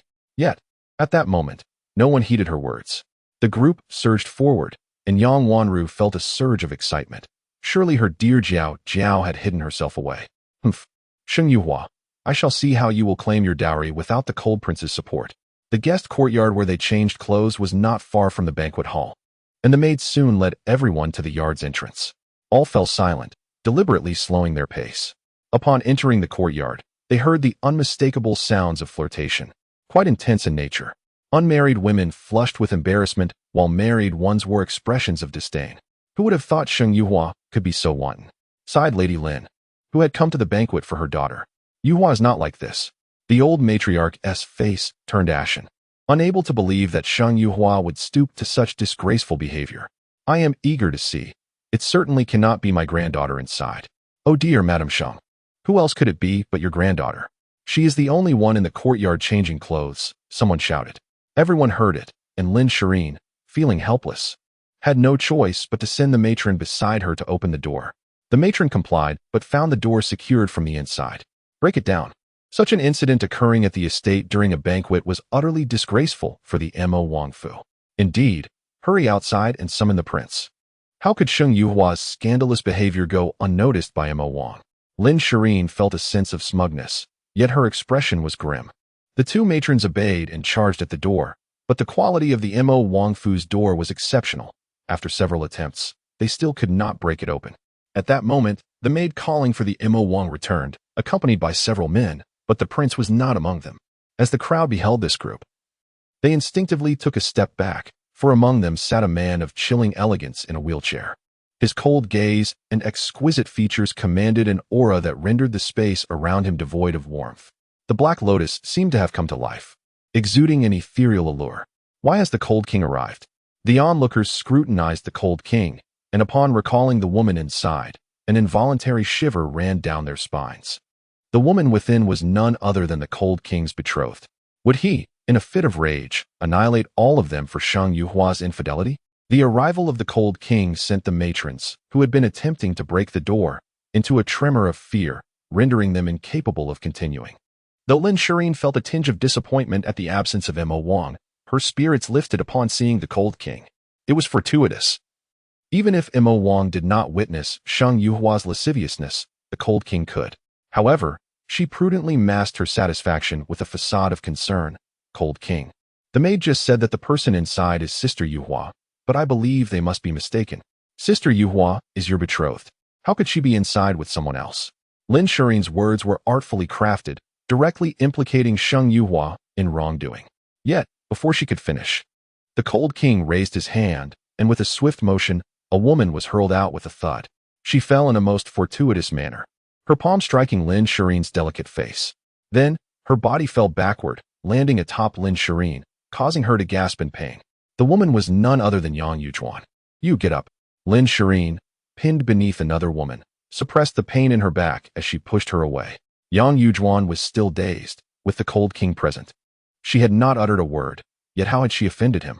However, upon hearing Lin Shireen's voice, she hurriedly attempted to rise, only to feel a sharp pain in her chest, causing her to collapse once more. Both Lin Shireen and Yang Yujuan cried out in pain, and the spectators were drenched in cold sweat. The Cold King was indeed as unpredictable as rumors suggested. Lin Shireen was the favored concubine of Mo Wang. She had spoken no ill words, yet the Cold King struck without reason. Mrs. Lin, seeing her daughter's face pale with pain, overcame her own fear to approach, calling for the maid beside her to help pull Yang Yujuan away and carefully assist Lin Shireen to her feet. Due to the fall, the noble and graceful concubine of Mo Wang had sullied her magnificent attire, her makeup disheveled, and even her meticulously styled hair had become askew, presenting a somewhat comical sight. However, at that moment, no one dared to laugh or speak. The crowd watched the coldly seated man with bated breath. Cold King, did I say something wrong? Why did you strike me? Lin Shireen, self-assured as the favored concubine of Mo Wang, held her ground. If she did not reclaim her dignity today, how could she face the capital again?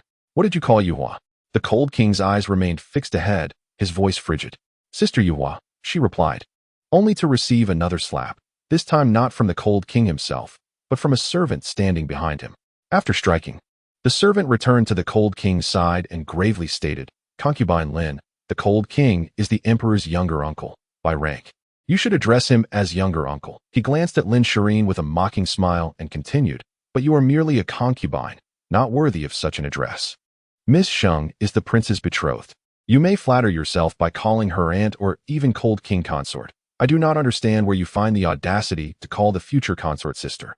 The servant's words left the crowd in stunned silence. They exchanged glances, bewildered. How could the cold king protect Xing Yuhua despite her infidelity? But she is consorting with another man. Lin Shireen suppressed her resentment and defiantly raised her head, the marks on her face appearing almost laughable. Heh, concubine Lin. Are you certain the person inside is our cold king consort? The servant chuckled coldly, nonchalantly picking up a pebble and tossing it with a swift motion. The sound of the stone striking the door echoed, causing the door, previously unyielding against the matron's efforts, to crash down. The scene within was revealed. On the bed lay not two, but four figures. Two men were visible from behind, while the women remained obscured. My lord, I have brought you the flowers you requested. Do they not bloom as beautifully as any? A delicate voice broke the silence.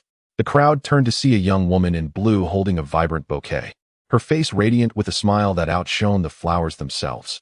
Xing Yuhua. The onlookers gasped, recognizing that the very woman who should have been inside was now outside, having just returned from gathering flowers for the cold king. Who were the two women inside? Ah, Zimo, how could you? Lin Shireen was the first to recognize one of the figures, her face draining of color as she exclaimed in a panic. Her words struck like thunder, leaving the crowd in shock. One of the men inside was Zimo. Who, then, was the other? Who were the two women? Yang Wanru. Upon seeing Xing Yuhua appear unscathed, felt a jolt of alarm. Hearing Lin Shireen's cry, she rushed into the room, pushing aside the others to see the women's faces. Not her. Her heart momentarily eased as she checked another woman. Ah, Jiao Jiao. Yang Wanru was stunned. She never expected one of the women to be her own Sheng Jiao. You, how could you? Madame Lin felt a sudden pang of anxiety as she noticed her youngest daughter was still missing. She fervently prayed that it was not Lin Yuan. But the reality was grim.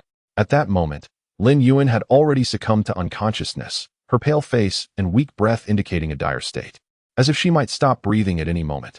Quickly, summon a doctor. The Mu Wangfu was in disarray. It was only Prince Han who, with a furrowed brow, coldly commanded, "Wake them up. These two men are clearly under the influence of drugs, and they seem intent on the women."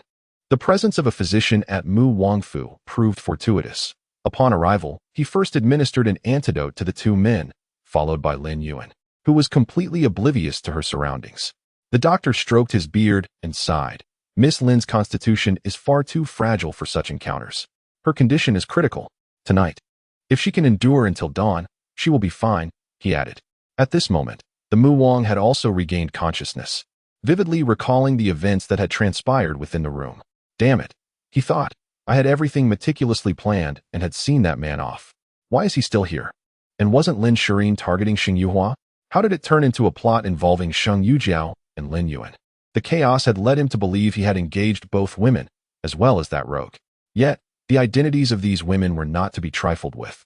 One was a legitimate daughter of the Ministry of Personnel, while the other was the third legitimate daughter of a general's household. With such a scandal erupting at Mu Wangfu, it was prudent for everyone to take their leave hastily.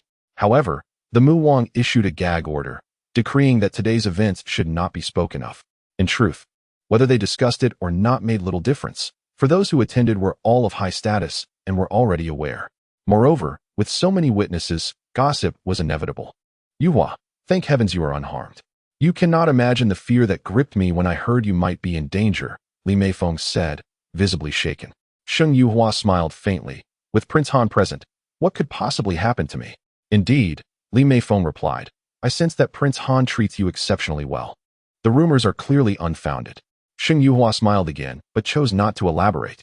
Did Prince Han truly care for her? Their relationship was merely a matter of mutual benefit. The two parted ways at the entrance of Mu Wangfu, where the Sheng family's carriage had long since departed. Have they abandoned me? Sheng Yuhua mused, amused. Is Yang Wanru going to report this? It was indeed curious, particularly since that young girl had only brought one man inside. How was it that the Mu Wang also made an appearance? Was he still harboring ulterior motives? It was clear that Lin Shireen and Yang Wanru had orchestrated this scheme, and they must be quite pleased with themselves. The journey home was not far, and Sheng Yuhua decided to walk. A luxurious carriage came to a halt before her, and she turned to see it belonged to Prince Han. Was he intending to escort her home? The carriage curtain lifted to reveal Prince Han's strikingly handsome face. Get in, he said, his voice devoid of warmth, yet Sheng Yuhua found it oddly enchanting. She quickly climbed aboard, wisely choosing a seat as far from him as possible. Thank you, Your Highness, she said, Prince Han held a book in hand, his eyes never lifting from its pages as he continued to read. Sheng Yuhua felt a twinge of embarrassment. And as the carriage moved again, Xiaoman leaped beside the driver, settling into silence. The sight of Sheng Yuhua boarding Prince Han's carriage had not gone unnoticed by many at Mu Wangfu. What is this Sheng miss possess that Prince Han would allow her such proximity? They whispered. She is certainly striking, a veritable seductress. Alas, we cannot compare, otherwise. Perhaps we could have been the ones to marry the prince and become a princess. Is it not still daylight? Must you already indulge in such daydreams? As the voices faded into the distance, Sheng Yuhua found herself questioning the situation. Why had Prince Han allowed her to draw near? Was it simply due to her ability to concoct an antidote? Regardless, it mattered little. What was significant was that the events of the day would surely reach the emperor's ears. With this blemish on the Mu Wang's reputation, how could he aspire to ascend the throne? And what of Sheng Yujiao and Lin Yuan, caught in such a scandal with two men? How would they maintain their status and wealth moving forward? She recalled that Sheng Yujiao had once had a child, a girl. Would this incident result in another? If so, was it to be the offspring of Ji Zimo? Sheng Yuhua found herself unexpectedly intrigued. If Sheng Yujiao were to become pregnant, it would be quite fortuitous. In stark contrast to Sheng Yuhua's hopeful musings, the atmosphere at the Sheng household was somber. Upon learning of the events, Sheng Yicheng could not restrain himself and struck Sheng Yujiao twice across the face. Yang Wanru rushed forward to intervene, her eyes red with fury. Master, I have been by your side for many years. Jiao Jiao is your flesh and blood. She is also a victim in this affair. Why do you strike her instead of the true villain? The true villain? Sheng Yicheng scoffed. Yang Wanru, do enlighten me as to who you believe that to be. It was that little harlot, Sheng Yuhua, who led Jiao Jiao astray. Yang Wanru felt as though she might perish from despair. She could not fathom how a well-laid plan had gone so awry. All she wanted was to tarnish Sheng Yuhua's reputation, to destroy her engagement with Prince Han. Was that a crime? Oh, Yang Wanru, do you think everyone else is a fool? Are you the only clever one? When has Sheng Yuhua ever set foot in Mu Wangfu? Did she bring that man inside? Did she summon the Mu Wang? Though Sheng Yicheng was not one to involve himself in matters, he was no fool. Today's debacle was clearly a scheme devised by Lin Shirin, with Sheng Yuhua as the target. Yet, for reasons unknown, it had culminated in Sheng Yujiao and Lin Yuan's involvement. But our Jiao Jiao is truly innocent. Yang Wanru protested. Do not tell me that you had no part in today's events. Sheng Yicheng retorted. Just as Yang Wanru attempted to respond, the matriarch of the family entered. Yang Wanru, have you taken my words to heart at all? Today, our family has become a laughingstock, with our internal strife spilling into the public sphere. The old matriarch's expression was dark. Today's events had left the Sheng family infamous. She had spent the journey contemplating recent affairs, particularly the implications of today's debacle. Sheng Yujiao's reputation was irreparably damaged, having been with two men, one of whom was the Mu Wang. How could she ever recover? Thus, their only hope rested on Sheng Yuhua. The matriarch had no intention of punishing her today. Mother, do not call me mother. I was led to believe you were sensible, yet you have proven otherwise. The old matriarch's voice dripped with disdain as she fixed her icy gaze on Yang Wanru. It seems the Yang family is not inclined to return the properties. Yicheng, we shall report this to the authorities. No, mother, we cannot go to the authorities. Upon hearing that the Sheng family would involve the law, Yang Wanru trembled and fell to her knees. Please, do not report us. My elder brother has promised to return the properties. In truth, her family had made no such promise, and her brother had no intention of complying. Yet, she could not allow the Sheng family to involve the authorities. If a record were established, the Yang family would be ruined. Not only would it jeopardize their future prospects, but it would also complicate any matrimonial arrangements for their children. With Jiao Jiao's current plight, her family was in turmoil. All of this was the fault of that vile Sheng Yuhua. I shall grant you one more day. If by tomorrow morning I do not see the deed to the properties, then we shall go to the authorities. With that, the old matriarch huffed in anger, leaving Yang Wanru pale and trembling. She cast a worried glance at her lifeless daughter before hurriedly instructing a maid to keep a close watch on her, and then dashed off to the Yang family. The situation at Mu Wangfu was even more dire than at the Sheng household. Lin Yuan remained immobile, confined to a guest room, where Madame Lin stayed by her side. As the crowd dispersed, Lin Shirin finally returned, dragging her weary body back home. With a resounding clap, a hand descended upon Lin Shirin's face. She touched her stinging cheek.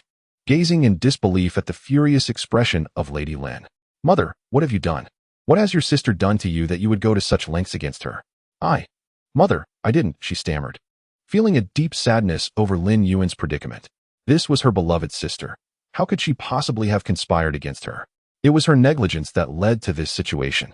She should have ensured more people accompanied her sister when she went out. She was unaware of how her sister ended up in that courtyard. You, Lin Shireen, are usually so clever. How could you commit such a foolish act? Lady Lin glared at her, disappointment etched across her face. The event had already transpired, and it was pointless to assign blame. Taking a deep breath to suppress her uncontainable anger, she fixed her gaze on Lin Shireen and spoke slowly. Explain to me in detail how you arranged today's events. Everyone is not a fool. They know what transpired. Yet Lin Shireen's blunder had become a source of amusement for all. Seeing her mother's stern demeanor, Lin Shireen dared not conceal the truth and recounted the events as they occurred. Oh, you have truly made progress by collaborating with that fool Yang Wanru, Lady Lin scoffed, anger giving way to incredulity upon hearing their scheme. Yang Wanru had managed to distract Sheng Yuhua, but what was her usual attitude? Even a simpleton would understand that such flattery must have ulterior motives. Did she think Sheng Yuhua was a fool? Moreover, there were myriad ways to acquire the ice lotus. Why did she have to ruin Sheng Yuhua? Enner, Sheng Yuhua has been betrothed to the Cold Prince. There is no possibility for her and the Mo Prince. You should let go of this obsession. Lady Lin was aware of her daughter's affection for the Mo Prince, their mutual feelings. Yet an imperial decree had introduced an obstacle in the form of Sheng Yuhua, and she understood this weighed heavily on her daughter's heart. But now that Sheng Yuhua was no longer an obstacle, why did her daughter remain so fixated? Mother, upon hearing this, Lin Shireen felt a wave of unjust tears fall. Do you think I wanted this? But the Mo Prince's heart still belongs to that wretched Sheng Yuhua. It was her greatest humiliation, yet now she had to bear it, exposing it before her mother. On their wedding night, the Mo Prince had not stayed with her. He left, injured, and upon returning, he drunkenly called out Sheng Yuhua's name. How could Lin Shireen, with her pride, bear being a substitute for a woman she had always despised? Does he not profess his love for me? Lin Shireen's heart ached with indignation. Keeping this secret weighed heavily upon her. Had her mother not been furious today, she would have kept it to herself. The Mo Prince has always favored you, hasn't he? Lady Lin had not anticipated such a revelation.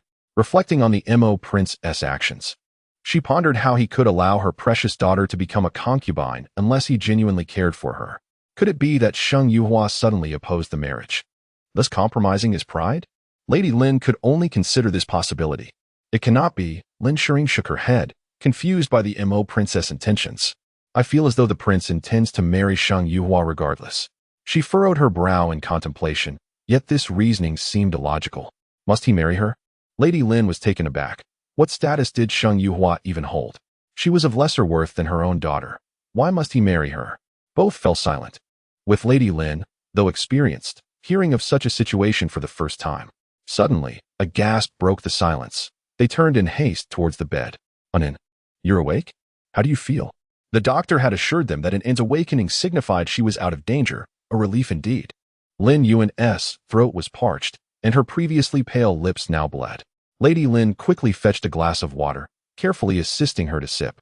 As Lin Yuan opened her eyes to see the concerned faces of her mother and sister, tears streamed down her cheeks. Mother, second sister, Goodnin. It's all right. Everything will be fine. Lady Lin embraced her youngest daughter, heart aching. But though she had lapsed into unconsciousness, Lin Yuan remembered the events vividly. She had struggled and resisted, but her strength was no match for a man. Helplessly, she had watched her own humiliation unfold. She knew her life was irrevocably altered. Had she foreseen this day, she would have never attended that cursed banquet. Anan, it's all right, Lady Lin comforted her. Rest assured, I will not let the one who harmed you escape.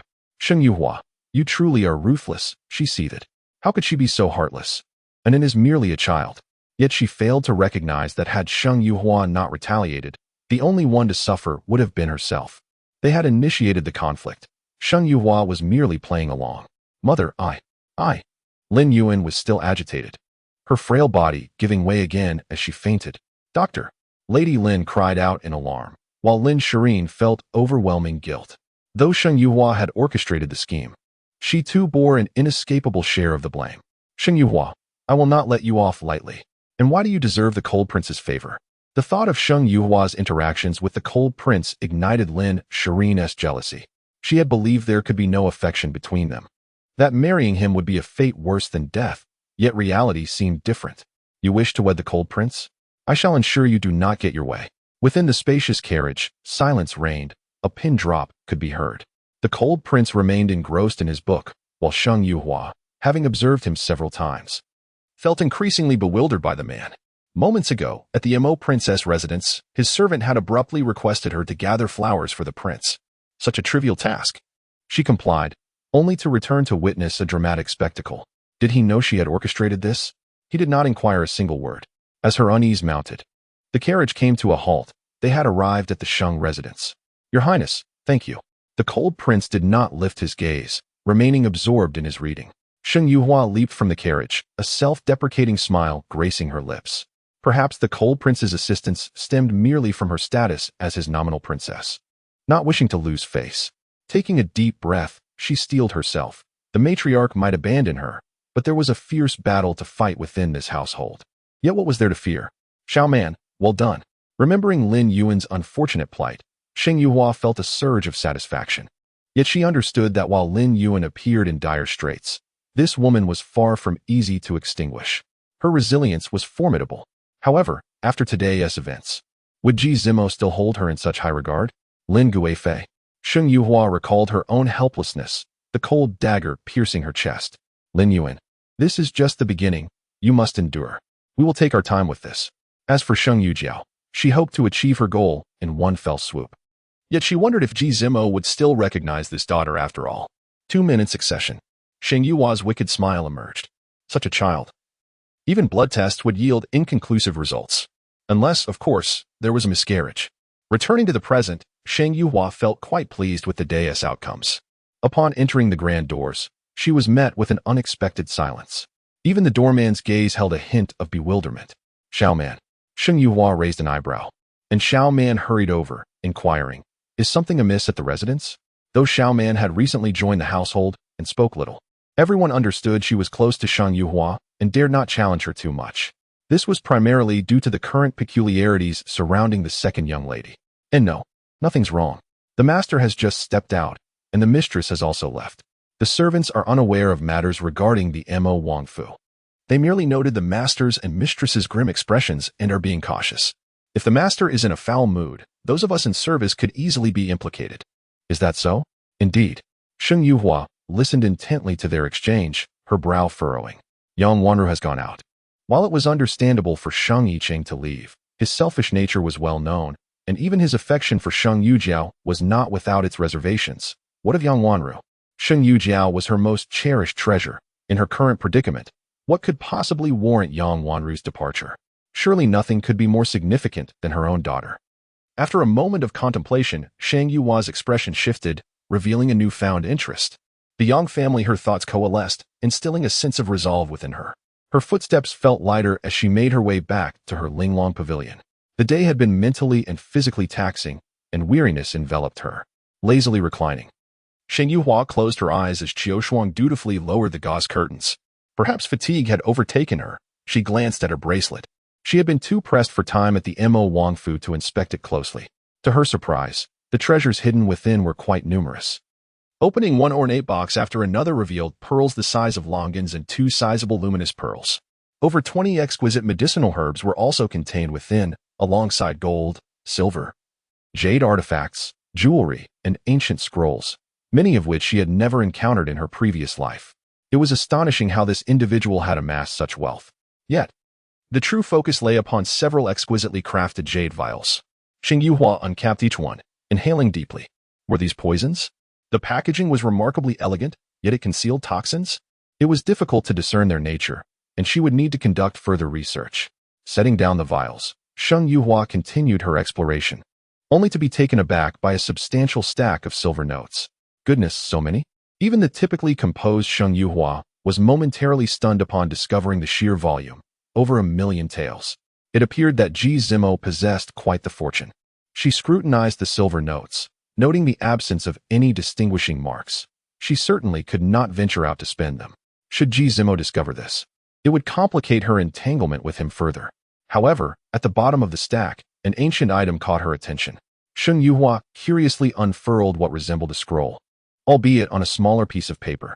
To her astonishment, it was a map, simple yet striking in its significance. Her pupils dilated in shock as she recognized the location depicted, the Yu family fortress, her maternal lineage. But how could Ji Zimo possess a map of the Yu family fortress? He knew of its existence and had procured its map. This made his intention to marry her and grant her the position of a legitimate wife all the more comprehensible. Damn it, she seethed inwardly, grappling with the realization that someone had betrayed the Yu family by leaking this information.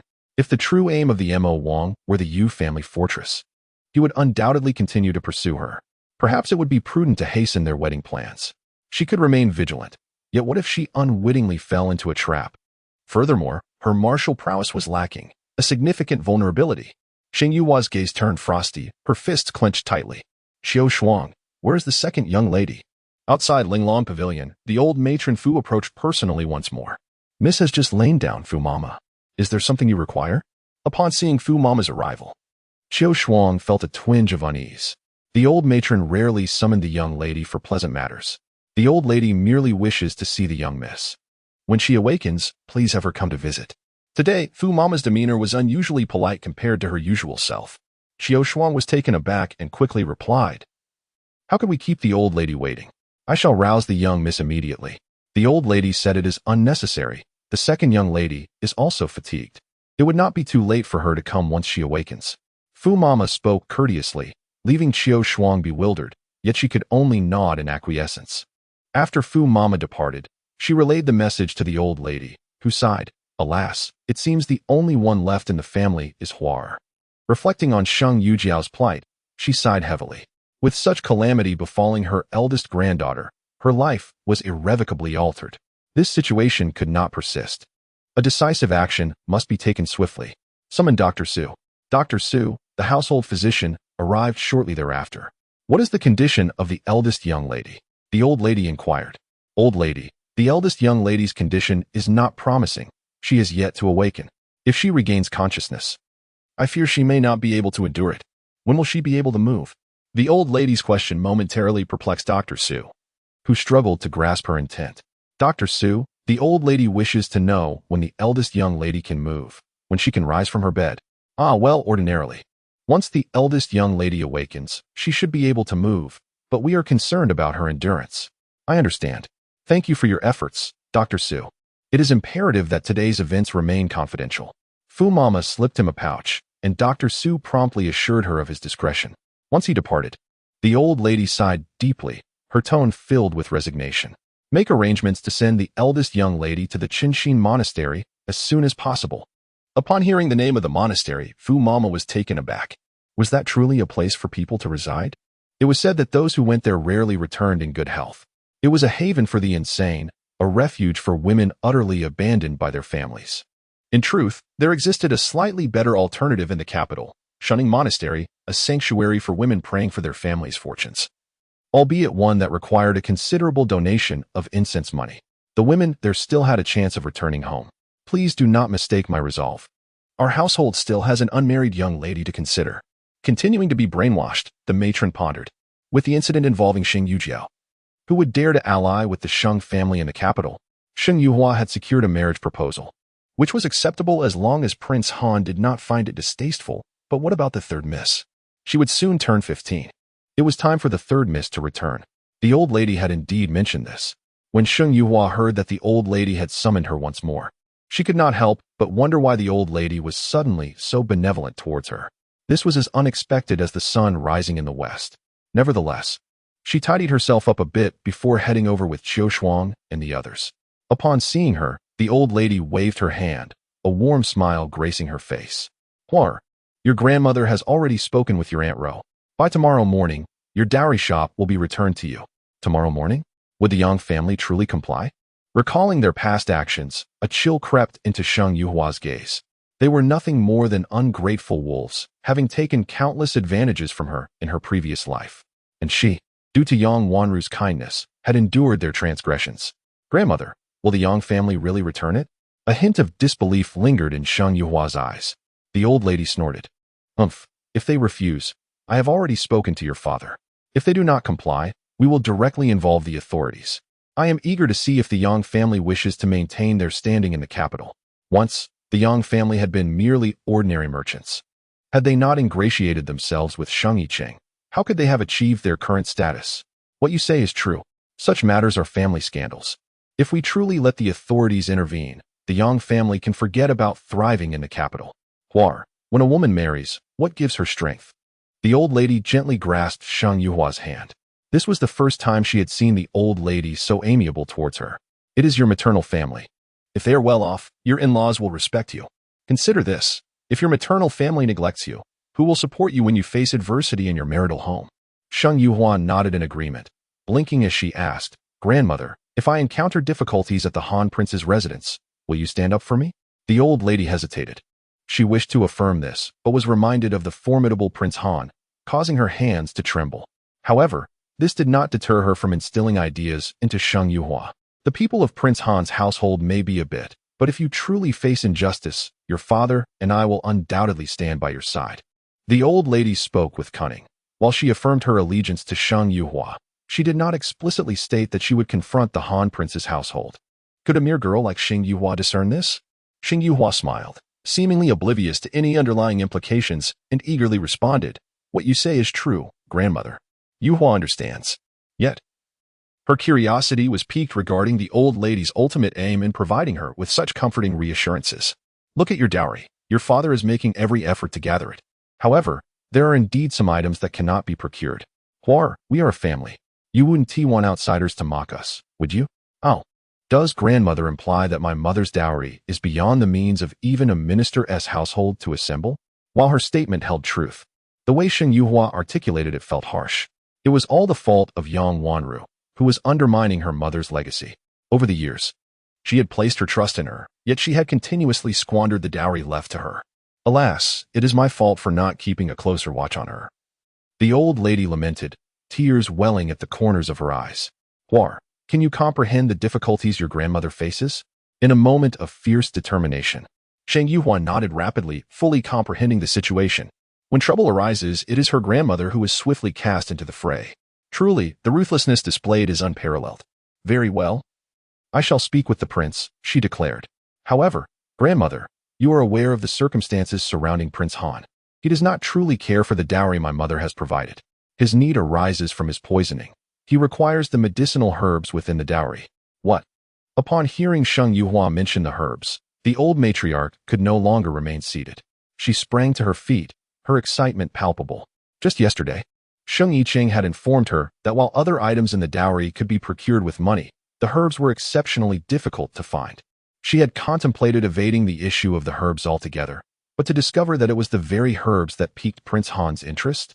Indeed, otherwise, why would he wish to marry me? Shang Yuhua beamed with a radiant smile. The old lady stared at her in disbelief. Are you suggesting? Precisely. It is indeed the herbs. Prince Han must have received word that my mother's dowry contains the medicinal plants he seeks. After all, he cannot simply demand my herbs without reason, can he? Shang Yuhua maintained her composure, spinning this fabrication with ease. The old matriarch would never dare to confront Prince Han for confirmation. The necessity of the dowry's medicinal herbs was a secret too perilous to divulge. So, what did she have to fear? Ah, my dear, the herbs in our family are quite scarce, and they are not easily found outside, the old lady conceded. Realizing she could no longer keep this from Shang Yuhua, she implored her to devise a solution. Upon learning that the herbs were indeed hard to gather, Shang Yuhua sighed and waved her hand dismissively. But that is precisely what the prince desires. How am I to explain this to him? Should I admit that the herbs are no longer available? Wouldn't he that make us appear as if we were deceiving him? Shang Yuhua shrugged helplessly. Other matters can be discussed, but I truly do not know how to broach the subject of the herbs. You are aware of Prince Han's volatile temperament. If he discovers that our herbs are missing, I fear she left the thought unspoken, but the old matriarch could easily fill in the gaps. The revelation that Prince Han had married Shang Yuhua for the herbs in her dowry left her astonished. She had considered numerous reasons for his agreement to the union, but had never anticipated this one. Dear, we simply cannot find them. I am at a loss as well. Grandmother, perhaps I could inquire with Prince Han about which specific herbs he requires? Surely, he does not need them all. And if it is only a few that are necessary, we might still devise a plan. The old lady remained dissatisfied, reluctant to pursue the herbs any further. In recent days, Sheng Yiqing had exhausted himself in search of even a few plants, yet to no avail.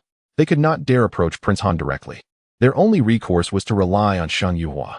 Very well, my dear, I knew you were a good child, always considering our Sheng family, unlike your elder sister. Elder sister? Sheng Yuhua recalled and inquired, how is she faring? She had yet to visit her since returning and was curious about Sheng Xiaojiao's reaction upon seeing her. Oh, let us not discuss that, the old lady sighed. It is unfortunate that today's events have tarnished our family's reputation.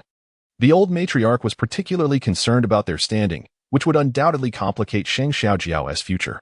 Ah, second young lady.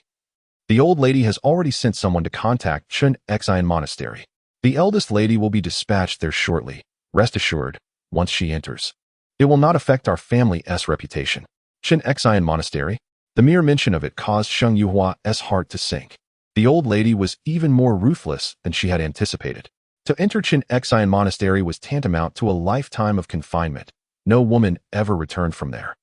The old matriarch had previously doted on Sheng Xiaojiao, yet it appeared that her affections were of little value. Does Aunt Yang know? Sheng Yuhua pondered.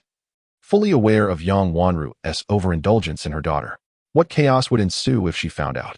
For the time being, she remains unaware. Sheng Yuhua chuckled softly, secretly anticipating the impending clash between Yang Wanru and the old matriarch. If you are unoccupied, grandmother, I shall pay a visit to the princess residence now. Seeing Sheng Yuhua, so considerate and attentive to her words, brought a wave of satisfaction to the old lady. 102. Determined not to return. Mother, brother. We should promptly return those shops to the Sheng family. Yang Wanru hurriedly approached, and while Yang's mother had been in high spirits, her daughter's words dampened her mood. Those shops already belonged to their family. Why should they return them to the Sheng family? Rower, what do you mean by that? Yang Hongfa, the eldest son of the Yang family, looked displeased at his sister. He was now the chief steward, managing several prosperous shops. How could they possibly return them? Today, the old matriarch stated that if we do not return them, she will go directly to the authorities. Humph. Rower, you are too gullible. Rest assured, they won't report us to the officials. Yang's mother remarked dismissively. After all, we are relatives, unless they wish to sever ties with us. Mother, this time they are serious. Seeing her mother's skepticism, Yang Wanru felt exasperated. Truly, my mother-in-law is furious this time. If we do not return everything by tomorrow, they will involve the authorities.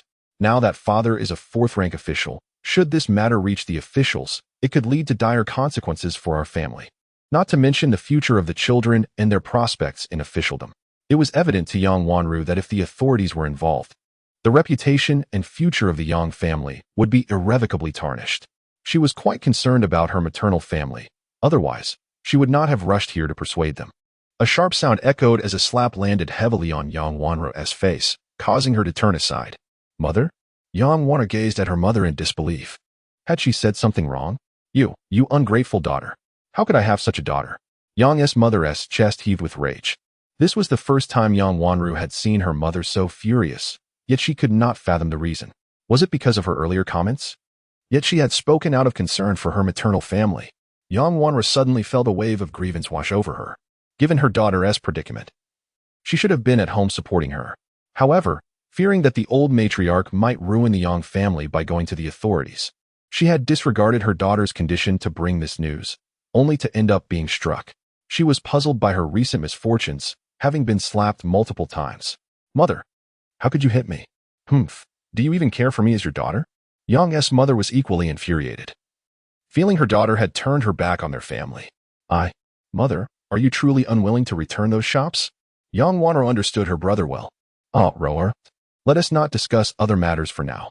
Those transactions were all legitimate. I have inquired and confirmed there are no issues.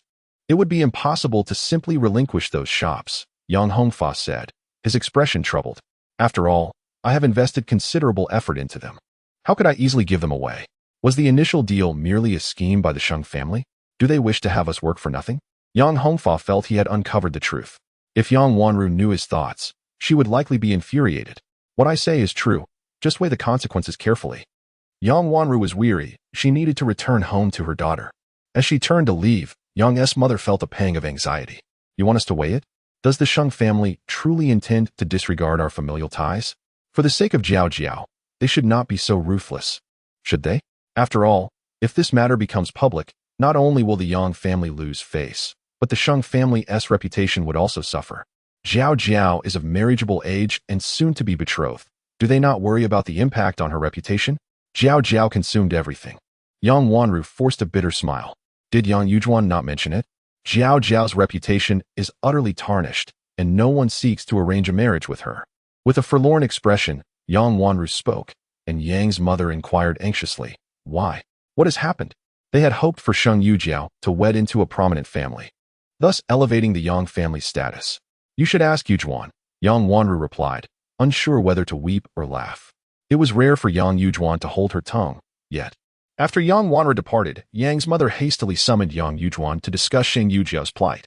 Alas, my cousin is truly pitiable, Yang Yujuan sighed deeply. Though inwardly she rejoiced.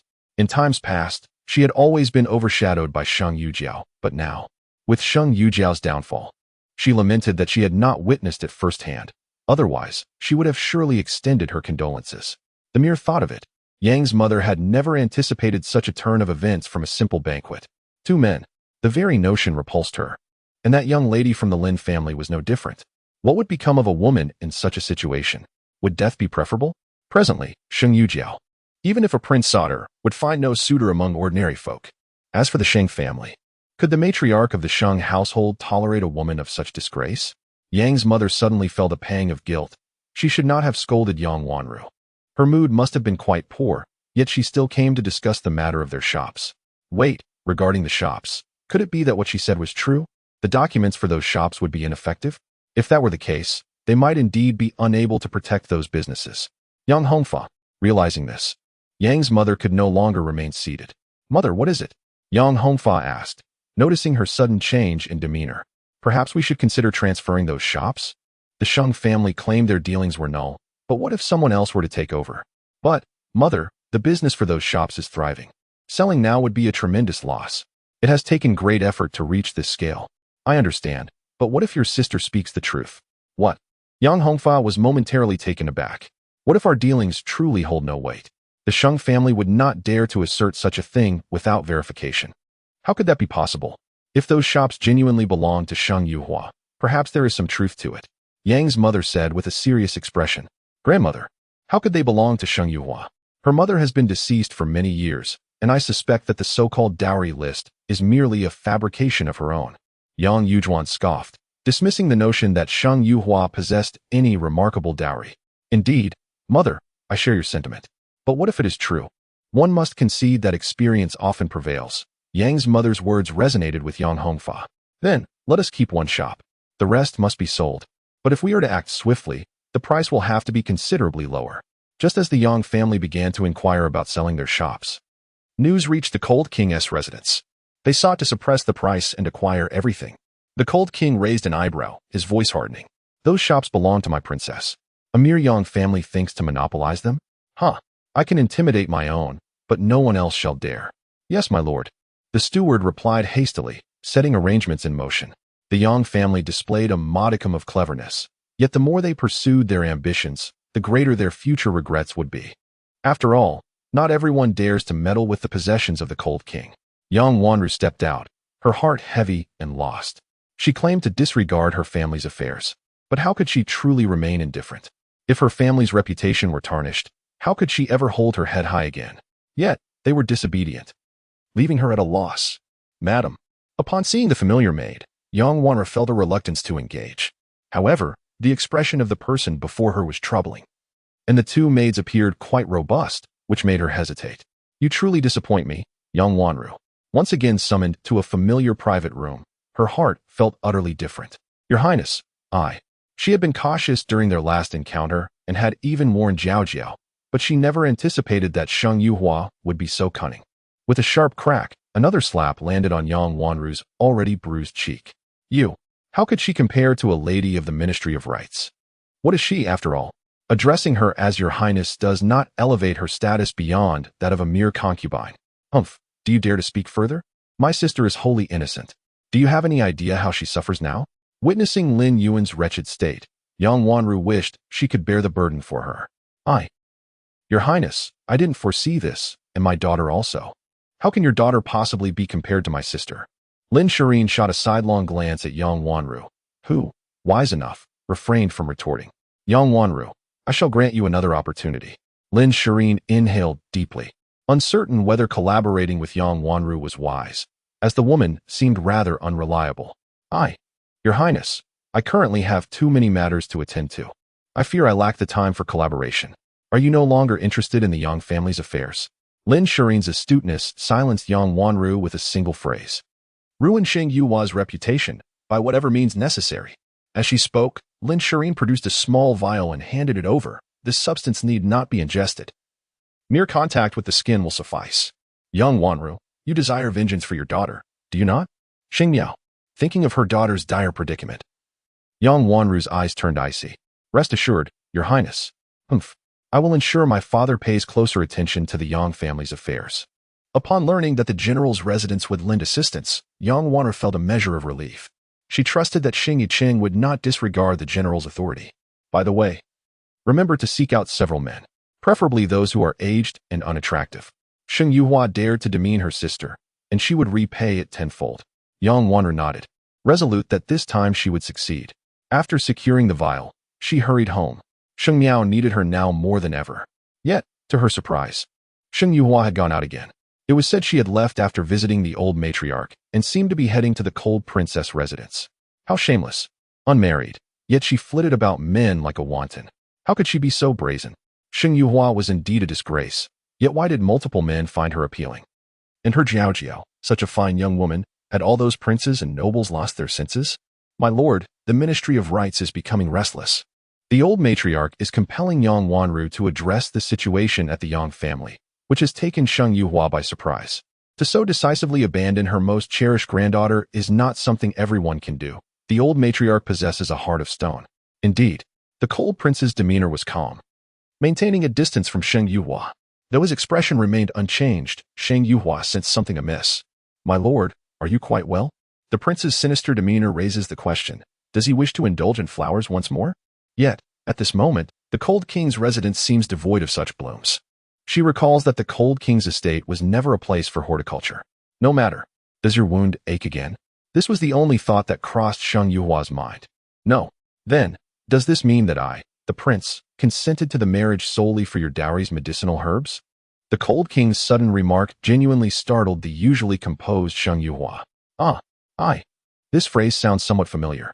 Did she not utter it to the old matron? Could it be that the cold king was nearby at that time? No. It must have been his hidden guards who overheard. A wave of dismay washed over Sheng Yuhua. It seems she must be more cautious with her words in the future. Your Highness, I was merely deceiving the old matron. Sheng Yuhua hastily clarified. Her prior agreement with the cold king was not about herbs, but rather concerning an antidote. In truth, your assertion holds merit. The cold king's voice resonated with a dull tone, and upon observing his impassive yet handsome visage, Sheng Yuhua felt an undeniable sense of loss. Very well. I merely believe that our initial interactions were misplaced. Misplaced? Sheng Yuhua did not dwell on it. Your Highness, allow me to tend to your wound. Uncertain of what to say at that moment, she was fortunate that the cold king had recently sustained an injury, thus providing her with an excuse to attend to his bandages. Indeed, gazing at the grievous scar, Sheng Yuhua's emotions became rather complex. For a prince so remarkably talented, to be confined to a wheelchair for life is a cruel fate indeed. Do not fret, Your Highness. I shall undoubtedly heal you. Thanks to her treatment, the cold king was already able to stand. Yet, it was advisable to refrain from excessive movement, so he generally remained seated. Indeed, the cold king appeared somewhat hopeful. Has there been any news regarding the Phantom Moon silk? Although she had obtained some information, if there were more in circulation, she would ensure to acquire it all, lest it fall into the hands of those with ulterior motives. We are still searching. Yes, it must be expedited. The Phantom Moon silk is scarce and lacks distinctive characteristics. To the untrained eye, it resembles Phantom Cloud silk almost perfectly. Their most significant distinction lies in their appearance under moonlight. The Cold King's men had searched several times with little success. Ultimately, the Cold King issued an order to merely monitor the situation without further pursuit. Initially, no one understood why the prince would abandon the search. He had never been one to relinquish so easily. Yet, Your Highness, we have obtained the item. Observing the object carried by his subordinate, the crowd was perplexed. Had he not ordered the search to cease? How did they suddenly acquire it? The prince is indeed remarkable. They had initially thought the search too cumbersome, yet given its significance in relation to the prince's poison, they deemed it necessary regardless of the trouble. It was only when the prince revealed his strategy that everything fell into place. What strategy, Your Highness? Only the executing Cold Feather was aware of the details, while the rest were consumed with curiosity. Even Lin Shireen was intrigued. Aside from searching one by one, was there not another method? This too was thanks to the princess's insight. Cold Feather continued to tease, causing the onlookers to wish to strike him in frustration. The princess mentioned that others were searching as well, and the prince instructed his subordinates to let them continue. We need only observe. Once they have found it, we shall simply take it, correct? Hiss. This strategy is indeed not something an ordinary person would conceive. Only our prince possesses such cunning. Ah, no. That is not cunning. It is wit. Shang Yuhua cast an admiring glance at the Cold King, impressed by the swiftness of his intellect. If she were not mistaken, those individuals must be from the Ink King. The Ink King had suffered a setback once, and now it happened again. Alas, she regretted being unable to witness the Ink King's expressive countenance. Princess, do you concur? Shang Yuhua took the item and opened it, confirming that it was indeed the Phantom Moon silk. Precisely, with this, I can craft a few small items and prepare for departure. The Cold King's eyes brightened. He hoped Shang Yuhua would surprise him. The prince, filled with despair, lamented, "It is my fault." On one hand, the Cold King had reaped abundant rewards, while the Ink King returned empty-handed. Did you find it? No, not exactly. We did find a steed, but it was seized by someone else. The task was assigned to Liang Feng, a mission that should have posed no challenge, yet he botched it completely, wishing only to atone with his life. Who would dare to steal this? The ethereal silk was specifically used by the Bone Mountain. Surely, only a handful of individuals were privy to this information. But who could it be? Can you discern their identities? From the earlier situation, it seemed intentional. It appears to be the Cold King's residence, though I cannot be certain. The thief's speed was remarkable. They snatched the item and fled without hesitation. The mere mention of the Cold King's name filled the Ink King with loathing, darkening his gaze. Well, what is lost is lost. I still have some remnants left. His storeroom of ethereal silk was nearly depleted, having acquired merely half a piece on occasion. He reasoned that one more trip would suffice. Thus, the Ink King resolved to retrieve it personally. Liang Feng accompanied him, and upon their arrival, two elderly men were still sipping tea, seemingly in good spirits. The Ink King approached the gate directly. The lock was his own design, making it exceedingly difficult for anyone, even with the key, to gain entry if it were lost. He had always considered himself exceptionally gifted in certain areas. Yet, misfortune had plagued him of late, as if nothing had gone smoothly since his marriage. It's all Shang Yuhua's fault. Why must she call off the wedding? Such a luck. Upon opening the storeroom door, the dim light revealed nothing clearly. The Ink King navigated his way to the luminous pearl, which he distinctly remembered being in the box by the entrance. He reached out. But, where was the box? The Ink King's expression faltered in disbelief. He searched again, yet it was nowhere to be found. How could this be? The luminous pearl? He bellowed, "Bring me a torch." Hearing the prince's frantic call, the old guard abandoned his tea and rushed in with a torch, inquiring loudly, "Your Highness, what troubles you?" As the torch illuminated the vicinity, the Ink King snatched it from the guard, only to stand aghast. Where is my luminous pearl? What happened to my medicinal herbs? My treasures? And the stack of silver notes? Gone. Everything had vanished. Gazing at the barren storeroom, it was evident that a thief had executed their heist with remarkable thoroughness. What was most alarming was that these were his private belongings, even including others' items he had temporarily taken, which he had intended to return but had yet to do so. Such valuables were worth a fortune. Staring at the empty room, the Ink King felt darkness encroach upon his vision. The cumulative exhaustion of recent days, compounded by the sudden loss of so much, caused him to feel lightheaded, and he collapsed with a thud. "Your Highness." The onlookers cried out in terror, while Liang Feng swiftly lifted the Ink King, shouting, "Quickly, summon the royal physician. The Ink King has fainted." This news spread like wildfire, and the hidden guards left behind in the Ink King's residence seized the opportunity to report back. "Your Highness, it appears everything has been taken, completely looted." Upon hearing this, disbelief washed over him. They had witnessed the princess entering, but she had gone in empty-handed and exited with only a single herb. Yet the storeroom was stripped bare, given the Ink King's fury. There must have been many valuable items within. Where has the princess hidden so many things? This question lingered not only in his mind but also in that of the Cold King. The answer lies solely in the realm of medicinal herbs. Yet one cannot help but question its plausibility. With a detached gaze, I observed the enigmatic demeanor of the prince, gesturing for the shadow guards to retire. Even the steward stepped back, leaving only the two of us in the chamber. Your Highness, could it be that the princess possesses it? That legendary item. How could a mere daughter of the Ministry of Personnel possibly have it? The Shung family lacks depth. Few in the capital would take an interest in them. How could such an unremarkable family possess something so extraordinary? Perhaps the storeroom was never well stocked? Or perhaps someone visited before her arrival? The words of the Cold King began to resonate with understanding. The storeroom was not solely her domain. Surely, others had taken what belonged to it, not the princess herself. Her visit was merely to assist the prince in procuring medicine. Your subordinate comprehends. Cold, ever astute, grasped the prince's intent. You may withdraw for now, he instructed, seeking solitude. The union with her was initially intended as a means to counteract the poison, a mutually beneficial arrangement, but it now appeared that my little princess bore a more intricate identity than anticipated. With numerous strategies and hidden cards at her disposal, regardless of her secrets, as long as she harbored no intentions of self-harm. It sufficed that she remained wary of those who might wish her ill. With his head bowed, the Cold King steadied himself against the wheelchair and gradually rose. Adjusting to the sensation, he took a few measured steps, appearing no different from an ordinary person. In the past, he could only rise with support, and standing was accompanied by excruciating pain. Yet now, the discomfort had lessened, and he found himself able to walk. This was the result of Shang Yuhua's acupuncture. If an antidote truly materialized, would the poison within him be entirely dispelled? He feared death, yet he understood that if the poison were to be lifted, many facets of his existence would alter. His people must not succumb to despair. The Cold King's gaze drifted, suddenly recalling the woman's words. Do you believe that is why he agreed to marry me? Not for the medicinal herbs, but simply to survive. Approaching the mirror, he scrutinized his reflection. His beauty was undeniable, accentuated by the inky lotus mark on his brow, unchanged from a few days prior. She had indeed managed to suppress the poison. Not to mention, Shang Yuhua's skill with the silver needles was commendable. As for the Imperial physician and the divine Dr. Valley, the Cold King chuckled softly, anticipating the expressions of those from the divine Dr. Valley upon witnessing his current state. Meanwhile, following that day, Lin Shireen had not sought out the Ink Prince, believing he would come to console her and offer explanations. Yet, to her dismay, he had shown no inclination to clarify matters. Reluctantly, Lin Shireen decided to approach him.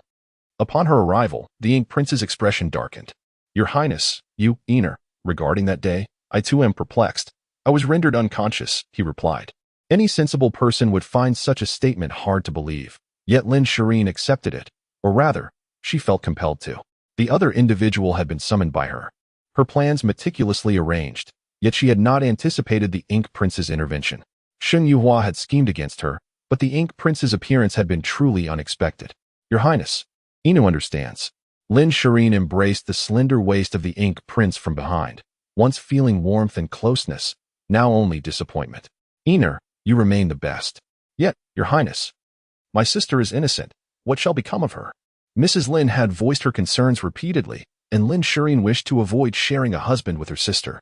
However, as her mother had spoken, she had no choice but to inquire the Ink Prince's stance, hoping he would deny the proposal.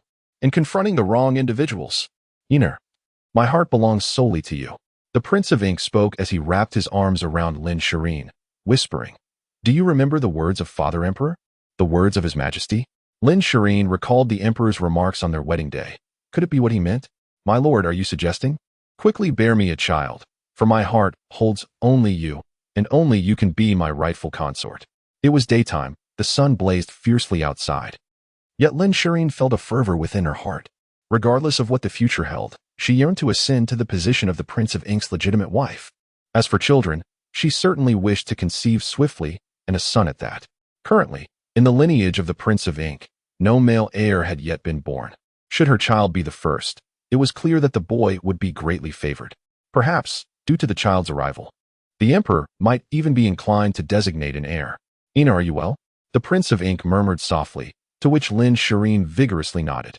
Soon, the room was filled with intoxicating sounds, while the maidservants in the courtyard kept their distance, fearing to disrupt their master's joyful union. The atmosphere was charged with passion and intimacy.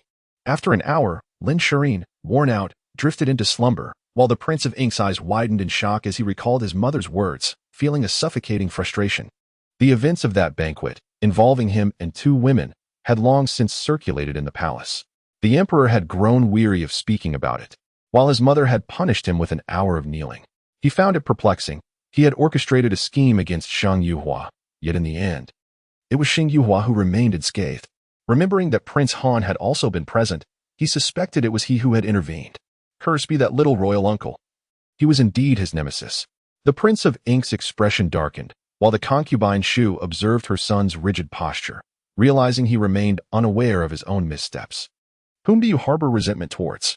Concubine Shu questioned with disappointment. Mother, it must be Prince Han. He undoubtedly had a hand in this. Humph. You still dare to speak of him? When you devised your plan, were you certain Shang Yuhua was not in that room? Were you unclear whether there were 2 or 3 individuals inside? She had been wise throughout her life. How could her son be so foolish? Alas, he was her only son. Otherwise, she would have considered nurturing another. At that moment, his mind had been in disarray. How could he have known how many were inside? Sayu. Concubine Shu exhaled in exasperation, advising, you must understand that Prince Han is not your enemy. She herself was baffled by her son's ongoing wariness of Prince Han. But was it not the emperor who favored this brother above all? The emperor's affection for Prince Han even surpassed that for his own sons. You claim the emperor dotes on Prince Han? Do you know when this affection began? This question caught the Prince of Ink off guard. Upon reflection, he realized the emperor's attitude towards Prince Han had been rather indifferent prior. There had been little warmth. Yet during that time, Prince Han seldom returned to the capital, limiting their fraternal interactions. Later, after Prince Han returned from injury, rendered a cripple, the emperor's care for him intensified, surpassing that for his own sons. Could it be? The Prince of Ink seemed to grasp something significant, his eyes widening in disbelief as he fixed his gaze on concubine Shu. Mother, could it be? They are not even brothers by the same mother. Do you think? The emperor's kindness towards Prince Han was contingent upon Prince Han's incapacitation. When Prince Han was in good health, the emperor's demeanor was entirely ordinary. Thus, have you perhaps targeted the wrong individual? Have all been taken? Consort Shu inquired helplessly. However, Shang Yuhua is to marry him. Shang Yuhua is his woman. As his mother has always asserted, this matter requires careful deliberation. The cold prince cannot even stand, let alone engage in marital relations. Even if they were to wed, consummation would be impossible. What are you worried about? Cannot consummate? The Prince of Ink felt a surge of joy within. Yet the thought of his beloved becoming another's bride left him discontented. Rest assured, she will eventually be yours. Your mother will assist you, Consort Shu comforted. Patting the prince's shoulder, her gaze deepened, and suddenly recalling something, she asked, by the way, how is your research on the map progressing? The map? Upon mention of the map, the prince's expression shifted dramatically. Noticing his pallor, Consort Shu's heart tightened. Do not tell me the map has been lost. Such an invaluable item had been entrusted to him out of her concern for her son. My storeroom was robbed, and they didn't even realize when the thief entered. The prince lamented. The 2 old men insisted no one had come. What? It has all been stolen? There are still some items in the large storeroom, but they are of little value. The large storeroom is merely for show. The real treasures are in the small storeroom. Was the map among them? Yes, along with some silver notes. Have you sent someone to investigate? Those substantial silver notes would be difficult for the thief to spend. I have inquired, but there has been no news. Perhaps they have yet to spend them. However, I also asked the money house, and they said they could not compensate. This cannot be compensated, indeed. Consort Shu understood her true concern was for the map. If it fell into the hands of someone with ill intentions, could its secrets be uncovered? Shang Yuhua is her son, including all that comes with her. It is essential to cultivate a good relationship with Shang Yuhua, understand? Consort Shu reiterated, by the way, you must keep a tight rein on Shang Yicheng. If necessary, take in Shang Yujiao as well. What? Upon hearing this, the prince felt as though he had swallowed a fly. He had intended to pursue Shang Yujiao that day, but that ugly man had already been with her. Though that man is deceased, the fact remains that he had been with both Shang Yujiao and Lin Yuan. To be asked to take a woman who had been shared by another is beneath his dignity as a prince. He is no collector of refuse, taking in anything indiscriminately. Just do it. It would merely mean having an extra pair of chopsticks in the residence. Consort Shu sighed. and Lin Yuan as well. Ugh, this time, the prince truly felt nauseated. Having been with another man, the thought of her was already distasteful to him. He wished never to see those two women again. Yet now his mother was insisting he take them both. What would others say? Would they speak of the green on his head? Would they call him a cuckold? Mor. Sheng Yujiao is Sheng Yuhua's sister. By taking her in, you will have many more opportunities to see Sheng Yuhua. As for Lin Yuan, if you do not manage her, will your secondary consort be pleased? These two women, having experienced such events, could not possibly remarry. The prince was their sole refuge. As long as they devoted themselves to him wholeheartedly, a minor blemish would be tolerable to her, provided they did not bear children. The royal bloodline is not to be sullied. Should either woman conceive, when the child grows and learns of their mother's past, they would be unable to hold their head high. As his thoughts circled, the prince gazed at the slumbering Lin Shireen. Surely, she would not mind her sister coming to the residence. Lin Shireen and Sheng Yujiao were merely women. Even if they possessed a modicum of power, it was inconsequential. He did not touch me. There are many powerful women. What he needs more is silver. Nowadays, her small treasury has been lost, and she is in tighter circumstances. Hence his need for money is more pressing. The king of Ink's gaze turned cold. Sheng Yuhua, you must belong to me. With that thought, he suddenly rose, summoned a few people with hurried orders, and swiftly departed. Yang Wanru returned, having acquired the medicine. Yet how to approach Sheng Yuhua posed a dilemma. She could not allow her to sense anything amiss. That woman was exceedingly shrewd now. Madam, the old lady requests your presence. As soon as Yang Wanru returned, the old lady's servant came to summon her. Later, I shall first check on Jiao Jiao. Having been out, she felt more concerned about her daughter than anything else. After a moment's hesitation, the old woman agreed. At this time, Sheng Yujiao had already awoken, fully aware of what had transpired, yet the knowledge only deepened her shame. Sheng Yuhua, why don't you just die? She repeated vehemently, leaving her maid too frightened to speak. Upon entering, Yang Wanru overheard this lament, her heart aching as she rushed forward to embrace the distraught Sheng Yujiao. Why? Why is it me? Sheng Yujiao wept, and Yang Wanru felt her own heart heavy. Her daughter, who once held the promise of a bright future, now faced such bleak prospects. It was not merely high-ranking officials who would reject a woman of her standing. Even ordinary officials might be reluctant to accept her. Jiao Jiao, it's all your fault. If you hadn't suggested I accommodate her, how could this have happened? She should have kept her distance from Sheng Yuhua. I'm sorry. Yang Wanru hadn't anticipated how astute Sheng Yuhua was. She had thought Lin Shireen's plan was flawless. Oh, mother, what am I to do? Sheng Yujiao was in such despair that she contemplated death. Yet she desired wealth and honor. I want to marry the king of Ink. Suddenly, she ceased her tears and declared with unwavering determination. Ah, Jiao Jiao, this. Marrying the king of Ink? That request seems rather lofty. How could it be possible? Mother, you must help me. I absolutely must marry him. He is my first man. That ugly brute never even touched me. Sheng Yujiao recalled that day. Indeed, the first to break her was the king of Ink. Later, that man had come once more, but no one had witnessed it, and she would simply deny it. Mother, do you not even believe your daughter? Sheng Yujiao asked, disappointment etched across her face. Yang Wanru hastily shook her head and sighed. Jiao Jiao, it matters not whether I believe. The crucial question is, does the king of Ink believe? Of course. There are also those who were present at the time. He will believe it. Though her daughter's aspirations seemed fanciful, upon witnessing Sheng Yujiao's demeanor, Yang Wanru noted a significant improvement. The old lady was still waiting, so she could only proceed to check on her. Naturally, the old woman had also informed the matriarch of the matters at hand. Mother, did you call for me regarding something? What are the Yang family's plans concerning the shop? Yang Wanru returned primarily for the shop's affairs, and the old lady was keenly interested.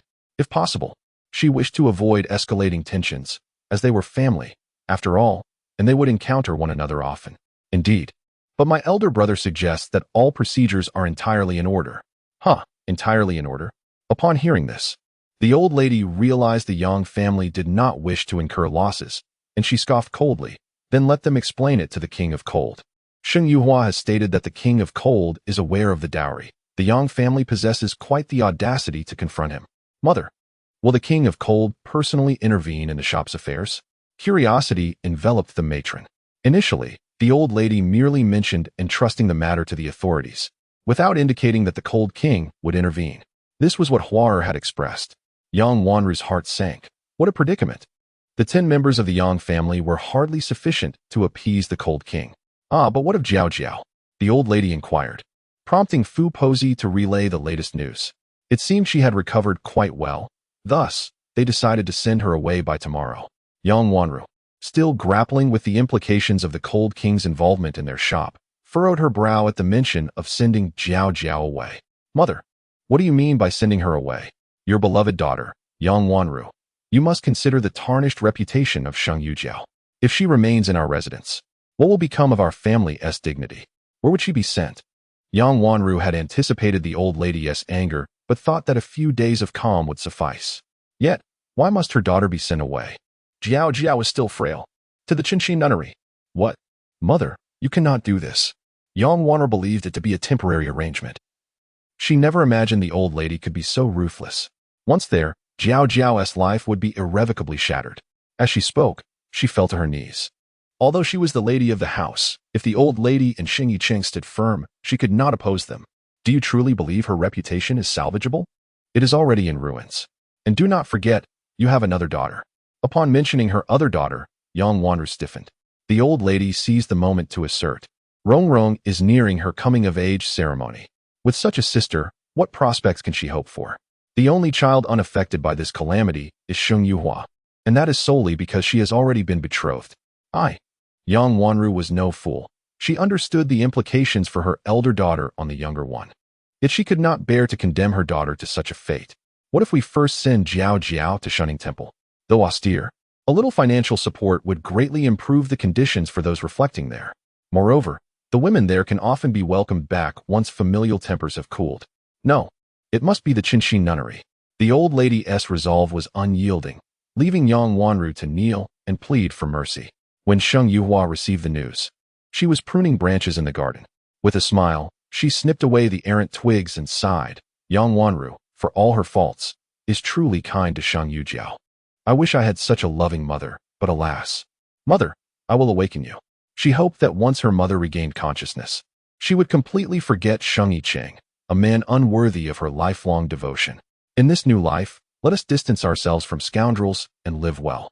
Miss, the lady is indeed wonderful, Xiao Man interjected. Sheng Yuhua turned to her. Are you well acquainted with my mother? Xiao Man shook her head. I am not familiar with the lady, but everyone in the household speaks highly of the eldest Miss' kind heart and her benevolence towards us. Everyone aspired to serve by your side, yet then the eldest Miss vanished. Later, upon hearing of the birth of your child, the master remained silent for quite some time before sending someone to provide clandestine protection. Yet, none anticipated the sudden appearance of the young miss. Nor do I know how she became aware. Xiao Man, please help me arrange these banknotes. Who would still want her? The silver notes from the Mo Wang mansion can be handled by someone from the Han Wang's side, ensuring that everything is managed discreetly and without a trace. However, she is reluctant to rely too heavily on the Han Wang. Their relationship is devoid of affection. It is merely a partnership. And once the poison afflicting the Han Wang is cured, their ties will be severed as well. Miss, taking a pile of silver notes from Sheng Yuhua's hands. Xiao Man's expression grew somewhat complicated. What's wrong? It seems more convenient for the Han Wang to handle it. Is our method so troublesome then? Sheng Yuhua furrowed her brow, contemplating that if it came to that, she would have to trouble the Han Wang's residence after all. Not really. Then let us avoid involving the Han Wang's residence. Xiao Man nodded, her gaze thoughtful as she regarded Sheng Yuhua. Miss, what is the nature of your relationship with the Han Wang? Having accompanied Sheng Yuhua for some time, she found their relationship perplexing. The Han Wang appeared to protect Sheng Yuhua, yet there was something peculiar about it. We're quite well. Sheng Yuhua preferred to say little on the subject. No one would believe her tale of reincarnation, and her act of saving the Han Wang was akin to a gamble with the king of hell. Miss, the master has returned. Sheng Yicheng is back? Upon hearing Xiu Shuang's words, Sheng Yuhua raised an eyebrow, noting how busy he was, unaware of what schemes he was concocting. Outside Anfu courtyard, Yang Wanru remained kneeling, as the old matriarch refused to relent. She did not demand for Sheng Yujiao to be sent away, merely suggesting a change of venue, even offering to cover the expenses herself, yet the old matriarch was still displeased. At that moment, Sheng Yicheng finally arrived.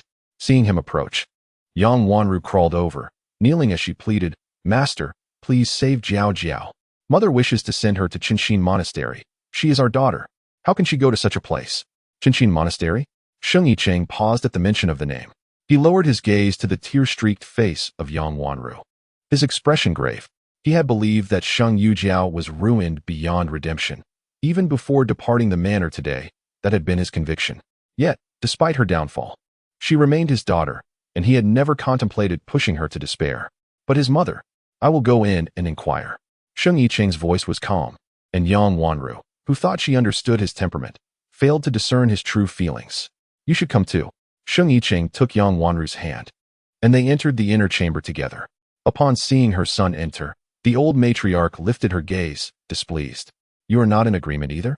Without waiting for Sheng Yicheng to explain, she continued angrily. Do you think I wish to do this? But who am I doing this for? The household does not consist solely of her, Sheng Yujiao. We cannot neglect the others for the sake of one child, can we? Sending her away preserves our reputation. What is wrong with that? Mother is correct. Sheng Yicheng concurred, causing Yang Wanru to grow anxious at his words. Master Yu. Sheng Yicheng gently stroked Yang Wanru's small hand, signaling her to remain calm. Then let us send her there tomorrow. The old matriarch felt somewhat relieved when her son agreed. At least he still listened to her, showing a semblance of conscience. Mother, in truth, it is not absolutely necessary to send Jiao Jiao away. What do you mean? Just moments ago, the old matriarch had been basking in her triumph, and now, before she could fully revel in it, her son had struck her a blow. His implication was that if someone desired her, there would be no need to send her away. That is true, yet given the circumstances, who would still want her? She felt a bitter satisfaction. Her granddaughter, once so promising, had now been rendered worthless, and she could not help but feel a sense of resignation. The conditions for marrying her, the Ink King. Upon hearing this proclamation, not only did the old matriarch express astonishment, but even Yang Wanru was taken aback. At the entrance, Sheng Yuhua paused upon hearing the news, hesitating to step inside. She had initially come to witness the commotion surrounding Sheng Yicheng's return, only to find herself entangled in unexpected revelations. The Ink King is to take responsibility? Such a turn of events seemed implausible, for he was not known for his magnanimity. Please, leave, came the command. Following this, Sheng Yuhua discreetly withdrew with Xiaoman, waiting until the servants had departed before they cautiously emerged to eavesdrop on the ongoing conversation. My son, what did you just say? Did I hear correctly that the Ink King is willing to take Xing Miao as his wife? Given the chaotic circumstances, it was apparent to all that both young ladies had been compromised. Even if that loathsome man was deceased, it did not imply that the two had escaped unscathed. The old matriarch surmised that this must be Sheng Yuhua's doing, and she had to admit that it was a rather ruthless move. Although she scolded Sheng Yuhua for a considerable time, she also recognized that the blame could not rest entirely on her shoulders. After all, Sheng Yuhua had merely acted out of self-preservation, employing a strategy to safeguard herself. Had she been one of those inside, her fate would have been equally dire. Sheng Yicheng's expression remained impassive. The old matriarch could hardly believe her ears. How can this be? Even if the Ink King is agreeable, would the Emperor and the consort Jing concur? I am uncertain about that. However, the Ink King just mentioned to me that he is willing to marry Xing Miao and can also help conceal the matter of the 200,000 taels of silver. It's simply, he paused, and Sheng Yuhua's curiosity was piqued. The Ink King would not act without reason. What could his true intentions be? What? Sheng Yuhua questioned. Her brow furrowed. Sheng Yicheng's countenance reflected his turmoil. He had never anticipated that his least favored daughter would garner such favor from the Ink King. He desires Sheng Yuhua? The old matriarch was equally stunned.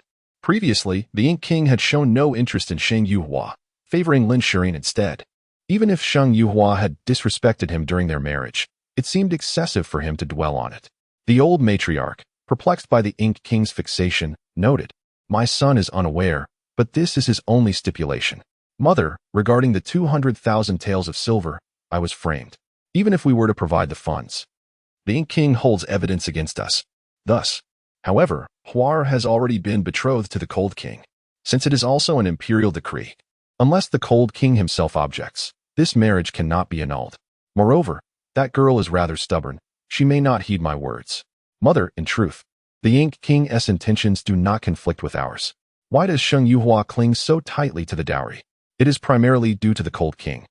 But if their engagement were to be dissolved, who would still require her dowry? The old matriarch found herself tempted. The Yang family had taken possession of the Sheng family's businesses, and she yearned to reclaim them. Without the Cold King's backing, those establishments would rightfully belong to the Sheng family. Yet, the Cold King would never agree to a dissolution of the engagement. Huar had confided in me that the Cold King consented to marry her specifically for the medicinal materials within her dowry. Medicinal materials? Sheng Yicheng's instincts warned him of trouble. The fact of the Cold King's poisoning was widely known, yet the poison was beyond the capability of both court physicians and those from the Divine Physician Valley. Presently, he was merely awaiting his demise. How could the medicinal materials in Xiao Ran's dowry possibly hold any efficacy? Had he perhaps found another divine physician? But that seemed improbable. There had been no reports of any such physician emerging in the capital recently. Sheng Yicheng fell into contemplation, while the old matriarch anxiously inquired, "My son, what shall we do now? She is indeed damned. Mother, your birthday is approaching. Let us celebrate it grandly this year." "Oh, but I am not at a milestone age. Perhaps a grand celebration is inappropriate?" Their family is not particularly renowned, and should the celebration turn out to be sparsely attended, it would become a laughingstock in the capital. However, the celebration is not the ultimate aim. Do not forget our true purpose.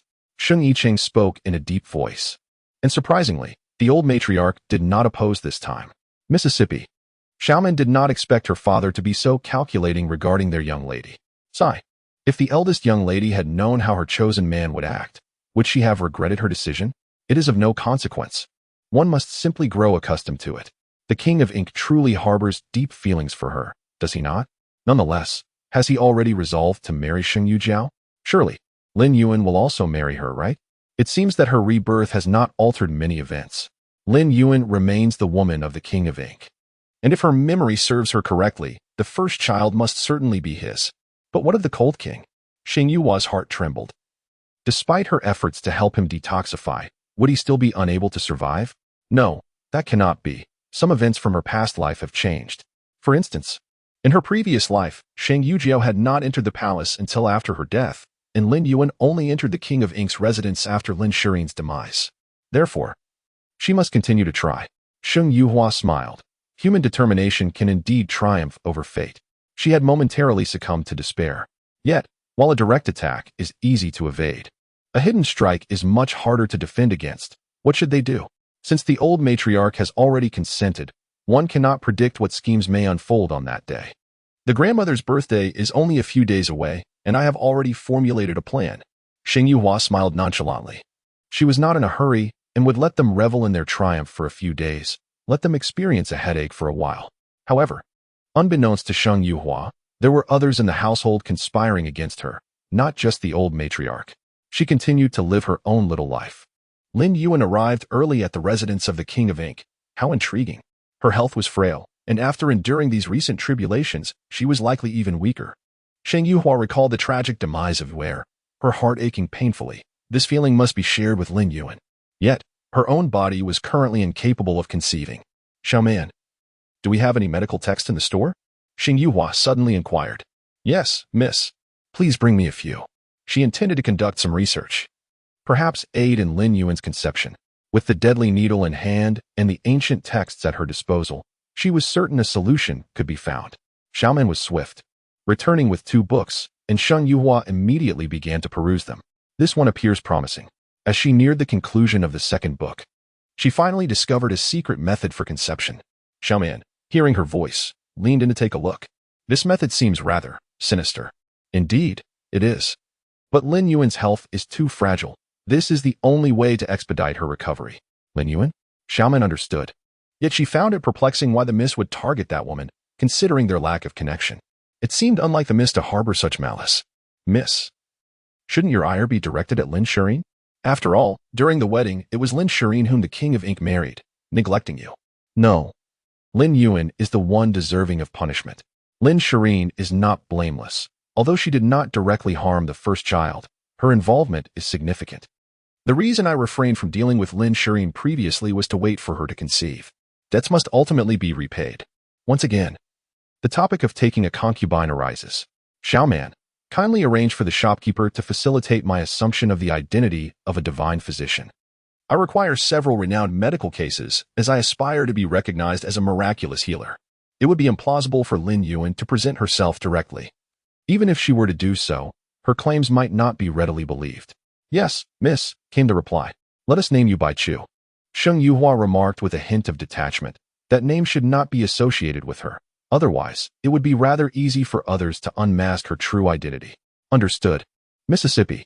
The prince continues to report daily to the Cold King's residence, where the old matriarch has grown weary of addressing her. Sheng Yicheng, too, turns a blind eye to the situation. As for the shop, it's rumored that they have already submitted their matters to the authorities, though no news has yet emerged.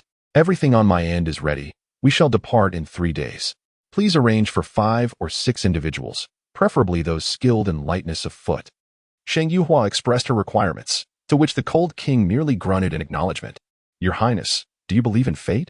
She ventured. The Cold King lifted his gaze, regarding her with skepticism. It is said that when the King of the Underworld calls you at the 3rd watch, he will not spare you to the 5th. Miss Sheng, can one truly defy the heavens? His eyes darkened, and his tone grew colder, laced with an indescribable distance. Is Miss Sheng contemplating surrender? The Cold King, possessing great intellect, deduced her meaning from her words. Was it possible that she, too, had lost hope in his salvation? This notion was unacceptable. Just as he had begun to regain some confidence and glimpse of hope, this woman dares to consider giving up? Your Highness, I have not. I am merely a bit apprehensive. The Cold King studied her intently, recognizing her unease and confusion. Do your utmost. In the end, he offered a word of comfort. Sheng Yuhua nodded, making her way to the pharmacy. The assortment of medicinal herbs was plentiful, and as they prepared to journey to the White Bone Mountain, there was much to organize, and she would accomplish it all here. Ping Ping also arrived, lying quietly at her feet, resembling 2 obedient children. As Sheng Yuhua gazed at them, she found them endearing. Regrettably, she had never raised a Tibetan Mastiff. Having a smaller breed would have been delightful. Alas, both were males and had been neutered, thus precluding any possibility of offspring. In her leisure, she often perused the 2 ancient texts, which contained numerous prescriptions. Sheng Yuhua was particularly keen on exploring the art of acupuncture, as the life-threatening needles promised swifter results. Meanwhile, new rumors began to circulate within the capital. One spoke of the Ink King, who was purportedly set to take a new bride, barely a month after the last. The second rumor heralded the arrival of a divine physician in the capital, who was said to have alleviated the long-standing leg pain of old Madame Su. Previously, her condition had rendered her bedridden, yet she now found relief, credited to a healer named Bai Chu. However, this divine physician lacked a fixed method of communication, treating patients at random. Upon hearing this news, Lady Lin made a special visit to the Su family to inquire further, learning of its veracity, which filled her with excitement. Unfortunately, the Su family also lacked contact information for this healer, leaving her to seek answers elsewhere. In Baichao Hall, due to the previous incident with the Tianji grass, foot traffic had increased significantly, as many sought to uncover rare herbs. Most of the medicinal materials Sheng Yuhua employed were sourced from here. Habitually, she wandered through, selecting the herbs she required. The back courtyard of Baichao Hall was bustling with commotion. Frowning, Sheng Yuhua overheard a young attendant hastily apologizing. Miss Sheng, please do not be angry. There are individuals here to sell herbs. I shall speak with them and ask them to lower their voices. In the year 116, a curious inquiry arose regarding the sale of medicinal herbs. Sheng Yuhua, intrigued, peered through the door curtain, unable to discern the scene behind it. Indeed, such vendors typically resided in the backyard, and the staff expressed their apologies for the disturbance. Sheng Yuhua, being a prominent figure in the area, had already procured numerous herbs within the span of a month. May I venture to the back? She inquired with great interest. That might not be appropriate, came the cautious reply, as guests are generally prohibited from entering the backyard. Very well then, she conceded. Ordinary guests may not. But Miss Sheng certainly can, a voice interjected. Turning her gaze, she spotted an elder gentleman, while the attendant hastily addressed him as Dr. Feng. Let us proceed, Miss Sheng, he stated with a cool demeanor, offering no further explanation. Sheng Yuhua, intrigued yet unperturbed, followed him without hesitation. Upon lifting the dark green curtain, the backyard revealed a certain disarray. Multiple individuals, clad in coarse linen garments, were engaged in a heated discussion with an attendant. Scattered across the ground were various herbs, predominantly common varieties. Rather than concerning herself with the dispute, Sheng Yuhua focused on the herbs strewn about. The men, taken aback by her sudden appearance, momentarily halted, having never encountered such an exquisitely refined lady. However, recognizing the quality of her attire, they dared not stare for long. Dr. Feng approached to assess the value of the herbs, while Sheng Yuhua sought to discover any rare specimens. How much for this one? She inquired, pleased to find something of interest. Her question drew the attention of the previously chattering crowd. One gentleman approached, peering at the herb before breaking into an earnest smile. Miss, I am uncertain if this is indeed medicinal, but it smelled pleasant enough, so I brought it along. If you wish for it, please take it. Money is of little concern for such a trivial find. A man of sincerity, Sheng Yuhua observed, smiling. However, that cannot be so, good sir. You have toiled to bring this here. It would be remiss not to establish a price. The man scratched his head in consternation, glancing towards Dr. Feng for guidance. Uncertain of the herb's value himself, Dr. Feng cast a casual glance before declaring, let us say 3 taels of silver. A collective gasp resonated among the onlookers.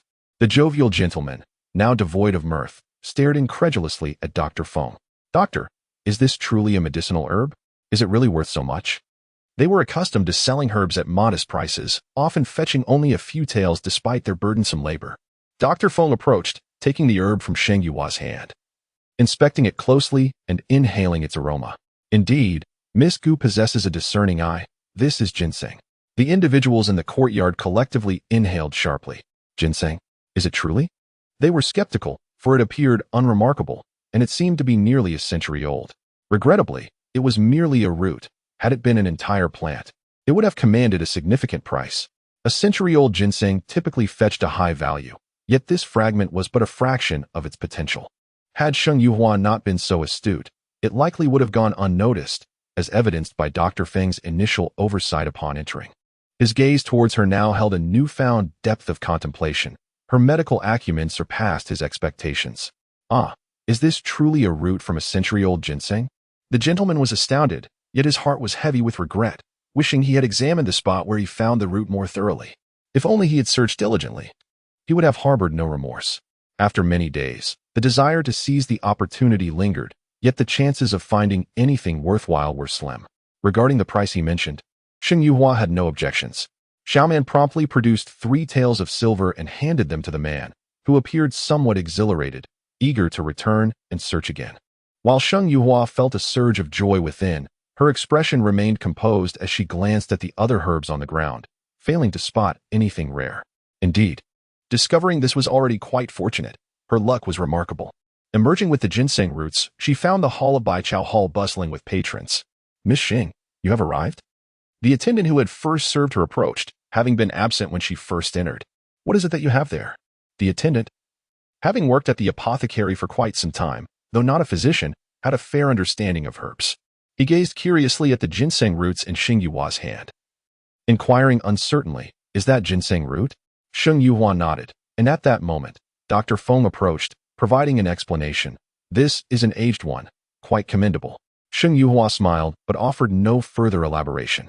Miss Sheng, may I examine that ginseng root? At that instant, an elderly man with snow-white hair and piercing eyes fixed his gaze upon the ginseng roots in Sheng Yuhua's hand. She handed it to him, and he brought it to his nose for a sniff, followed by a meticulous inspection. Drawing in a sharp breath, he exclaimed, Miss Sheng, is this truly a 100-year-old ginseng root? Sheng Yuhua smiled, pleasantly surprised that someone recognized its value. It should be under 1,000 years.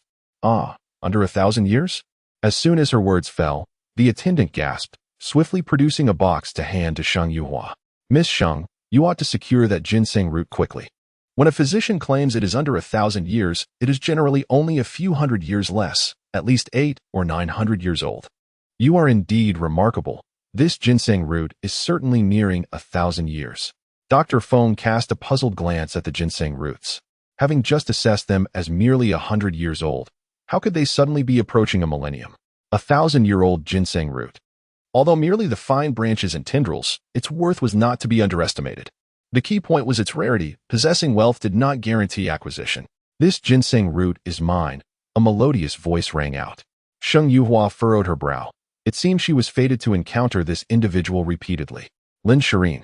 Was this fate or misfortune? As Sheng Yuhua accepted the ginseng roots and placed them into the box handed to her by the attendant, Lin Shirin approached, visibly displeased by Sheng Yuhua's actions. Did you not hear my words, Sheng Yuhua? Lin Shirin. It seems my lord has instructed you to address me as Princess Han upon our encounters. Or perhaps you might remind yourself of your status and refer to me as Little Imperial Aunt. You. Lin Shireen glared at Sheng Yuhua, her eyes ablaze with fury. This woman was insufferable, incessantly reminding her of her status. Yet, she failed to reflect on the reason for her own designation as a concubine. Would she have been relegated to such a position had Sheng Yuhua not occupied the position of Princess Mo? The audacity of this wretched woman. Not only having wronged her, but also showing no remorse, while persistently reminding her of her inferior status. How could she be so brazen? What is it, Lady Concubine Lin? Am I mistaken? Perhaps I should summon Prince Han to inquire and hear his opinion? Damn it, did she dare to confront Prince Han? The last time he had acted without hesitation had nearly terrified her into submission. Little Imperial aunt, I shall take that ginseng root. Lin Shireen felt a sense of humiliation. However, the last encounter with the Cold King had instilled a profound fear within her. The wretched Sheng Yuhua would eventually pay for her transgressions. You desire it? Alas, I have already procured the ginseng whiskers, she taunted with a smirk, emphasizing her words. I spent 3 taels of silver on it, so it seems fortune smiles upon me. 3 taels of silver? This was nearly a millennium's worth of ginseng whiskers. Lin Shireen's heart simmered with anger. Yet she knew this was not the moment to confront Sheng Yuhua. The matter concerning Lin Yuan weighed heavily on her conscience. Lin Yuan required excellent nourishment to restore her health, and a millennium-old ginseng would surely be a potent tonic. Coupled with the ice lotus from the minister's residence, perhaps her sister's condition could improve. Dear aunt, might you consider selling me the ginseng whiskers? I am willing to pay any price, Lin Shireen implored patiently. Sheng Yuhua chuckled. Are you suggesting that the Cold King's residence is in dire need of funds? I'm afraid that millennium ginseng whiskers are a rarity. I have no intention of parting with them. As Sheng Yuhua handed the box containing the ginseng whiskers to Xiaoman, Lin Shireen's eyes brimmed with tears. They were meant for her sister. Yet, the sight of her distress only delighted Sheng Yuhua. I truly need them. Name your price, and I shall pay, Lin Shireen persisted, leaning closer to Sheng Yuhua and whispering, Do you not feel any remorse regarding my sister's plight? At this, Sheng Yuhua nearly laughed. Remorse? Why should she feel any? Was she not entitled to retaliate after Lin Shireen's schemes against her? Furthermore, the sisters owed her more than just this. The mind is a marvelous thing, yet regrettably, you lack one, Sheng Yuhua remarked before turning to leave. Suddenly recalling her own matters, she joyfully exclaimed, By the way, I have yet to congratulate the esteemed concubine Lin. I hear the Mo Wang Fu is set to welcome new additions. I trust concubine Lin will not feel lonely. That wretched woman. She harbored no hopes for Lin Shireen's well-being. Sheng Yuhua departed from Baikatang in high spirits, while Lin Shireen contemplated seizing the opportunity. However, the proprietor of Baikatang intercepted her. Concubine Lin, the ginseng whiskers are in Miss Sheng's possession. For the time being, she will not utilize them. Perhaps you could consider alternative solutions? This suggestion sparked an idea in Lin Shireen. Within the minister's residence, she indeed had allies. The rumor of the Mo Wang taking in new concubines was circulating. She had not heard the Mo Wang himself mention such a thing. Surely, he would not act so rashly, considering they had been married for less than a month. Miss, surely Lin Shireen will not surrender easily. It was evident that she was a woman of great determination. Sheng Yuhua smiled, knowing that Lin Shireen would persist, but who would she turn to for help? The prospect intrigued her. Securing millennium ginseng whiskers would not be a simple task. Such precious herbs required thorough examination and verification from multiple doctors. Can you procure ginseng whiskers aged for decades? A century's worth would be more suitable, yet Lin Yuan is unworthy of such. Certainly. The proprietor has a variety of fine goods, Xiaoman assured her.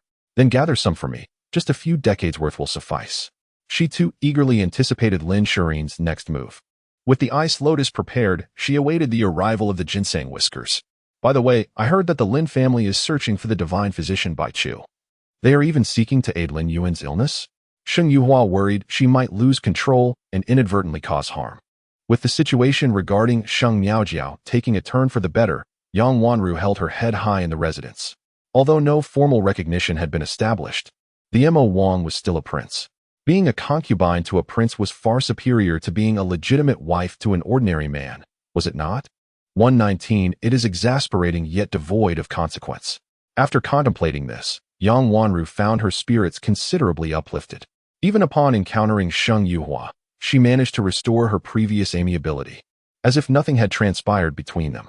However, Sheng Yuhua was acutely aware of the insincerity that underpinned this faade. Huar, your elder sister is soon to wed. Oh, you two have grown up together, and in the blink of an eye, You are both to be married. Aunt Ro truly finds it hard to part with you." She lamented. If Aunt Ro were genuinely reluctant, she could keep her elder sister around for a few more years. As for herself, it would be best to let that notion go. Yang Wanru was not her biological mother, and their bond had yet to reach that level of intimacy. How can that be? A daughter must marry when she comes of age, she replied with a somewhat forced smile. Observing Sheng Yuhua's barely concealed awkwardness, she almost chuckled at how the pretense was crumbling. Did she truly believe her skin was thicker than a city wall? Indeed, Aunt Rose speaks the truth. You must brace yourself for the inevitable parting. As Yang Wanru moved to grasp Sheng Yuhua's hand, the latter maintained a deliberate distance. That wretched girl. Yang Wanru felt a pang of urgency in her heart, but recognized that the moment was ill-suited for confrontation. By the way, Huar, how is your dowry shop faring? The old lady mentioned reporting to the authorities, but several days have passed, and there has been no news. Yang Wanru concurred with her mother's assertion that the procedures were entirely lawful. I am uncertain. Isn't it grandmother who oversees everything? Sheng Yuhua replied. Oh, my memory fails me. Your grandmother's birthday is fast approaching. Have you prepared a gift for her? The old lady's birthday? Sheng Yuhua smiled lightly. I am still in the selection process. Aunt Ro, as you know, my finances are rather limited, and I am unsure what would be appropriate. Could you offer a suggestion? Upon hearing this, Yang Wanru's interest was piqued. Huar, since both you and your elder sister are to be married soon, why not brainstorm together and prepare a gift for your grandmother? It would sound lovely if you both presented it together. Very well, Aunt Ro, you make a valid point. This time, Sheng Yuhua did not object. Together, they ventured to Sheng Miaojiao's courtyard. Upon seeing Sheng Yuhua approach, Sheng Miaojiao did not even lift her gaze, displaying her indifference. Miaojiao, what have you and your sister thought of gifting your grandmother? Yang Wanru prompted. Sheng Miaojia raised her head and scoffed. Sister? I have no sister who nearly brought about my demise. The memory of the events at the Mo Wangfu filled her with such animosity towards Sheng Yuhua that peaceful coexistence seemed impossible. Oh, elder sister, when did I ever harm you? Sheng Yuhua feigned innocence with a smile. That day, elder sister, did you not say that day it was only the Mo Wang present? Look, had it not been for my assistance, would you have realized your desire to marry the Mo Wang? You ought to be thanking me. To hell with your thanks. Sheng Miaojiao seethed inwardly, yet, noticing Yang Wanru's persistent winks, she stifled her anger. When did you discern that? She had carried herself with such naturalness that she could not pinpoint when she had revealed any sign of weakness. What are you talking about, elder sister? I do not comprehend. Sheng Yuhua feigned ignorance, and Sheng Miaojiao regarded her with a piercing gaze, choosing not to respond further. Huar Miaojiao at this age. What one gifts is of little consequence. What truly matters is the sentiment behind it. How about you both collaborate on a painting? Yang Wanru gently proposed. Sheng Yuhua did not oppose this notion, as her own artistic skills were lacking, and she was keen to see how Sheng Miaoji would respond. Miss 120 has disappeared. Yang Wanru wished for her daughter to make an appearance, but Sheng Yuhua showed little interest in her. Surprisingly, Yang Wanru did not take any action this time. She barely moved, only leaving her name at the end. Initially, she intended to purchase a few items for the old lady, but now, with this turn of events, she could save her money, which felt rather considerate. Soon, the old lady's birthday arrived. It was unclear who leaked the news, but it was said that Sheng Yuyao was to marry the Mo Wang as a concubine. Those who attended the banquet at the Mo Wang's residence that day were utterly astonished. They were well aware of the circumstances at the time. Many believed Sheng Yuyao's prospects were bleak, yet no one anticipated that the Mo Wang would take responsibility at such a moment. However, they speculated whether the Mo Wang would feel repulsed given Sheng Yuyao's situation. These thoughts remained unspoken among them. The Sheng family was now quite proud. With two daughters, one to enter the Mo Wang's palace and the other to the Han Wang's court, their confidence may not have been entirely solid, but their daughters were undeniably capable. At that moment, Yang Wanru's complexion was rosy and radiant. She wore a beaming smile, and many of her acquaintances congratulated her warmly. Madam Sheng, could you share your parenting secrets? Your daughters are marrying exceptionally well, someone politely inquired. Indeed. The eldest daughter is going to the Mo Wang's residence, an aspiration that many women dare not even dream of. And the second daughter, bestowed with a royal decree, is to become the Han Wang's consort. The Han Wang is known for his icy demeanor. Yet it appears that the Sheng daughters are remarkably formidable to have captured his attention. Initially, when Sheng Yuhua was to marry the Han Wang, many were skeptical.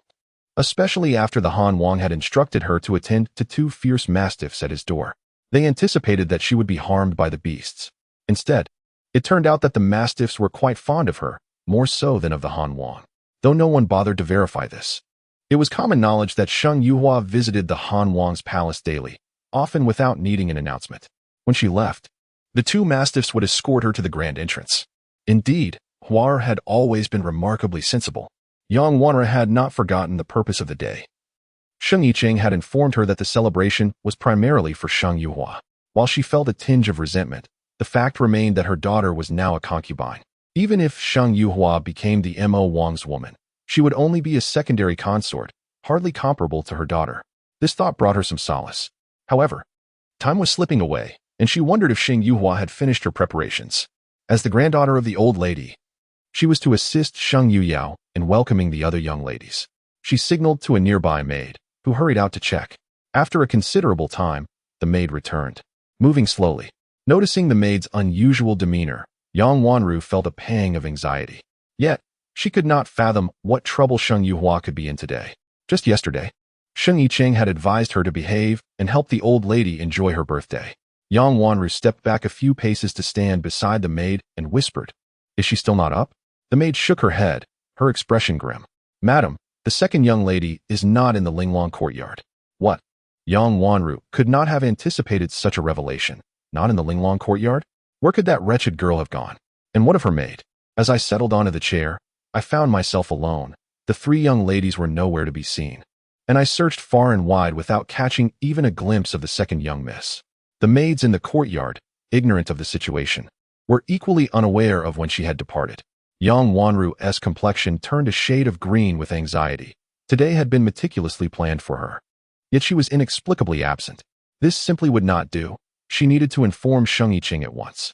Upon receiving the news, Sheng Yicheng dispatched servants throughout the estate to locate her, even involving the old matriarch, yet no trace of her was found. The young attendant at the gate had not seen the second young miss leave either. It was as though Sheng Yuhua had vanished into thin air.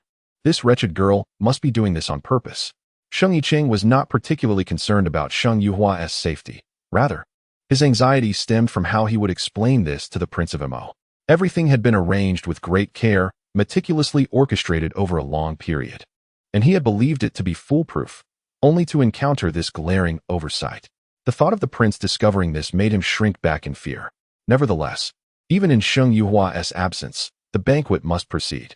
When the Prince of Mo arrived and learned of the absence of the guest of honor, he shot a fierce glare at Sheng Yicheng. The latter felt wronged. He had seen that troublesome girl just yesterday. Humph.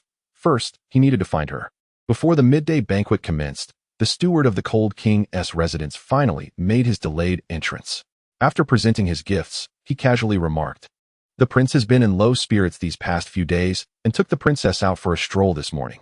Minister Sheng, esteemed matriarch, it seems my prince and princess may not return for another 7 or 8 days. Please forgive us." A leisurely outing? 7 or 8 days.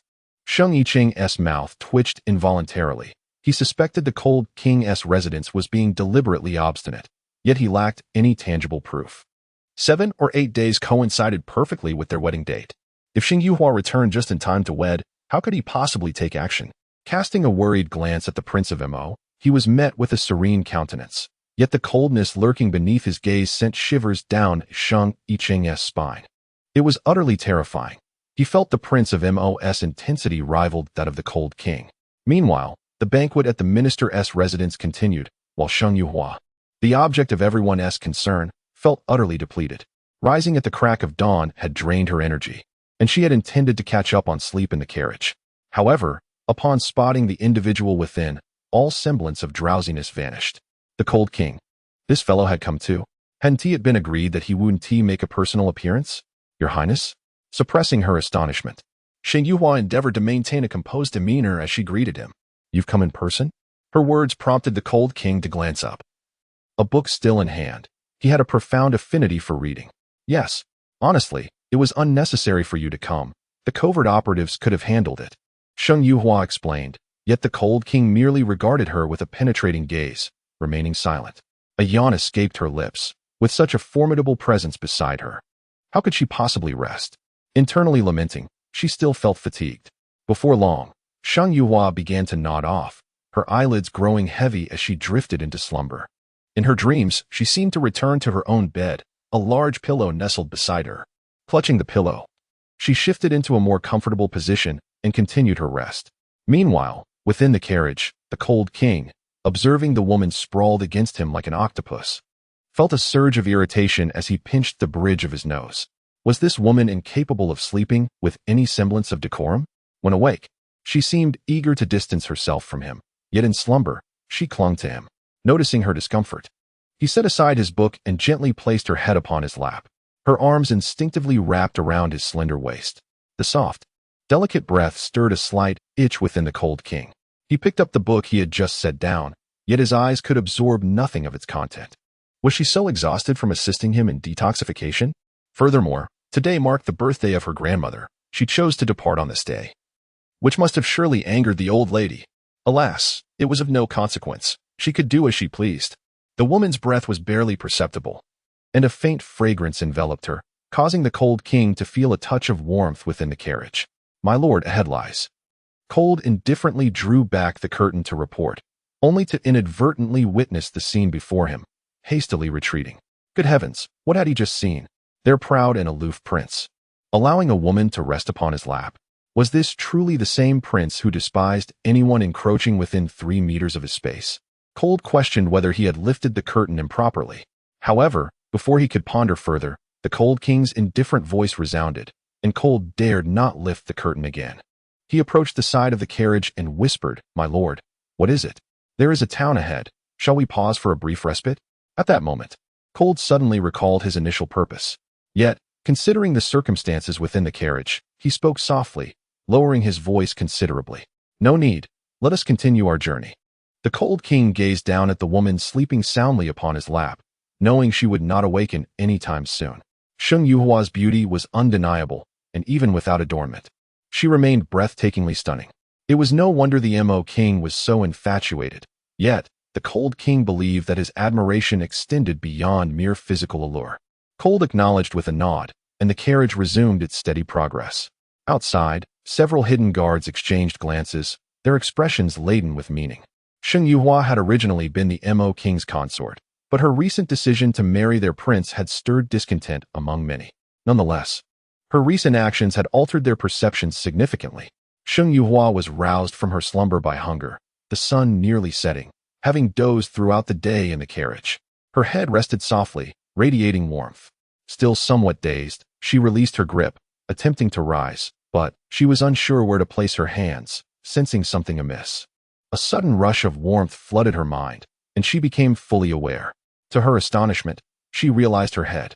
She opened her mouth, struggling to suppress the urge to exclaim. Still not letting go? The deep, restrained voice of the man echoed in her ears, and Shang Yuhua, unable to believe her predicament, looked up to see his handsome face flushed with color. I swear I didn't mean to. Do you believe me?" Previously, Qiu Shuang and the others had never mentioned her restless slumber, so how could she have known? "Release your hand." The man's voice was dark and threatening, and at that moment, Shang Yuhua felt the disquiet of her situation. Her hand seemed to have landed in an inappropriate place. In a flurry, she withdrew her hand, realizing that the cold king was surprisingly composed. Under normal circumstances, he would likely have dealt with her harshly. "I truly did not mean to." Regardless of whether the cold king believed her, Shang Yuhua felt compelled to explain. This man appeared cold and unyielding, yet there was a warmth beneath the surface. Surely, when he eventually married, his wife would be content, right? Oh, what was she thinking? Her relationship with the cold king was merely transactional. Everything that had transpired was simply an accident. Shang Yuhua's cheeks flushed crimson, with a lovely pink hue creeping to her ears. "Why are you making a fuss?" Observing the bashful expression of the woman before him, the cold king felt a dryness in his throat, his Adam's apple bobbing slightly. He diverted his gaze from Shang Yuhua's rosy face and picked up the book he had just set down, attempting to read once more. Yet, at that moment, his thoughts had already strayed far from the text, and he found himself oblivious to what he was reading. Shang Yuhua wished to offer an explanation and raised her head to glance at the cold king, only to find him engrossed in his book, causing her unspoken words to be swallowed back. She shifted her position, moving to the farthest corner of the carriage, vowing never to sleep on the carriage again. It felt too awkward. Suddenly, an untimely growl emanated from her stomach, and the cold king looked up, prompting Sheng Yuhua to wish she could vanish into the ground. Hungry? Just as she thought the cold king would ignore her, he unexpectedly spoke. Sheng Yuhua nodded, explaining that it might be due to not having eaten anything since the morning, leaving her a bit peckish. Just hold on a little longer. We shall dine in less than half an hour. The cold king, being a revered prince, would never indulge in casual snacks while traveling in a carriage.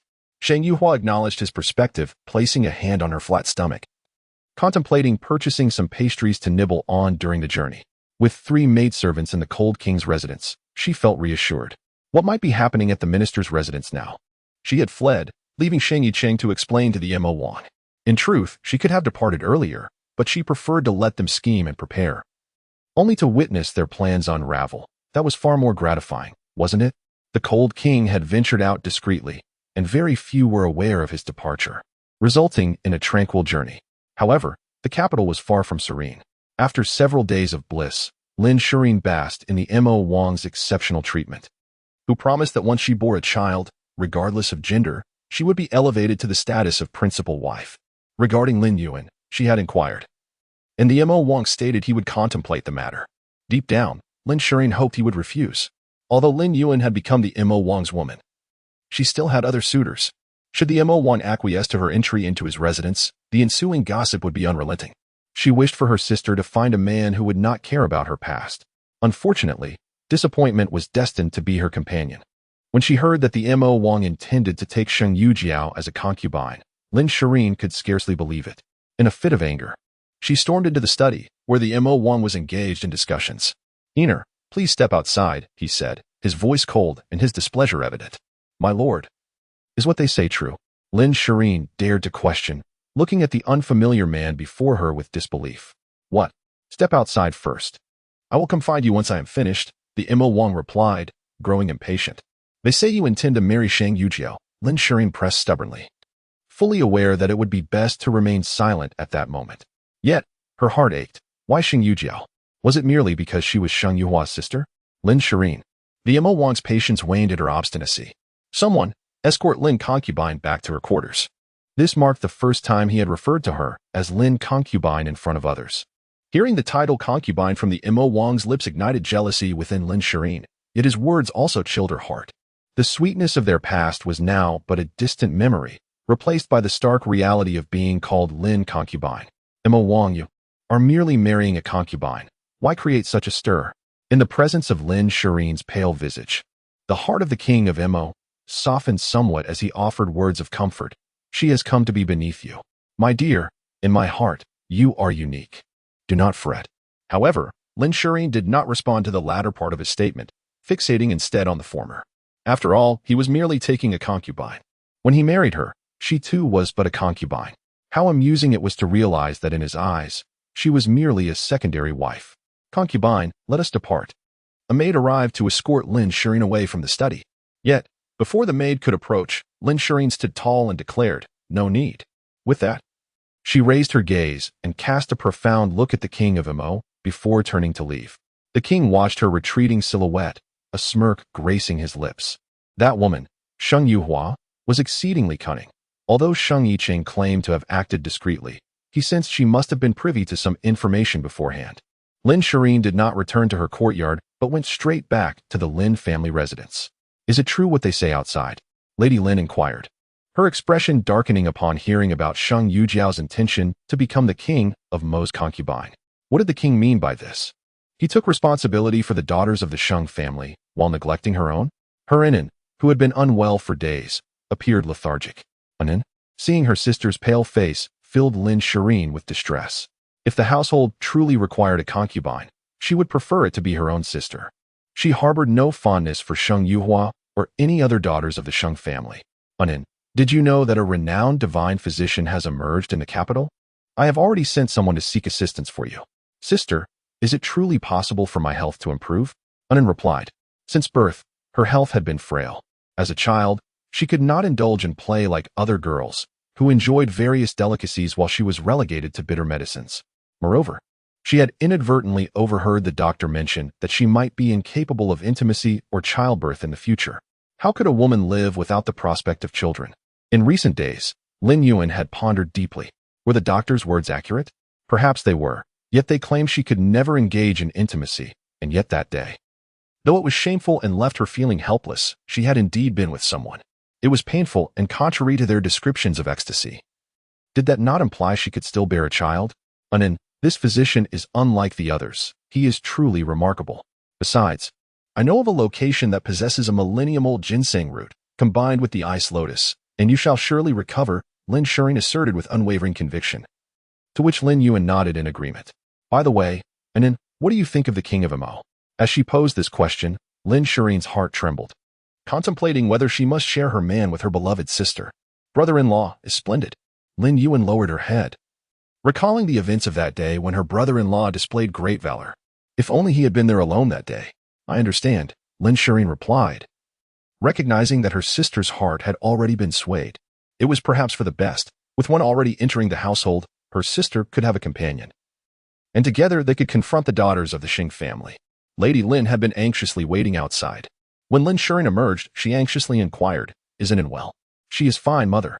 I will speak with the king and arrange for my sister to enter the residence as soon as possible." This was a prospect Lady Lin had longed for, yet hearing her daughter speak of it now filled her heart with an unsettling weight. At the stroke of midnight, a sorrowful wailing echoed through the air. 2 daughters had married the same man, a revelation that left the Lin family utterly humiliated. Yet, within and in such a predicament, where else could she possibly go if not to the Duke of Mo's estate? "Ener, my dear, I understand the pain that weighs on your heart. If you feel the urge to weep, then let your tears flow freely," Mrs. Lin gently urged, pulling Lin Shurin close and softly patting her back. She sighed. "You should have anticipated from the very beginning that the Duke of Mo is a prince. His household could never accommodate solely you as its sole woman. It was never feasible, and it shall not be in the future." Even with Sheng Yujiao and Lin Yuan entering, there would only be 3 formally recognized women in the residence, and undoubtedly, more shall follow. Furthermore, the Duke enjoys the Emperor's favor. Should he ascend to the throne, his harem will expand even further. Your task is to safeguard your position. Do you understand? Safeguard my position? Ener pondered. Consider the Empress and the Dowager Empress in the palace. Indeed, even women of such high status must endure the sight of their husbands taking numerous consorts. How can they find solace in that? Yet what recourse do they possess? With their esteemed positions, what is there to fear? Life is a balance of gains and losses. "Mother, I comprehend," Lin Shurin replied, though her heart remained heavy. Nevertheless, her mother spoke the truth. It was not merely princes and dukes who had many women in their households. Even affluent families were hardly devoid of them. What vexed her was the urgency of the Duke of Mo. They had barely been married for a month. Was it merely because Sheng Yuhua had called off her engagement? What relevance did that hold for her? Naturally, Lin Shurin would never voice such thoughts to Mrs. Lin, for her mother's concerns lay elsewhere. "My dear daughter, I would never wish you harm. With your sister by your side, I find some comfort," Mrs. Lin reassured. Yet, 2 of her 3 daughters had now entered the Duke of Mo's estate. Regardless of external opinions, their family had unequivocally aligned with the Duke. There was little to be done about it. Yet, the health of her youngest daughter must be attended to. Otherwise, how would she survive in the Duke's household? For instance, there had been talk of a miraculous physician who had appeared recently, though she had only been seen once, and her next appearance was uncertain. The so-called miracle worker had, for the most part, been asleep during the journey, but after a full day in the carriage, Sheng Yuhua was thoroughly fatigued. In the dead of night, an unexpected cacophony of wailing emanated from outside the inn. The sound was so piercing that it could rouse even the deepest of sleepers. Sheng Yuhua struggled to keep her eyes open, but the noise was relentless, compelling her to rise. "What is happening? This establishment is utterly outrageous, creating such a commotion at this hour." "Madam, do not fret. Our people have gone to investigate," came the response. When traveling, one must naturally conceal their identity. Coldness furrowed his brow, for they were to continue their journey the following day. A poor night's rest would leave them lacking in vigor. "If you remain uneasy, you may wait in the master's chamber," he suggested. Upon reflection, Sheng Yuhua agreed. It was indeed unbecoming to linger outside. Soon, those sent to gather information returned, revealing that the innkeeper's child had suddenly passed away. The inn had been a single heir for generations, a treasured child of only 6 years, now gone in an instant. Hence the sorrow. The innkeeper was weeping, too consumed by grief to offer apologies to the guests. Many had gone to inquire about the situation, their faces filled with indignation, yet upon discovering the truth, they fell silent. What could they say? The innkeeper had not acted with intention. If they found themselves in the same position, but they would never wish such a calamity upon their own children. They understood the innkeeper's sorrow. What could cause such a sudden demise in the dead of night? What illness could strike so swiftly? It is unlikely for a child, previously in good health, to suddenly fall ill and perish. This subordinate did not inquire further. Shang Yuhuan nodded, listening to the mournful cries that seemed far from ceasing. Shall I go and take a look? The wailing outside was so intense that sleep was out of the question. It would be better to see if she could be of assistance, perhaps to help someone who was so heartbroken that they had fainted from grief. Sheng Yuhua wished to check on the situation, and Han Wang did not oppose. He rose, indicating he would accompany her. Long Mo wanted to intervene, but recalled their anonymity. No one knew their identities. It would take several days to reach the White Bone Mountain. If the princess wished to investigate, they might as well go together. Thus, he did not stop them, and the group descended together. As they walked down the stairs, the cries grew louder. It was evident that this young master was dearly cherished at home. As they drew closer, they noticed the child's complexion was a disturbing shade of bluish purple. Among the mourners stood an elderly man with a grim expression, furrowing his brow. He was likely the doctor they had summoned. Seeing the child's unnatural pallor, Shang Yuhua hurried forward, but found herself unable to push through the throng of people surrounding the child. Sir, something is amiss with the child, she stated, her gaze darkening. Are you suggesting he has been poisoned? Han Wang, having become somewhat knowledgeable from his prolonged illness, discerned the child's abnormal appearance and asked gravely. Not necessarily. I must examine him to ascertain. Han Wang glanced at Lang Mo, who nodded and quickly stepped forward, parting the crowd with a commanding voice. Make way. His authoritative tone startled the mourners, and in that moment of distraction, Lang Mo reached the child's side, seizing the innkeeper and stating firmly, Your child's condition is concerning. Our Lady wishes to examine him. Ah, my child is already dead, the innkeeper lamented. The doctor has confirmed it. He has no breath left. Does his complexion appear normal to you? Our Lady possesses exceptional medical skills. Are you truly willing to squander time instead of allowing her to take a look? The implication was clear. Could the child still be saved? The innkeeper dared not entertain such thoughts, yet he shook his head. It is impossible. The child has perished. You all proclaim the child is dead. Is there a fate worse than this? The innkeeper pondered this, realizing there seemed to be no worse outcome. He hastily stepped aside, allowing Sheng Yuhua to approach. She first checked the child's nostrils and indeed found no breath. She then felt along the child's neck. What are you doing, woman? My son is dead. I will not permit you to touch him. The mother, in a frenzy, rushed forward, but Lung Mo raised a hand to block her path. Let me go? I must save my son, she screamed, yet Sheng Yuhua's eyes brightened. She had just discovered a faint pulse in the child's neck, not yet deceased. The child's pulse was steady. It appeared he was merely suffocating. She lifted his mouth to check, which sent the previously screaming mother into a further frenzy. Are you all mad? My son is dead, and you still let her touch him. Be quiet. Sheng Yuhua retorted coldly, perplexed by the woman's reaction. Someone was trying to save her child. Should she not be grateful instead of shouting in protest? As the child fell into her arms, Sheng Yuhua sensed an unsettling change. Yet the immediate priority remained saving the child. She pried open the child's mouth and became more certain of her suspicions. You take the child and hold him at the waist while I administer some firm pats on his back, she instructed, demonstrating the action. He still has a breath of life. Something must be lodged in his throat. If we can dislodge it, he will be fine. Just apply a bit of force. And do not worry. The crowd listened with a mix of skepticism and hope. Just as the woman began to protest again, the innkeeper ordered her to be restrained, stuffing a cloth into her mouth to silence her. Cold and indifferent, he believed in the princess's capabilities. He stepped forward to embrace the child, holding him firmly at the waist and delivering vigorous pats to his back. After 20 or so strikes, a red date fell from the child's mouth. Was there indeed a foreign object lodged within? The onlookers were astonished. They had not anticipated that the child had been choking. However, this raised further questions. Why would a child consume red dates in the dead of night? Surely, the child should have been asleep by then. Listening to the child's weak cries, Sheng Yuhua realized her work was done and called for a physician to attend to the child. If he were from a poor family, no further care would be necessary. As for how the child choked, she trusted the innkeeper would not be foolish and would ascertain the truth. Once the annoying cries subsided, Sheng Yuhua and her companions returned to their quarters. She sneezed and resumed her slumber. The following morning, breakfast was lavishly prepared. The innkeeper personally approached them, bearing 1,000 taels and silver notes, expressing his gratitude for Sheng Yuhua's life-saving intervention. With a gentle smile, she declined the offer, yet the innkeeper insisted, ultimately leading to the cold king accepting the gift, waiving their lodging fees.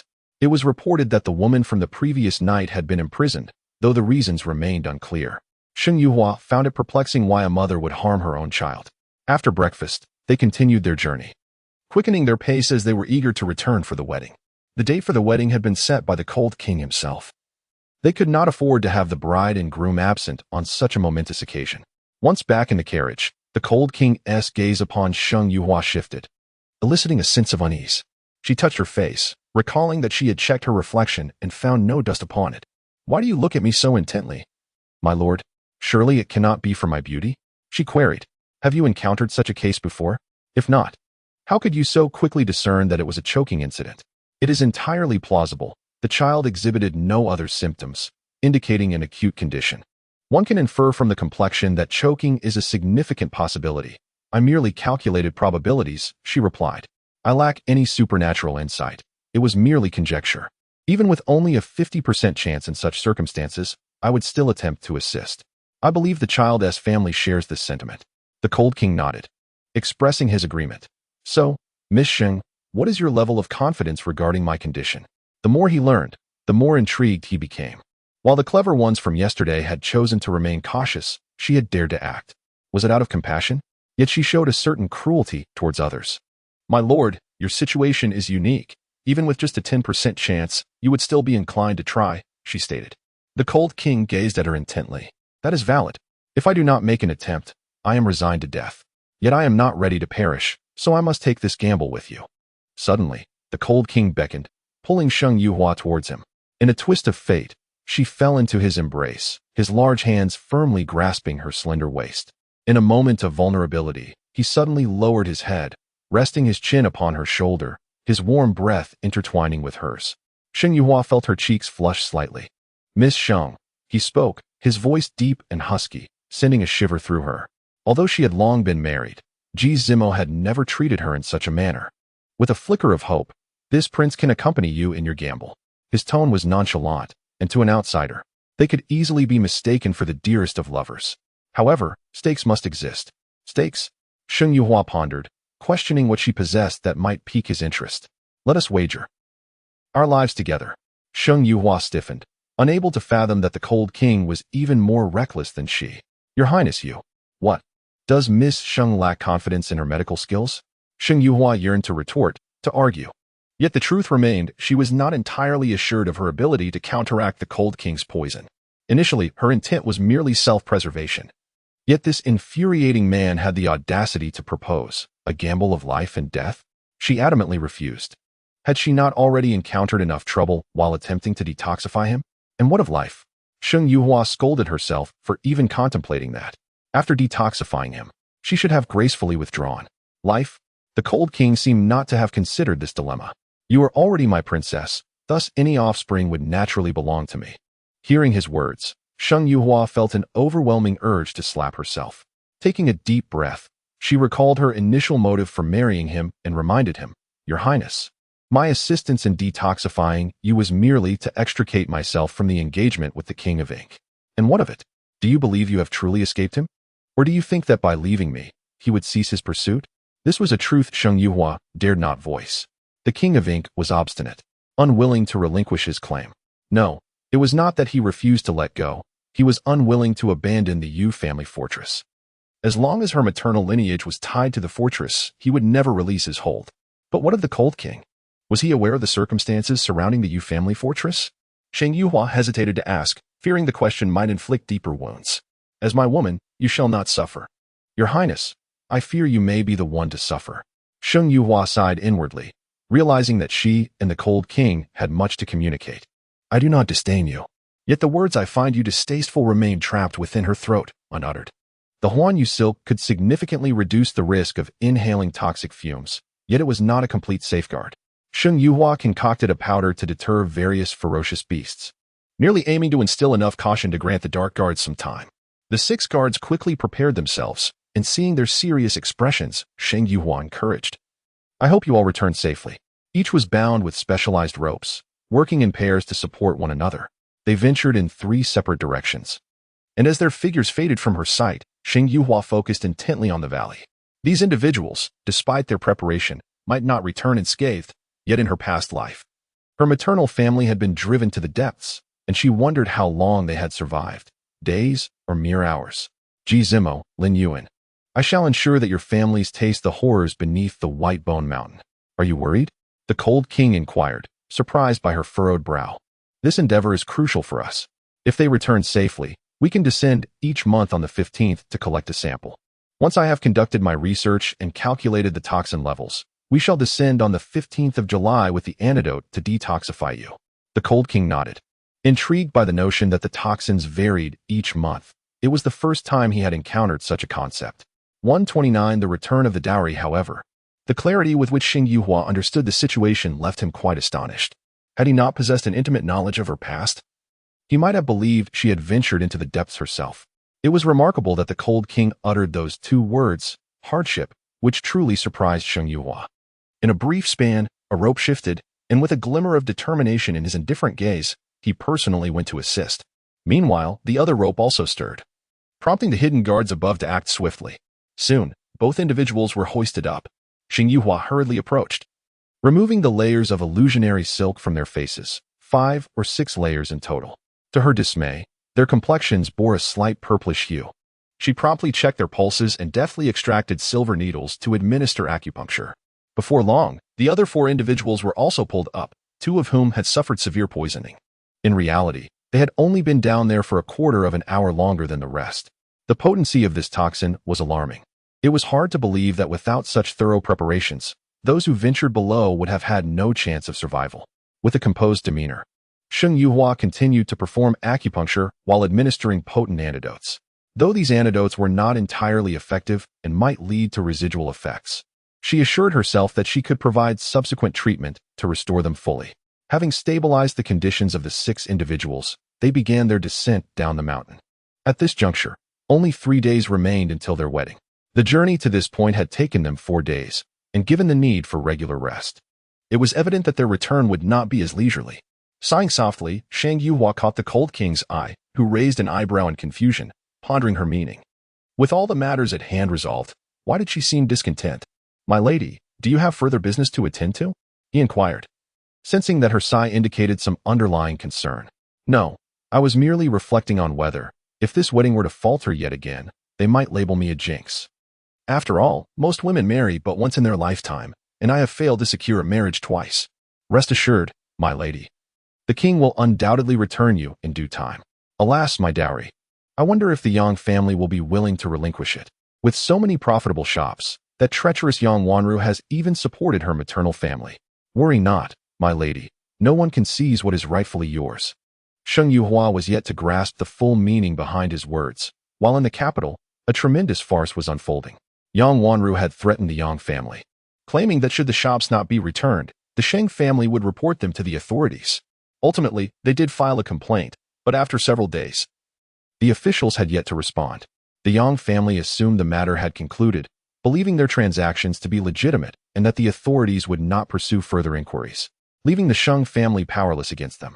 Regrettably, Yang Hongfa began to lament having sold those shops, realizing that in his haste to divest, he had settled for a significantly lower price. Their initial thought was to gain whatever profit they could, but now, with the situation at a standstill, he found himself deeply regretting the decision. Yang mother shared in this regret.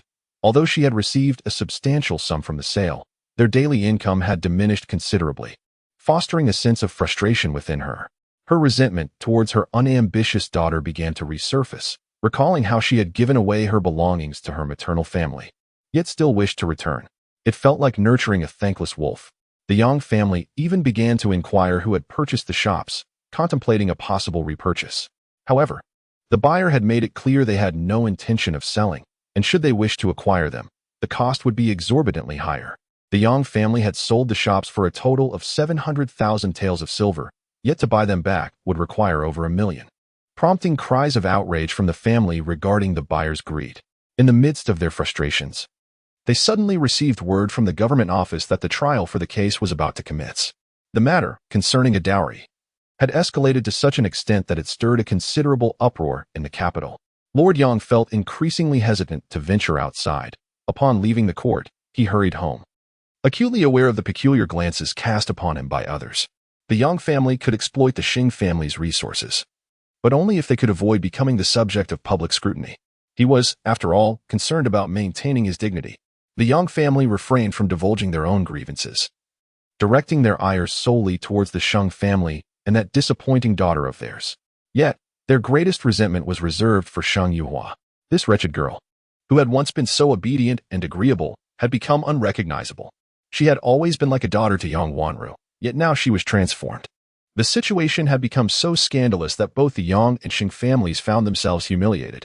The announcement from the Jingshuoyan to publicly adjudicate the matter caught them completely off guard.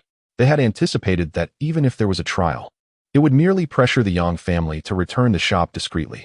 However, the current commotion was unforeseen, and even the old matriarch was displeased. Fortunately, both of their granddaughters were already betrothed. Otherwise, finding suitable husbands for the daughters of the Sheng family would have proven exceedingly difficult. As it was the first instance of such a trial, the day was particularly lively, with numerous onlookers arriving early to witness the spectacle. However, the main parties involved were conspicuously absent. Sheng Yuhua was not present, nor was the Cold King. Upon seeing Feng Li, both the Sheng and Yang families were momentarily taken aback. Yet, they recognized the man accompanying Feng. He was the steward from the Cold King's residence, grinning amiably like an innocuous old gentleman. Master Zhua, I am Lu Wan, the steward of the Cold King's residence. Before leaving the capital, the prince instructed me to ensure the retrieval of the princess's dowry. May I count on your cooperation, sir? In cases such as this, the plaintiff is typically present. However, with Sheng Yuhua absent from the capital and Lu the steward making such a request, along with the presence of the young Master Feng, who would dare to object? Zhua Xingchang quickly nodded in agreement. Certainly, Master Zhua, here is the list of my lady's dowry, preserved by her mother. The handwriting has been authenticated as genuine, and its contents have been verified, Lu the steward elaborated. He proceeded to outline the situation. Initially, the princess was unaware of the existence of the dowry list, which had been managed by the current mistress of the Xing family, Yang Wanru. However, it has come to our attention that she sold it off at a meager price to the Yang family, a fact substantiated by our findings. A collective gasp echoed through the crowd upon hearing this revelation. Such a multitude of properties had been sold off at such a loss to her natal family. The mistress of the Sheng family was indeed audacious. Was the Sheng family so oblivious as to remain uninformed and permit Yang Wanru to act with such impunity? Yang Wanru's complexion turned ashen. After today's proceedings, she had garnered notoriety in the capital. What would the public say of her now? My lord, she stammered, attempting to justify her actions. Yet Zhua Xingchang rapped the gavel and coldly interjected, Madam Sheng, what more do you wish to say? Should I disclose the paltry prices at which you sold these properties? As he spoke, he raised each document for the audience to see. The shops were situated in prime locations, valued at no less than several tens of thousands of taels, whereas Yang Wanru had sold them for a mere 1,000 or 2,000 at most. The disdainful glances directed at the Yang family were palpable, while the gazes towards the Sheng family were laden with deeper implications. The desire to play tricks is amusing, isn't it? Are the Sheng family all fools, allowing a woman to deceive them so easily? Sheng Yicheng felt a sense of unease. However, he had never involved himself in the family business. Thus, he was unaware of Yang Wanru's excessive actions. These shops were properties left to the princess by her mother, and thus only she had the authority to transact them. Consequently, I declare that all these transactions are null and void. Zhua Xingchang took a deep breath, as this was his first encounter with such a brazen stepmother. He ordered the Yang family to immediately return the princess's assets. Upon hearing this ruling, the Yang family was taken aback. They thought the matter had passed, but now, return immediately? They possessed only one shop, the rest had been sold. Where could they return the property? Sir, we had no knowledge that these shops belonged to the princess. We are wronged. At this moment, Yang Hongfa could only feign ignorance. One must look out for oneself. He thought maliciously as he glared at Yang Wanru. The gratitude he once felt for her had morphed into resentment. Yang Wanru, How dare you encroach upon the princess's possessions and deceive me? Faced with her brother's accusations and his fierce expression, young Wanru was stunned. How could she have sold the shop to him without reason? Was it not due to his lamentations about the family's dire straits? As a daughter of the Yang family, she felt compelled to consider their circumstances. His pleas were so pitiful that she couldn't bear to see her family suffer, hence she had given him a shop. However, one act of kindness led to another. Having tasted benefits, her brother's appetite grew insatiable. Young Wanru, ever soft-hearted, found herself entangled in a worsening predicament. The only solace she had was that the Xing family did not suspect her. Gradually, she felt a sense of relief. Yet, who could have foreseen that the wretched Xing Yuhua would present a list of dowry? Upon seeing those shops, young Wanru's heart sank. Knowing that the Sheng family would pursue the matter only added to her distress. She had attempted to persuade her family. Unfortunately, her brother and the others refused to listen. What shocked her further was that when the incident arose, her brother immediately threw her under the bus. Shops worth tens of thousands were sold to them for only a couple of thousand taels. Had she lost her senses? Brother, Yang Wanru wished to explain, but Yang Hongfa would not grant her the chance. I have no sister like you. Turning to Zhuo Xingchong, he added, Sir, I have truly been deceived by this woman. Had I known these were the princess's assets, I would not have dared to purchase them, even at the cost of my life. I am aware, Zhuo Xingchong replied. Return these shops at once. He regarded Yang Hongfa with derision. Was he attempting to fool a child? Such words would not deceive even a toddler. Nevertheless, he understood the objective for today. Reclaiming the shops was paramount. Sir, the shops are no longer in my possession, Yang Hongfa replied, his face twisted in distress. Recently, the family has faced difficulties, and my health has not been well. So I had to transfer the shops. Sir, please consider. Zhuo Xingchong scoffed internally. Did he think he was the only clever one in this world? The Sheng family had declared their intent to report the matter to the authorities to retrieve the shops. It was only then that he sold them. Did he believe everyone else was blind? That is of no concern to me. You are hereby ordered to return the shops immediately. Zhuo Xingchong would show him no leniency. The steward of the Cold King's residence and Feng Li were watching closely. After all, I do not know if the other party is willing to sell, he stammered. I inquired 2 days ago, and they were not selling unless at a high price. In the midst of the gathering, Zhuo Xingchong spoke with a grave demeanor. We can only appraise the value. Stepping forward with an unruffled demeanor, Butler Lu smiled and remarked, My lord, I have already sought an appraisal. The valuation of the princess's shops stands at 150,000 taels. This revelation left the assembly in utter astonishment. 150,000 taels? Yang Hongfa was nearly driven to the brink of despair, for he had sold his possessions for a mere 70,000 taels. Although he still held one more shop, it could not exceed 80,000 taels. If he were to compensate at this price, his entire fortune would be depleted. My lord, even the smallest shops have only fetched 60,000 taels, he thought, withholding the truth. We shall not concern ourselves with that. Either return the shops, or provide 150,000 taels in silver, Butler Lu stated with unwavering resolve. Feng Li interjected with a cold smirk, Of course, you may choose not to return them. However, I will inform His Majesty that the princess has been so grievously wronged. Will the emperor intervene or not? The mere thought of involving the emperor rendered the Yang family speechless. At that moment, they dared not act defiantly and could only brace themselves to part with their silver. They faced not only losses but the potential ruin of their entire fortune. Once the matters concerning the Yang family were resolved, attention turned to the Sheng family. Zhuo Xingchong, being astute, decided to handle the dowries of the princess all at once. Not enough medicinal herbs, items missing? He inquired. No matter, we shall compensate with silver. Ultimately, the Xing family found themselves indebted to the tune of 80,000 taels. They did not possess such wealth. Some of their properties had to be mortgaged. And Sheng Yujiao's dowry was even utilized as collateral. They had no choice, for when Yang Wanru married, her dowry had been scant. So where did her daughter's dowry originate? Naturally, it came from the public funds. Sheng Yujiao was nearly driven to a fit of rage, yet at that moment, even her mother dared not utter a word. What could she say? My lord. Once the dowry matters were settled, Feng Li and Butler Lu returned triumphantly. The dowry was promptly transferred to the Cold Prince's residence. Despite the absence of the prince, preparations for his grand wedding were in full swing, and not a single servant dared to be idle. Even Ping Ping received a new garment. Lady Lin, is there something you require? Due to the association with the Mo prince, Feng Li naturally held no fondness for Lin Shirin. The Mo Prince's Consort. Young Master Feng, among the princess's dowry, there exists a medicinal herb, the ice lotus. Might you be willing to part with it? The ice lotus? Feng Li had not taken heed, yet Butler Lu was well aware. Recalling the princess's instructions, he donned a congenial smile. Lady Lin, the items within our princess's dowry are not typically for sale. However, medicinal herbs are a different matter, if the price is right. We may consider selling. Had a door opened? Lin Shireen felt a surge of delight and hastily inquired, Butler Lu, might I ask how much the ice lotus costs? Should we decide to sell, I would estimate it at around 100,000 taels. 100,000 taels? Upon hearing this figure, Lin Shireen nearly burst into laughter out of indignation. Are you suggesting I ascend to the heavens? For a mere herb, you dare to demand 100,000 taels of silver? This, Steward Lu, is rather exorbitant, wouldn't you agree? The general's residence is certainly capable of producing 100,000 taels, but no one wishes to be a fool in this matter. A single ice soul lotus should suffice at 5,000 to 6,000 taels. Anything beyond that is simply unworthy of consideration.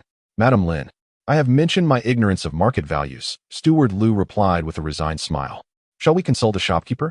Better to seek a physician, Lin Shireen asserted. Shopkeepers are often entangled in various interests. A physician would be more trustworthy.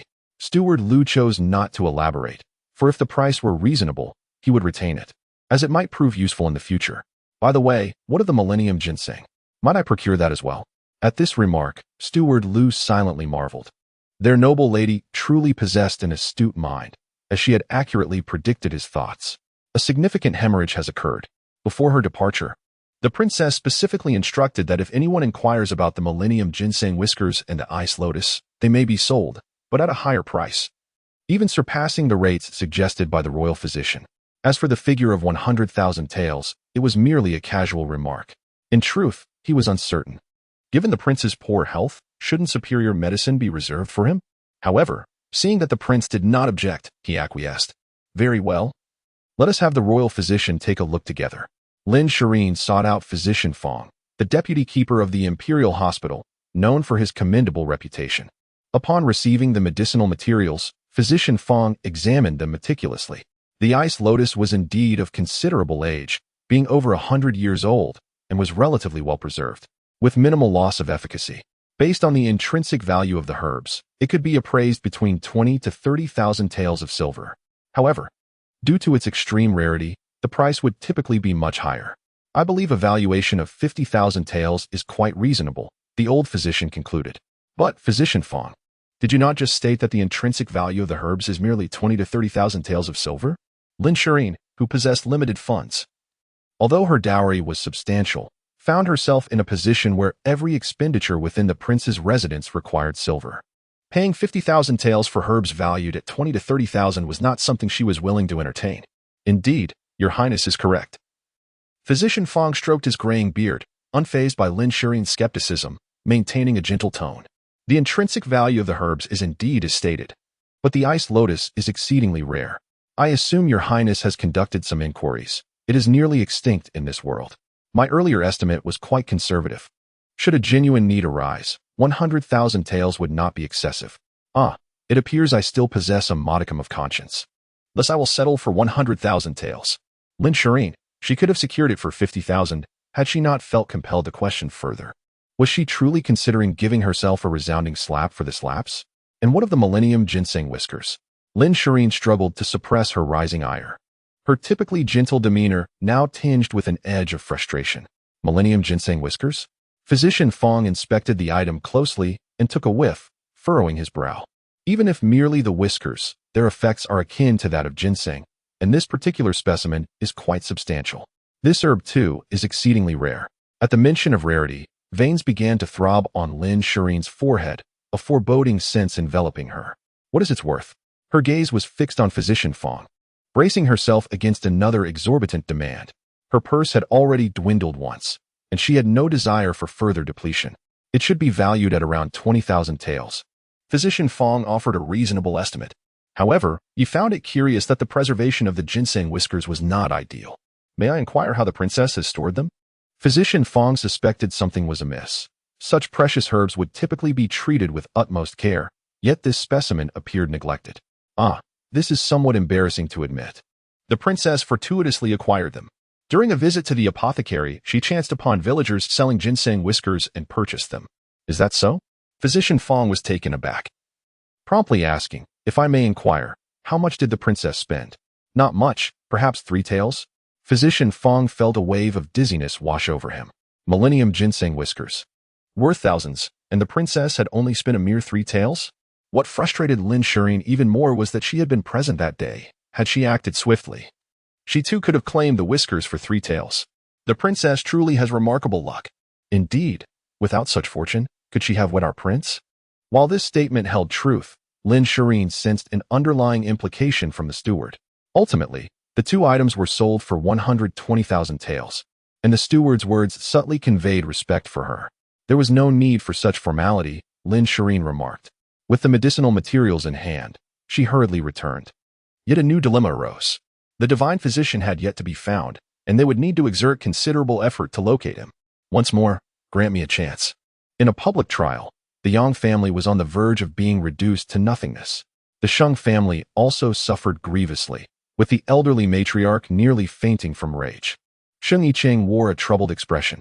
At that moment, the Prince of Ink approached him for a meeting. Despite his apprehensions, fully aware that this encounter would yield no positive outcome, he steeled himself and approached. Sheng Yicheng, you truly are formidable, he remarked. No sooner had he entered the private room than an object came crashing towards him. Not daring to evade, it struck his face, leaving a painful gash. Though not deep, the sting was excruciating. Frowning, Sheng Yicheng contemplated the indignity of being treated thus, despite his esteemed position as the current minister. Your Highness, how can you even say that? Sheng Yicheng, what more can you claim to do? The Prince of Ink's ire was palpable. Although he had fervently conversed with Lin Shirin, he could not shake the persistent image of Shang Yuhua, whom he loathed, from his mind. Astonished by his own feelings, he recalled how obedient Shang Yuhua had once been, believing every word he spoke. The woman he thought he could easily manipulate had suddenly transformed. It was not love that fueled his emotions, but rather a sense of unwillingness to accept this change.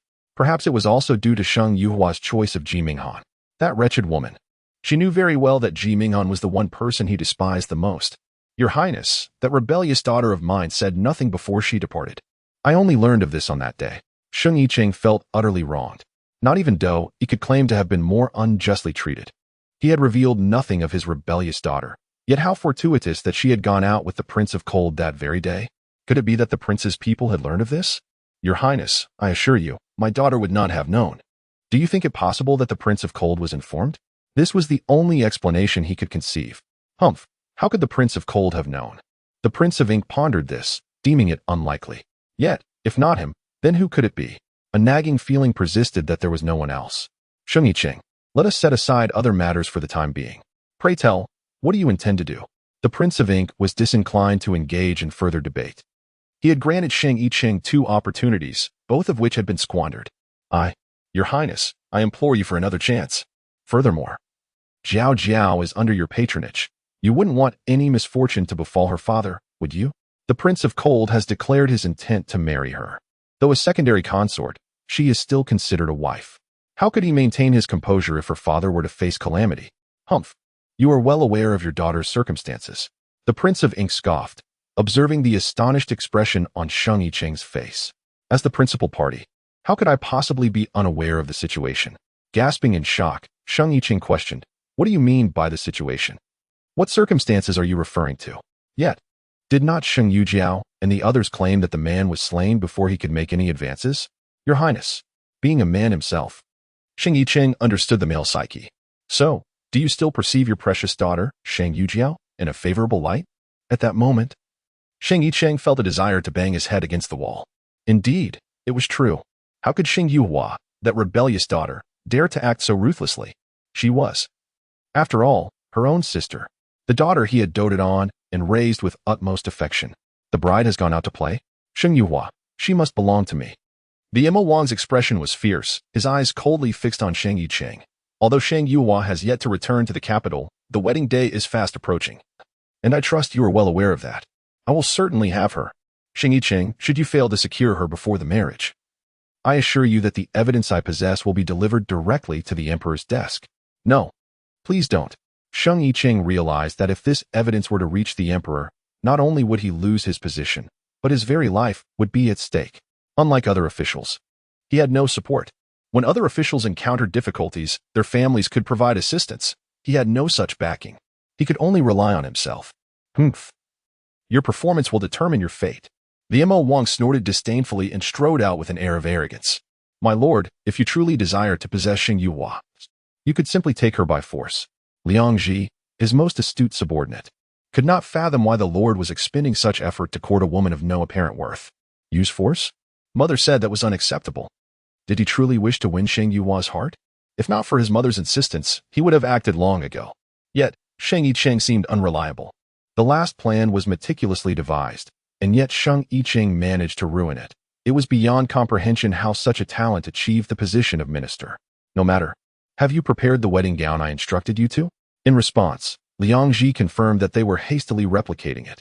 Speaking of this, Liang Ji grew even more perplexed. He could not discern the lord's intentions. Why mimic the gown crafted by Qiaonyang?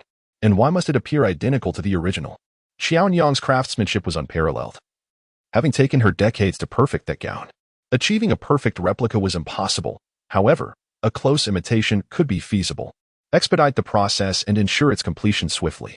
The Mo Wang's expression darkened. This was the final step, and should it fail, he would be left with no alternatives. Liang Ji nodded, taking the matter more seriously. 2 fleeting days passed, and soon it was March 19th. On this day, it was also auspicious for weddings.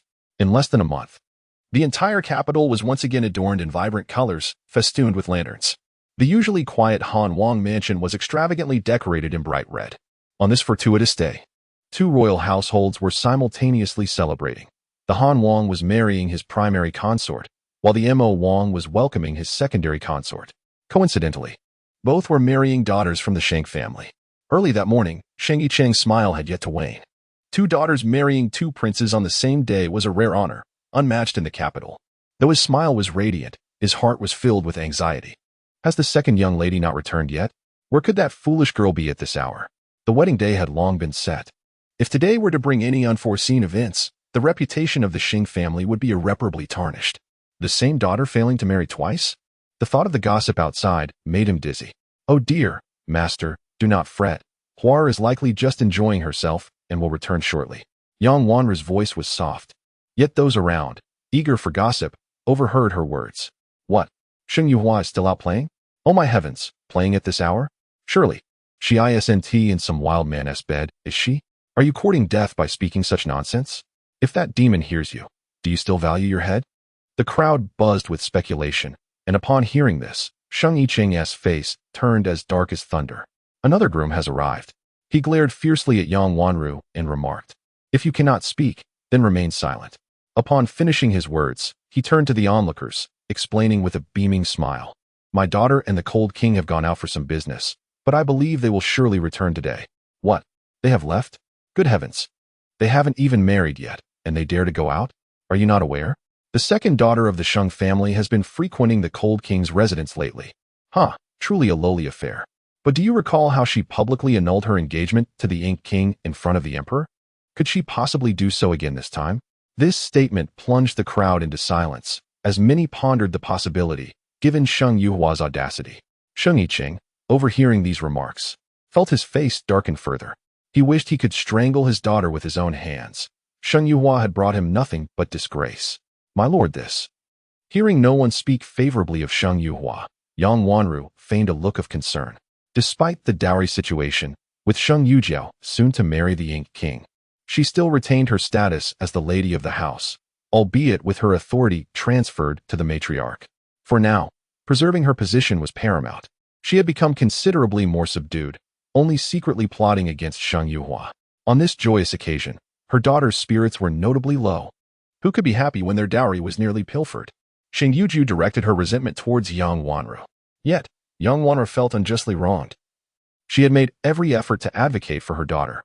Upon her marriage, she had little dowry to begin with. Could she be blamed for that? As the auspicious hour approached, the distant sounds of drums and gongs reached Sheng Yicheng's ears, causing him to pause in surprise. Was the Ink King arriving? He hastily instructed a servant to check if that rebellious daughter had returned. The Ink King is here. My lord, I shall go and see Jiao Jiao, young Wanru declared. Her spirits lifted as she observed the wedding procession from the Ink King's residence. This reminded her of a month prior when Xing Yuhua wed. Though she was the Ink King's legitimate wife, there had been no such festive drums in a throng of people then. Especially, there had been no handsome groom riding a magnificent steed. What did it matter if she was the legitimate wife or a secondary consort?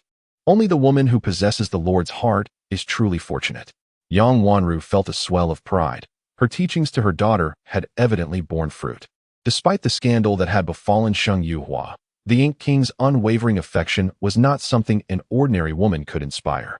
With a smirk of satisfaction, she thought, even without authority over the household for now, as long as her daughter made a good match, the old matriarch would eventually seek her guidance in managing the household.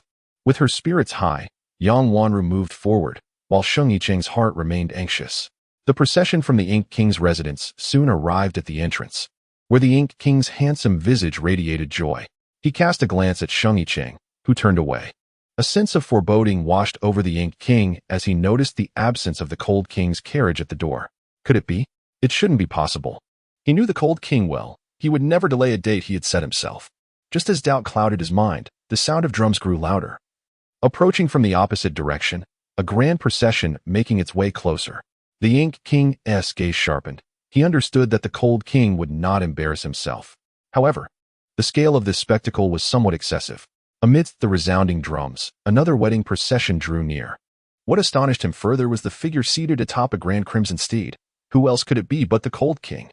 The Ink King's keen eyes scrutinized the Cold King's legs. Hadn't he been paralyzed? How could he possibly be mounted on such a fine steed? The visage of the Cold King remained as frosty as ever, his strikingly handsome features sculpted like marble, adorned with the fiery bloom of a blue lotus. This seemingly aloof demeanor lent him an unexpected allure. I had always thought the Ink King to be exceptionally handsome, causing my knees to weaken at his sight. Yet, upon encountering the Cold King today, I realized the Ink King pales in comparison. How I long to be the Cold King's woman, even for a single day or night. They say one dies under the peony, yet lives on as a spirited ghost. If only the Cold King would glance my way, I would die without regret. I too share this sentiment. How I envy Sheng Yuhua for having the fortune to marry the Cold King. What is so desirable about marrying the Cold King? Is it merely living as a widow? A dismissive scoff came from a young woman, no older than 17 or 18, who seemed to harbor a deep disdain for the Cold King. Just as her words fell, a figure suddenly lunged forward. A fierce roar erupted, startling the girl into a terrified scream. Her companions hastily retreated. In the blink of an eye, she fell to the ground, pinned beneath a massive mastiff. Its fiery gaze fixed upon her. Help! Help me!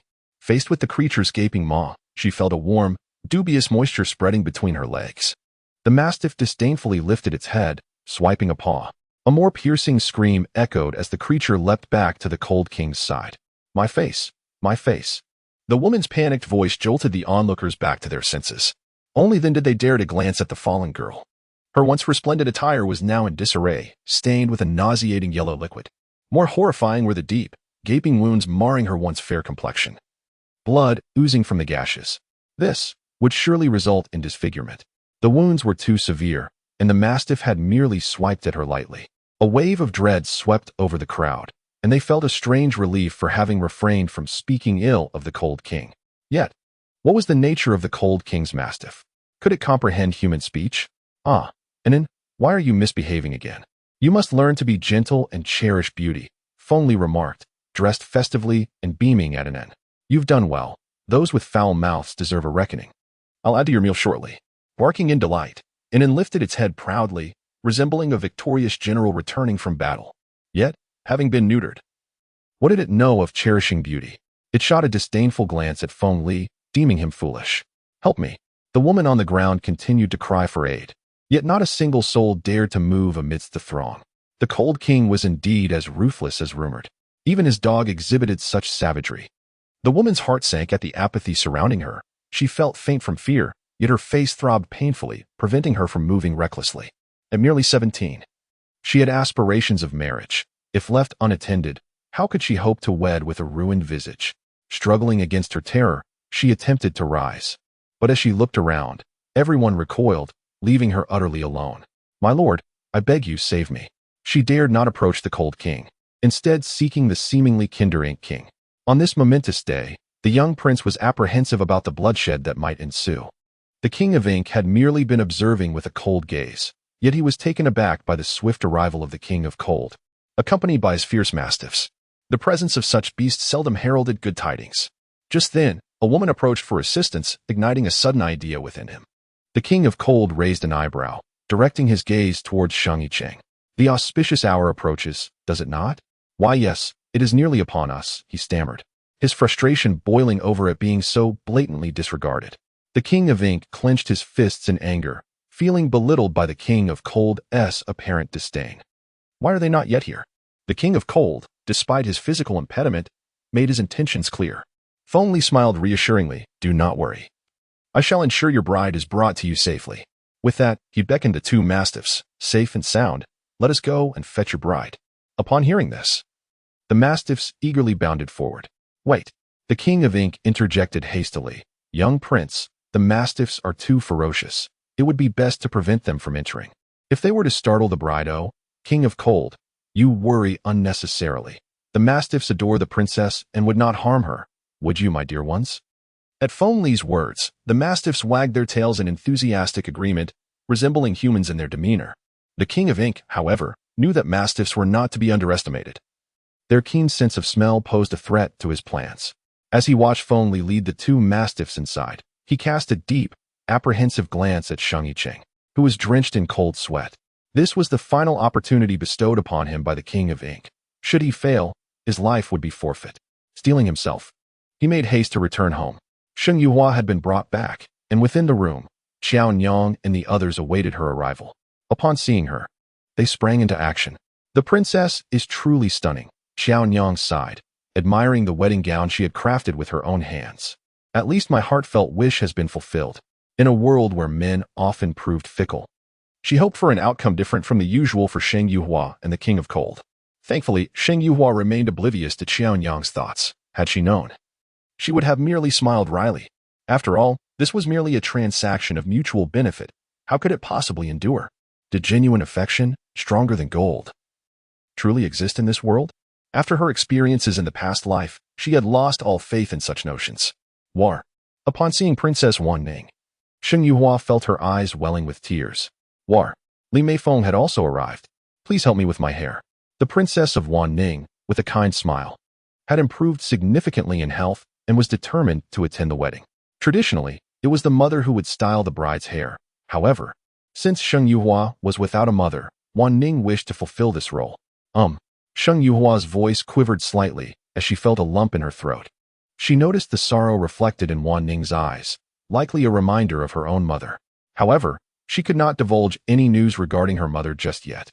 All she could do was silently observe Wan Ning. Suddenly, the familiar barking of the mastiffs broke the tension, and Sheng Yuhua's face brightened. What brings you here? As the two mastiffs bounded into the room, the others felt a twinge of concern, but Sheng Yuhua reassured them, fear not, they are quite gentle. Indeed. The mastiffs settled beside her, behaving impeccably. War, they are different from the legends, Li Meifeng remarked, tempted to reach out and touch them, though she hesitated. Little did she know of the events unfolding outside. Had she seen the wounds on the maiden's face, she might have thought twice about her curiosity. Their conspiracy? Oh. Sheng Yuhua's smile blossomed even more brilliantly. Her beauty was already extraordinary. Such a sincere smile was captivating enough to topple kingdoms and dazzle the senses. Alas, the Cold King is indeed fortunate. Wan Ning sighed, noting that the auspicious hour was drawing near. The matchmaker entered, lifted the bridal veil, and together with Wan Ning, assisted Sheng Yuhua as they made their way outside. Upon exiting the Linglong garden, they unexpectedly encountered another group of newlyweds. Humph, the young lady is truly something. Merely a concubine, yet she dares to compare herself and even choose the same day. Xiao Shuang pouted in complaint. Sheng Yuhua had just returned and was unaware that Sheng Yuji was also being wed today. Is Sheng Yuji truly becoming a concubine to the Ink King? She is to be a secondary wife, but she too is entering the household today. I suspect she is doing this intentionally. Look at her attire. It is identical to yours. Identical bridal attire? A pang of unease struck Sheng Yuhua. Aren't bridal gowns supposed to be one of a kind? It must be a copy. How shameless to even attempt a comparison. Is it merely to compete with oneself? Yet, the man she is to marry is the Ink King. Sheng Yuhua suddenly smiled. her heart growing more apprehensive. Qiu Shuang, where is Xiao Man? Ah, Sister Xiao Man should have already gone to the Cold King's residence. Today's wedding is laden with rituals, and Xiao Man dislikes trouble, so only Xia Lu and Qiu Shuang accompany Sheng Yuhua. You must speak with me often. Ah, miss. Why? Identical bridal gowns, identical wedding days, don't you find it strange? Upon hearing this, Sheng Yuhua's words left Qiu Shuang momentarily bewildered. The eldest young lady merely desires to compete with you. Ah, miss, are you suggesting? Oh, what are you saying? Feng Li approached, sent by the Cold King. Feng Li, I suspect the Ink King wishes to replace someone. What? Replace someone? Feng Li's mind momentarily faltered. Observe the bridal gowns over there. Sheng Yuhua pondered, her curiosity piqued. She wondered whether this was the Ink King's own design or a collective decision from the minister's residence. Are they not concerned that the Cold King might, in a fit of rage, eliminate Sheng Yujiao? Moreover, has Sheng Yujiao truly forgotten the near-fatal incident from a few days prior? Feng Li felt his intellect strained. Yet, recalling the previous incident where the Ink King attempted to abduct the princess, it suddenly seemed plausible. I've just thought of something amusing. Though Feng Li could be somewhat obtuse at times, his reflexes were quick. Let him make the exchange. Princess, let us observe what he intends to do. Rest assured, before the wedding ceremony, I shall ensure your return. Your words feel rather unreliable.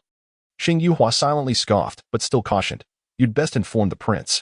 Such matters, if mishandled, could further tarnish her already fragile reputation. The Cold King may be indifferent to her, but he cannot disregard the reputation of the Cold King's residence. However, at this moment, Sheng Yuhua forgot that the Cold King's residence had little reputation left to speak of. Very well. Feng Li considered this as well. Although he would strive to ensure Miss Xing's safety, it is better to be cautious than sorry. If he were to botch this, the Cold King could very well end his life. Outside the gates of the minister's residence, the woman with the injured face had already been taken away. The crowd eagerly awaited the arrival of the two young ladies from the Sheng family. The Ink King held the reins tightly, his grip firm. He maintained a facade of calm, yet his gaze frequently darted towards the entrance. The first ascent to the bed was met with an air of calm from the Cold King, whose brow barely flickered as his indifferent gaze settled upon the entrance. In stark contrast to the tension exhibited by the Ink King, the Cold King remained remarkably composed. At last, Sheng Yiqing emerged. He cast a fleeting glance at the Ink King, nodded slightly, then turned to the Cold King, managing a strained smile. Today's events were not of his choosing. Yet he was beholden to the Ink King, whose leverage left him no choice but to comply. Nevertheless, he harbored concerns about inciting the Cold King's wrath and pondered whether the Sheng family could withstand the repercussions. The onlookers fell silent in anticipation until a figure was gently ushered out by a maid. Clad in a resplendent red wedding gown, intricately embroidered, she shimmered under the sunlight. The maid guided the bride towards the Cold King, while the matchmaker's face bore a smile so broad it could crush a fly, incessantly reciting auspicious phrases. Upon seeing the approaching bride, the Cold King's gaze momentarily paused, his indifferent eyes sweeping over her before he averted his gaze. Traditionally, the eldest daughter would be married first. Yet the eldest, as a secondary consort, was overshadowed by the Cold King's status as the Ink King's younger uncle. Thus, it was Sheng Yuhua who made her exit first. Supported by attendants, Sheng Yuhua ascended to the bridal sedan chair, and the Ink King's horse pivoted, signaling the onset of the celebratory gongs and drums as the procession departed in grand fashion. Only when he observed the Cold King leading his retinue away did the Ink King relax his clenched fist. He turned once more to the entrance, and at that moment, another bride was escorted forth. The Ink King's eyes brightened upon recognizing the figure beneath the heavy veil. He knew it was none other than Sheng Yuhua. At last, she belonged to him. The Ink King's heart settled. Albeit curious about how Sheng Yiqing had orchestrated this, he found satisfaction in the outcome. His spirits lifted considerably. He personally dismounted to assist the bride, prompting the assembled crowd to murmur amongst themselves. Do you see the difference between affection and disdain? When the second daughter of the Sheng family wed the Ink King, he could hardly be bothered to attend. But now, the eldest daughter, a legitimate heiress, was not to be compared with an orphaned wild child. Hush, keep your voices down. Although the Ink King is more amiable than the Cold King, the recent calamity remains fresh in our minds. We mustn't provoke him. Once the bride was settled into the sedan chair and the lively entourage departed, the spectators reluctantly followed suit. After bidding farewell to the two princes, Sheng Yiqing exhaled deeply, nearly collapsing to the ground. Master, the steward supported him. Let us return. Although we have seen off two princes, we still face troubles at home. Meanwhile, in Sheng Yujiao's chamber, Yang Wanru was bound to the bed, a rag stuffed in her mouth. She struggled against her restraints, her attire in disarray, revealing patches of her fair skin. Upon noticing Sheng Yicheng's entrance, her eyes glinted with malice. "Ah, you despise me?" Sheng Yicheng retorted with a cold laugh, making no move to untie her or remove the cloth from her mouth. Staring into her fiery eyes, he suddenly felt a wave of DJVU. Those eyes bore a striking resemblance to another pair he once knew, which had not burned with fury but with an all-consuming hatred. Yet, in the end, that loathing had yielded to capitulation.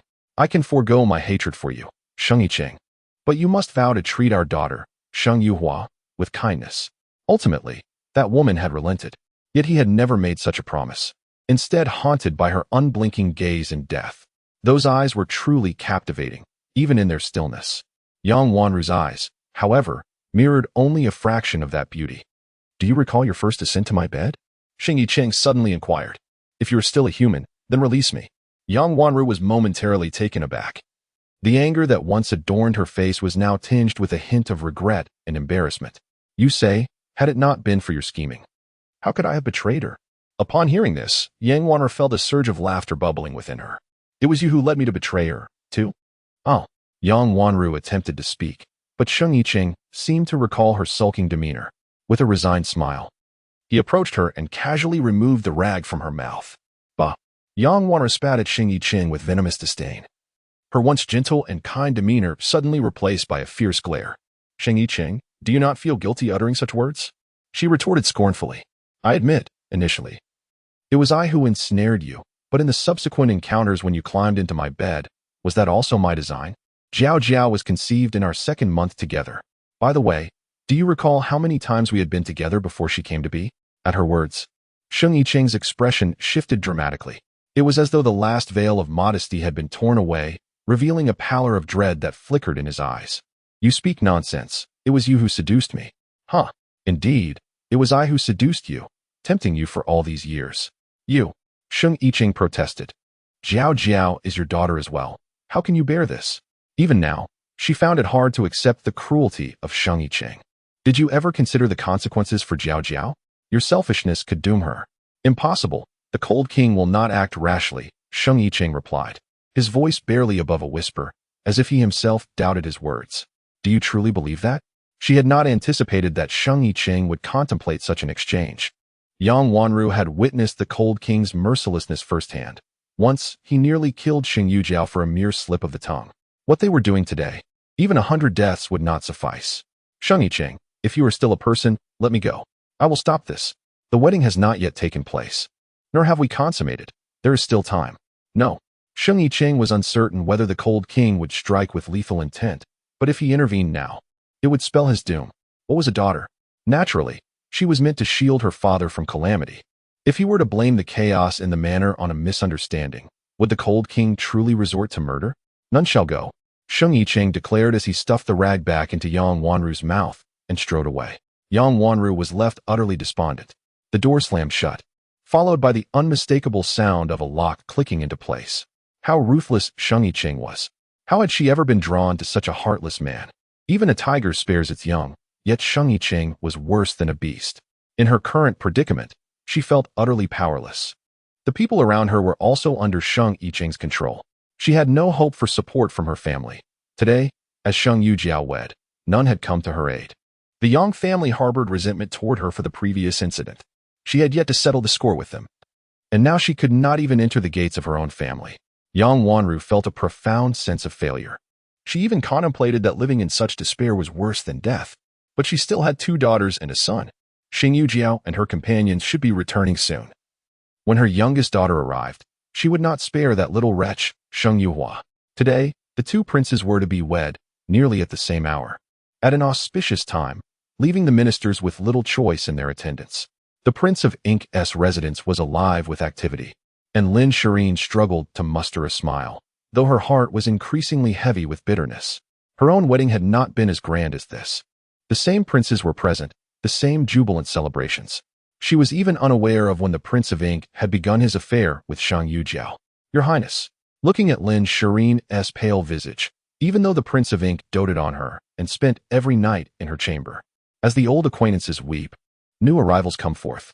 How shall the lady of the manor endure these days? Is she on her way? Lin Shireen, her countenance somewhat haggard, gazed into the mirror and was suddenly reminded of her wedding day. At that time, her emotions were quite jubilant, for although she was not the primary wife, the king of Mo bestowed upon her all the privileges of a legitimate consort, save for the title itself. Yet, merely a few days had passed, and now, another had taken her place. Please, touch up my makeup. I need a more vibrant complexion. Regrettably, today the king of Mo was also marrying, and she could not attend Sheng Yuhua's ceremony. In truth, she longed to witness it. She wondered if Sheng Yuhua's wedding proceeded smoothly. Your Highness Wu Momo observed Lin Shireen's sadness with deep sympathy. Today must be particularly sorrowful for her. Yet, she had to venture out. It's nothing. I am well. After all, I arrived here before her, and isn't that already a blessing? Alas, her wound did not cooperate. Lin Shireen caressed her belly, feeling a profound ache within. If she were to conceive, would the king of Mo hastily take another consort? Your Highness, it has been less than a month since your marriage. Wu Momo spoke with resignation. Indeed, less than a month.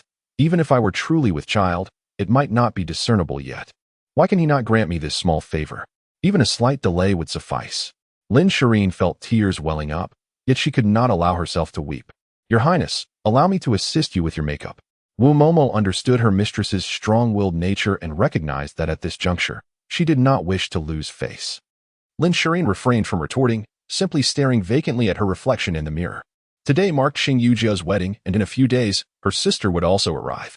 However, her sister was arriving late, without even a position as a secondary consort. Alternatively, they might decide against allowing her sister to attend.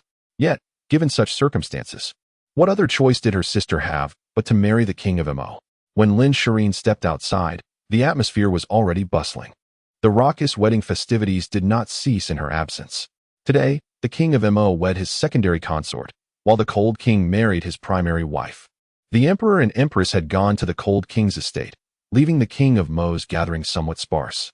Fortunately, consort Shu was in excellent health and had personally come to lend support to the king of Mo, which served to bolster his standing. Unlike the previous wedding, this time the king of Mo wore a smile that lit his features. Upon entering, Lin Shireen caught sight of that smile and found it difficult to maintain her own. She remembered their wedding day, when the king of Mo had not smiled so joyfully. But today, was he truly enamored with Sheng Yujiao? Damn it! Lin Shireen felt as though she could no longer comprehend the man before her. Despite their intimate nights, who resided in his heart? Was it Sheng Yuhua or Sheng Yujiao? And what of herself? What place did she hold in his heart? Had he ever loved her? In the past, Lin Shireen had dared to assert that the king of Mo's heart belonged solely to her. But after witnessing his demeanor today, she no longer felt confident in that claim. Your Grace, she stepped forward, and upon seeing Lin Shireen clad in red, the king of Mo's brow furrowed ever so slightly. It was but a fleeting moment, yet Lin Shireen noticed it. Very well. Your Grace, the auspicious hour has arrived. Shall we commence the wedding rites? A servant inquired. The king of Mo nodded, refraining from further conversation with Lin Shireen as he turned his gaze toward the bride not far off. In his eyes flickered an unsettling triumph. Sheng Yuhua, you declared the dissolution of our engagement, yet in the end, do you not remain my woman? Once the wedding and consummation are complete, I shall see whether the cold king will still desire you. Humph, what I wish for shall never escape my grasp. First, we bow to heaven and earth. Second, we bow to our parents. Now, the couple bows to each other. Enter the bridal chamber. This time, the king of Mo's wedding proceeded with remarkable smoothness, quickly arriving at the moment of consummation. In the esteemed residence of the cold king, the ceremonial proceedings had commenced. To everyone's astonishment, the cold king rose unexpectedly. The emperor, filled with excitement, leapt from his seat, exclaiming, "Cold child, is your leg healed?" Upon observing the azure lotus mark on the cold king's forehead and glancing at his legs, tears of joy welled up in the emperor's eyes. Your Majesty, not quite. I merely encountered a miraculous physician recently who has managed to assist me slightly. I can stand for a brief moment, the cold king replied with an air of indifference. The emperor, hearing this, appeared despondent. Ah, so you can only stand momentarily. And what of this physician? Might I meet him? If he can cure you, I shall reward him handsomely. He is unable to do anything further, the cold king stated plainly, causing the emperor to sink back into his seat, crestfallen. Your Majesty, The wedding ceremony is of utmost importance, the empress gently reminded him. The emperor quickly responded, yes, yes, we must not delay the auspicious timing. His greatest concern was the cold king's future, and now that he had finally acquiesced, the emperor was eager to hasten their union. He feared the cold king might change his mind. Bowing to heaven and earth, bowing to the high hall, the couple bows to each other. Just as they were about to be led to the bridal chamber, a clear, ringing voice interrupted, causing everyone to turn in surprise. Cold king, you cannot wed. Astonished by this interruption, the crowd wondered who had the audacity to disrupt such a momentous occasion.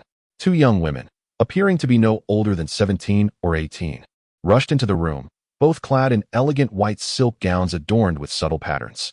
Their features were strikingly similar, delicate noses, cherry lips, and captivating phoenix-like eyes, though their belts were distinct, one adorned with a yellow flower and the other a pink one, with expressions of haughty indifference. The two young women seemed to regard the gathered assembly with disdain. The crowd was filled with curiosity. Who were these bold individuals? Cold king, my master has decreed that you must not marry, one of the women declared, her countenance slightly flushed, perhaps from haste. Indeed, my lord, your health. The other woman added with concern. The cold king glanced at the two intruders, his gaze growing cold. Proceed, he commanded. The officiant, momentarily taken aback, realized he was facing an unprecedented situation. After years of service, he had never encountered such an interruption. Well, perhaps this was only the second time. The first being last month when the cold king's bride had declared her refusal to marry. Noticing the officiant's hesitation, the cold king raised an eyebrow, displeased. Continue. My lord, my master insists. The cold king's icy gaze swept over the two unexpected guests, his displeasure palpable. The onlookers were equally astonished, wondering about the identities of these women. Had it been anyone else, they likely would have been dismissed without hesitation. Continue, the cold king reiterated, his voice now laced with irritation. The officiant, sensing the urgency, hurriedly declared, lead them to the bridal chamber. Finally, he completed his sentence, drenched in cold sweat, never having anticipated that while the bride's affairs were in disarray, others would come to stir up trouble. Do not delay the auspicious hour, your highness, the master said. The woman seemed poised to elaborate, yet it was evident that the cold king had no intention of entertaining her further. The emperor observed the two hastily approaching women, then glanced at the indifferent expression on the cold king's face, his gaze darkening. Could this woman be someone of significance? Surely, only those from the divine Healer Valley could elicit such leniency from the cold king. If she were indeed a disciple of the divine Healer Valley, how could the cold king rely on them for his treatment? The only way for him to act thus would be if he had found a physician even more formidable than the head of the divine Healer Valley. Could it be? As the rumors swirled in his mind, the emperor's eyes flickered with intrigue. Now that the cold king had completed his wedding rites, it was time for him and the empress to return. But today, the Ink King was also taking a concubine. Since she was not the principal wife, he naturally need not attend. Sheng Yuhua was being escorted back to her new chamber, but just as she stepped outside, two figures blocked her path. The bright red veil obscured the bride's visage. Qiu Shuang and Xia Lu gazed disapprovingly at the two hostile-looking women before them. Miss Sheng, the king. What are the names of the two young ladies? A cool voice drifted through the embroidered red veil, momentarily startling the two women. However, their surprise swiftly morphed into indignation. Miss Sheng, we are disciples of the divine Healer Valley. Then you have no names? Sheng Yuhua's tone was calm and devoid of anger. Yet it compelled the two to stand straighter. Of course we have names. I am Qing Yun, and this is my sister, Qing Xin. Miss Sheng. The two women seemed to have erred in their address. The ceremony between His Highness and I has been completed. I am now the Cold King's consort, bestowed by the Emperor's decree. As guests of the Cold King's estate, I kindly ask you to refrain from further misnomers. After all, the Divine Healer Valley is well known, and it would be regrettable if others perceived its disciples as lacking in decorum. Having been an empress in her past life, Sheng Yuhua exuded an aura that was not easily challenged by mere disciples of the Divine Healer Valley. Upon hearing her words, the two girls' faces paled almost imperceptibly. Why you? Did you not hear the words of the princess? Qiu Shuang stepped forward, positioning herself between the two women and Sheng Yuhua, her voice frigid. I would appreciate it if you two could step aside and not disrupt my mistress's auspicious wedding night. I have stated that the Cold King cannot marry. Qing Yin's voice trembled with barely contained fury, her fists clenched tightly, almost ready to strike. How amusing. May I inquire what your relation is to the cold king? Qingyan retorted. The emperor and empress have no objections to this union. By what authority do you claim that the cold king cannot wed? Having spent considerable time by Shang Yuhua's side, Qiu Shuang had sharpened her tongue. It was indeed vexing for her mistress to be challenged on her wedding day. Step aside. Qiu Shuang pushed the two aside, supporting Shang Yuhua as they advanced. Qingyun, Qingxin. As they attempted to block their path again, Steward Lu approached with a smile, saying, Ladies, you should proceed to the main hall. The banquet is being held there. Steward Lu, my master said that the king cannot marry. Oh, but the emperor has issued a decree. Lu's expression was one of evident discomfort. Humph, I have heard that it is that shameless Shang Yuhua who has latched onto the king. Qingxin pouted in displeasure. Lu, observing the jealousy in their demeanor, mused inwardly. Your master may think so, but it also requires the king's willingness. If simply clinging to the king could result in becoming a consort, the cold king's estate would have long been overflowing. With a warm smile that remained affable, Steward Lu said, Come now, ladies. Qingxin wished to protest, but Qingyun tugged at her hand, leading her to follow Steward Lu to the main hall. As the ceremonial vows concluded, the king of ink, having sipped only a few drops, hastily sought to consummate the marriage. Upon entering the chamber, he beheld his obedient bride waiting for him, envisioning the exquisitely carved visage concealed beneath her veil. Trembling, he yearned to unveil her immediately. The matron of honor presented the ceremonial wine, yet he urged everyone to withdraw. The king was consumed by urgency. Time was of the essence. He needed to act swiftly, for he could not anticipate when the crown prince might discover the truth. Should the crown prince become aware, he might very well come to eliminate him. Once the marriage was consummated, even if the crown prince were to arrive, it would be of no consequence. However, if it remained unconsummated, there was a chance that the bride might be returned to her family, rendering all his meticulous planning futile. He had no desire for his efforts to be in vain. The matron and maid hastily retreated. The king of ink raised his hand and lifted the veil. Hua, you are my.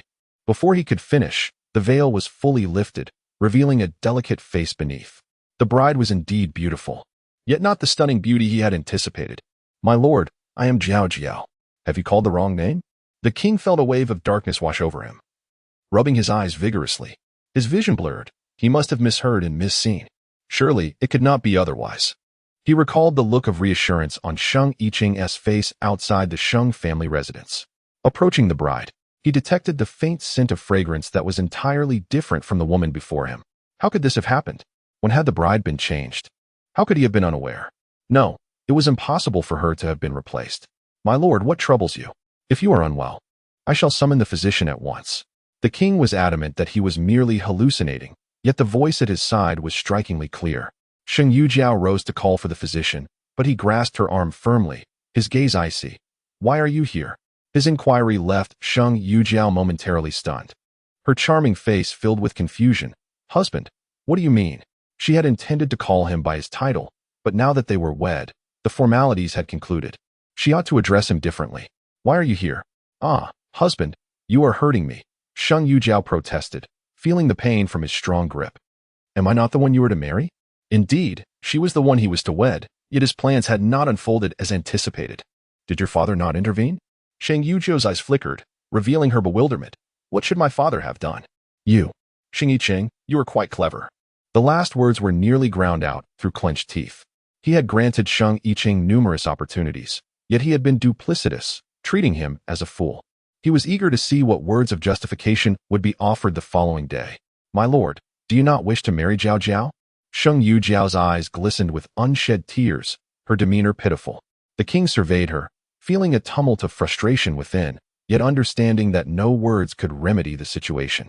No, this woman, simply gazing at her made him feel somewhat repulsed. Nonetheless, he had to admit that she bore some resemblance to Shang Yuhua. Let this serve as a practice run, he thought. After all, the crown prince would not be able to consummate his marriage, and in the end, Shang Yuhua would still belong to him. Husband, be gentle. Husband, it hurts.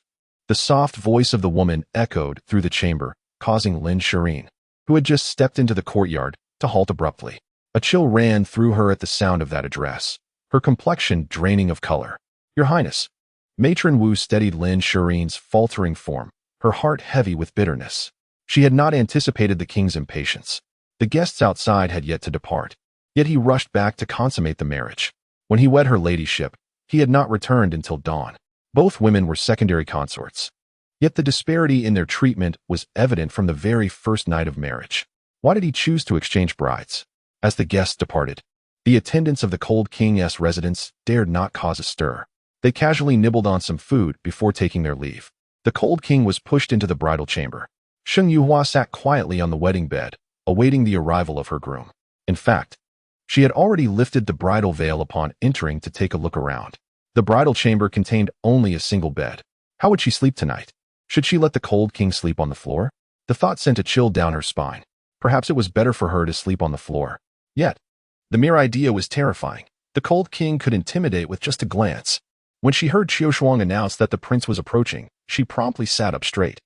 Mama Su approached with the bridal veil in hand, a warm smile gracing her face. Your Highness, it is time to lift the veil. Mama Su had long served beside the elegant concubine, and her presence here indicated the significance of this union. If the Empress were to know of your marriage, she would surely be delighted. The cold king casually accepted the veil, gazing at the poised woman before him, a smirk gracing his lips, indeed. As the veil was lifted, revealing the bride's breathtakingly beautiful face, Mama Su looked on with immense satisfaction. The princess is stunning, and so is the prince. Once they have children, their beauty will undoubtedly be beyond compare. Sheng Yuhua's lips twitched. How could she possibly have children with the cold king? Yet, she could not voice such thoughts at this moment. Following the ritual of drinking the nuptial wine, Mama Su led the others out, including Sheng Yuhua's 2 personal maids. The bright red wedding candles crackled as they burned. Though she understood that this marriage was merely a transaction of mutual benefit, Sheng Yuhua still felt a twinge of unease. Your Highness, the man raised an eyebrow, his gaze deep and captivating. Shall I sleep on the floor? Though she was a woman, the cold king was still an invalid. Surely, it would be inappropriate for a dignified prince to sleep on the ground, right? Upon hearing her words, the man's eyes grew noticeably colder. Sheng Yuhua suddenly recalled their brief encounters during their journey to Baigushan. It seemed, perhaps, that this man did not appreciate being dictated to. Your Highness, what I mean is, do you know who Mama Su is? The cold king's response left Sheng Yuhua somewhat bewildered. It appeared they were no longer discussing the same topic. She is my mother's personal maid. My mother cannot attend my wedding, so Mama Su stands in for her. In truth, he had a point. Miss Sheng, do you know what she said? The man's serious gaze fixed on her, and Sheng Yuhua shook her head, confused. Despite her self-proclaimed intelligence, she was still unable to grasp the cold king's current line of thought.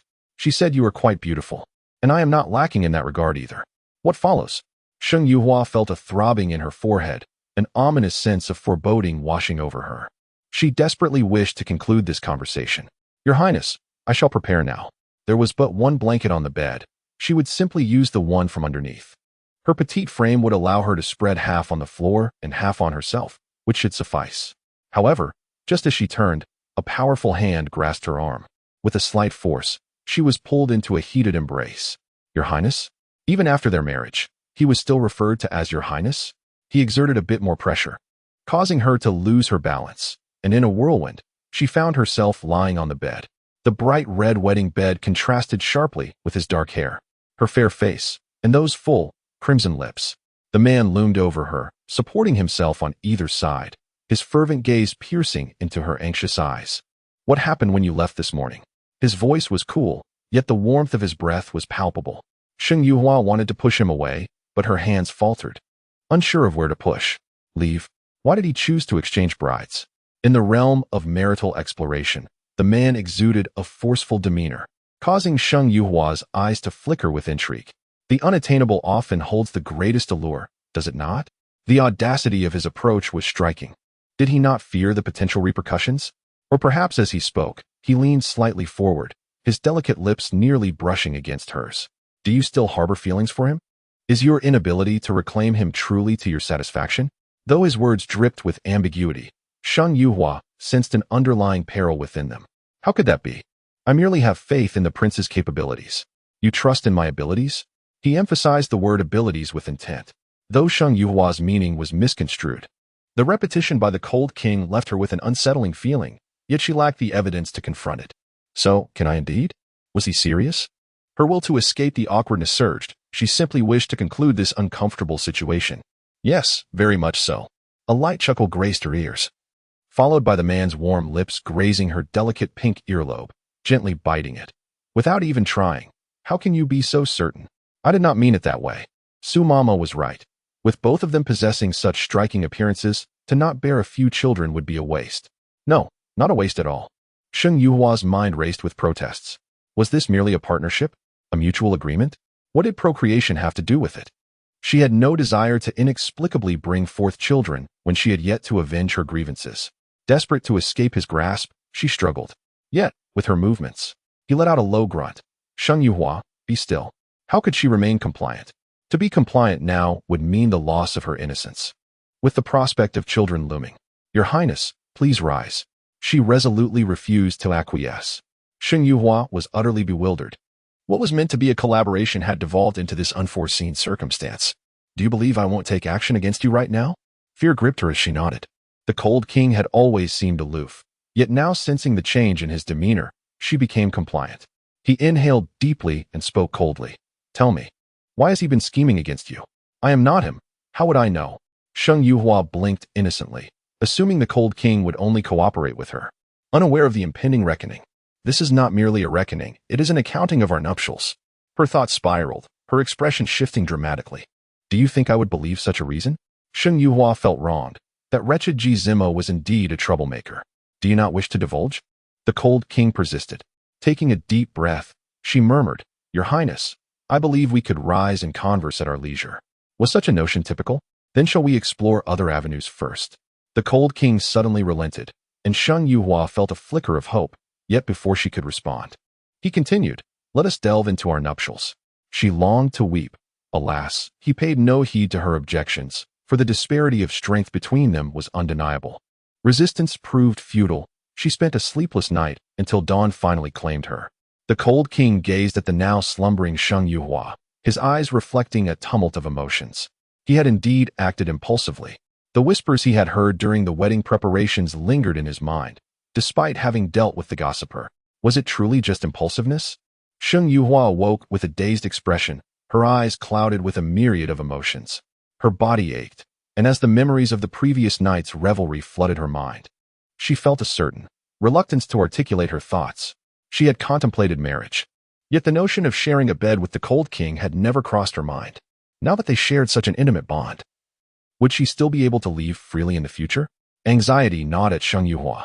It was the first time since her rebirth that events had spiraled out of her control. She sat there, momentarily at a loss for how to proceed. Princess, came the cheerful voices of Xiaoman and Qiu Shuang as they entered the room, their faces alight with joy. The outside world whispered that the cold king was inept. Yet they had overheard enough to blush fiercely. The prince and the young lady had not rested until the break of dawn. Qiu Shuang even toyed with the idea of spreading the word, questioning how anyone could claim that the young lady was leading a life of solitude after marrying into the royal family. However, upon seeing the troubled expression on Sheng Yuhua's face, their mirth swiftly faded. Miss, are you not happy? Qiu Shuang asked with concern, her companions echoing the sentiment. Ah, no. Sheng Yuhua replied, snapping back to reality. Let us just take it one step at a time. The cold king was different from that scoundrel Ji Zimo. Their relationship was fraught with complexities. A sense of worry crept into her heart.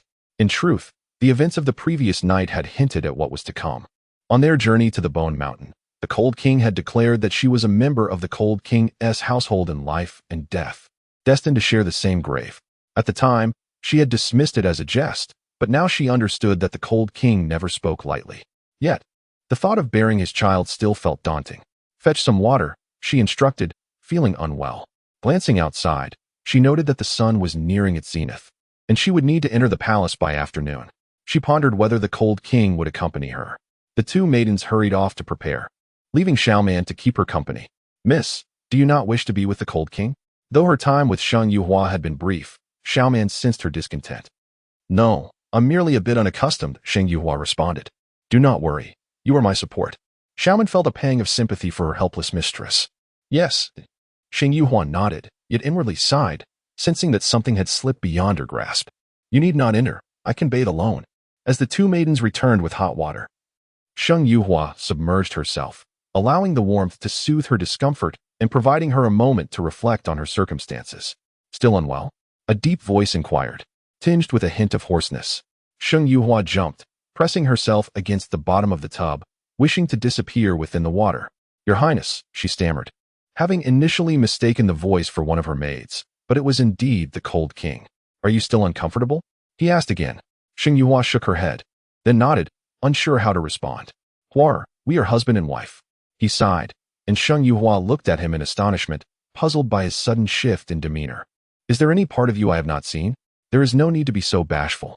Another sigh escaped him, and Sheng Yuhua's cheeks flushed deeper. Your Highness, could you please step outside? Despite the events of the previous night, she still felt a sense of discomfort.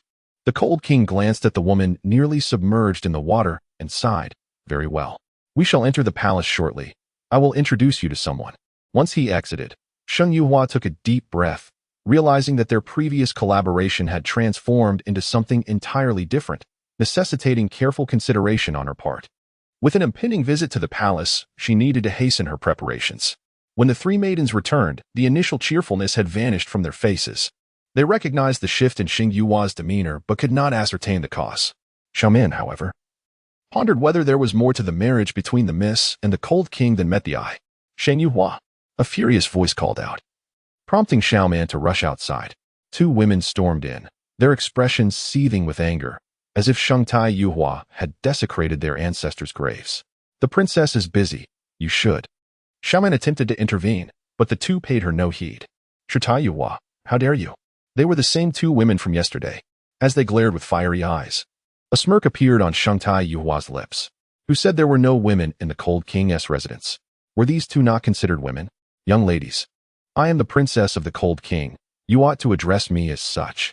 Bah, shameless. Shengtai Yuhua, you first seduced the Ink King and then the Cold King. What audacity you have to call yourself the Cold King's princess. The others in the room were astonished by the audacity of these women, who openly accused Shengtai Yuhua of being shameless. Shengtai Yuhua's expression turned icy as Qiu Shuang stepped forward and struck one of the women with a sharp slap. You are merely a servant. How dare you hit me? The woman clutched her reddened cheek in disbelief. Wherever she went, she was never treated this way. The audacity of Shengtai Yuhua had emboldened her maid to strike her. Such a filthy mouth deserves a slap. 10 of them, in fact. Yes, princess. Qiu Shuang had acted out of anger, but after the strike, she felt a twinge of fear. Today was their first day at the Cold King's residence, and she worried about causing trouble for the princess. Yet, upon hearing her mistress's words, Qiu Shuang regained her spirit and raised her hand to strike again.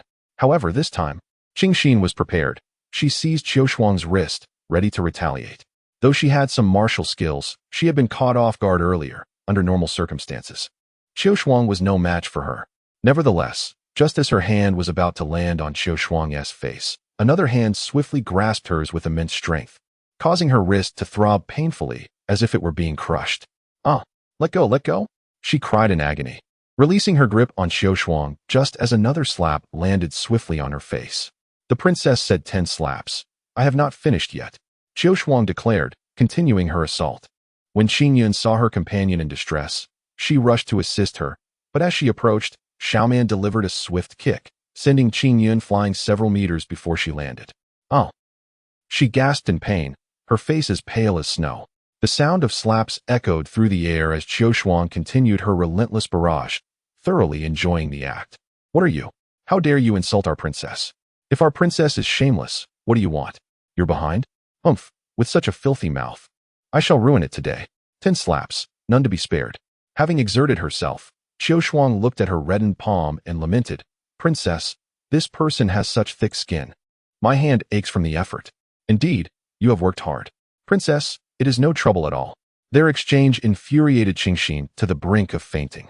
She hurried to support her companion, fuming, the Cold King's residence is truly formidable. I, from the Divine Physician Valley, shall see how long you can maintain this prowess. Cold King's princess. With that, she helped Qing Yun to her feet, and the two, in disarray, fled. Watching them escape, Qiu Shuang expressed her concern. Princess, they will surely go to report to the king. Are you here to back them up? Go ahead and report it, Sheng Yuhua said nonchalantly. Yesterday, she sensed something was amiss with these two, and today, upon closer inspection, it was evident that one of them, though somewhat unclear, was certainly infatuated with the cold prince. Despite his frigid demeanor, he was quite handsome, and it seemed that the rumors surrounding him could not dampen the ardor of the women who admired him. Encountering such a situation on her first day of marriage was truly. However, she had little to worry about. The divine physician Valley might have the means to control the prince, but her own skills in detoxification were not inferior. Moreover, the cold prince was known for being fiercely protective. As his consort, he would undoubtedly not allow anyone to bully her. It had nothing to do with her as an individual. As long as she occupied the position of the cold prince's consort, that was enough. My lord, the princess has gone too far. We merely approached to greet her, and she had her maidens assault us. Qing Yun and Qing Xin indeed went to lodge a complaint. They appeared utterly disheveled, a stark contrast to their usual enchanting and ethereal selves. Upon seeing their pitiful state, Steward Liu was taken aback. One might think they had just endured a brutal beating. Especially Qing Xin, whose once delicate features now resembled a swollen pig's head. It was impossible to recognize her. We only wished to greet the princess. Who could have anticipated that she would incite her maidens against us? Qing Xin spoke, her voice tinged with injustice. Fearing that the cold prince might not believe her, she added, "My lord," the princess said. She deliberately paused, her eyes filled with a sense of grievance, exhibiting a demeanor that suggested she longed to express more but hesitated. The cold prince did not even raise an eyebrow, but Steward Liu, curious, inquired, "What else did the princess say?"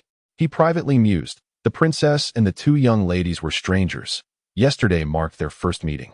Could the princess still harbor resentment over that encounter? Yet, that seemed unlikely. Based on his understanding of Shang Yuhua, she was not the type to hold such petty grudges. She mentioned that my sister and I share an extraordinary bond with you, my lord, and accused us of trying to seduce you. She declared that as long as she is present, we are forbidden from entering the cold prince's residence. Qing Xin's words left Liu stunned, and the cold prince finally lifted his gaze toward her.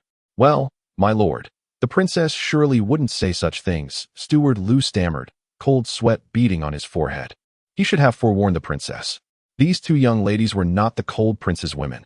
They were merely disciples of the divine physician Valley. Did she truly say that? The cold prince's voice was icy, his deep-set eyes shimmering with an enigmatic light that rendered it impossible to discern his emotions. Yet, Qing Xin sensed his displeasure and hurriedly nodded. Embellishing her tale, we explained ourselves, but she wouldn't believe us. She insisted that I was using my looks to entice you. I clarified that I was not. Yet she still commanded her maid to strike me. My lord, you must intercede on our behalf. Both women began to weep, prompting the cold prince to rise. Let us go inquire further, he stated calmly, his voice devoid of any discernible emotion, leaving others uncertain of his intentions. My lord, the princess cannot possibly be that kind of person. Please do not take offense. Steward Liu pondered how to alert Shang Yuhua. But the cold prince's cold glare silenced his thoughts. Follow me.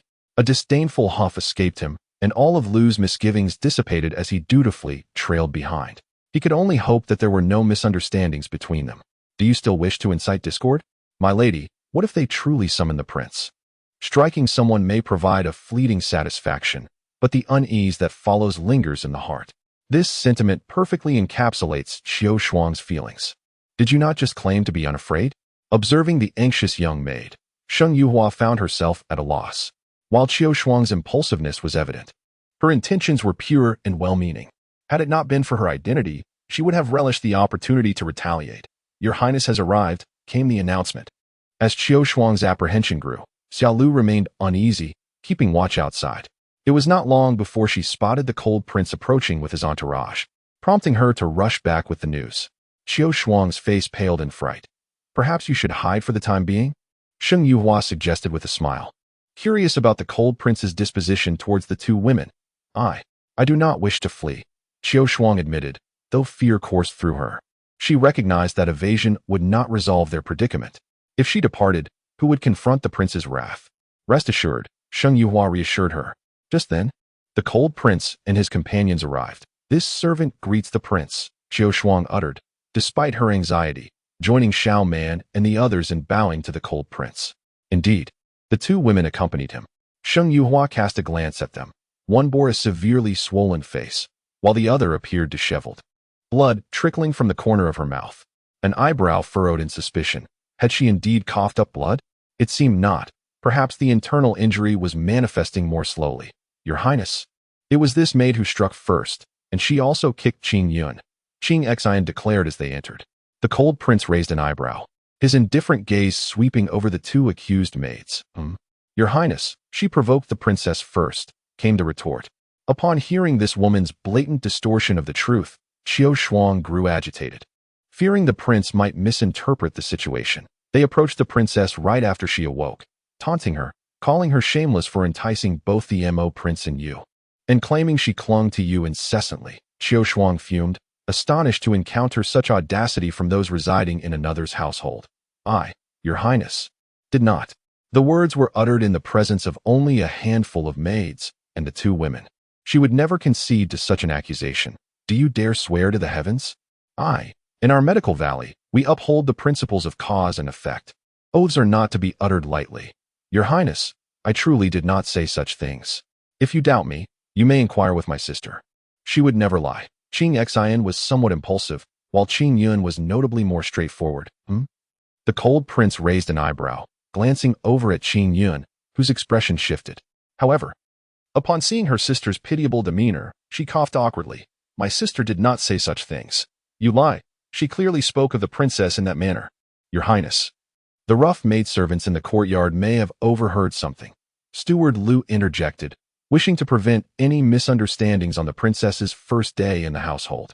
He turned to call for assistance, but the cold prince interjected coldly. No need.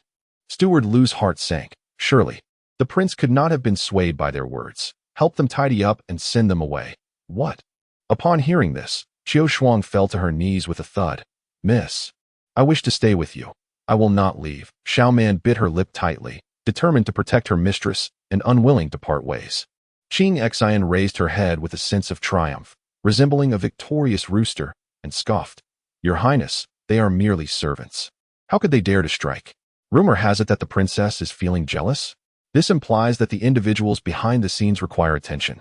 The cold king cast a glance at her before directing his gaze towards the steward. At that moment, Steward Lu suddenly comprehended the prince's earlier insinuation.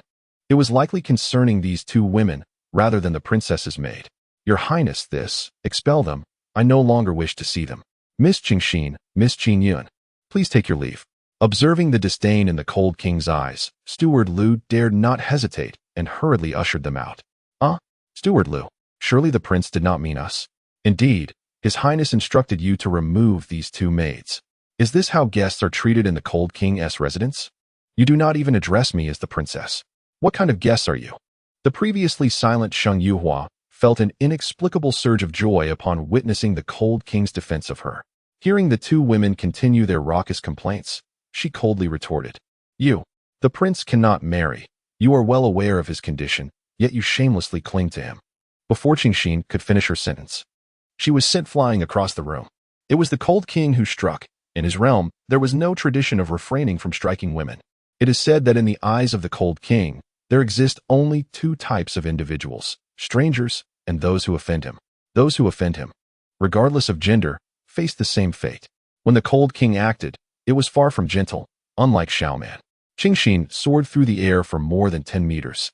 Had there not been a wall to halt her trajectory, she would have likely traveled even further.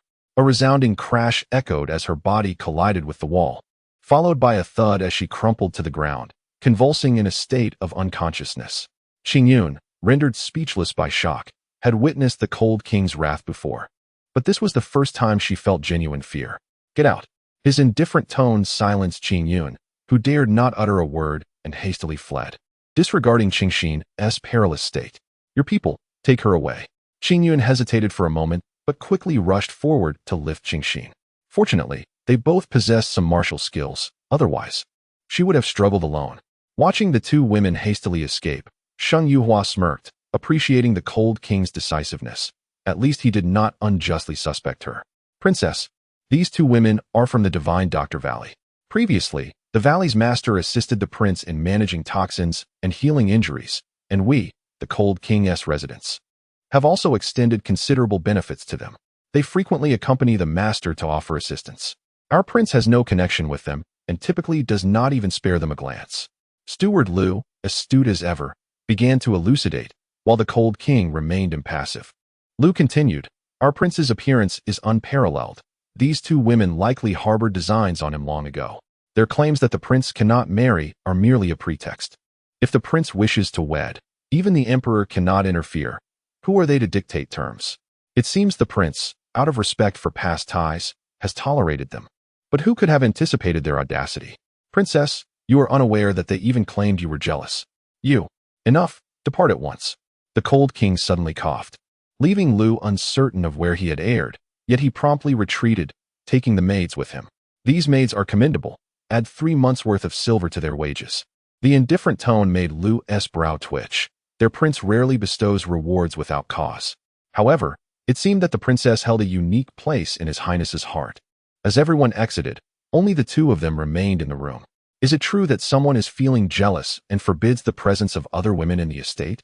Is it true that someone cannot bear the sight of others admiring me? Is it true that, in his presence, she held her small hand? As she gazed upon the approaching man, Shang Yuhua felt an overwhelming urge to curse. What was wrong with those two women? If they were seeking death, they should at least not wrongfully accuse others. Your Highness, I swear I never said such a thing. Will you believe me? You may say that, he replied. What? You are the princess. Matters within the residence are under your command. They have already departed and shall not be permitted entry again. Let us go? We must enter the palace. Shang Yuhua's mind was in a haze. The former cold king had always been so aloof, yet now he seemed rather talkative. He indeed offered her the opportunity to converse. Even after disembarking the carriage, she remained perplexed. The cold king remained seated in his wheelchair, and Shang Yuhua contemplated his circumstances within the estate. Suddenly, a grave concern struck her. Did those two see you walking? When the cold king had approached her, it seemed he had not been in his wheelchair. I only walked a few steps. Upon reflection, Shang Yuhua recalled that he had indeed been in his wheelchair when he came to her. It was only after they had left that he had risen. Your legs. Madam possesses remarkable medical skills. My legs have improved significantly. Had it not been for your exceptional talents, my wedding night would have surely disappointed you. I would have preferred disappointment. What was this sense of regret for treating him? Sister, you were here too? It seemed fate had woven their paths together once more. Having married together the previous night, they now entered the palace and unexpectedly met again. Shang Yuhua donned a vibrant red royal attire while Shang Yuji was clad in a lighter, side consort's garb. The colors and designs differed, as did their statuses. Beside her stood the handsome Ji Zimo. Ji Zimo's appearance was quite commendable, albeit not as striking as the Cold King. The Cold King's commanding presence deterred anyone from daring to meet his gaze. It appears you still lack discernment. Observing Shang Yujiao's eager expression, Shang Yuhua's eyes remained indifferent. It is often said that one follows their spouse, yet as the Cold King's wife, she felt it appropriate for her to be addressed as Little Royal Aunt. However, given her status as merely a side consort, she had yet to earn such a title. In the past, Shang Yujiao had freely spoken her mind in the estate.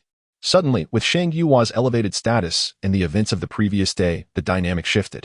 With piercing eyes, Shang Yujiao scrutinized Shang Yuhua, utterly perplexed as to what enchantment this little vixen had cast upon the king.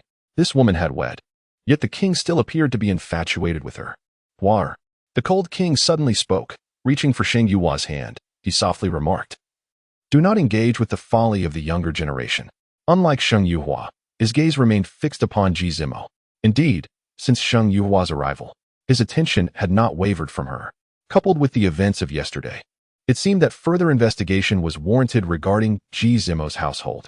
What my husband says is indeed correct, Shang Yuhua obediently replied, feeling a flush on her face as her small hand was held in front of so many. Let us proceed. We must not keep the emperor waiting for too long. Once the cold king and his entourage departed, Ji Zimo's gaze finally shifted away from the two. For reasons unknown, he felt that Shang Yuhua was somewhat different today, as if she had undergone a transformation. The cold king's demeanor towards her appeared markedly warmer. Could it be? His expression shifted. No, the cold king was not incapacitated, was he? The thought that they could have already consummated their marriage was inconceivable. The Cold King's residence had been stripped of many of its personnel, rendering access to the inner chambers nearly impossible. While gathering information posed a challenge, it was not entirely unattainable. Yet, he suddenly found himself hesitant to inquire. It felt akin to a cherished possession he had vigilantly safeguarded, now abruptly consumed by another. As he beheld his mother, the emperor and empress had long been awaiting him. He was preoccupied with today's morning court session. While the Prince of Ink was easy to approach, This was not the first time. However, the situation with the Cold Prince troubled him deeply. His brother had sacrificed so much for their nation, and now, with circumstances as they were, his heart was truly uneasy. "Cold child, you appear to be in good spirits and health," he remarked. Despite the Cold Prince's perpetually frosty demeanor, those familiar with him recognized that his mood was relatively pleasant at the moment. "Royal brother," Heirs greeted him, "I have come to see you and my sister-in-law." Now that she was the Cold Prince's legitimate wife, her title had naturally changed. It was quite surprising to experience a second life where her former in-laws had transformed into her elder brother and sister-in-law. Such a shift was indeed substantial. "Heirs, come here quickly and take a seat beside me," the Empress urged warmly, pulling her hand to sit beneath her. "You must have been tired yesterday." "I'm all right," Heirs replied, a slight blush creeping onto her cheeks as she recalled the events of the previous day. The Empress, observing her expression, understood perfectly. "You must endure a bit more. I hope you will soon bear a son and a daughter for Cold Child, which would put my mind at ease. But they were just married yesterday. This is a bracelet I have always worn. See how it complements your complexion beautifully," the Empress said, removing the jade bracelet from her wrist and placing it on Heirs' arm without further ado. Upon entering, the Cold Princess, Meng Jiao, felt her eyes welling with tears at the sight. The Empress possessed only this one jade bracelet. It was not envy of the bracelet that stirred her emotions, but rather the haunting thought that Meng Heirs had eclipsed her in every aspect. "Royal sister-in-law speaks wisely," Jiao Jiao said, bowing to her father and mother. The Emperor continued conversing with the Cold Prince, while the Empress lifted her eyelids slightly, saying coolly, "You may rise." Her demeanor contrasted starkly with her treatment of Heirs, leaving Meng Jiao feeling resentful. However, the Empress's disinterest in her made her hesitant to approach further. Unlike at home, where Yang Wanru would coddle her, here, she was alone. Heirs, Cold Child's temperament may be somewhat aloof, yet he possesses a kind heart. "You must be patient with him," the Empress advised. "These two must learn to understand one another. He has always been solitary, and now that you are by his side, I feel reassured." Heirs nodded obediently to the Empress's words, while Meng Jiao could only watch enviously from the sidelines, daring not to utter a word. After departing from the Emperor and Empress, the group proceeded to pay their respects to the Empress Dowager, who was courteous but lacked the warmth of the Empress. "Come, I shall take you to meet someone," the Cold Prince said as they exited the Empress Dowager's quarters. The path grew increasingly secluded and serene. She cherished tranquility and had always detested the clamor of crowds. Initially, everyone had been opposed to her entering the palace, yet her heart had been resolutely fixed on that one person, only to be ultimately disappointed. Meng Heirs had heard tales of the Cold Prince's mother, reputed to be a breathtaking beauty of unparalleled grace. Given the Cold Prince's own striking appearance, it was only natural to surmise that his mother was equally stunning. In her previous life, Meng Heirs had never encountered that great beauty, perhaps because she had never truly paid attention. "Mother, Cold Child has come to see you," he announced upon arriving at the palace of the elegant concubine, located in Yongning Palace, while she resided below. The temperature in the underground chambers was somewhat chilly, causing Meng Heirs to shiver slightly. The Cold Prince removed his outer garment and draped it over her shoulders. "At last, the prince shows concern for another," Su Mama remarked with a smile, her sharp eyes appraising Meng Heirs before she added, "It is good to see you showing kindness." "Su Mama, I have brought Heirs to meet our mother," the Cold Prince stated. "The jade bracelet presents a conundrum. As I descended further, the chill intensified, and the surrounding ice seemed endless. My gaze shifted, and upon encountering a transparent coffin, my suspicions were confirmed. The esteemed concubine was not dead, yet her state resembled that of death. Suddenly, memories of my past life flooded back. Years later, my mother had returned from the dead. Could it be that my current mother lay encased in ice, akin to concubine? "Mother." The Cold King knelt, and I followed suit, bowing solemnly. For she was my mother-in-law. "Your Highness, what affliction plagues my mother?" "She has been poisoned, managing to preserve the last vestiges of her life force. Yet she can only survive within this icy tomb." "Have the healers from the Divine Physician Valley examined her?" In my view, the practitioners of the Divine Physician Valley, while esteemed, were not without their limitations. They have examined her, but remain uncertain of the toxin's nature. "Shall I attempt to diagnose her pulse?" Since we were already present, it seemed prudent to try. "My lady, I understand your intentions are noble, yet the poison afflicting the Empress is beyond even the Valley Master's expertise. Perhaps my medical skills rival those of the Valley Master, I countered. Indeed, it was who enabled me to stand again. Madame Su's eyes brightened, and she stepped closer, grasping my hand. Is it true? Can you truly save the Empress? She has awaited this moment for years, yearning for the day she might awaken once more. I cannot guarantee success. I must first examine her pulse to ascertain her condition. I remained composed, for I never spoke lightly of such matters. Forgive my excitement, my lady. You have endured much. I reassured her that it was no burden, and the cold king approached to lift the coffin's lid. As I stepped forward, the temperature of the coffin seemed to plunge even further. Concubine Ya's hand was icy, indistinguishable from that of a corpse, yet a faint pulse persisted. It would be prudent to draw some blood for further examination. The pulse was weak, elusive. As I placed my hand upon her neck, my brow furrowed in concentration. Very well. Upon exiting the basement, Madame Su offered encouragement. Do not feel overly pressured, my lady. Just do your best. Thank you for your assistance. We bid farewell and returned to the manor, exchanging little conversation along the way. I toyed with the jade bracelet on my wrist, a magnificent piece of warm jade, dark red in hue, exceedingly rare. I did not expect the crown princess to gift you this bracelet, the cold king remarked, his attention drawn to the piece. I recall she wore it on her wedding day. Is it truly so precious? It could even be part of the queen's dowry. I carefully removed it. What are you doing? It is far too valuable. I fear it may be damaged. Suddenly, my expression shifted. As I spoke, the bracelet was already in my hands. Bringing it closer, an unmistakable yet faint fragrance wafted toward me. I could hardly believe it. I brought it to my nose once more. The cold king's gaze darkened as he observed my repeated inhalation of the bracelet. This belongs to the queen. It should be free from issues. Yet I had my reasons for such scrutiny. Why? This bracelet is quite lovely. I truly admire it. I smiled, my tone returning to its usual cadence. It is merely a token from the crown princess. I shall keep it safe. As I spoke, I playfully winked at the cold king. His expression hardened. What secrets did this bracelet conceal? It is utterly impossible for Prince Han and Sheng Yuhua to visit the esteemed concubine Ya, while Prince Emo and Sheng Yujiao have made their way to the palace of Concubine Shu. Concubine Shu has long awaited their arrival, as it is customary for a new bride to present tea. While this practice may not be observed by the emperor and empress, it certainly holds weight in Concubine Shu's domain. A palace maid brought forth a teacup, filling it with steaming tea. The cup was so hot that Sheng Yujiao could scarcely hold it, yet she remained kneeling in reverence, lifting the cup with earnestness. Her beseeching gaze sought out Prince Emo, but he kept his eyes lowered, lost in contemplation. Concubine Shu's expression grew slightly displeased, and the room fell into a hushed silence, with even breath stifled. Regarding the events of the previous day, Concubine Shu cast a glance at the trembling arms of Sheng Yujiao, and with a cold tone remarked, "Is this how the Sheng family conducts itself? A cultivated daughter of nobility cannot even steady a teacup? Truly, she is of humble origins. Rome Mama, take her away and instruct her on proper etiquette. We cannot allow her to disgrace the Prince of Mo's household, to be reprimanded so soon after her wedding. Should these words circulate, how could she dare to show her face again?"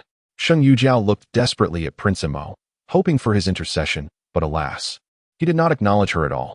"My lord," she called out with a charming yet sorrowful expression, tears welling in her eyes. Her demeanor so poignant that any man would feel his heart soften. Yet, no one was there to witness her performance. Ultimately, she was led away by the mama, feeling utterly wronged. In her current state, the denizens of Concubine Shu's palace would only look down upon her further.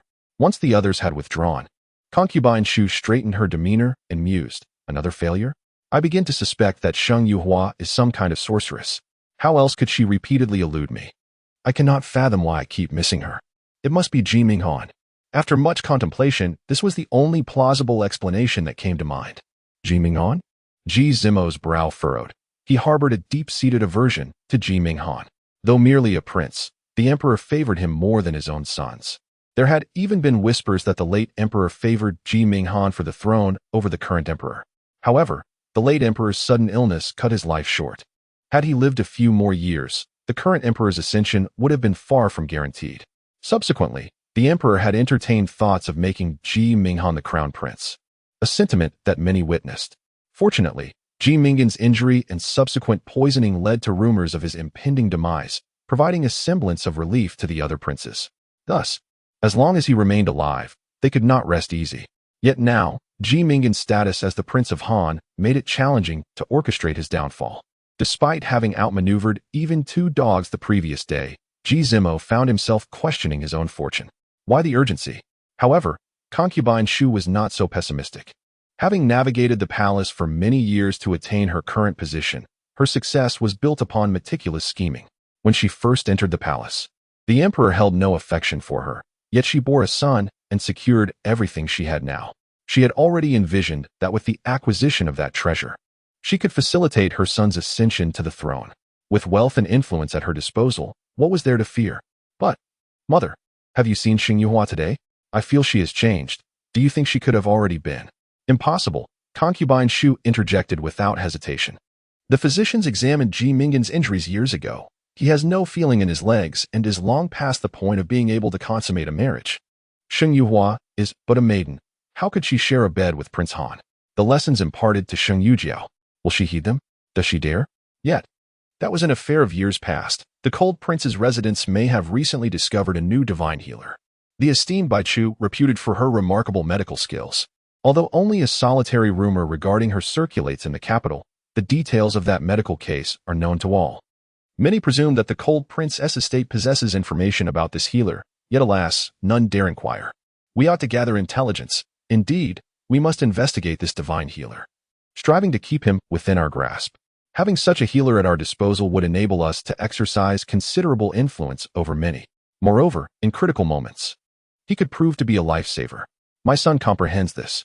Discuss further with Sheng Yiqing. Should he remain so ineffectual, it may be prudent to discard him. If Sheng Yiqing were to be dismissed, the reputations of Sheng Yuhua and Sheng Yujiao would inevitably suffer. Should anything befall Sheng Yiqing, the cold prince would surely cast aside Sheng Yuhua, which would be most fortuitous. My son understands. However, there is no need to exert excessive pressure. We should endeavor to preserve Sheng Yiqing's position, for he is, after all, Sheng Yuhua's father. The Yu family, considering the favor owed to Yu Shaoran, ought to extend some leniency towards Sheng Yiqing. Ji Zimo felt somewhat constrained. Yet, she recognized that her mother was indeed correct. It was for her own benefit. In a few days, it would be the birthday of the Empress, an occasion ripe for grand celebrations, presenting an opportunity. Nevertheless, such actions might not reflect well on her son, yet achieving the intended outcome is paramount. Regarding the matter of the map and the items in your storeroom, have there been any updates? Upon mentioning this, Ji Zimo's expression grew darker. What of the silver notes? They have been withdrawn by someone. Yet the nature of the transaction remains unknown. He had informed the money house at the time, but that individual did not retrieve them from the capital. Rather, they ventured to a distant locale, far removed from the capital, leaving him with no means to pursue them. Infuriating. A habitual offender. Although the loss of such items pained Shushi, it was the loss of the original map that caused her the greatest anguish. She possessed a replica. Yet after years of study, they had uncovered no clues. She suspected the map contained hidden secrets, but alas, she lacked evidence. With the original map gone, how could she continue her research? Nonetheless, she was aware of the general location and would ensure someone kept watch. As for the sum of 500,000 taels of silver, take it for now. Shushi produced a bundle of silver notes. Her brow furrowed. Does Sheng Yujiao lack a dowry? Essentially none. Humph. Trifling possessions unworthy of mention. The Sheng family's upbringing is lacking. Let her spend a few days here to learn more. Prince Imo nodded, sharing concerns that the 2 women might cause disturbances within the residence. However, as they were set to return to their own household tomorrow, Sheng Yujiao would inevitably have to go back. Your Highness, after a night of toil, I rose early this morning, and Sheng Yujiao has not had the opportunity to rest adequately. Just now, she was subjected to further training by the matron, leaving her utterly exhausted. Her hands, too, are scalded a deep crimson. She raised her hands for Prince Imo to see. How did this happen? Prince Imo inquired in astonishment. A wave of sorrow washed over Sheng Yujiao. After all she had endured, had Prince Imo truly not noticed? Was there truly a place for her in his heart? Earlier, in the presence of the Empress. Had he not noticed? It was that simple. Suddenly, Sheng Yujiao recalled his words from the previous day. A sense of foreboding enveloped her. In Prince Mo's heart, did he wish to marry that wretched Sheng Yuhua? That vile woman. She only knows how to ensnare men. Even after marrying the cold prince, she still would not release her hold on Prince Imo. That detestable Sheng Yuhua. Sheng Yujiao seethed inwardly. Yet she dared not reveal a trace of her disdain. After much effort, she had become the side consort of Prince Mo. Her past was behind her. Yet, deep down, she felt unworthy of Prince Mo. If only the person who had met with calamity that day had been Shang Yuhua. How infuriating. They had merely devised a scheme to ensnare one man for her, yet she had ensnared two in return. Were Shang Yuhua aware of Shang Yujiao's thoughts, she would surely cry out in protest. Within Prince Mo's residence, how could she possibly find another man? Was it not Prince Mo who harbored ulterior motives, driven by lust? I shall assist you in applying the medicine later. Two women compete for favor, Your Highness. The prince has returned. Lin Shireen had been waiting for a long time and was finally elated to hear that the Mo Wang had come back. She was eager to approach him, but the maidservant obstructed her. What is it? Your Highness, since the prince has just returned, it would be best for you to refrain from going over just yet. Is he with Shang Yuyao? The maidservant remained silent, prompting Lin Shireen to smile bitterly. Have I truly fallen out of favor? She was bewildered, unaware of when the Mo Wang had grown close to Shang Yuyao. Furthermore, despite the rumors of Shang Yuyao as past indiscretions with other men, the Mo Wang seemed unperturbed. She had heard that the prince was tending to her wounds. Upon learning of Shang Yuyao's injury, Lin Shireen's interest peaked. To be injured so soon after entering the palace. Could it be that Shang Yuyao had been punished? Such an opportunity was not one she would let slip away. With a glimmer of determination in her eyes, she rose. Since she is injured, it is only proper that I pay her a visit. Whether it was a gesture of consolation or an opportunity for mockery would depend on Shang Yuyao's perspective. Oh, I hear that my dear sister has been injured. I wonder where the injury lies? Lin Shireen entered with a gentle smile, only to find the Mo Wang diligently applying medicine to Shang Yuyao. However, upon closer inspection, her expression darkened. This was considered an injury? It was merely a slight redness, hardly noticeable unless one looked closely. Sister, though both were secondary consorts, Lin Shireen had entered the palace first, so it was only fitting for Shang Yuyao to address her as such. Jiao Jiao is fine. It is merely the prince's concern. Fearing she might be left with a scar, Shang Yuyao stole a shy glance at the Mo Wang, who remained focused on his task, uttering not a single word. Then, dear sister, do take care.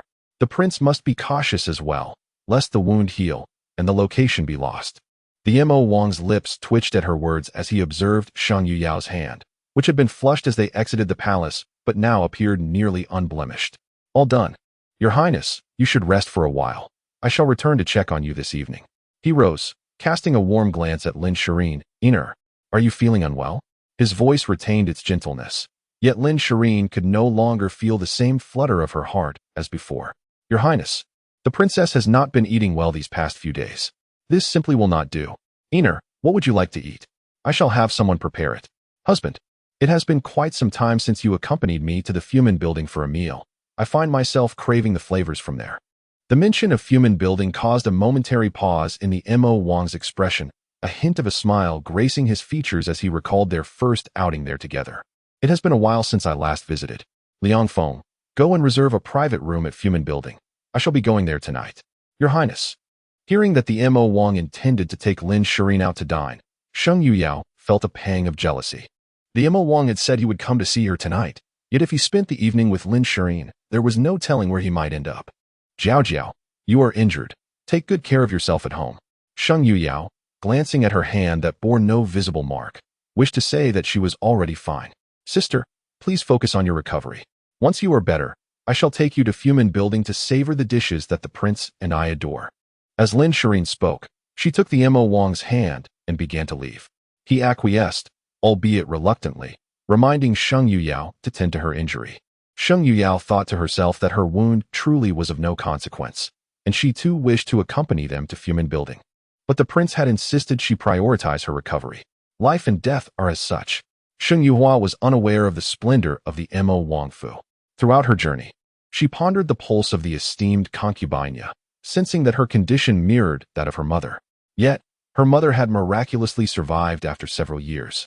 How had that come to pass? No, it must be different. Her mother likely had not been poisoned, while concubine had evidently succumbed to toxins. The cold king was poisoned and his days were numbered, rendered even limping. The emperor seemed to favor him more than his own son. Is there truly such selflessness in the world? Upon their meeting today, the emperor and empress exhibited genuine affection towards the cold king. Yet what of that precious warm jade bracelet? Their expressions did not seem feigned, but the matter of the bracelet eluded her understanding. Before she realized it, they had arrived at the study. What was the significance of the bracelet? Although the Cold King had refrained from inquiring during their carriage ride, he was undoubtedly aware that something was amiss. Does the Empress truly care for you? Sheng Yuhua hesitated to speak recklessly. It's acceptable, she replied. She appears to be quite fond of you. It seems she wishes for me to bear you a child soon. Yet concerning this bracelet. Sheng Yuhua produced the bracelet and presented it to the Cold King. He cast a glance, recognizing it as a personal possession of the Empress, which should inherently pose no issues. If I were to wear this bracelet, it would be impossible for me to conceive, even if by chance I were to become pregnant. I could not carry the child to term. Upon hearing this, the Cold King expressed a flicker of interest. He lifted the bracelet to his nose, yet found nothing amiss, almost devoid of scent. How could Sheng Yuhua have detected something? Indeed, her medical skills were exceptional, and her sense of smell far more acute than most. It was inconceivable that the Empress had tampered with it. A bracelet imbued with such effects would not only prevent pregnancy, but also be detrimental to a woman's health. Why would the Empress wear something harmful to her own body? He too found that improbable. Coldness, the Cold King spoke, and Lung Mo hastily entered. Take this, create an identical one. While such jade is scarce, it is not entirely absent. With curiosity lingering in his mind, Lang Mo departed to fulfill the task. Once the new one is made, you shall wear it. Implying that she was not to don the original any longer. Wearing it for a day or two poses no issue. Sheng Yuhua remarked nonchalantly. Do you not wish for a child? The Cold King's countenance darkened at her implication, his brows knitting together. Sheng Yuhua, sensing his displeasure, noted that he had never been so sensitive regarding children before, yet now.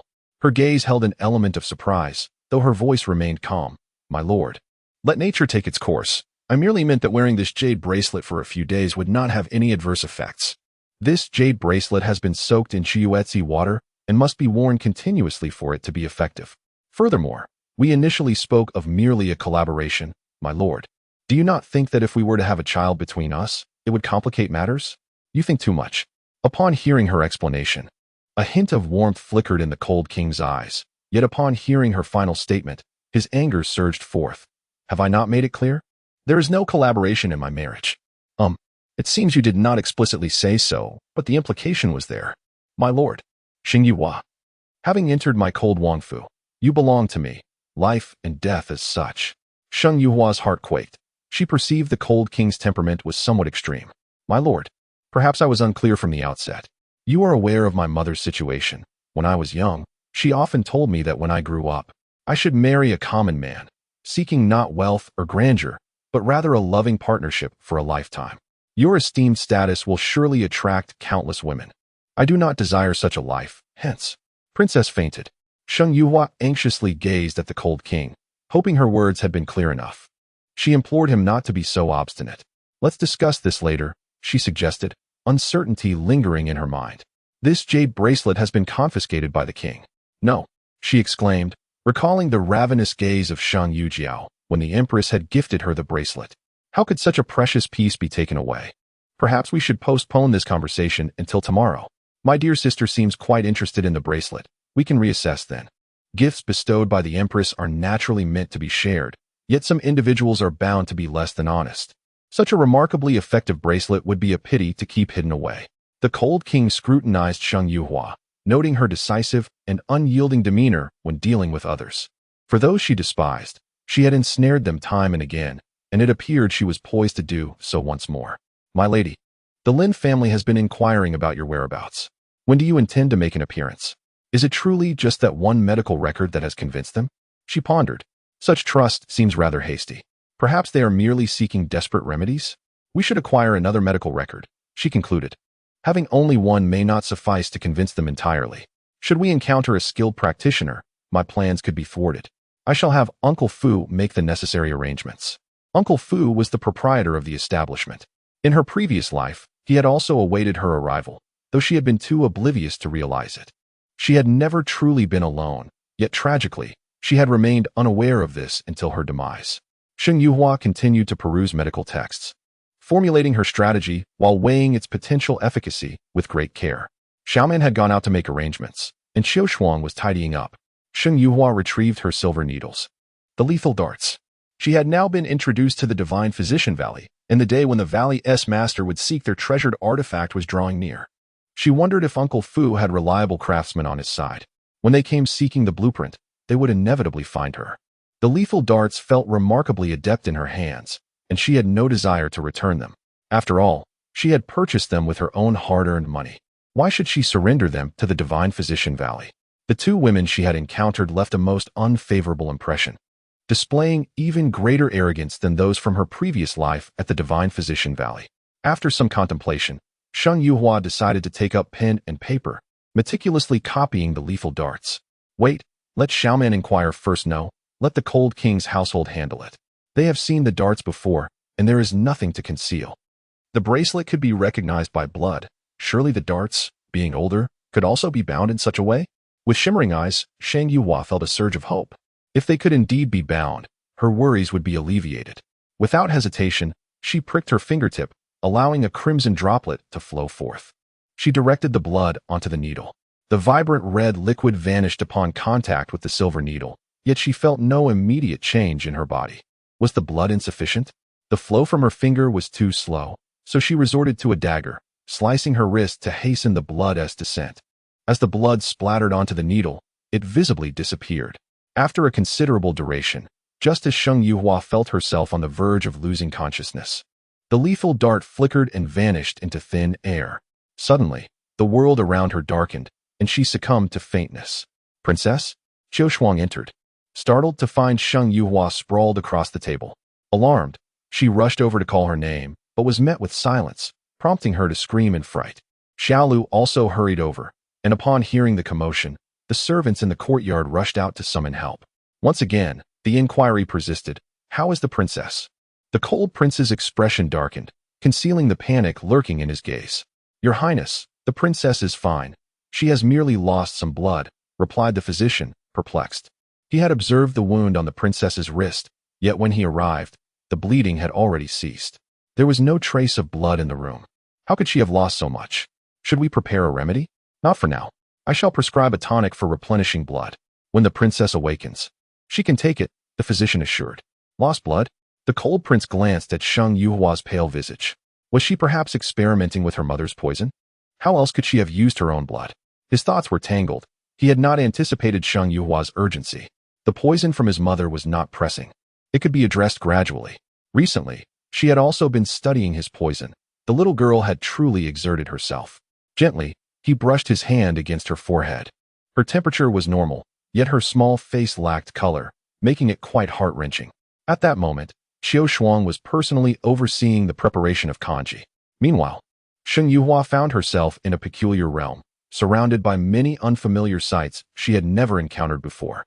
Voices called her name, and as she attempted to approach, she suddenly jolted awake. Awake? Her first sight was a magnified handsome face, nearly sending her into another faint. She realized she was lying in bed and recalled that just before her unconsciousness, she had been studying the life-threatening needle. Your Highness, my blueprints? Sheng Yuhua pointed towards the papers on the table. The cold prince's pupils darkened, his gaze now tinged with inscrutable intensity. Still preoccupied with those papers? On them is my drawing of this silver needle. Do you know anyone who can replicate it perfectly? Since she had resolved to use it, Sheng Yuhua felt no further conflict. What? Aren't you supposed to be quite capable? Is it not within your abilities to create even counterfeit medicinal herbs? Yet you cannot replicate a mere silver needle? Have you no desire to assist me? She pouted, casting a glance at the cold prince. His eyes dimmed, intrigued by this sudden display of affection from the petite woman before him. What do you think? His voice was slightly hoarse, the fervor in his eyes causing Sheng Yuhua to tremble. I am but a patient. Humph, you still have yet to explain why you lost so much blood. Your Highness, the kanji is ready, came the timely announcement from Qiu Shuang and Xia Lu, who entered with bowls in hand. Sheng Yuhua breathed a sigh of relief as the cold prince regarded the two maids with a detached glance. Though they were unaware of their transgressions, an inexplicable chill ran down their spines, sensing the prince's ominous demeanor. Quickly, bring it here. I am starving, Sheng Yuhua exclaimed, relieved by their arrival. The two maids hesitantly approached, murmuring, Princess, the doctor mentioned your excessive blood loss. It is our fault for not being attentive. Do you still feel unwell? Sheng Yuhua felt a flush of embarrassment as she stole a glance at the cold prince's stern expression. Would he hold them accountable? All right, I am quite famished. She patted her flat stomach, and the two maids promptly served her the congee. Observing the woman's guilty demeanor, a flicker of warmth ignited within the cold prince's gaze. The nourishing congee was indeed delightful, though there were places that prepared it even better. Eat lightly. I shall take you to Fu Man Lu later to sample its fare. Fu Man Lu. Sheng Yuhua raised an eyebrow, intrigued, as she recalled the reputed quality of the dishes served there. 162. Please bear me a child. A few days ago, a chef skilled in crafting various nourishing porridge had arrived. Do try it. If you find it to your liking, have him deliver a portion daily. The cold prince remarked with a nonchalant expression. Sheng Yuhua's gaze flickered in surprise, and a new conjecture formed in her mind. Could the renowned Fu Man Lu also belong to the cold prince? If so, the cold prince's enterprises were indeed quite extensive. Shall we dine there this evening? Sheng Yuhua inquired curiously, blinking her eyes. It seemed rather peculiar for her to venture out for a meal just a day after her marriage. One might mistakenly believe her to be excessively delicate. Indeed, came the succinct reply from the cold prince. Sheng Yuhua's eyes brightened. She, too, wished to sample the nourishing porridge, perhaps even offer suggestions for improvement. Knowing they were to dine at Fu Man Lu, Sheng Yuhua lost interest in her current meal. Rising to her feet, a slight dizziness overcame her. The life-threatening needle had proven too indulgent. Her mind lingered on the matter of crafting replicas. When would the people from the Divine Healer's Valley come to visit? Your Highness, it is imperative that we expedite the matter of the silver needles, and it is best that it remains confidential. Though the cold prince was unaware of Sheng Yuhua's intentions, he nodded in agreement and turned away. Fu Man Lu was already thriving, and with the introduction of nourishing porridge, even more patrons flocked to dine. Many wished to take the dishes home, yet Fu Man Lu strictly prohibited takeout. Consequently, reservations for private rooms were necessary, though this did not apply to the cold prince.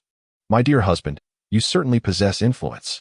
I've heard that reservations for these private rooms must be made weeks in advance, Lin Shireen said, her face aglow with happiness. The thought of Sheng Yujiao's resentful expression filled her with unexplainable delight. What right did a faded flower, once enjoyed by another man, have to act so brazenly in the prince's residence? Yet, she found herself puzzled by the Mo prince's thoughts. Surely he did not forget that day's events?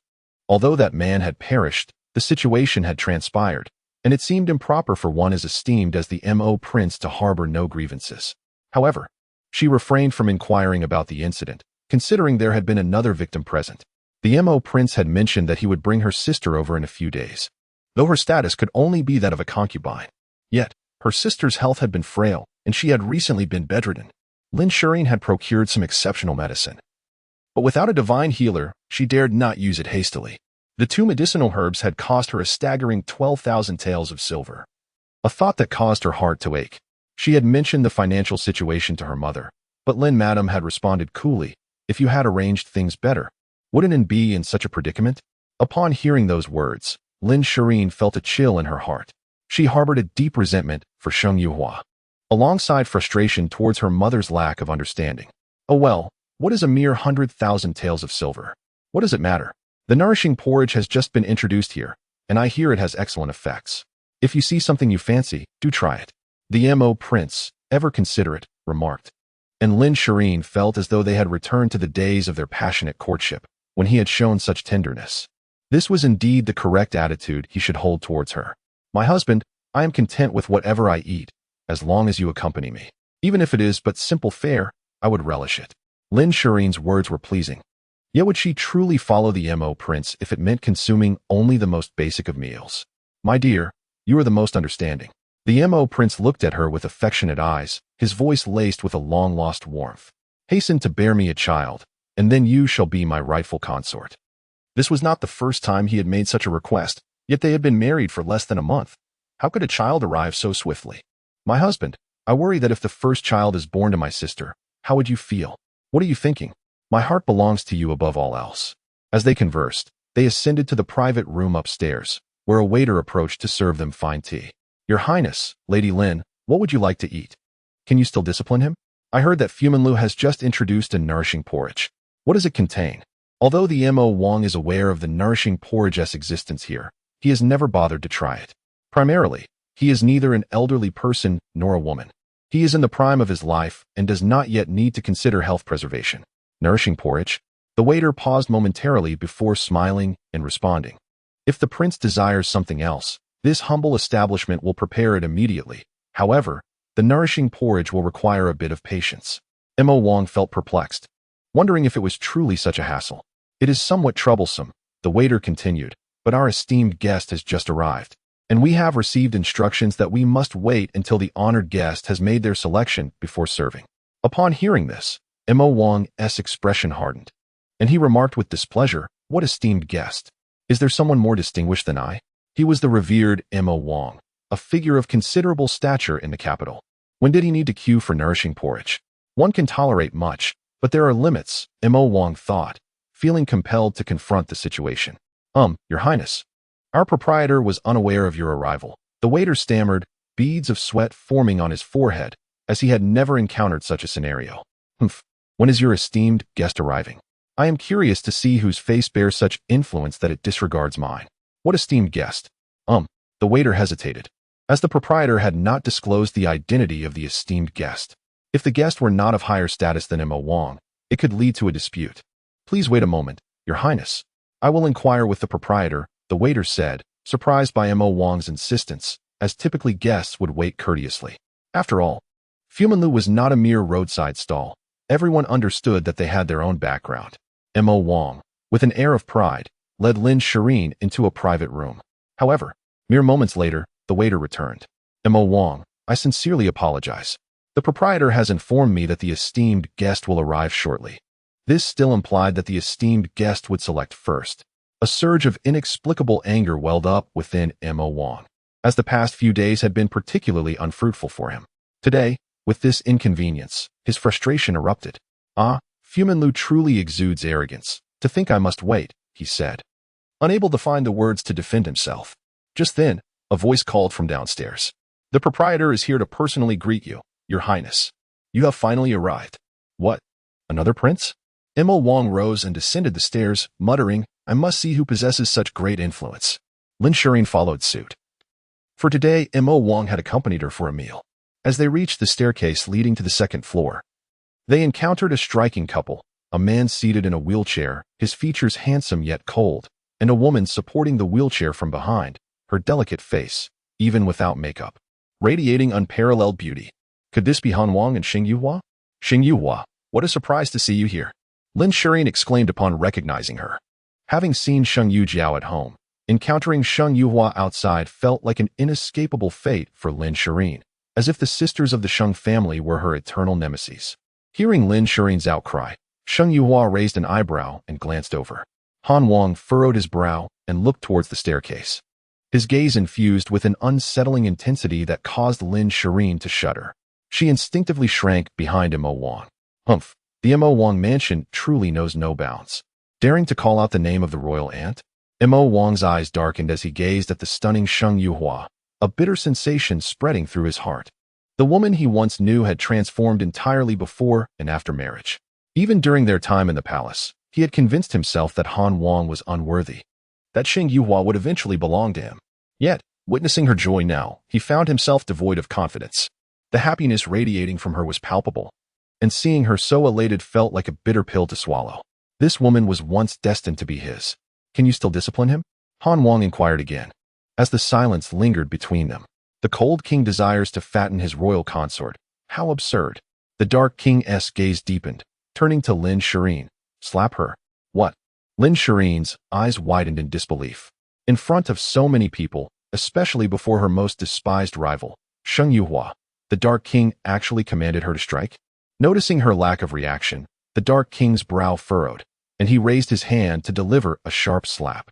A crisp sound echoed, and her face burned with pain. Lin Shireen was stunned, tears streaming down her cheeks. He struck her? Apologies, dear little royal uncle. It appears I have not raised her properly. The Dark King maintained an elegant demeanor, yet Lin Shireen felt as though she had fallen into an icy abyss. She longed to protest, but knew that this was not the time for words. Fortunately, the Dark King seemed uninterested in quarreling with a mere woman. His expression remained calm, his voice low yet imbued with a soothing tranquility. Let us proceed to the private room. Choose what you wish to taste. If unsure, have them serve one of each. You are far too thin. Does the Shang family not provide you with enough nourishment? Husband, that is not the case. I am merely on a diet. And you suggest serving one of each? Husband, do you intend to feed a pig? If pigs were so challenging to raise, their owners would have gone bankrupt long ago. The soft, feminine voice gradually faded, and the Dark King's countenance darkened further. His fists clenched tightly, veins protruding from his forehead, an aura of cold rage enveloping him. Lin Shireen instinctively shrank back, witnessing a side of the Dark King she had never encountered before. The grievances she had harbored were lodged in her throat, rendering her speechless. She dared not express her thoughts. This was a version of the Dark King she had never known. She had never realized when Shang Yuhua had come to occupy so much of the Dark King's mind. Your Highness, might we return to the private room? The young attendant had been left in a state of shock by the recent events. It seemed the Cold King truly surpassed the Dark King with a single command. The Dark King's consort was to be struck, and he himself administered the punishment. Indeed, presently, he was devoid of appetite, yet he could not fathom why he lingered in this place. Moments later, the attendant returned, his face adorned with a polite smile. Your Highness, you may now order the porridge. What has been requested from over there? The Dark King did not specify which direction he spoke of, but the attendant, being astute, quickly replied, they have ordered numerous servings. The Cold King insists on fattening his consort.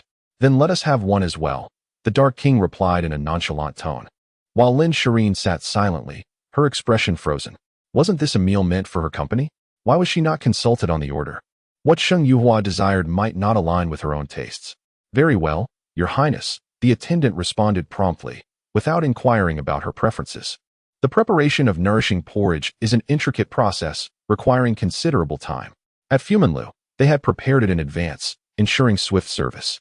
A multitude of bowls filled the table, a display of extravagant favor, yet Lin Shireen felt no joy. Black date and glutinous rice porridge, red date and pumpkin porridge, hawthorn and crabapple porridge, yam and red date porridge. As she noted the abundance of red dates, the Dark King's brow furrowed. Red dates are known for their blood-nourishing properties. What ails Shang Yuhua? She suppressed her unease and lifted a bowl, taking delicate sips. Observing her, Lin Shireen numbly reached for the bowl closest to her. She carefully scooped a spoonful and tasted it, only to find it bland. Her gaze fixated on the Dark King, her intense focus finally drawing his attention. Is it to your liking? Lin Shireen silently nodded. I shall have them deliver these dishes to the manor. A woman ought to consume more of this porridge. Though the Dark King spoke of women needing nourishment, Lin Shireen felt a pang of bitterness, uncertain to whom he referred.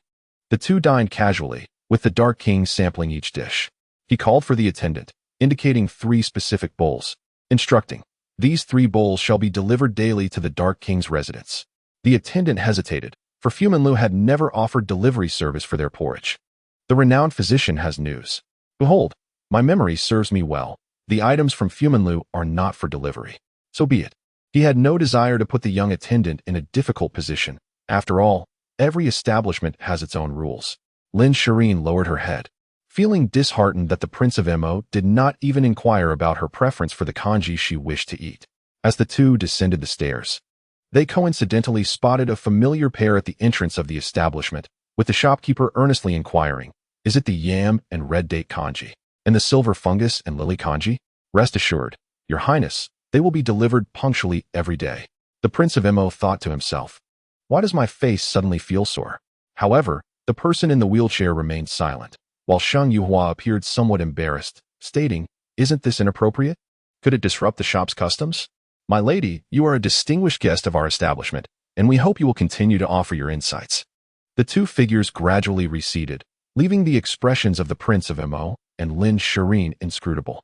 The prince let out a cold snort, yet he refrained from further challenging the young attendant. It seemed that his status did not hold as much weight as that of the little imperial uncle. What does Your Highness require? The shopkeeper inquired with a smile plastered on his face. After all, it was merely a matter of delivering a few bowls of congee. It was hardly worth offending a prince over such trivialities. Ener, what do you wish to eat? The Prince of Mo asked tenderly, his hand gently clasping Lin Shireen's with a slight pressure. Just the same as before. She replied, very well, I shall defer to your wishes. Lin Shireen lowered her head, concealing the flicker of gloom in her eyes. One of each, to be delivered to the residence tomorrow. The prince's voice was icy, and the shopkeeper hurriedly nodded in agreement. Shopkeeper, Before they could depart, a young servant rushed in, and upon seeing the shopkeeper, he exclaimed, "Our Lady mentioned earlier that the yam, goji berry, and glutinous rice congee is the most delectable. Let us send that first tomorrow. Sending too much would be excessive, and the lady cannot consume it all." "Understood," the shopkeeper quickly replied. The young servant relayed the message and hurriedly exited. "Your Highness, will you be changing your order as well?" "Humph," came the cold retort. The Prince of Mo hurriedly took Lin Shireen away. The shopkeeper shook his head in confusion, unable to comprehend the intricacies of the power struggle between such prominent figures. Yet, he thought to himself, their lady was indeed remarkable, her words carrying great weight. In the carriage, the prince wore a displeased expression, while Lin Shireen kept her head bowed, choosing silence. Each blow she had endured made her realize that Sheng Yujiao's entrance into the residence was likely due to that woman. She could not pinpoint where things had gone awry. In the past, the prince had shown little regard for Sheng Yuhua. Yet now, she wondered if Sheng Yujiao was aware of this news. If so, their sisterly rivalry would surely be quite riveting. With a calculating glimmer in her deep-set eyes, Lin Shireen clenched her fists, her lowered gaze filled with malice. Upon returning to the royal residence, she received word from Lady Lin, who requested her presence. Lin Shireen felt a chill run down her spine, knowing full well it was due to an end. However, with Sheng Yujiao recently entering the residence, it would be inappropriate to summon her sister at this time. The hour was late, and visiting now would certainly be ill-timed. The following morning, as Sheng Yujiao returned to her familial home, Lin Shireen tidied herself and made her way back to the Lin residence. Upon entering, she was warmly greeted by Lady Lin, whose expression was filled with excitement. "Einer, do you know? The renowned physician has news." Lin Shireen's face brightened with surprise. "When did this happen? Why was I not informed?" "You spend your days within these walls, unaware of the happenings beyond. It concerns a village woman who had been bedridden for many years. A few days ago, she fortuitously encountered the esteemed Bai Chu, and now she is able to walk. Is it truly possible for someone who has been paralyzed for so long to walk again? Is Bai Chu's medical skill truly that extraordinary?" Lin Shireen's eyes sparkled with fervor. She must seek out this physician to assist her sister in restoring her health, ideally to achieve a complete recovery. Furthermore, she hoped to receive assistance in her own endeavors to conceive. Where is this esteemed physician now? In the realm of shattered dreams. The family of the old woman instructed them to retrieve medicine from Fengyun Pavilion. Fengyun Pavilion? Lin Shireen held little recollection of it. Mrs. Lin, brimming with excitement, exclaimed, "Mother has already made inquiries. It is a modest establishment run by an elderly man, essentially an inn. However, the renowned Dr. Bai Chushin once resided there for a time and left contact information. Mother, have you reached out to them?" Lin Shireen's hands trembled with anticipation. "Yes, I personally visited, and the old man assured me that he would notify us should he receive any news. However, Dr. Bai's consultation fees are rather steep. It is only natural to have a fee. If an inn's health can be restored, it is worth it." Lin Shireen concurred deeply. "Mother, should you manage to contact the divine physician, please inform me. I wish to come and see." Mrs. Lin nodded, sighing. "This is the most uplifting news I have heard in quite some time. Go and visit your sister. Spend some time with her, for her spirits are still quite low." Understanding her mother-esque concern, Lin Shireen rose to visit Lin Yuan's quarters. Due to her frail health since childhood, Lin Yuan received a greater share of familial affection, and her courtyard was the finest in the Lin household. It was spacious, basking in sunlight, adorned with flowers and plants she cherished. Even the serving maids were more numerous than those attending to Lin Shireen and the others. In her youth, Lin Shireen had protested, but Mrs. Lin had said, "Your sister is young and unwell. What is there to begrudge her?" Upon seeing her increasingly emaciated sister, Lin Shireen felt a tumult of emotions. "Mother mentioned that the divine physician has news. Your health will soon be restored." Lin Yuan remained composed, offering no reply. Her gaze fixed quietly on the flowers and plants before her. "Rest assured, your sister will always care for you." "Sister, do you truly believe my health can be restored?" Lin Yuan finally spoke, yet she still did not turn her head. "This divine physician is exceptional. His medical skills are unparalleled. Mother's words, you believe them?" "She merely seeks to comfort me." Lin Yuan's eyes glistened with unshed tears, and she abruptly turned her head, letting the tears cascade down. "Perhaps this is simply my fate. Do not worry about me, sister." "What nonsense are you speaking? That divine physician will undoubtedly heal you." "Sister, if I were to tell you that I know who could restore my health, would you assist me in seeking him?" Lin Yuan inquired tentatively, her misty eyes glimmering with hope. Anin, do not dwell on such thoughts. Let us await Dr. Bai. Noticing Lin Shirin's lack of conviction in her own words, Lin Yuan's gaze dimmed, yet she did not press further. In recent days, her sleep had been troubled, filled with peculiar dreams. In her slumber, she found herself in the palace, akin to Sheng Yuhua, though Sheng Yuhua was the empress, and she merely a consort. Her health remained poor, prompting the emperor to request Sheng Yuhua's assistance in her recovery, much to her surprise at the latter's proficiency in medicine. But how could this be? Sheng Yuhua was nothing more than a decorative figure. If she were truly so capable, why would the Prince of Imo favor her sister and neglect her? The memories of the dream were fragmented, lacking clarity of cause and effect, yet the emperor was undoubtedly the Prince of Imo. What puzzled her further was the absence of her sister in the dream. How could that be? Her sister was the Prince of Imo's consort. Why did she not appear in Lin Yuan's visions? Moreover, why was this dream so peculiar, portraying Sheng Yuhua as the empress when she was betrothed to the cold prince? Wait a moment. Lin Yuan stiffened. Had Sheng Yuhua not called off her engagement, would all that transpired in her dreams not come to fruition? A chill swept over Lin Yuan, drenched in cold sweat. Could it be that Sheng Yuhua would still marry the Prince of Imo? Why were her dreams so fragmented? If only they could coalesce into clarity. Yet, regardless of the dream's nature, she was certain that the one destined to save her would be Sheng Yuhua. However, given the strained relations between their families, coupled with Lin Shirin's situation, persuading Sheng Yuhua to intervene seemed an insurmountable challenge. Anin, what troubles you? Lin Shirin observed her younger sister's sudden pallor with concern. Sister, I am fine. Please do not worry about my illness. Let the divine physician attend to me. Aware that her health would eventually improve, Lin Yuan felt a measure of relief. That's more like it. Once you are well, you must come to the residence and accompany your sister. To the Prince of Mo's estate? The thought of the prince, destined to be the future emperor, and his striking appearance ignited a fervor within Lin Yuan's heart. 167 The secret treasure of Yang Wanru. After 2 days, the Sheng family once again buzzed with activity. With both daughters married into high families, Sheng Yicheng stood a bit taller these days. Recently, he had become a tangible victim in the publicized dowry case. Nevertheless, he generously forgave Yang Wanru, winning the admiration of those in the capital. Magnanimous, considerate, and gentle. Even many illegitimate daughters of noble families aspired to marry into the Sheng family, even if only as a concubine. Today marked the 3rd return of the bride, and both the Cold King and the Ink King were expected to attend. As noon approached, the carriage from the Ink King's residence arrived fashionably late.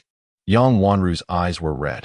Upon learning that Sheng Yicheng was to be exchanged for marriage, she had panicked, nearly crashing into a wall. Unfortunately, she was bound and her servants were controlled by Sheng Yicheng. Thankfully, the exchange did not occur. Otherwise, she would have been returning with her daughter's lifeless body. Jiao Jiao, Yang Wanru sobbed, while Sheng Yujiao displayed visible impatience. Mother, what is the matter? Yang Wanru glanced at the Ink King, uncertain of what to say. All right. Do not let the child witness such folly. Let us enter the house. The old matriarch was also elegantly dressed today, her face beaming with pride as her 2 granddaughters returned. The gifts prepared by the Ink King's residence were plentiful, uplifting the spirits of both Sheng Yicheng and the old matriarch. Given the state of affairs regarding Sheng Yuhua's dowry, the household had been rather strained. These contributions would temporarily alleviate their difficulties. Has the Cold King not arrived yet? Noticing the absence of others, the Ink King's expression darkened. Perhaps he is merely delayed. Sheng Yicheng mused, puzzled that the Cold King's household had not yet arrived. Your Highness, please take a seat, Sheng Yicheng suggested, feeling somewhat apprehensive. Where's the study? I wish to consult the Minister of Rites regarding a matter. Sheng Yicheng's countenance shifted. Was the Ink King still intent on settling scores? Now, he found himself wishing for the Cold King's prompt arrival. Unfortunately, no servant came to report, and the Cold King remained absent. The 2 men proceeded to the study, while Yang Wanru took Sheng Yujia back to her original courtyard. That day during the wedding, nothing untoward occurred, did it? Yang Wanru felt a lingering unease. Logically, everything should have been normal. Having accompanied Sheng Yicheng for many years, she knew him better than he knew himself. If he had done nothing, that day could not have unfolded as it did.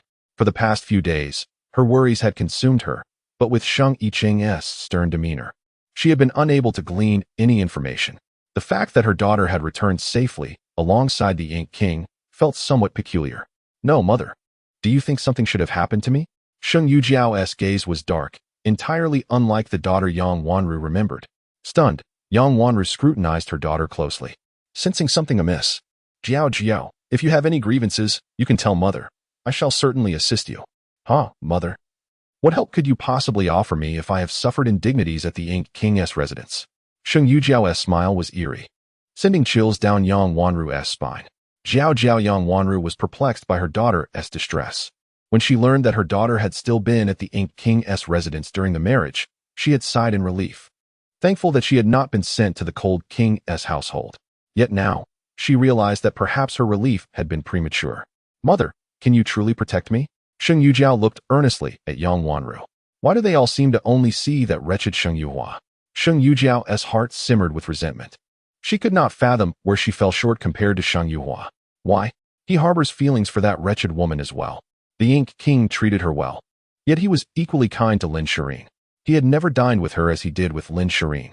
Yang Wanru sighed, grasping her hand and earnestly advising, you and Lin Shireen share the same standing. You are not inferior to her. Remember, men are rather simple creatures. If you make them comfortable, both in heart and body, then you will occupy their thoughts. At that moment, the room was solely occupied by the two of them, with no maids present.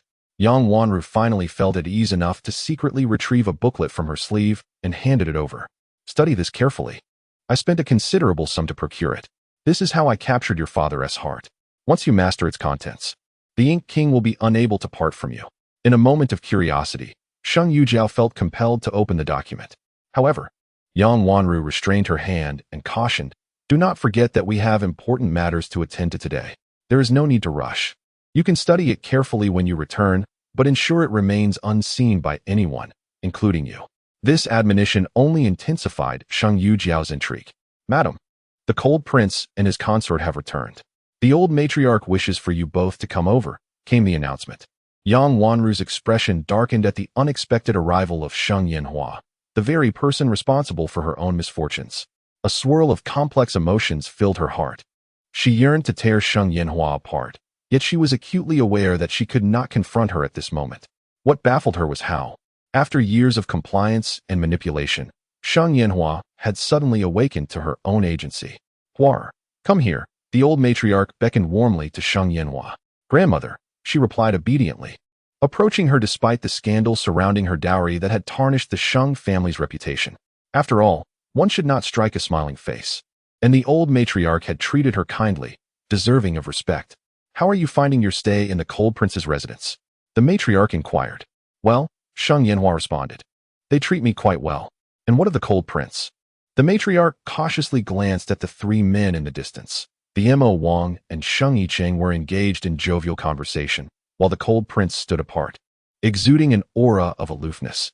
He is quite kind to me, Sheng Yanhua replied. Indeed, we all know how he is. As Sheng Yujiao and Yang Wanru entered, they naturally gravitated towards the old matriarch. Upon hearing the matriarch's words, Sheng Yujiao stifled a laugh. Ah, how I envy my younger sister. The cold prince's health is frail, so my sister need not overexert herself. Unlike me, who is already suffering from severe back pain. She emphasized her discomfort, flaunting it shamelessly. The old matriarch struggled to maintain her smile at Sheng Yujiao's foolishness. Did she not realize the implications of her words? Surely, Sheng Yanhua had not grasped their full meaning. The matriarch shivered at the thought of the cold prince's brutality, praying that her fears would not materialize. Yet, her hopes were dashed as Sheng Yanhua interjected, husband. Her voice was bright and her cheeks flushed, her lips slightly pouting, adding a touch of innocence to her demeanor. Huar, your sister was merely jesting, the matriarch hurriedly reassured her. How could you take her words to heart? The matriarch felt a pang of anxiety. Today was a day of familial return, and the eyes of the outside world were upon them. She wished to avoid any bloodshed. The cold prince turned his indifferent gaze in their direction, guided by a servant who had wheeled him closer in an instant. Husband, elder sister claims you are incapable. Sheng Yanhua declared innocently. She said I am fortunate to have found someone like you, unlike her, who is still suffering from back pain. At her words, the atmosphere around them chilled. Sheng Yujiao's complexion paled dramatically. Your Highness, I did not mean it that way. Damn it, when had Sheng Yanhua become so treacherous? Daring to make such accusations? It was utterly intolerable. Dear sister, When did I ever say such a thing? Just now. Did you not say my husband was incapable? You must have misheard. I never said such a thing, Sheng Yujiao hastily protested. The memory of being dismissed by the cold prince lingered vividly in her mind. The terror of that experience still haunting her. Is the Ink King truly incompetent, or did I mishear? Who, then, was my sister referring to? Sheng Yuhua tilted her head innocently, her lovely face illuminated by a radiant smile, yet Sheng Yujiao felt a chill run down her spine. Oh, could it be that my sister was speaking of the Ink King's inadequacy? After speaking, she exaggeratedly covered her mouth with her delicate hand, her face displaying an expression of dread. Goodness, who would have thought that the seemingly tall and strong Ink King could be so inept? Get out.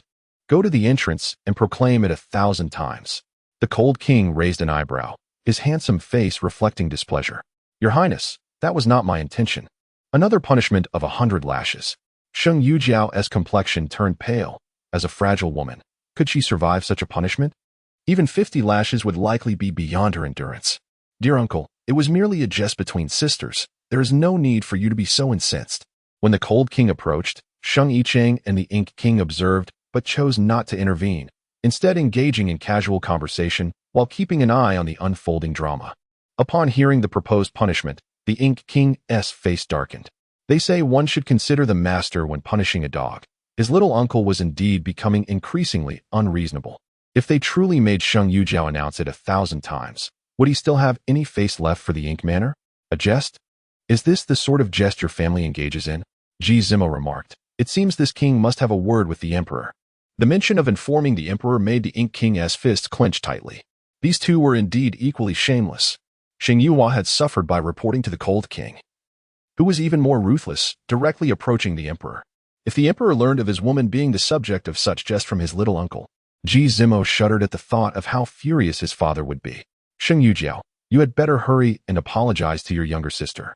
The Ink King, not wishing for his woman to be punished, turned to her, his gaze icy. If it were not for her usefulness, he would not tolerate such foolishness. My husband, Sheng Yujiao hesitated to yield, but the Ink King's expression darkened. Do you wish to go outside and announce it? Or would you prefer the 100 lashes? Just the thought of such a scenario sent chills through her. If she followed through, she might as well never leave her home again. Dear sister, I was merely jesting with you moments ago. Please do not take offense.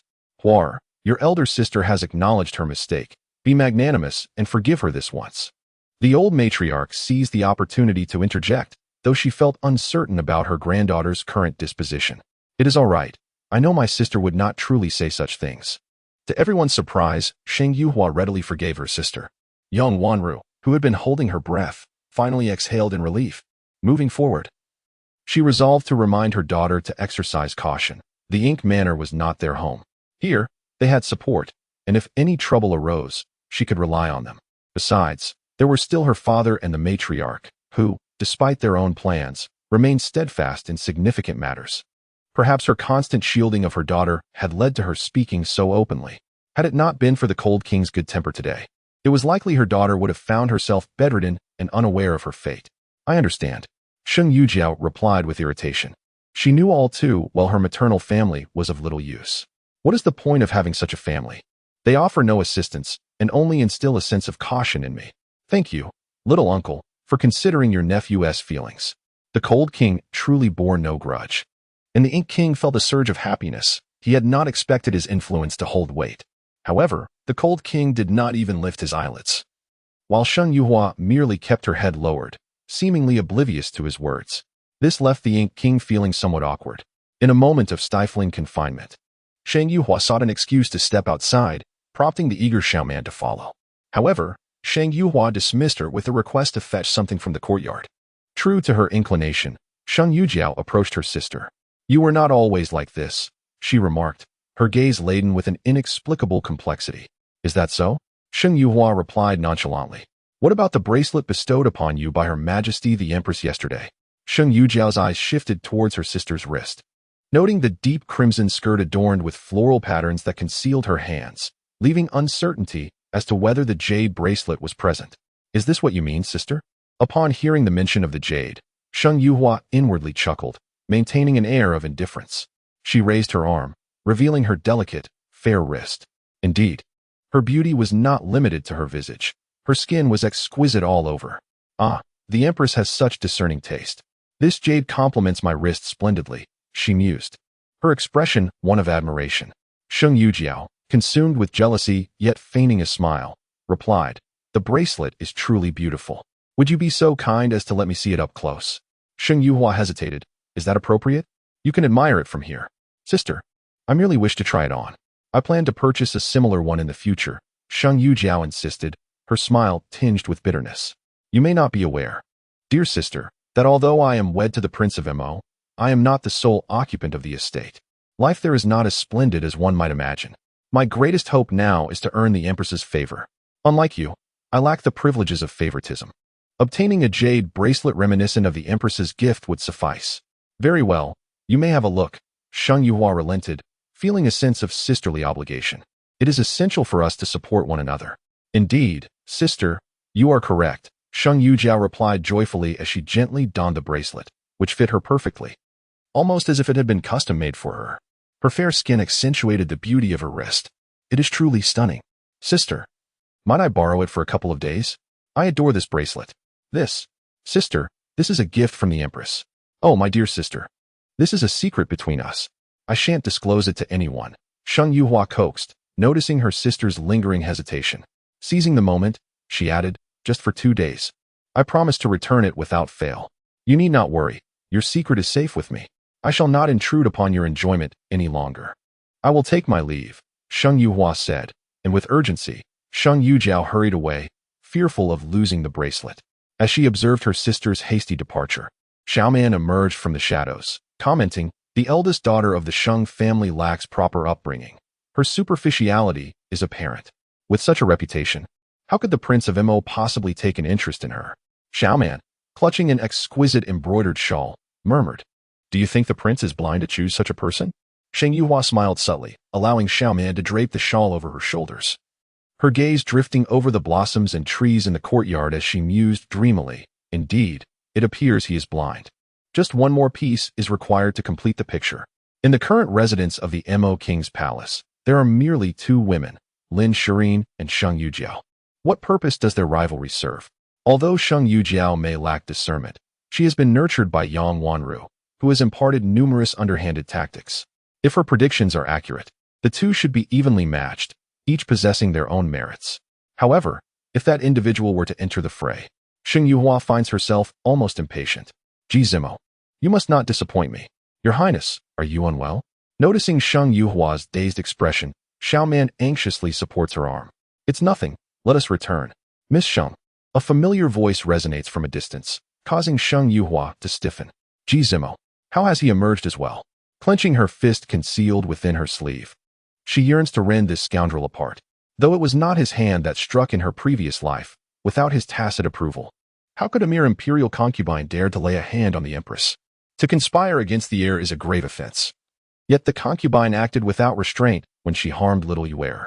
"Miss Sheng, may I have a word with you in private?" As he speaks, the Mo King approaches, adorned in an exquisitely embroidered robe, exuding an air of grace and elegance. Yet, Sheng Yuhua is acutely aware of the cold-blooded cruelty that lurks beneath his refined exterior. "Mo King." Sheng Yuhua raises her gaze, her eyes shimmering, yet her expression remains indifferent and aloof. "It is preferable for you to address me as Little Imperial Aunt, as I am now married." "Little Imperial Aunt." Upon hearing these words, the Mo King feels a surge of murderous intent. This title, which should belong to his future consort, now serves as a bitter irony. "Miss Sheng, does the Mo King harbor objections to the Emperor's decree of marriage? I beseech you to call me Little Imperial Aunt." "Yuhua." Ji Zimo's complexion pales instantly, his towering figure swaying as he struggles to mask the pain in his eyes. "Yuhua, are you still angry with me?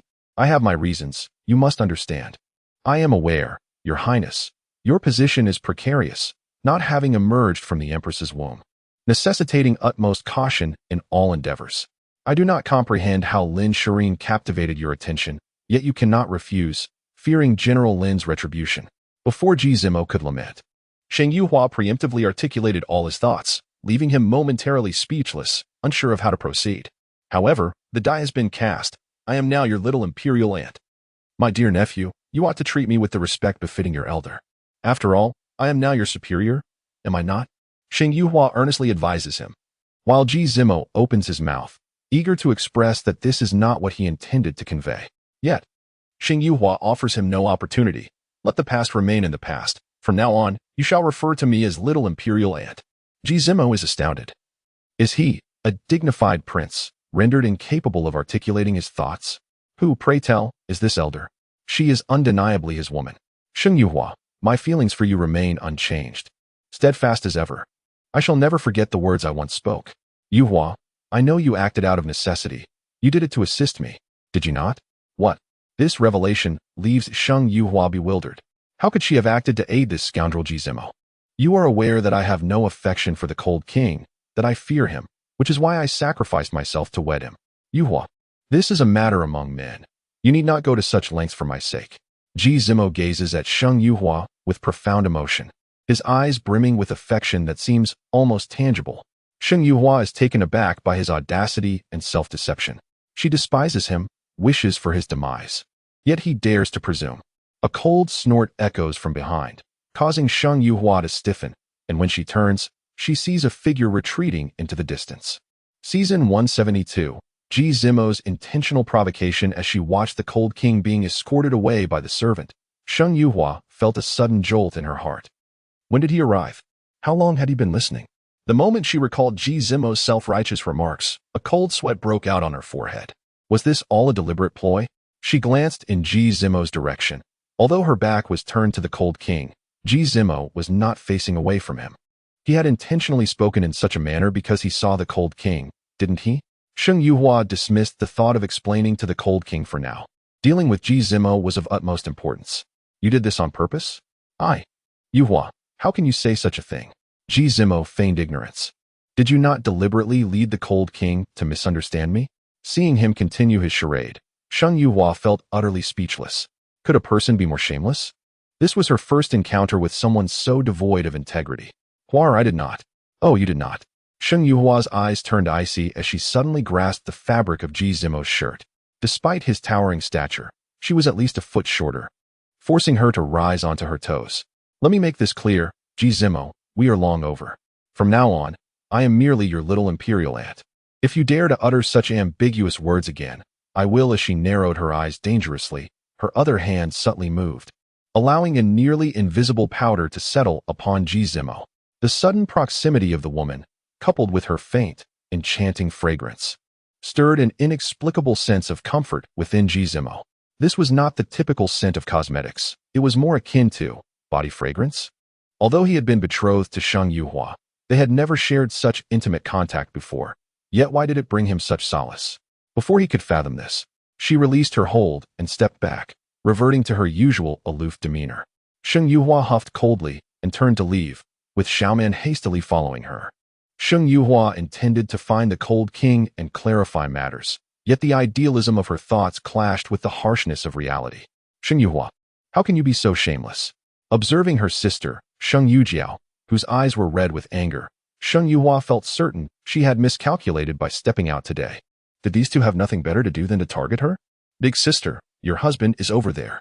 Sheng Yuhua, eager to locate someone, did not wish to engage with Sheng Yujiao.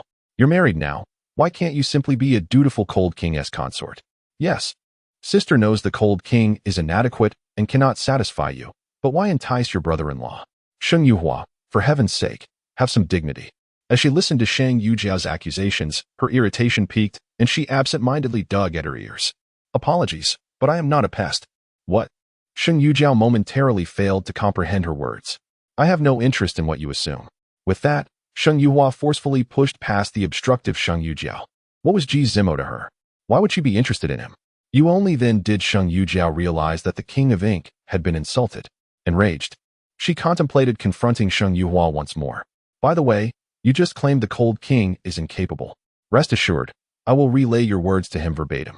Go to hell, Sheng Yuhua scoffed inwardly, recalling how Sheng Yujiao had breached propriety on her wedding night. She felt far from comfortable herself. And what about the earlier incident? How would she explain that? Surely, the cold king must be upset now. With the cold king having left, Sheng Yuhua felt no inclination to return and placate him. She needed to appease the cold king first. As she pondered various strategies, upon arriving at the Cold King's residence, she was met by a servant blocking her path. "Princess, the king has instructed that you may not enter." "What? I cannot enter?"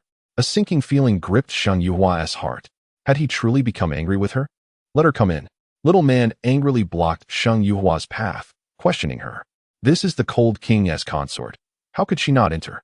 The young servant, bewildered, replied, "It's the Lord's command. I am not privy to the reasons." He had been perplexed by the Lord's grim demeanor upon his return. When he uttered a seemingly nonsensical remark that left the servant questioning his own perception, too intimidated to inquire directly, he resorted to discreetly seeking information from the steward. The steward, equally confused, ultimately stated, "It appears there is a misunderstanding between the Lord and the consort. For now, let us adhere to the Lord's wishes." Yet, he found a certain humor in the situation, their illustrious, aloof lord behaving so childishly. Keeping the consort outside the residence felt surreal. Not only the steward, but the rest of the Cold King's household shared this sentiment. Such juvenile behavior could hardly be attributed to their proud lord. "Please report to the Lord that I wish to see him," Shang Yuhua said, her brow furrowed, sensing the Lord's considerable anger. Had she known his temper was so volatile, she would have pursued him without hesitation. Unbeknownst to her, the Cold King had indeed waited briefly outside. However, upon seeing her failure to emerge, he departed. Had she been aware of his lingering presence, she would have certainly chased after him. That scoundrel, Ji Zimo, was truly insufferable. He had bestowed upon her such a grand gift. Was it unreasonable to respond in kind? Shang Yuhua was intrigued to see if the esteemed Mo Wang could endure her splendid offering. The young servant returned promptly, shaking his head at Shang Yuhua. She was left speechless, while little man anxiously observed him. "Consort, where shall we go? Surely you do not wish to return to the Shang family." But the Cold King's residence forbids entry. This was indeed a predicament. However, recalling Ji Zimo's earlier words, little man's expression shifted. If he were in the Lord's position, he too would be incensed. He understood that the consort was not the kind of person to provoke such ire. The Lord remained oblivious to the misunderstanding that lay between them. At that moment, Shang Yuhua felt equally at a loss. She longed to clarify matters with the Cold King, yet he denied her the opportunity. Cursed Ji Zimo. She wished she could deliver a few kicks to him. "My lord, you truly intend to bar the consort from the residence?" A subordinate ventured, believing the consort was far from the character described by Mo Wang. The Lord had not refuted this notion, had he? Just as the subordinate assumed the Lord would remain silent, the Cold King spoke, his tone indifferent and distant. "However, I believe the consort's feelings towards you are genuine." He continued, "The consort has tirelessly aided you in alleviating your affliction, even accompanying you to Whitebone Mountain, and remains concerned for your well-being. If Mo Wang's claims were accurate, the consort could simply refrain from assisting you. After all, she possesses considerable medical expertise. When treating you, she is well aware of your condition. Why would she expend such effort to cure you?" Little did he realize that sometimes a man's concerns lie not in the facts, but in a woman's disposition. The consort has a strained relationship with the Shang family. If you deny her entry, where will she go? Surely you cannot allow her to sleep on the streets? The Lord, however, remained unyielding, regardless of the subordinate's pleas. Oh, if only Mo Wang knew that the consort was being kept outside the residence, he would surely come to her aid, thus deepening her attachment to him. Upon hearing this, the steward, who had been previously indifferent, cast a cold glance towards the subordinate. The steward, merely stating the truth and making a rational inference, felt a flicker of hope as the Cold King commanded, "Let her in." Though the Lord's tone was harsh, the implication was clear. The steward, elated, hurried to grant her entry, but upon reaching the gates, he found no trace of Shang Yuhua. "Where's the consort?" he wondered, momentarily stunned. After persuading the Lord to allow her in, it would be disheartening if she had chosen to slip away at this critical moment. "The consort has left," the young servant lamented, scratching his head in confusion. Did the Lord not prohibit her entry? Surely she must seek a place to stay. Could she possibly be waiting outside? The steward found himself at a loss for words. The esteemed physician has finally arrived. Has the lady mentioned where he might be headed? The young servant shook his head, sighing with a look of regret. The lady remains quite heartbroken, having said nothing, her head bowed and eyes reddened as she departed. However, I overheard Miss Xiaomin mention that the lady would not be returning to the Sheng family. Could it be that she seeks refuge in an inn? Quickly, we must find someone to bring the lady back. Does the illustrious princess of the Cold King truly need to take shelter in an inn? Wouldn't he that invite ridicule? Yet, unexpectedly, after searching for a considerable time, the young servant found no trace of Shang Yuhua. Upon returning to report, the steward informed the cold king that Shang Yuhua had fled without uttering a word, to which he coldly scoffed. What are you searching for? If you have the ability, do not return. Shang Yuhua certainly would not go back to the Shang family. Recently, many have been seeking the esteemed physician. Since the cold king forbade her return, she might as well embody the role of a physician for a few days. The Lin family eagerly awaited the arrival of the physician by Chu, their anticipation palpable. They had exerted considerable effort, offering the innkeeper a bribe of 1,000 taels of silver to secure priority in arranging an appointment with the physician. The most excited among them was undoubtedly Lin Yuan, though she often claimed indifference and had grown accustomed to her condition, who would not desire the opportunity for complete recovery. At last, esteemed physician Bai Chu, we have awaited your arrival. When Shang Yuhua entered, Mrs. Lin's eyes brimmed with emotion, reddened as if they were long-lost friends. Shang Yuhua regarded her with a detached glance. Her current identity was that of a physician, and a touch of pride seemed fitting. Esteemed physician, we are in your debt. Lin Shirin expressed with fervent enthusiasm. She now exuded politeness and restraint, embodying the grace expected of a refined lady, a stark contrast to their previous encounters. Shang Yuhua recalled past meetings with this woman, who had once appeared as a frenzied adversary upon seeing her. The source of her animosity remained a mystery. If her resentment stemmed from losing her position as the princess of the Mo kingdom, it was of no consequence now that Shang Yuhua had become the princess of the Cold King. Yet, this woman continued to behave like a rabid dog, relentlessly pursuing her. Esteemed physician, can I truly attain complete recovery? Lin Yuan approached with fervent excitement, her youthful face flushed with an unhealthy hue, her eyes reflecting a hint of trepidation. Seeing her thus, Shang Yuhua was reminded of her past life. Initially, Lin Yuan had conveyed an innocent, fragile demeanor, akin to a delicate little rabbit. Her health had always been poor, even after entering the Mo kingdom's palace. This frailty had garnered additional affection from Ji Zimo. Yet, this seemingly weak girl harbored a mind full of schemes and profound thoughts. Ironically, in her previous life, Shang Yuhua had been completely oblivious, believing Lin Yuan to be a benevolent soul, kind to herself and little aware. In truth, Shang Yuhua had maintained a respectful distance from Lin Yuan, primarily due to her connection with Lin Shirin. It was not until an incident where Lin Yuan unexpectedly jumped into the water to save her that her perception shifted.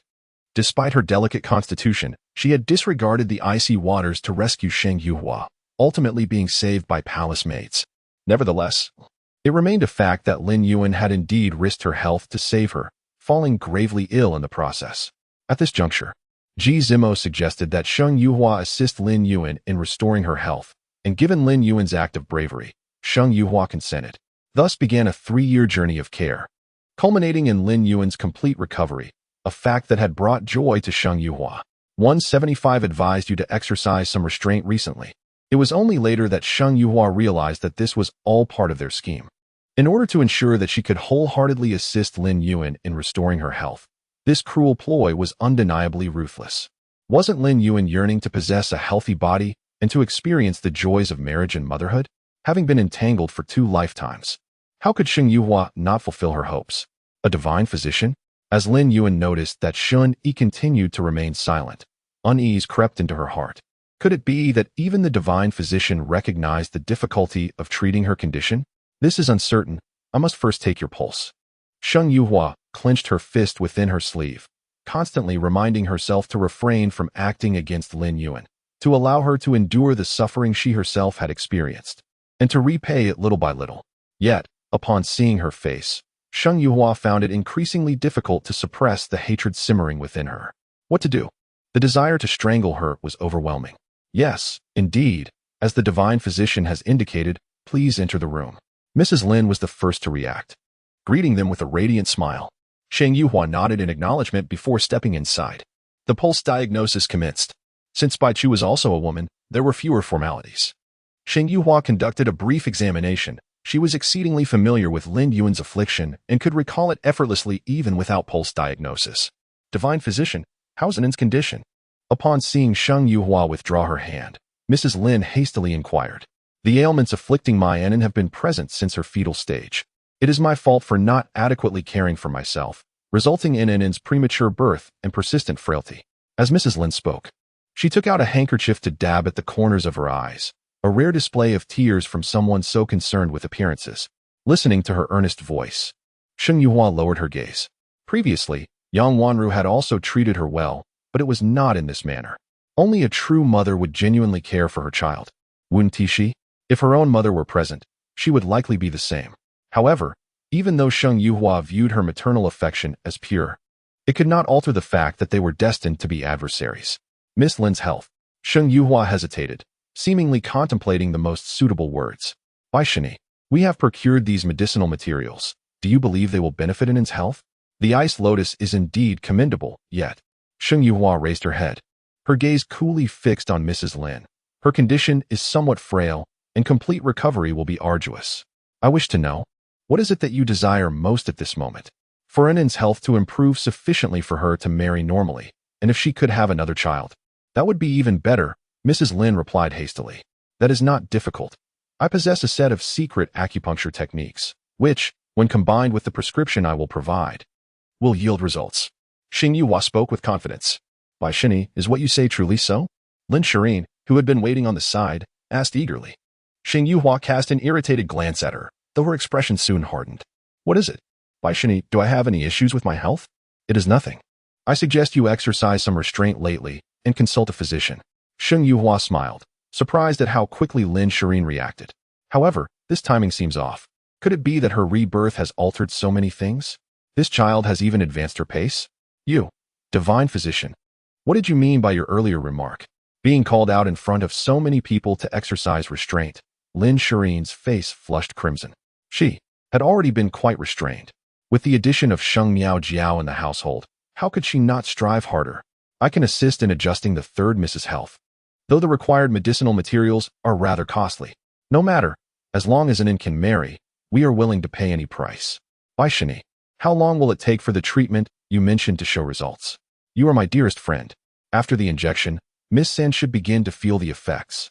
Yet the wedding is still a month away. As for childbirth, there are too many uncertainties. We shall address that when the time comes. In my experience, within a year, there should generally be no significant issues. Of course, I speak of the slower scenarios. In a more expedited case, results may manifest in as little as 3 months.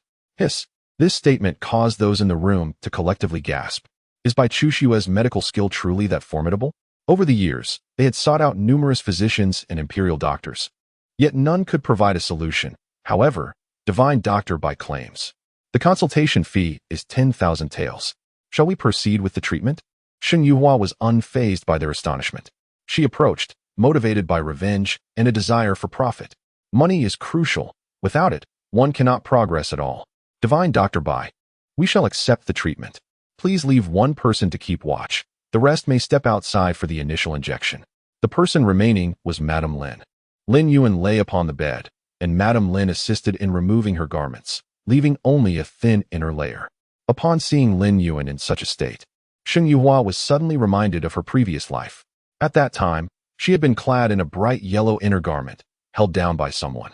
Lin Yuan, wielding a dagger, carved characters onto her face, and, using the bloodied blade, sliced open her chest to extract her heart.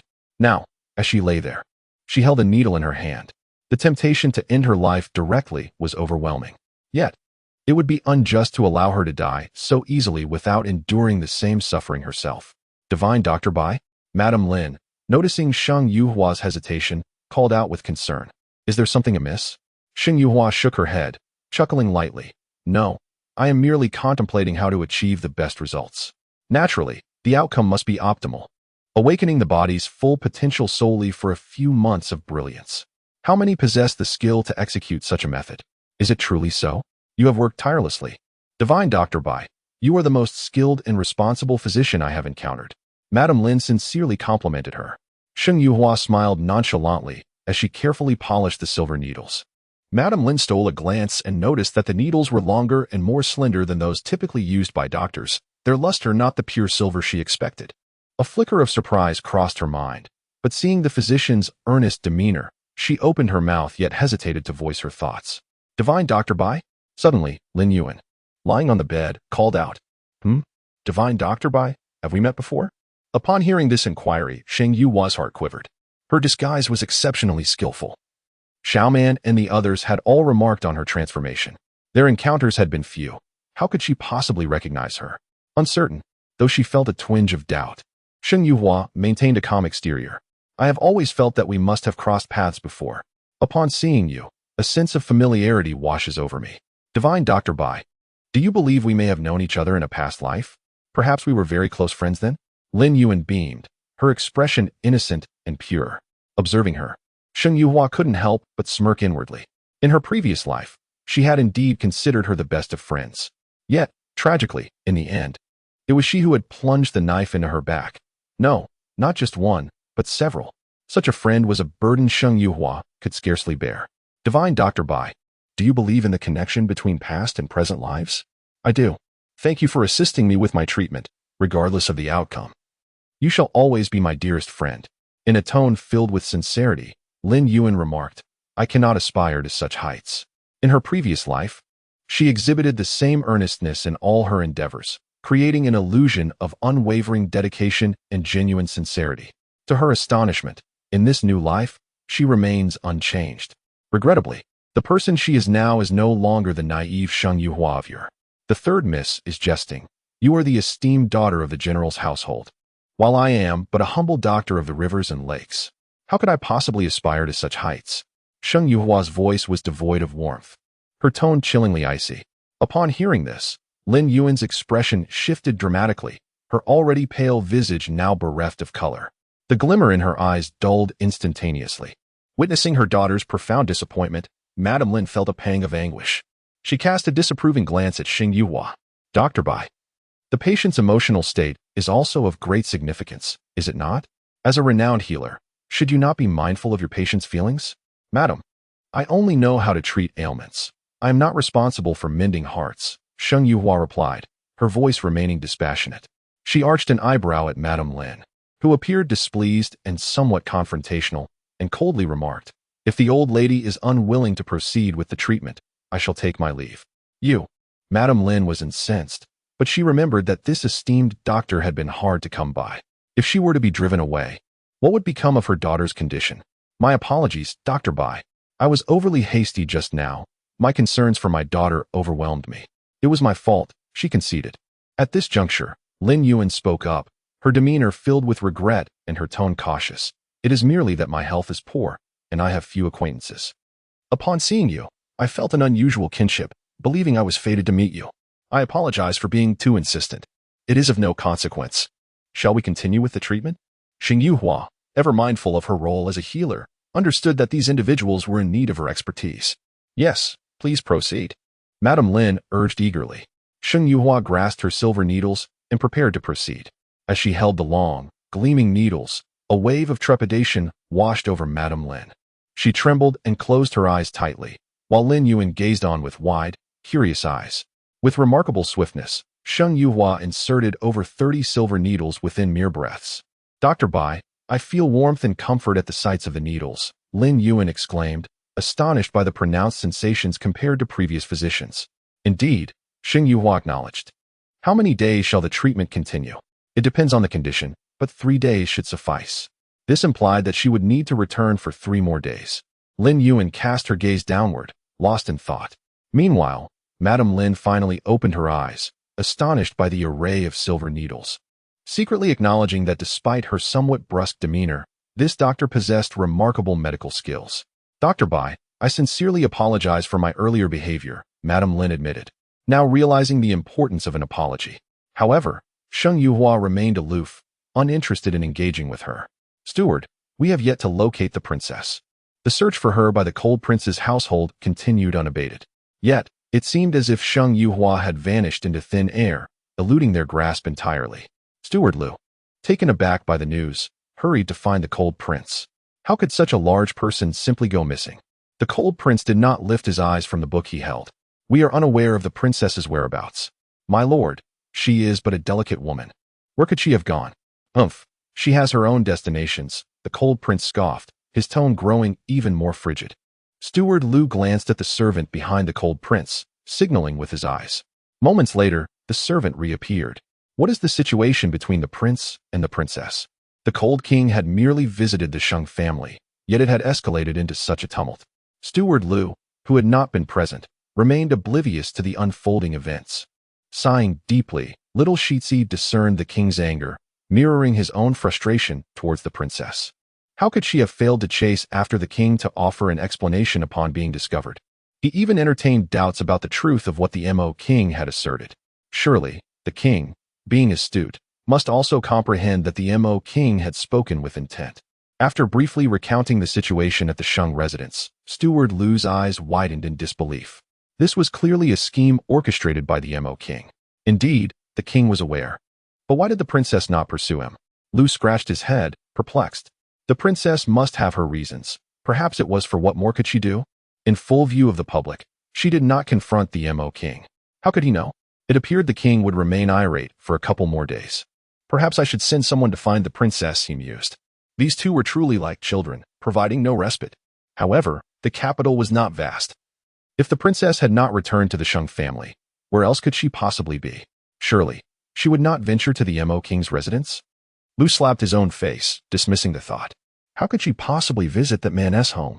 Meanwhile, in the study, the cold king had not turned a page of the book he held for quite some time.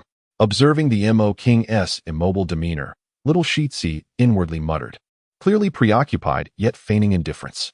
Was the king not weary? Is there any news from the capital? The cold king suddenly inquired. Although little Shitzi was but a servant, he was well informed about external affairs. After a brief contemplation, he hastily replied, there is no significant news. But I have heard that the Lin family has located the divine physician Bai Chu. The divine physician Bai Chu? The cold king raised an eyebrow, intrigued. Noticing the king's interest, little Shitzi eagerly continued. Today marks the first day of treatment for the Lin family's third young lady. It is said that the physician's skills are exceptional, particularly in acupuncture. After just one session, the young lady's condition has remarkably improved. Furthermore, she merely glanced at the Lin concubine and immediately discerned her pregnancy. Exceptional medical skills and acupuncture expertise. Bai Chu, the cold king smirked, his voice calm. This divine physician warrants an audience. I shall arrange a meeting. Ah, your highness, the princess has a remedy for your ailment. So why must you? Little Shitzi's words were abruptly cut off by the cold king's icy glare, which rendered him speechless. While it was true that the princess had a solution for the king's affliction, what if another had an even more effective method? It is prudent to explore all options. Little Shitzi reminded himself. Find out how many sessions the Lin young lady requires for her treatment. The cold king's long fingers lightly tapped the armrest of the chair, leaving little Shitzi astonished. When did the king become so concerned about the Lin family's third young lady? Could it be? Impossible. The only woman he had ever cared about was the princess. Although confused, he resigned himself to arrange matters accordingly. When the informant reported that 3 sessions of treatment would be necessary, the cold king waved his hand dismissively. Tell Lu when not to seek out the princess any longer. When this news reached Lu Wan, he was equally baffled and could not resist inquiring further. The cold king simply remarked, hasten to invite the physician. A pang of anxiety struck Lu Wan, and his expression changed. He opened his mouth to defend the princess, but, upon seeing the cold king's haughty visage, held back his words. He feared that probing too deeply would only exacerbate the king's anger, potentially leading to the princess being unjustly blamed, which would be far more difficult to rectify. What Lu Wan did not know was that, unseen by anyone, the cold king wore a faint smile. He set aside the book in hand and rose to his full height. Strolling to the window, he gazed at the vibrant blossoms outside and scoffed softly. I had thought, yet I did not expect you to be enjoying yourself so thoroughly. Lin Shireen was utterly taken aback by the unexpected turn of events.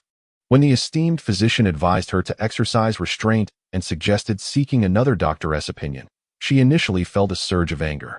However, after the physician, Bai Chu, completed the treatment for her sister, Lin Shireen sincerely requested assistance in examining her own condition, offering 5,000 taels of silver for the service. This was no trifling sum. Moreover, her issues seemed minor compared to her sister's. Yet, the physician's gaze sent a shiver down her spine. Could it be that her health was more precarious than she had assumed? Determined to rectify her condition, Lin Shireen impulsively increased her offer to 8,000 taels.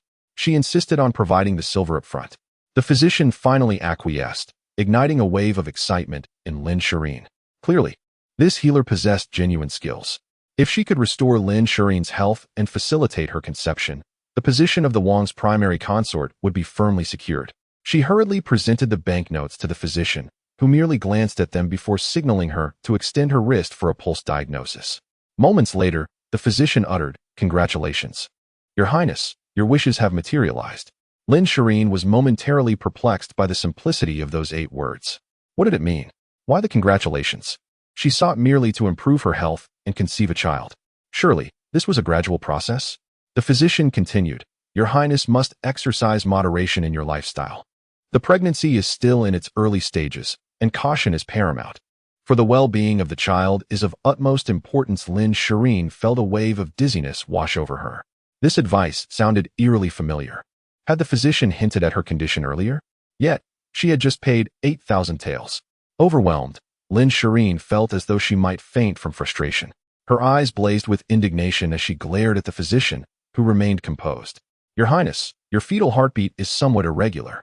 Allow me to prescribe a remedy." Hearing this, Lin Shirin felt a slight sense of relief. At least her substantial payment had not been in vain. After all, if she had parted with 8,000 taels, a simple prescription was the least she could expect. However, before she could fully process her thoughts, she fainted, overwhelmed. Sheng Yuhua stepped forward, taking Lin Shirin's wrist to check her pulse. "There is no cause for concern. She is simply too agitated. This temperament will not bode well for the child." While Mrs. Lin wished the physician would refrain from further commentary, she remembered that her youngest daughter still required treatment, and she could not afford to offend the healer. Suppressing her anger, she reflected on the absurdity of the situation. Sheng Yuhua, astute as ever, recognized that both mother and daughter were on the brink of hysteria and wisely chose to temper her words. In her previous life, she had been formidable. How could they falter so easily now? It was rather disheartening. Yet, the unexpected news of Lin Shirin's pregnancy was indeed a cause for celebration. How would they care for this child? In her past life, her first child had tragically been lost by a lotus pond in the Wang's estate, a place she had traversed countless times. On that fateful day, she had slipped on an unexpected patch of oil, resulting in the loss of her 3-month-old child. The Wang had discovered that a kitchen worker had caused the spillage, and he dealt with those responsible. However, Sheng Yuhua had always doubted the coincidence. Now, with Lin Shirin pregnant and ahead of schedule, one couldn't help but wonder if this child was not also a result of some nefarious design. With this thought, a radiant smile blossomed on Sheng Yuhua's face. 180 The mysterious book of medicine. "Congratulations to the consort," said Sheng Yuhua, her tone imbued with sincerity. "Should she experience any discomfort, she may seek my assistance." "Is it appropriate for you to speak like that to a pregnant woman?" Mrs. Lin retorted. "I shall take my leave for now and return tomorrow to administer the acupuncture." As the esteemed physician finally prepared to depart, Mrs. Lin exhaled a sigh of relief. Although the physician's medical skills were commendable, her propensity to speak in such a vexatious manner was enough to incite one's ire. Upon exiting, Sheng Yuhua was in high spirits. She pondered whether the Lin family would divulge the news of Lin Shirin's pregnancy. Perhaps she ought to play the role of a good Samaritan and mention it herself. How fortunate for Jizimo. How infuriating. How could that woman possess such good fortune? Hearing of Lin Shirin's pregnancy, Sheng Yujiao, in a fit of rage, reached for a vase in the room, intending to shatter it. "Your Highness, please refrain." The quick-witted maid, Xiaoyao, grasped her wrist and implored the prince would be displeased. As a side consort, there was little to lose in throwing a tantrum. If questioned, she could simply claim it was covered by her dowry. Yet, Sheng Yujiao had no substantial dowry to speak of. The prince had never shown any undue favoritism towards her family, and should word of her destructive behavior spread, the consequences would be dire. Why does that woman get to be pregnant? Sheng Yujiao lamented, having hoped to bear a child first herself, as her status was not insignificant. If she succeeded, perhaps the emperor would be so pleased as to elevate her to the position of primary consort. Yet now, Your Highness, she entered the residence first. It is only natural she would conceive before you. However, from conception to birth, 10 months is a long time. Who knows what could happen during that period? There may be unforeseen complications, Xiaoyao gently advised. With these words, Sheng Yujiao regained her composure. They were indeed correct. Pregnancy and childbirth were not matters to be taken lightly. Royal offspring were difficult to raise, a truth well understood by all. She needed to conceive swiftly. Ensuring her own well-being and that of her child remained paramount. As for Lin Shirin's child, there was no need for haste. Opportunities to deal with that would undoubtedly arise. Furthermore, now that she is with child, she cannot attend to the prince, and with no other women in the residence. The prince will belong solely to you for these months. You are right. Allow me to contemplate this further. Suddenly, Sheng Yujiao recalled the item Yang Wanru had given her, which she had yet to examine since receiving it yesterday. What of the book my mother provided? She remembered having tossed it to the maid for safekeeping. Do you truly wish to see that? Xiaoyao's face flushed crimson at the mention of the book. Sheng Yujiao regarded her with suspicion. What is it? Your Highness, that. When it was given to me, I opened it briefly and then hastily concealed it in the wardrobe. Is that something an unmarried woman should peruse? Is there something amiss with the book? No, I shall retrieve it for you at once. Xiao hurriedly rummaged, her demeanor quite unnatural, which only heightened Sheng Yujiao's curiosity. When the maid finally presented the item, her expression betraying her unease, Sheng Yujiao opened it and felt her face burn with embarrassment. She recalled her mother's words, that it was a costly acquisition, a secret weapon to ensnare a man's heart. Indeed, you may leave now. Though hesitant to continue reading, the teachings within offered the tantalizing prospect of winning the favor of the prince, a notion she was reluctantly willing to entertain. The Prince of Mo found himself in an unexpected predicament. Suppressing her shyness, she observed intently, absorbing the nuances around her. That evening, upon his return, the prince learned of Lin Shirin's pregnancy, which naturally filled him with joy. In celebration, he indulged in a couple of extra drinks. After finishing his wine, Lin Shirin suggested he rest, but the prince was reluctant, concerned about the well-being of the child. I shall retreat to the study, he declared. With his beloved expecting a child, he felt a sense of triumph over the other princes, drawing closer to the coveted position he sought. Regrettably, he had lost the treasure map. Had he secured the treasure, his joy would have been complete. His heart lightened, he strode towards the study, when suddenly, a young maid intercepted him. My lord, the lady requests your presence. I'm occupied, he replied dismissively, recognizing it was a maidservant of Sheng Yujiao. Today, his mood was unyielding. My mistress has prepared several home-cooked dishes that she claims are her sister's favorites. Sisters? The mention piqued his interest as he narrowed his eyes dangerously. Lead the way. With a cheerful demeanor, Xiaoyao guided him, and the prince's spirits lifted. Meanwhile, Sheng Yujiao waited anxiously. Upon his entrance, she remained stiff, the maid having discreetly exited, leaving just the two of them. Yuhua? Today, Sheng Yujiao had emulated Sheng Yuhua's usual attire meticulously. Her disdain for Sheng Yuhua intensified, yet she found herself embodying that which she loathed. My lord, her voice lost the usual allure, replaced by a frigid tone. Upon first glance, the prince struggled to differentiate her from Sheng Yuhua, but as soon as she spoke, he recognized her distinct nature. Their appearances bore a resemblance, perhaps 6 parts alike, but the difference in temperament was stark. No amount of imitation could obscure that. What dishes do you have?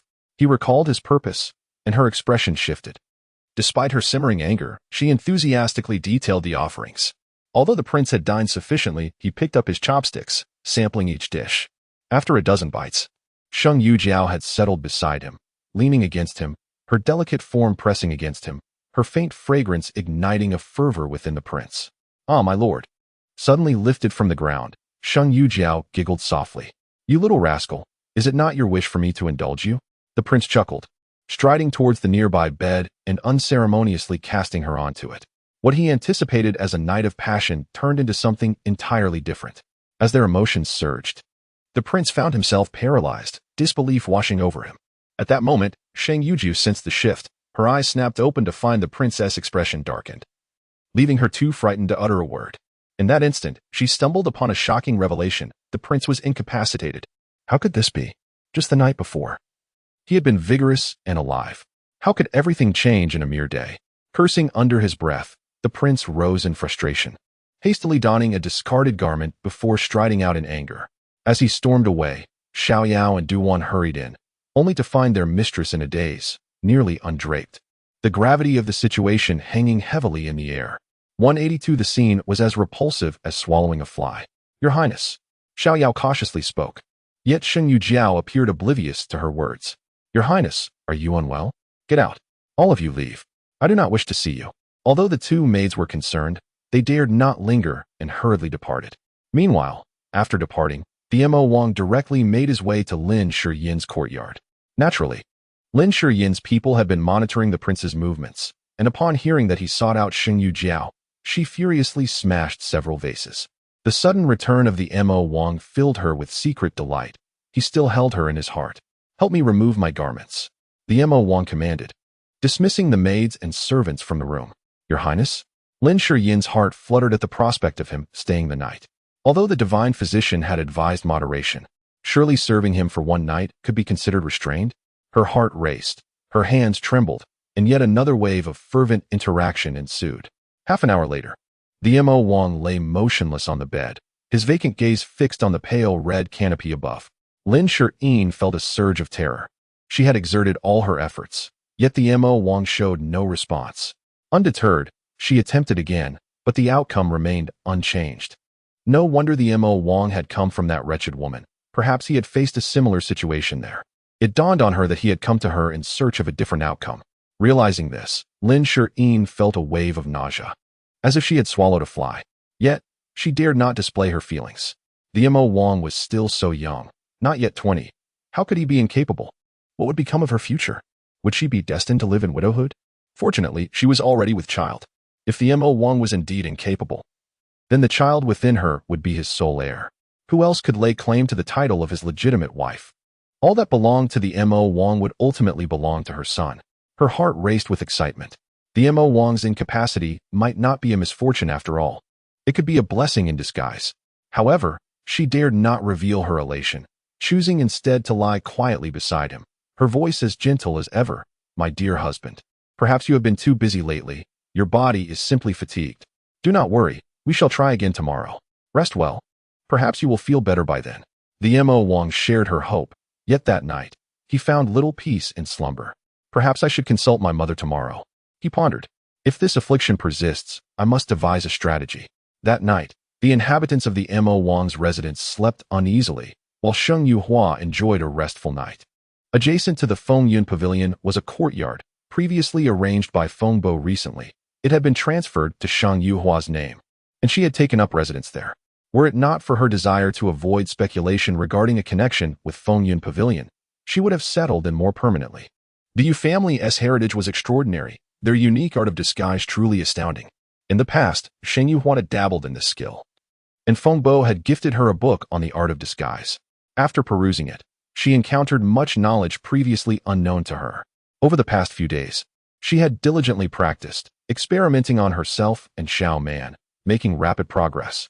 Additionally, with Xiao Man's personal supervision, her skills and lightness techniques were advancing swiftly.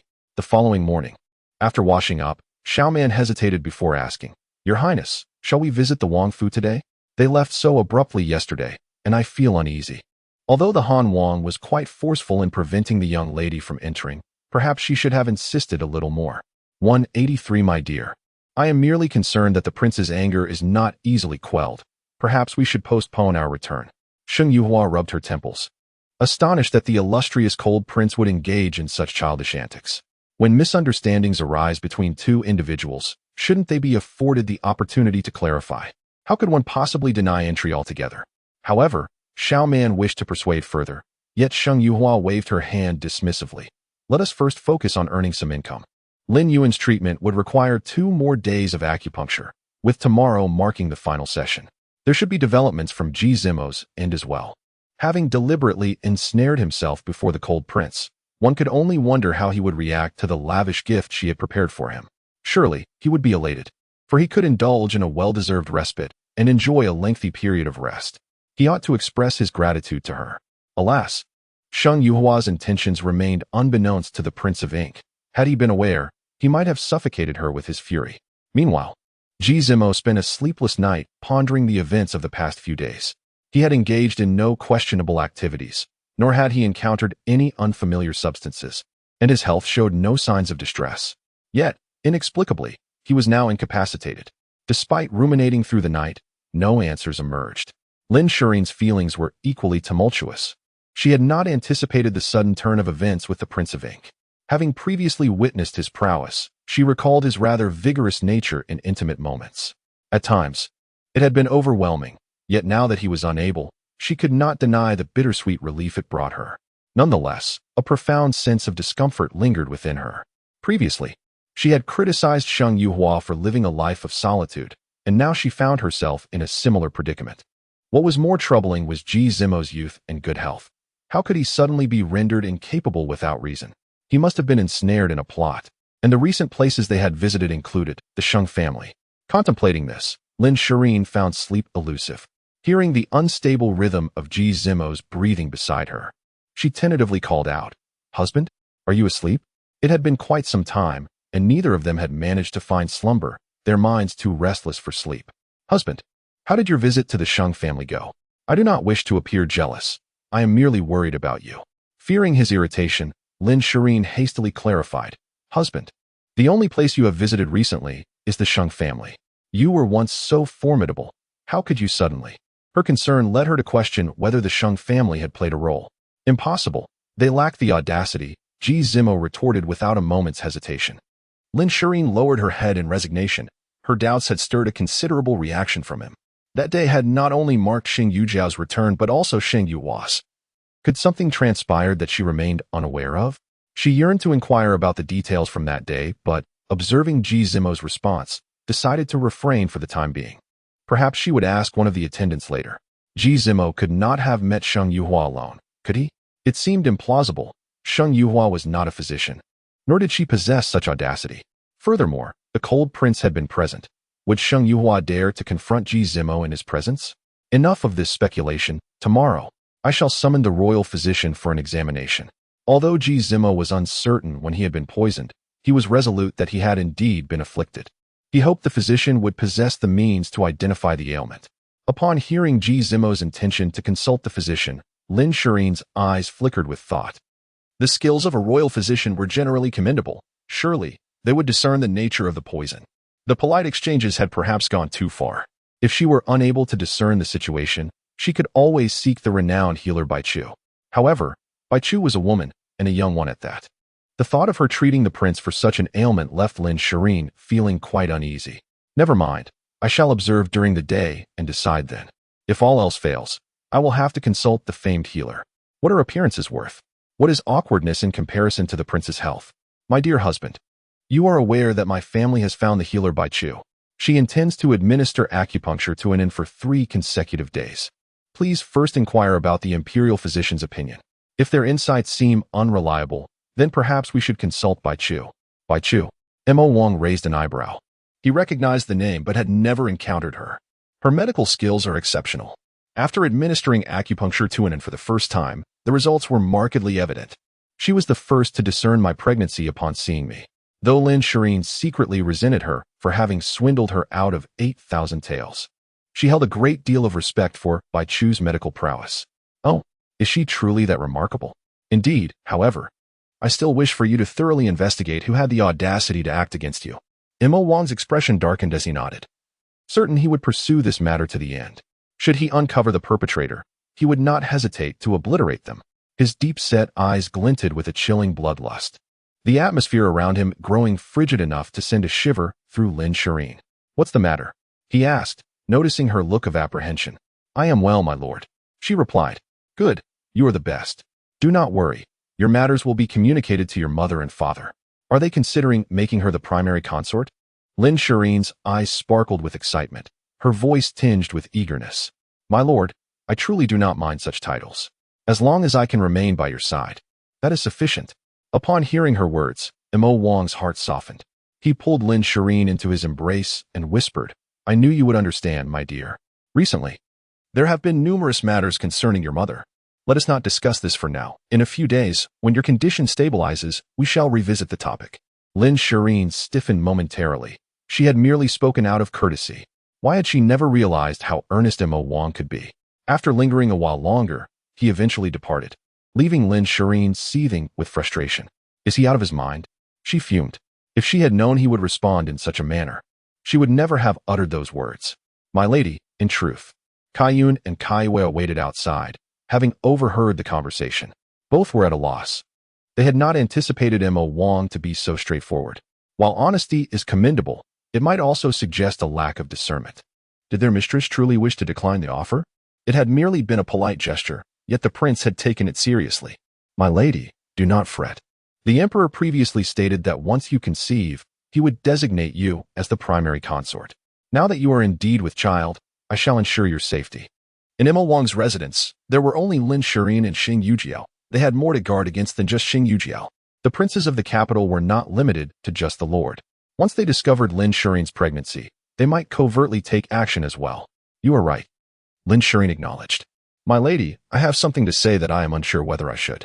Wu Mama had always been with Shang Yuhua and spoke up, prompting Xing Yuhua to listen attentively. In the grand halls of the Lin residence, Wu Mama's words provoked a profound contemplation within Lin Shirin. Have you considered what it signifies that the prince would so readily forsake advocating for the emperor to elevate you to the position of primary consort? Wu Mama's inquiry struck a chord, compelling Lin Shirin to reflect deeply. If the prince were genuinely invested in this matter, he would naturally pursue it without her prompting. Yet, what if his remarks were merely casual? How would he respond to her acceptance of such an offer? A pallor washed over Lin Shirin's face as the realization dawned upon her. Indeed, as Kai Wei and the others had asserted, it was imperative for her to maintain a low profile, to disregard all else, and prioritize her well-being during this crucial time. Seeing that Lin Shirin had grasped the situation, Wu Mama exhaled a sigh of relief. The intricacies of court life necessitated a cautious approach, starkly contrasting with their experiences at the general's residence. I understand, Lin Shirin replied solemnly. However, I must return to the manor in the coming days to cultivate a favorable rapport with the divine physician. Should the need arise in the future, I would wish to seek her assistance. Even if she did not require the physician's services directly, her association with such an esteemed figure would undoubtedly enhance her standing in the capital. Few would dare to offend a divine physician or their acquaintances. Regrettably, Lin Shirin remained unaware of the true identity of the divine physician, for had she known, her expression would have been one of sheer astonishment. Xing Yuhua, adorned in the same attire as the previous day, arrived at the Jinyuan general's residence in an inconspicuous blue carriage. As she alighted, Madame Lin approached her personally, her countenance brimming with excitement. The divine physician's skills are indeed remarkable, and Lin's health has improved significantly. Madame Lin's eyes sparkled with admiration as she regarded Xing Yuhua. After the acupuncture session today, Lin would undoubtedly feel even better, for the technique employed was an ancient revival method, harnessing vitality from the past for present use. What could be the outcome of such a practice? Although Xing Yuhua harbored no fondness for this method, she recognized that for Lin Yuan, even the most nefarious techniques were justifiable. After all, she was motivated by a desire to help Lin Yuan fulfill her aspirations, and thus, she ought to be grateful to herself. With an inward derision, Xing Yuhua maintained a serene demeanor, her face partially obscured by a delicate white veil. Today, she donned a gown of ethereal light fabric, which, paired with her inherent tranquility, rendered her appearance almost otherworldly. The divine physician's prowess is indeed astonishing. Madame Lin extolled as she navigated through several courtyards until they reached the inner chambers. In the sitting room, apart from Lin Shirin, a formidable middle-aged man was present, her father, whom Xing Yuhua recognized but had not closely interacted with in her past life. Dr. Bai, he acknowledged Xing Yuhua, who responded with a subtle nod. Shall we proceed with the acupuncture? She had little inclination to engage in pleasantries with this family. Despite the formidable reputation of the Jinyuan general, it did not alter the reality of their adversarial relationship.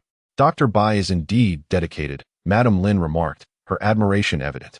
Xing Yuhua worked swiftly, and after a brief interval, she withdrew the silver needles and prepared to take her leave.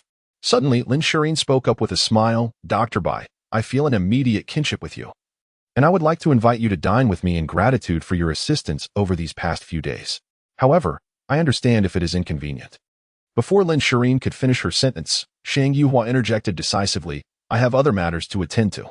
She cast a glance at Lin Shirin as she added, as the side consort of the Mo Wang, it would be wise for you to refrain from unnecessary outings and focus on nurturing your pregnancy. Lin Shirin's expression shifted slightly. As the side consort, she felt a sting from Dr. Bai's apparent disregard for her status. The esteemed physician is currently occupied, my dear Einer. It would be prudent for you to extend your invitation another day, Lady Lin gently advised, and though Lin Shirin felt a twinge of discomfort, she acquiesced and refrained from further invitations. The pair personally escorted Xing Yuhua to the door, and only after she had boarded the exceedingly discreet carriage did Lin Shirin reluctantly express, as the consort of the Ink King, I deserve more regard. This physician is quite lacking in respect. Were it not for her potential utility, I would have long since. Well, she is but a wanderer of the rivers and lakes, accustomed to freedom and unruliness. What cause have you to hold her to account? Lady Lin grasped Lin Shurin's hand, and together they returned to the inner chamber. At that moment, Lin Yuan reclined against the bed, her complexion still slightly pallid. Unan, how do you fare today? Much improved from yesterday. The medicine of physician Bai Chu is indeed effective. As she spoke of her health, Lin Yuan's eyes sparkled with excitement. Mother, you cannot fathom how remarkable this physician truly is. After just 2 treatments, I feel as though I could rise and run. Yet, she advised me to remain still until tomorrow when she will administer acupuncture again. She instructed me to rest and gradually engage in movement. Within a month, my body shall be wholly restored. The astonishment of Lady Lin and Lin Shurin was palpable, for they recognized the physician's skill and the prospect of Lin Yuan's complete recovery. Did she truly say that? Indeed, but her notion of complete recovery differs from our expectations. It merely implies that I shall be capable of doing anything henceforth. Contemplating her future health and her impending entry into the Ink King's residence, Lin Yuan felt a surge of fervor. She yearned to embark on that journey immediately. In her shattered dreams, the Ink King had ascended to the throne. What would that mean for her status? Is it truly so? Lady Lin wept tears of joy. Even if you cannot be like us, my heart is content. Enner, once your sister's health improves, do inquire of the Ink King regarding the timing of her return. At this moment, Lady Lin's words stirred a disquiet within Lin Shurin. Though she understood her mother's intentions were benign, and that an end would eventually enter the Ink King's residence, she could not shake the discomfort in her heart. Ina? Lady Lin inquired, noticing her daughter's silence. Very well. This single word, though simple, pierced Lin Shurin's heart like a dagger, causing her profound pain. Physician Fu, is there any ailment afflicting my body? After the morning court session, Ji Zimo, troubled by his health, sought out his most trusted physician at the Imperial Medical Institute for an examination. Your Highness, regarding your condition. Physician Fu appeared to ponder deeply. Observing the hesitation in his demeanor, Ji Zimo's heart sank further. Could he truly be suffering from an insidious illness? Was this merely a precursor to more dire symptoms? Had he been poisoned? As he posed this question, the Ink King's heart quivered. He had no desire to be afflicted by a lethal toxin. The pulse of your Highness seems somewhat irregular. It bears the hallmarks of poisoning. Yet the old minister cannot ascertain the nature of the toxin. The physicians of the Imperial Medical Institute were seasoned, and despite their lengthy discourse, they conveyed little substantive information. Have you felt anything amiss of late? Physician Fu scrutinized the Ink King, sensing that his condition was indeed troubling. Physician Fu, might we converse privately? Though the Imperial Medical Institute was devoid of unruly individuals, the presence of 2 or 3 others in the room rendered the discourse less than confidential. In search of a few more women, Ji Zimo was conscious of his pride. He did not wish for the outside world to know of his current predicament. Physician Fu harbored doubts in his heart, but nodded nonetheless, leading him into the inner chamber. Your Highness, there is no one here, he said, closing the door behind them. This was the physician's resting room, usually occupied only by the night shift physicians who would occasionally doze off. Physician Fu, my health was previously normal, but since last night, I have inexplicably lost all response. Upon hearing this, Physician Fu gasped in astonishment. Just as news of a concubine's pregnancy had emerged from the Prince of Mo's residence. How could it be that the prince himself had suddenly become incapacitated? It was no wonder the prince felt compelled to elaborate. Should this matter become public, the implications would be dire. Rest assured, Your Highness, I shall not utter a word of today's events. Physician Fu hastily pledged his loyalty. The prince nodded, patting him on the shoulder. I trust you, which is why I confide in you. May I be permitted to take your pulse once more? With a more targeted approach, Physician Fu felt more assured. However, reality proved to be less forgiving than his idealistic notions. Your Highness, my knowledge is limited. I truly cannot discern the nature of this ailment. Perhaps it would be prudent to seek out a few more women, or when you are in the throes of passion, you might consider the woman you cherish most. Perhaps that would evoke a response. Seeking out more women? The prince's brow furrowed at the thought. If he were to pursue this outside, the rumors would spread like wildfire. He could only consider women within the estate. As for the woman he favored, his mind drifted to the cool gaze of Xing Yuhua, whose eyes once looked upon him with indifference. Yet, he recalled a time when she admired him with unreserved devotion, believing every word he uttered. In those moments, he felt an overwhelming sense of pride, convinced he had her completely under his control. Now, however, He found himself unable to distinguish which version of her he favored more, the adoring girl from the past or the distant woman of the present. Deep within, the prince was uncertain. He only knew that he had not possessed such an obsession for Shang Yuhua in the past. Now, perhaps he would give it a try shortly. He did not seek out other physicians, for he deemed physician Fu's skill sufficient. He believed consulting others would yield no different results. Upon returning to the estate, he summoned all the unmarried maidservants. Lin Shireen was taken aback by the news. Yet she also instructed her 2 maidservants to join the gathering. Kai Yun and Kai Wei were also unmarried. A sense of foreboding crept into her heart as she hoped the prince would not choose either of her servants. With her sister already arriving, the situation was already awkward enough. Adding her maidservants to the mix would be unbearable. Fortunately for Lin Shireen, luck was on her side. And soon her 2 maidservants returned unscathed. However, their expressions were difficult to interpret.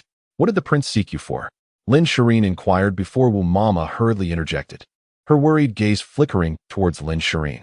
The prince selected 3 maidservants of pleasing appearance and then sent us back.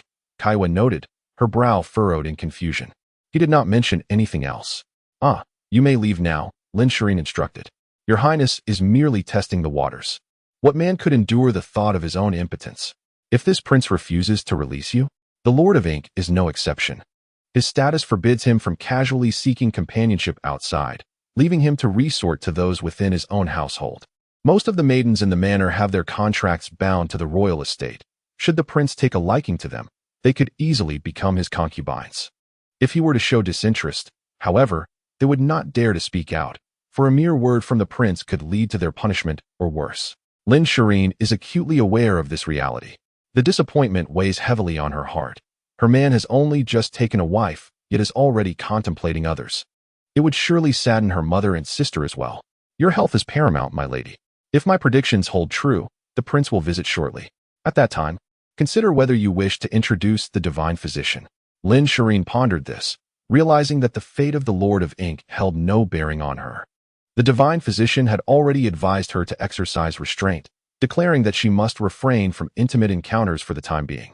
Divine physician my lord requests your presence. As Sheng Yuhua stepped out of the Lin estate, she was soon intercepted. Furrowing her brow, she feared exposure, having brought no one with her. How could someone recognize her from a simple carriage? Had she been under surveillance? Divine physician whom do you serve?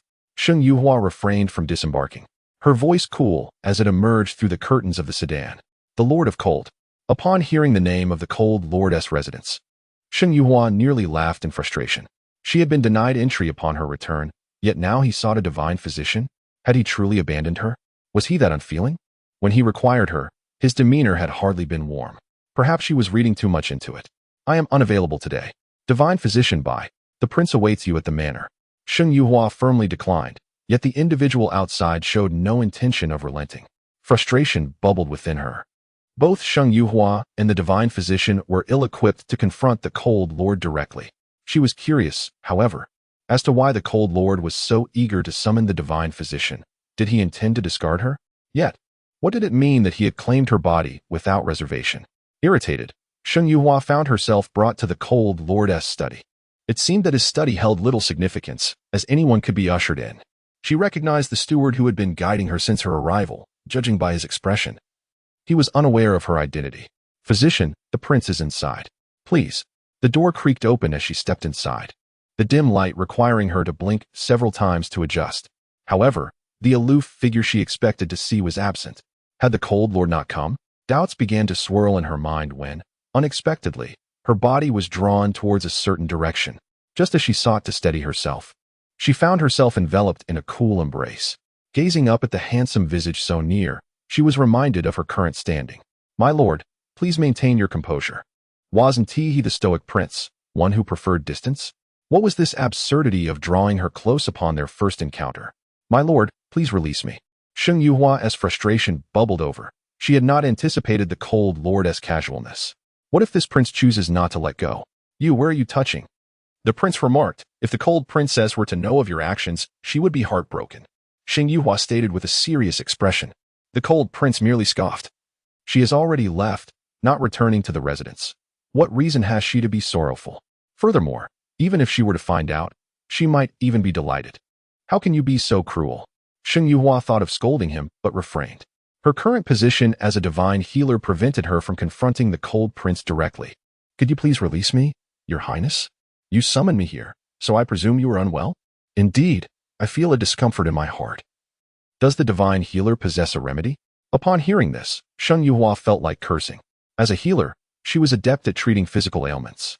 Yet the afflictions of the heart were beyond her purview. I had thought the divine healer's skills were truly remarkable, capable of curing all, the cold prince remarked. Sheng Yuhua was perplexed by his audacity. Your Highness, did you not claim to dislike close proximity to others, particularly women? She shot a fierce glare at the cold prince, thinking him to be a scoundrel. The expression of the petite woman in his embrace, puffed up with indignation, only seemed to amuse the cold prince further. He did not release her, but rather, swiftly reached out to her small face. In a swift motion, the veil fell away, revealing an exceedingly ordinary visage. What are you doing? Sheng Yuhua wished to resist, but the cold prince's mysterious action rendered her immobile. Was it acupoint sealing? How despicable. Taking advantage of a defenseless woman without martial skills. Silence. The man spoke with displeasure, his hand moving over her delicate face. You did not wear a mask? The cold prince scrutinized her closely, noting the absence of any trace of disguise. Yet, he was certain that this was indeed his princess. What did you say? Sheng Yuhua's heart skipped a beat. How had he uncovered her identity? Lin Shireen despised her. They had encountered each other multiple times without recognition. Yet, the cold prince had discerned her immediately upon arrival. Perhaps he had known even before. Otherwise, he would not have so brazenly summoned her back. To have embraced her upon entering the study was bold indeed. A strange comfort washed over Sheng Yuhua at this realization. At least she was not as infuriated now. Facial disguise? He lifted her chin, enabling him to scrutinize her gaze more intently. What do you mean, Your Highness? Oh, my princess has been enjoying herself quite thoroughly outside. So he had truly recognized her. With such conviction in his words, Sheng Yuhua ceased to feign ignorance. When did you come to know it was me? How many divine healers could there possibly be in the world, let alone young women? Besides, the earlier rumors were merely that, as soon as one appeared, they rushed to treat Lin's ailments. My princess, do not forget that you have caused Lin Yu in considerable trouble. The cold prince suddenly leaned closer, his breath brushing against her face. Though not unpleasant, the warmth of his breath made her inexplicably flush. You knew from the very beginning? How can you even speak? You locked someone out without understanding the situation. Sheng Yuhua felt a swell of anger. You are well aware of my disdain for Ji Zimo. His words were deliberately misleading, and yet you. She felt wronged. Having hurried back to clarify matters, she found herself unable to even enter. You and that Ji Zimo were quite intimate. Should I not be angry? Furthermore, you did not even pursue me upon seeing me. Do you still have a leg to stand on? The cold king is a beast. Sheng Yuhua hesitated for a moment, aware that misunderstandings were the greatest fear between them. It was unnecessary to let trivial matters drive a wedge between their hearts. Upon hearing his self-righteous words, anger certainly welled within her. You know that I am not only skilled in medicine, but also proficient in poisons. How could I possibly approach him without a chance to present him with some fine gifts? Have they been delivered? Perhaps their effects have already begun to manifest. A low, deep chuckle escaped the cold king, causing a shiver to race through Sheng Yuhua's heart. Did this signify reconciliation? To her surprise, the cold king was not angry about that day's events. But why did he not allow her to return? It was likely that the effects had already taken hold. The cold king picked up a confidential report from the windowsill and handed it to Sheng Yuhua. She eagerly accepted it. The contents revealing that the Ink King sought medical assistance and had returned home with several beautiful maidens. Secret inquiries had uncovered the news that the Ink King was incapable. Upon reading the words "the Ink King is incapable," Sheng Yuhua couldn't help but let out a soft laugh. After administering her potion, its efficacy would last a month. And within just a day, even the most skilled physicians would be unable to detect any signs of poisoning. For the Ink King to remain incapacitated for a month, one could imagine that this experience would be quite memorable for him. As for why she did not simply dispose of him, it was naturally a matter of revenge. In her past life, Lin Yuan had killed her beloved Xiaoye, and she was determined to ensure that Lin Yuan would bear a child as well. Sheng Meijiao's child could potentially be the firstborn of Ji Zimo. It was only in her final moments that she realized Xiaoye was not Ji Zimo's princess. Sheng Meijiao's child must also be born. The efficacy of the potion was indeed impressive. Sheng Yuhua felt immense satisfaction, Yet the cold king's brow furrowed deeply, his voice laced with warning. Do not carelessly use the poisons you are researching within the estate. Most importantly, do not use them on me. The mere thought that he might unknowingly fall victim to Shang Yuhua's schemes sent a chill down his spine. My lord, you think too much. How could I dare to poison you? Shang Yuhua smiled sweetly, though in her heart, she mused that if given the chance, administering a dose to the cold king might not be such a bad idea. Yet, she dared only to think such thoughts, for he had already whisked her away to the soft couch next door. The man pressed closer, and Shang Yuhua quickly raised her hand to ward off his strong chest. Your Highness, I am now a divine physician. Are you? It was proven that men and women truly could not compare in certain aspects of physical prowess. When Shang Yuhua awoke, the sky outside had darkened. She attempted to rise, but the slightest movement caused her body to ache profoundly. Beast, such a cold and noble cold king, and they had initially collaborated. Yet, who could have anticipated that on their wedding night, they would truly consummate their union? That night could be attributed to the cold king's inebriation and impulsiveness. But what was today's affair? Shang Yuhua was acutely aware that, after her disguise, her features were exceedingly ordinary. She couldn't fathom how the cold king could find delight in her unremarkable visage. Are you awake? I must return. Xiaoman will worry if she cannot see me. She has already come looking for me. The cold king replied with indifference. Ah, when did she arrive? Shang Yuhua pondered. When she was first brought to the cold king's residence, the Han King's people had made quite a spectacle of it. A little inquiry would reveal her whereabouts. Yet, she remained uncertain whether Xiaoman had also undergone a disguise. Within a month, no intimate relations are permitted. Shang Yuhua was assisted back home, bearing the weight of her current identity as a renowned healer. She could not abandon this role just yet, nor could she linger at the cold king's residence without cause, for she was unaware of how many eyes were covertly watching her. Her legs felt weak. Upon returning to her small courtyard, she found Xiaoman stifling her laughter. The mischievous expression on Xiaoman's face made Shang Yuhua feel an urge to retaliate. It was both amusing and exasperating to think that, while attending to patients, she had found herself in such a compromising position, having been thoroughly taken advantage of. Ahem, Your Highness, I only believe that the cold king is truly remarkable. You have changed so drastically that he could still recognize you. Is that not impressive?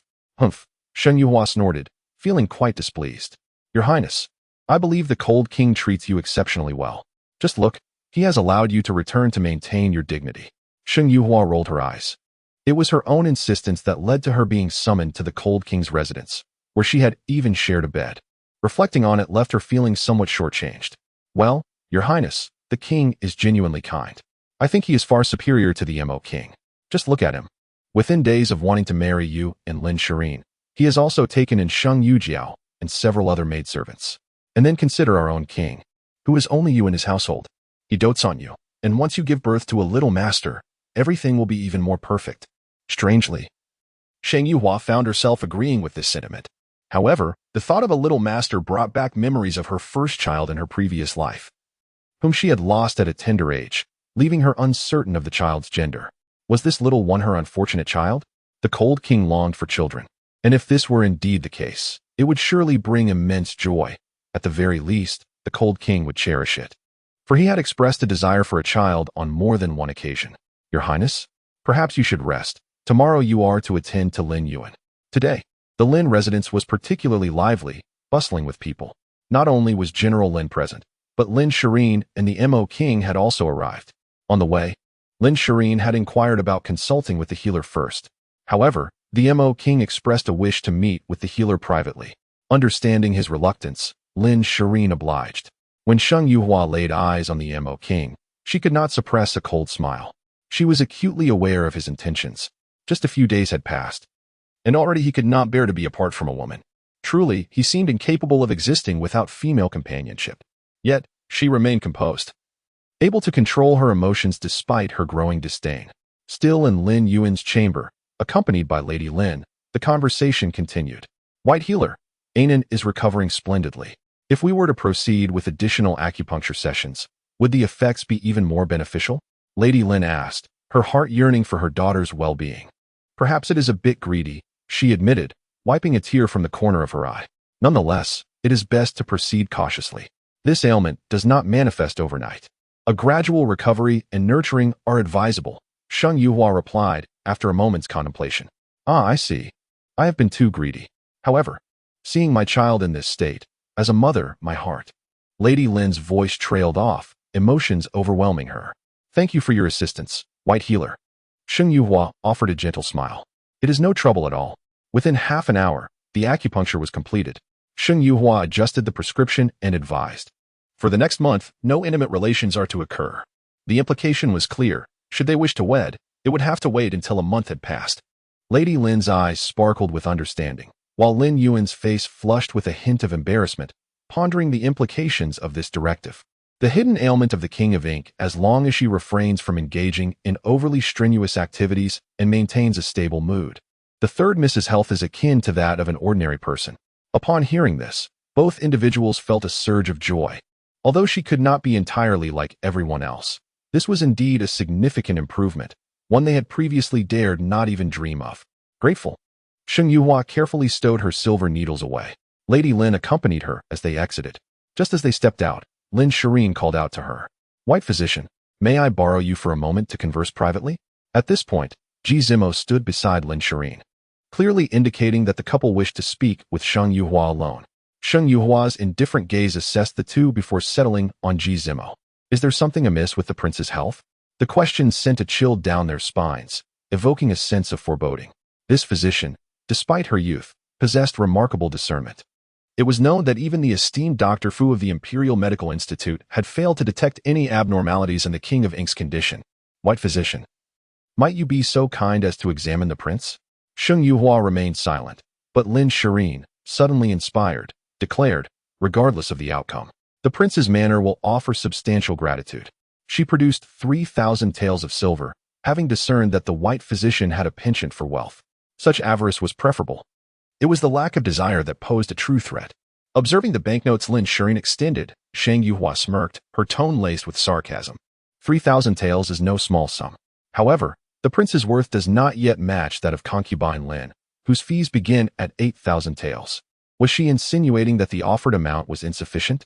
Concubine Lin felt an acute sense of anxiety, glancing apprehensively at Ji Zimo, only to find him tense and his aura imposing. Even knowing the woman's intentions, how could a man feel at ease upon hearing such words? My lord, 10,000 taels. Would the White Physician be able to cure me? That is not a significant issue. Ji Zimo waved his hand, prompting a servant to step forward with a bundle of banknotes. Sheng Yuhua smiled, accepting them with an air of nonchalance. Lin Shireen suddenly felt the 3,000 taels in her hand burn like fire.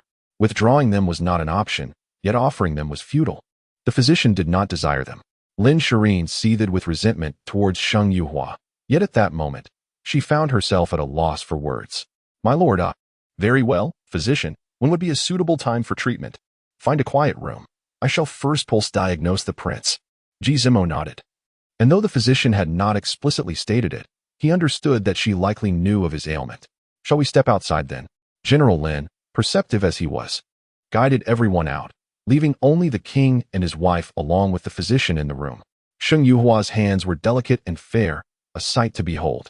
Ji Zimo gazed deeply at her. After a moment, she withdrew her hands. Removing the handkerchief, Ji Zimo turned his expectant gaze toward her. There is no significant issue. A remedy is at hand, Sheng Yuhua replied calmly. There are two methods. One will yield swift results, but will cause the prince considerable pain. The other involves medication, which works more slowly but has a rather unpleasant taste. Ji Zimo furrowed his brow in displeasure, understanding the physician's implication. Either he would endure pain or suffer the bitterness of medicine. How long will it take? The heart-wrenching pain was not to be taken lightly. The King of Ink hesitated, for the physician had warned of the agony that awaited him. On a single day, he would endure 2 acupuncture sessions, each lasting about half an hour, a torment indeed. Yet, he would recover in merely 7 days, in contrast to the 20 days required for medicinal treatment, which necessitated daily doses. Thus, the king resolved to proceed with acupuncture first, for 7 days was far more preferable than 20. Your Highness must remember, even if sensations arise within those 7 days, you must refrain from intimacy, cautioned the physician. The King of Ink cast a surprised glance at the healer, pondering whether this meant he would soon regain his sensations. Just yesterday, he had chosen 3 beautiful maidens and had tested his desires with them, yet found himself unresponsive. The thought had weighed heavily on his heart. He was still young and did not wish for his fate to be sealed in such a manner. But could it be that recovery would come so swiftly? This posed no issue.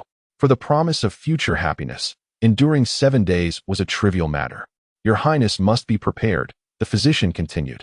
Now, let us find a length of rope to secure you. I bear no disrespect, Your Highness, the physician added, but given your condition, we cannot afford any errors. The king nodded but insisted, there is no need. I can withstand it. Still, let us prepare, the physician countered.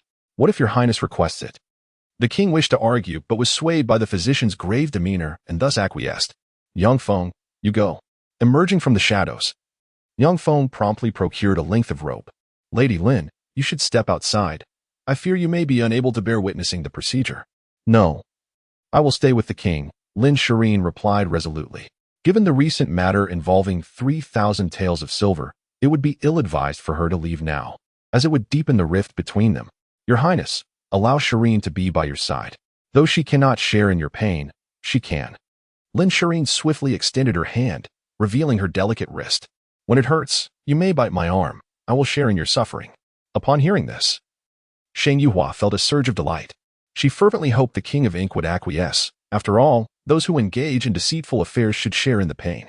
The poison afflicting the king was of her own making, and she could remedy it in an instant, whether through medicine or acupuncture. She had tailored everything specifically for Jizimo. You need not. Yet before the king could finish, a small hand covered his mouth. Your Highness, I am willing. With her words, the king found it difficult to refute her. Shang Yuhua urged him to sit back comfortably in his chair and reconfirmed, Your Highness. Are you certain you do not wish to be bound? The king nodded, while Lin Shireen grew increasingly restless. This was the first time she had found the physician somewhat bothersome. Dr. Bai, given the king's esteemed status, how could one possibly bind him? With my presence. You should commence the procedure forthwith. The physician, recognizing the king's insistence, hesitated to argue further, hoping they would not regret this decision later. Lin Shireen, who was newly pregnant, surely could withstand a few bites, she mused, though she refrained from voicing her thoughts. With a renewed focus, the physician extracted the long silver needles. Longer than any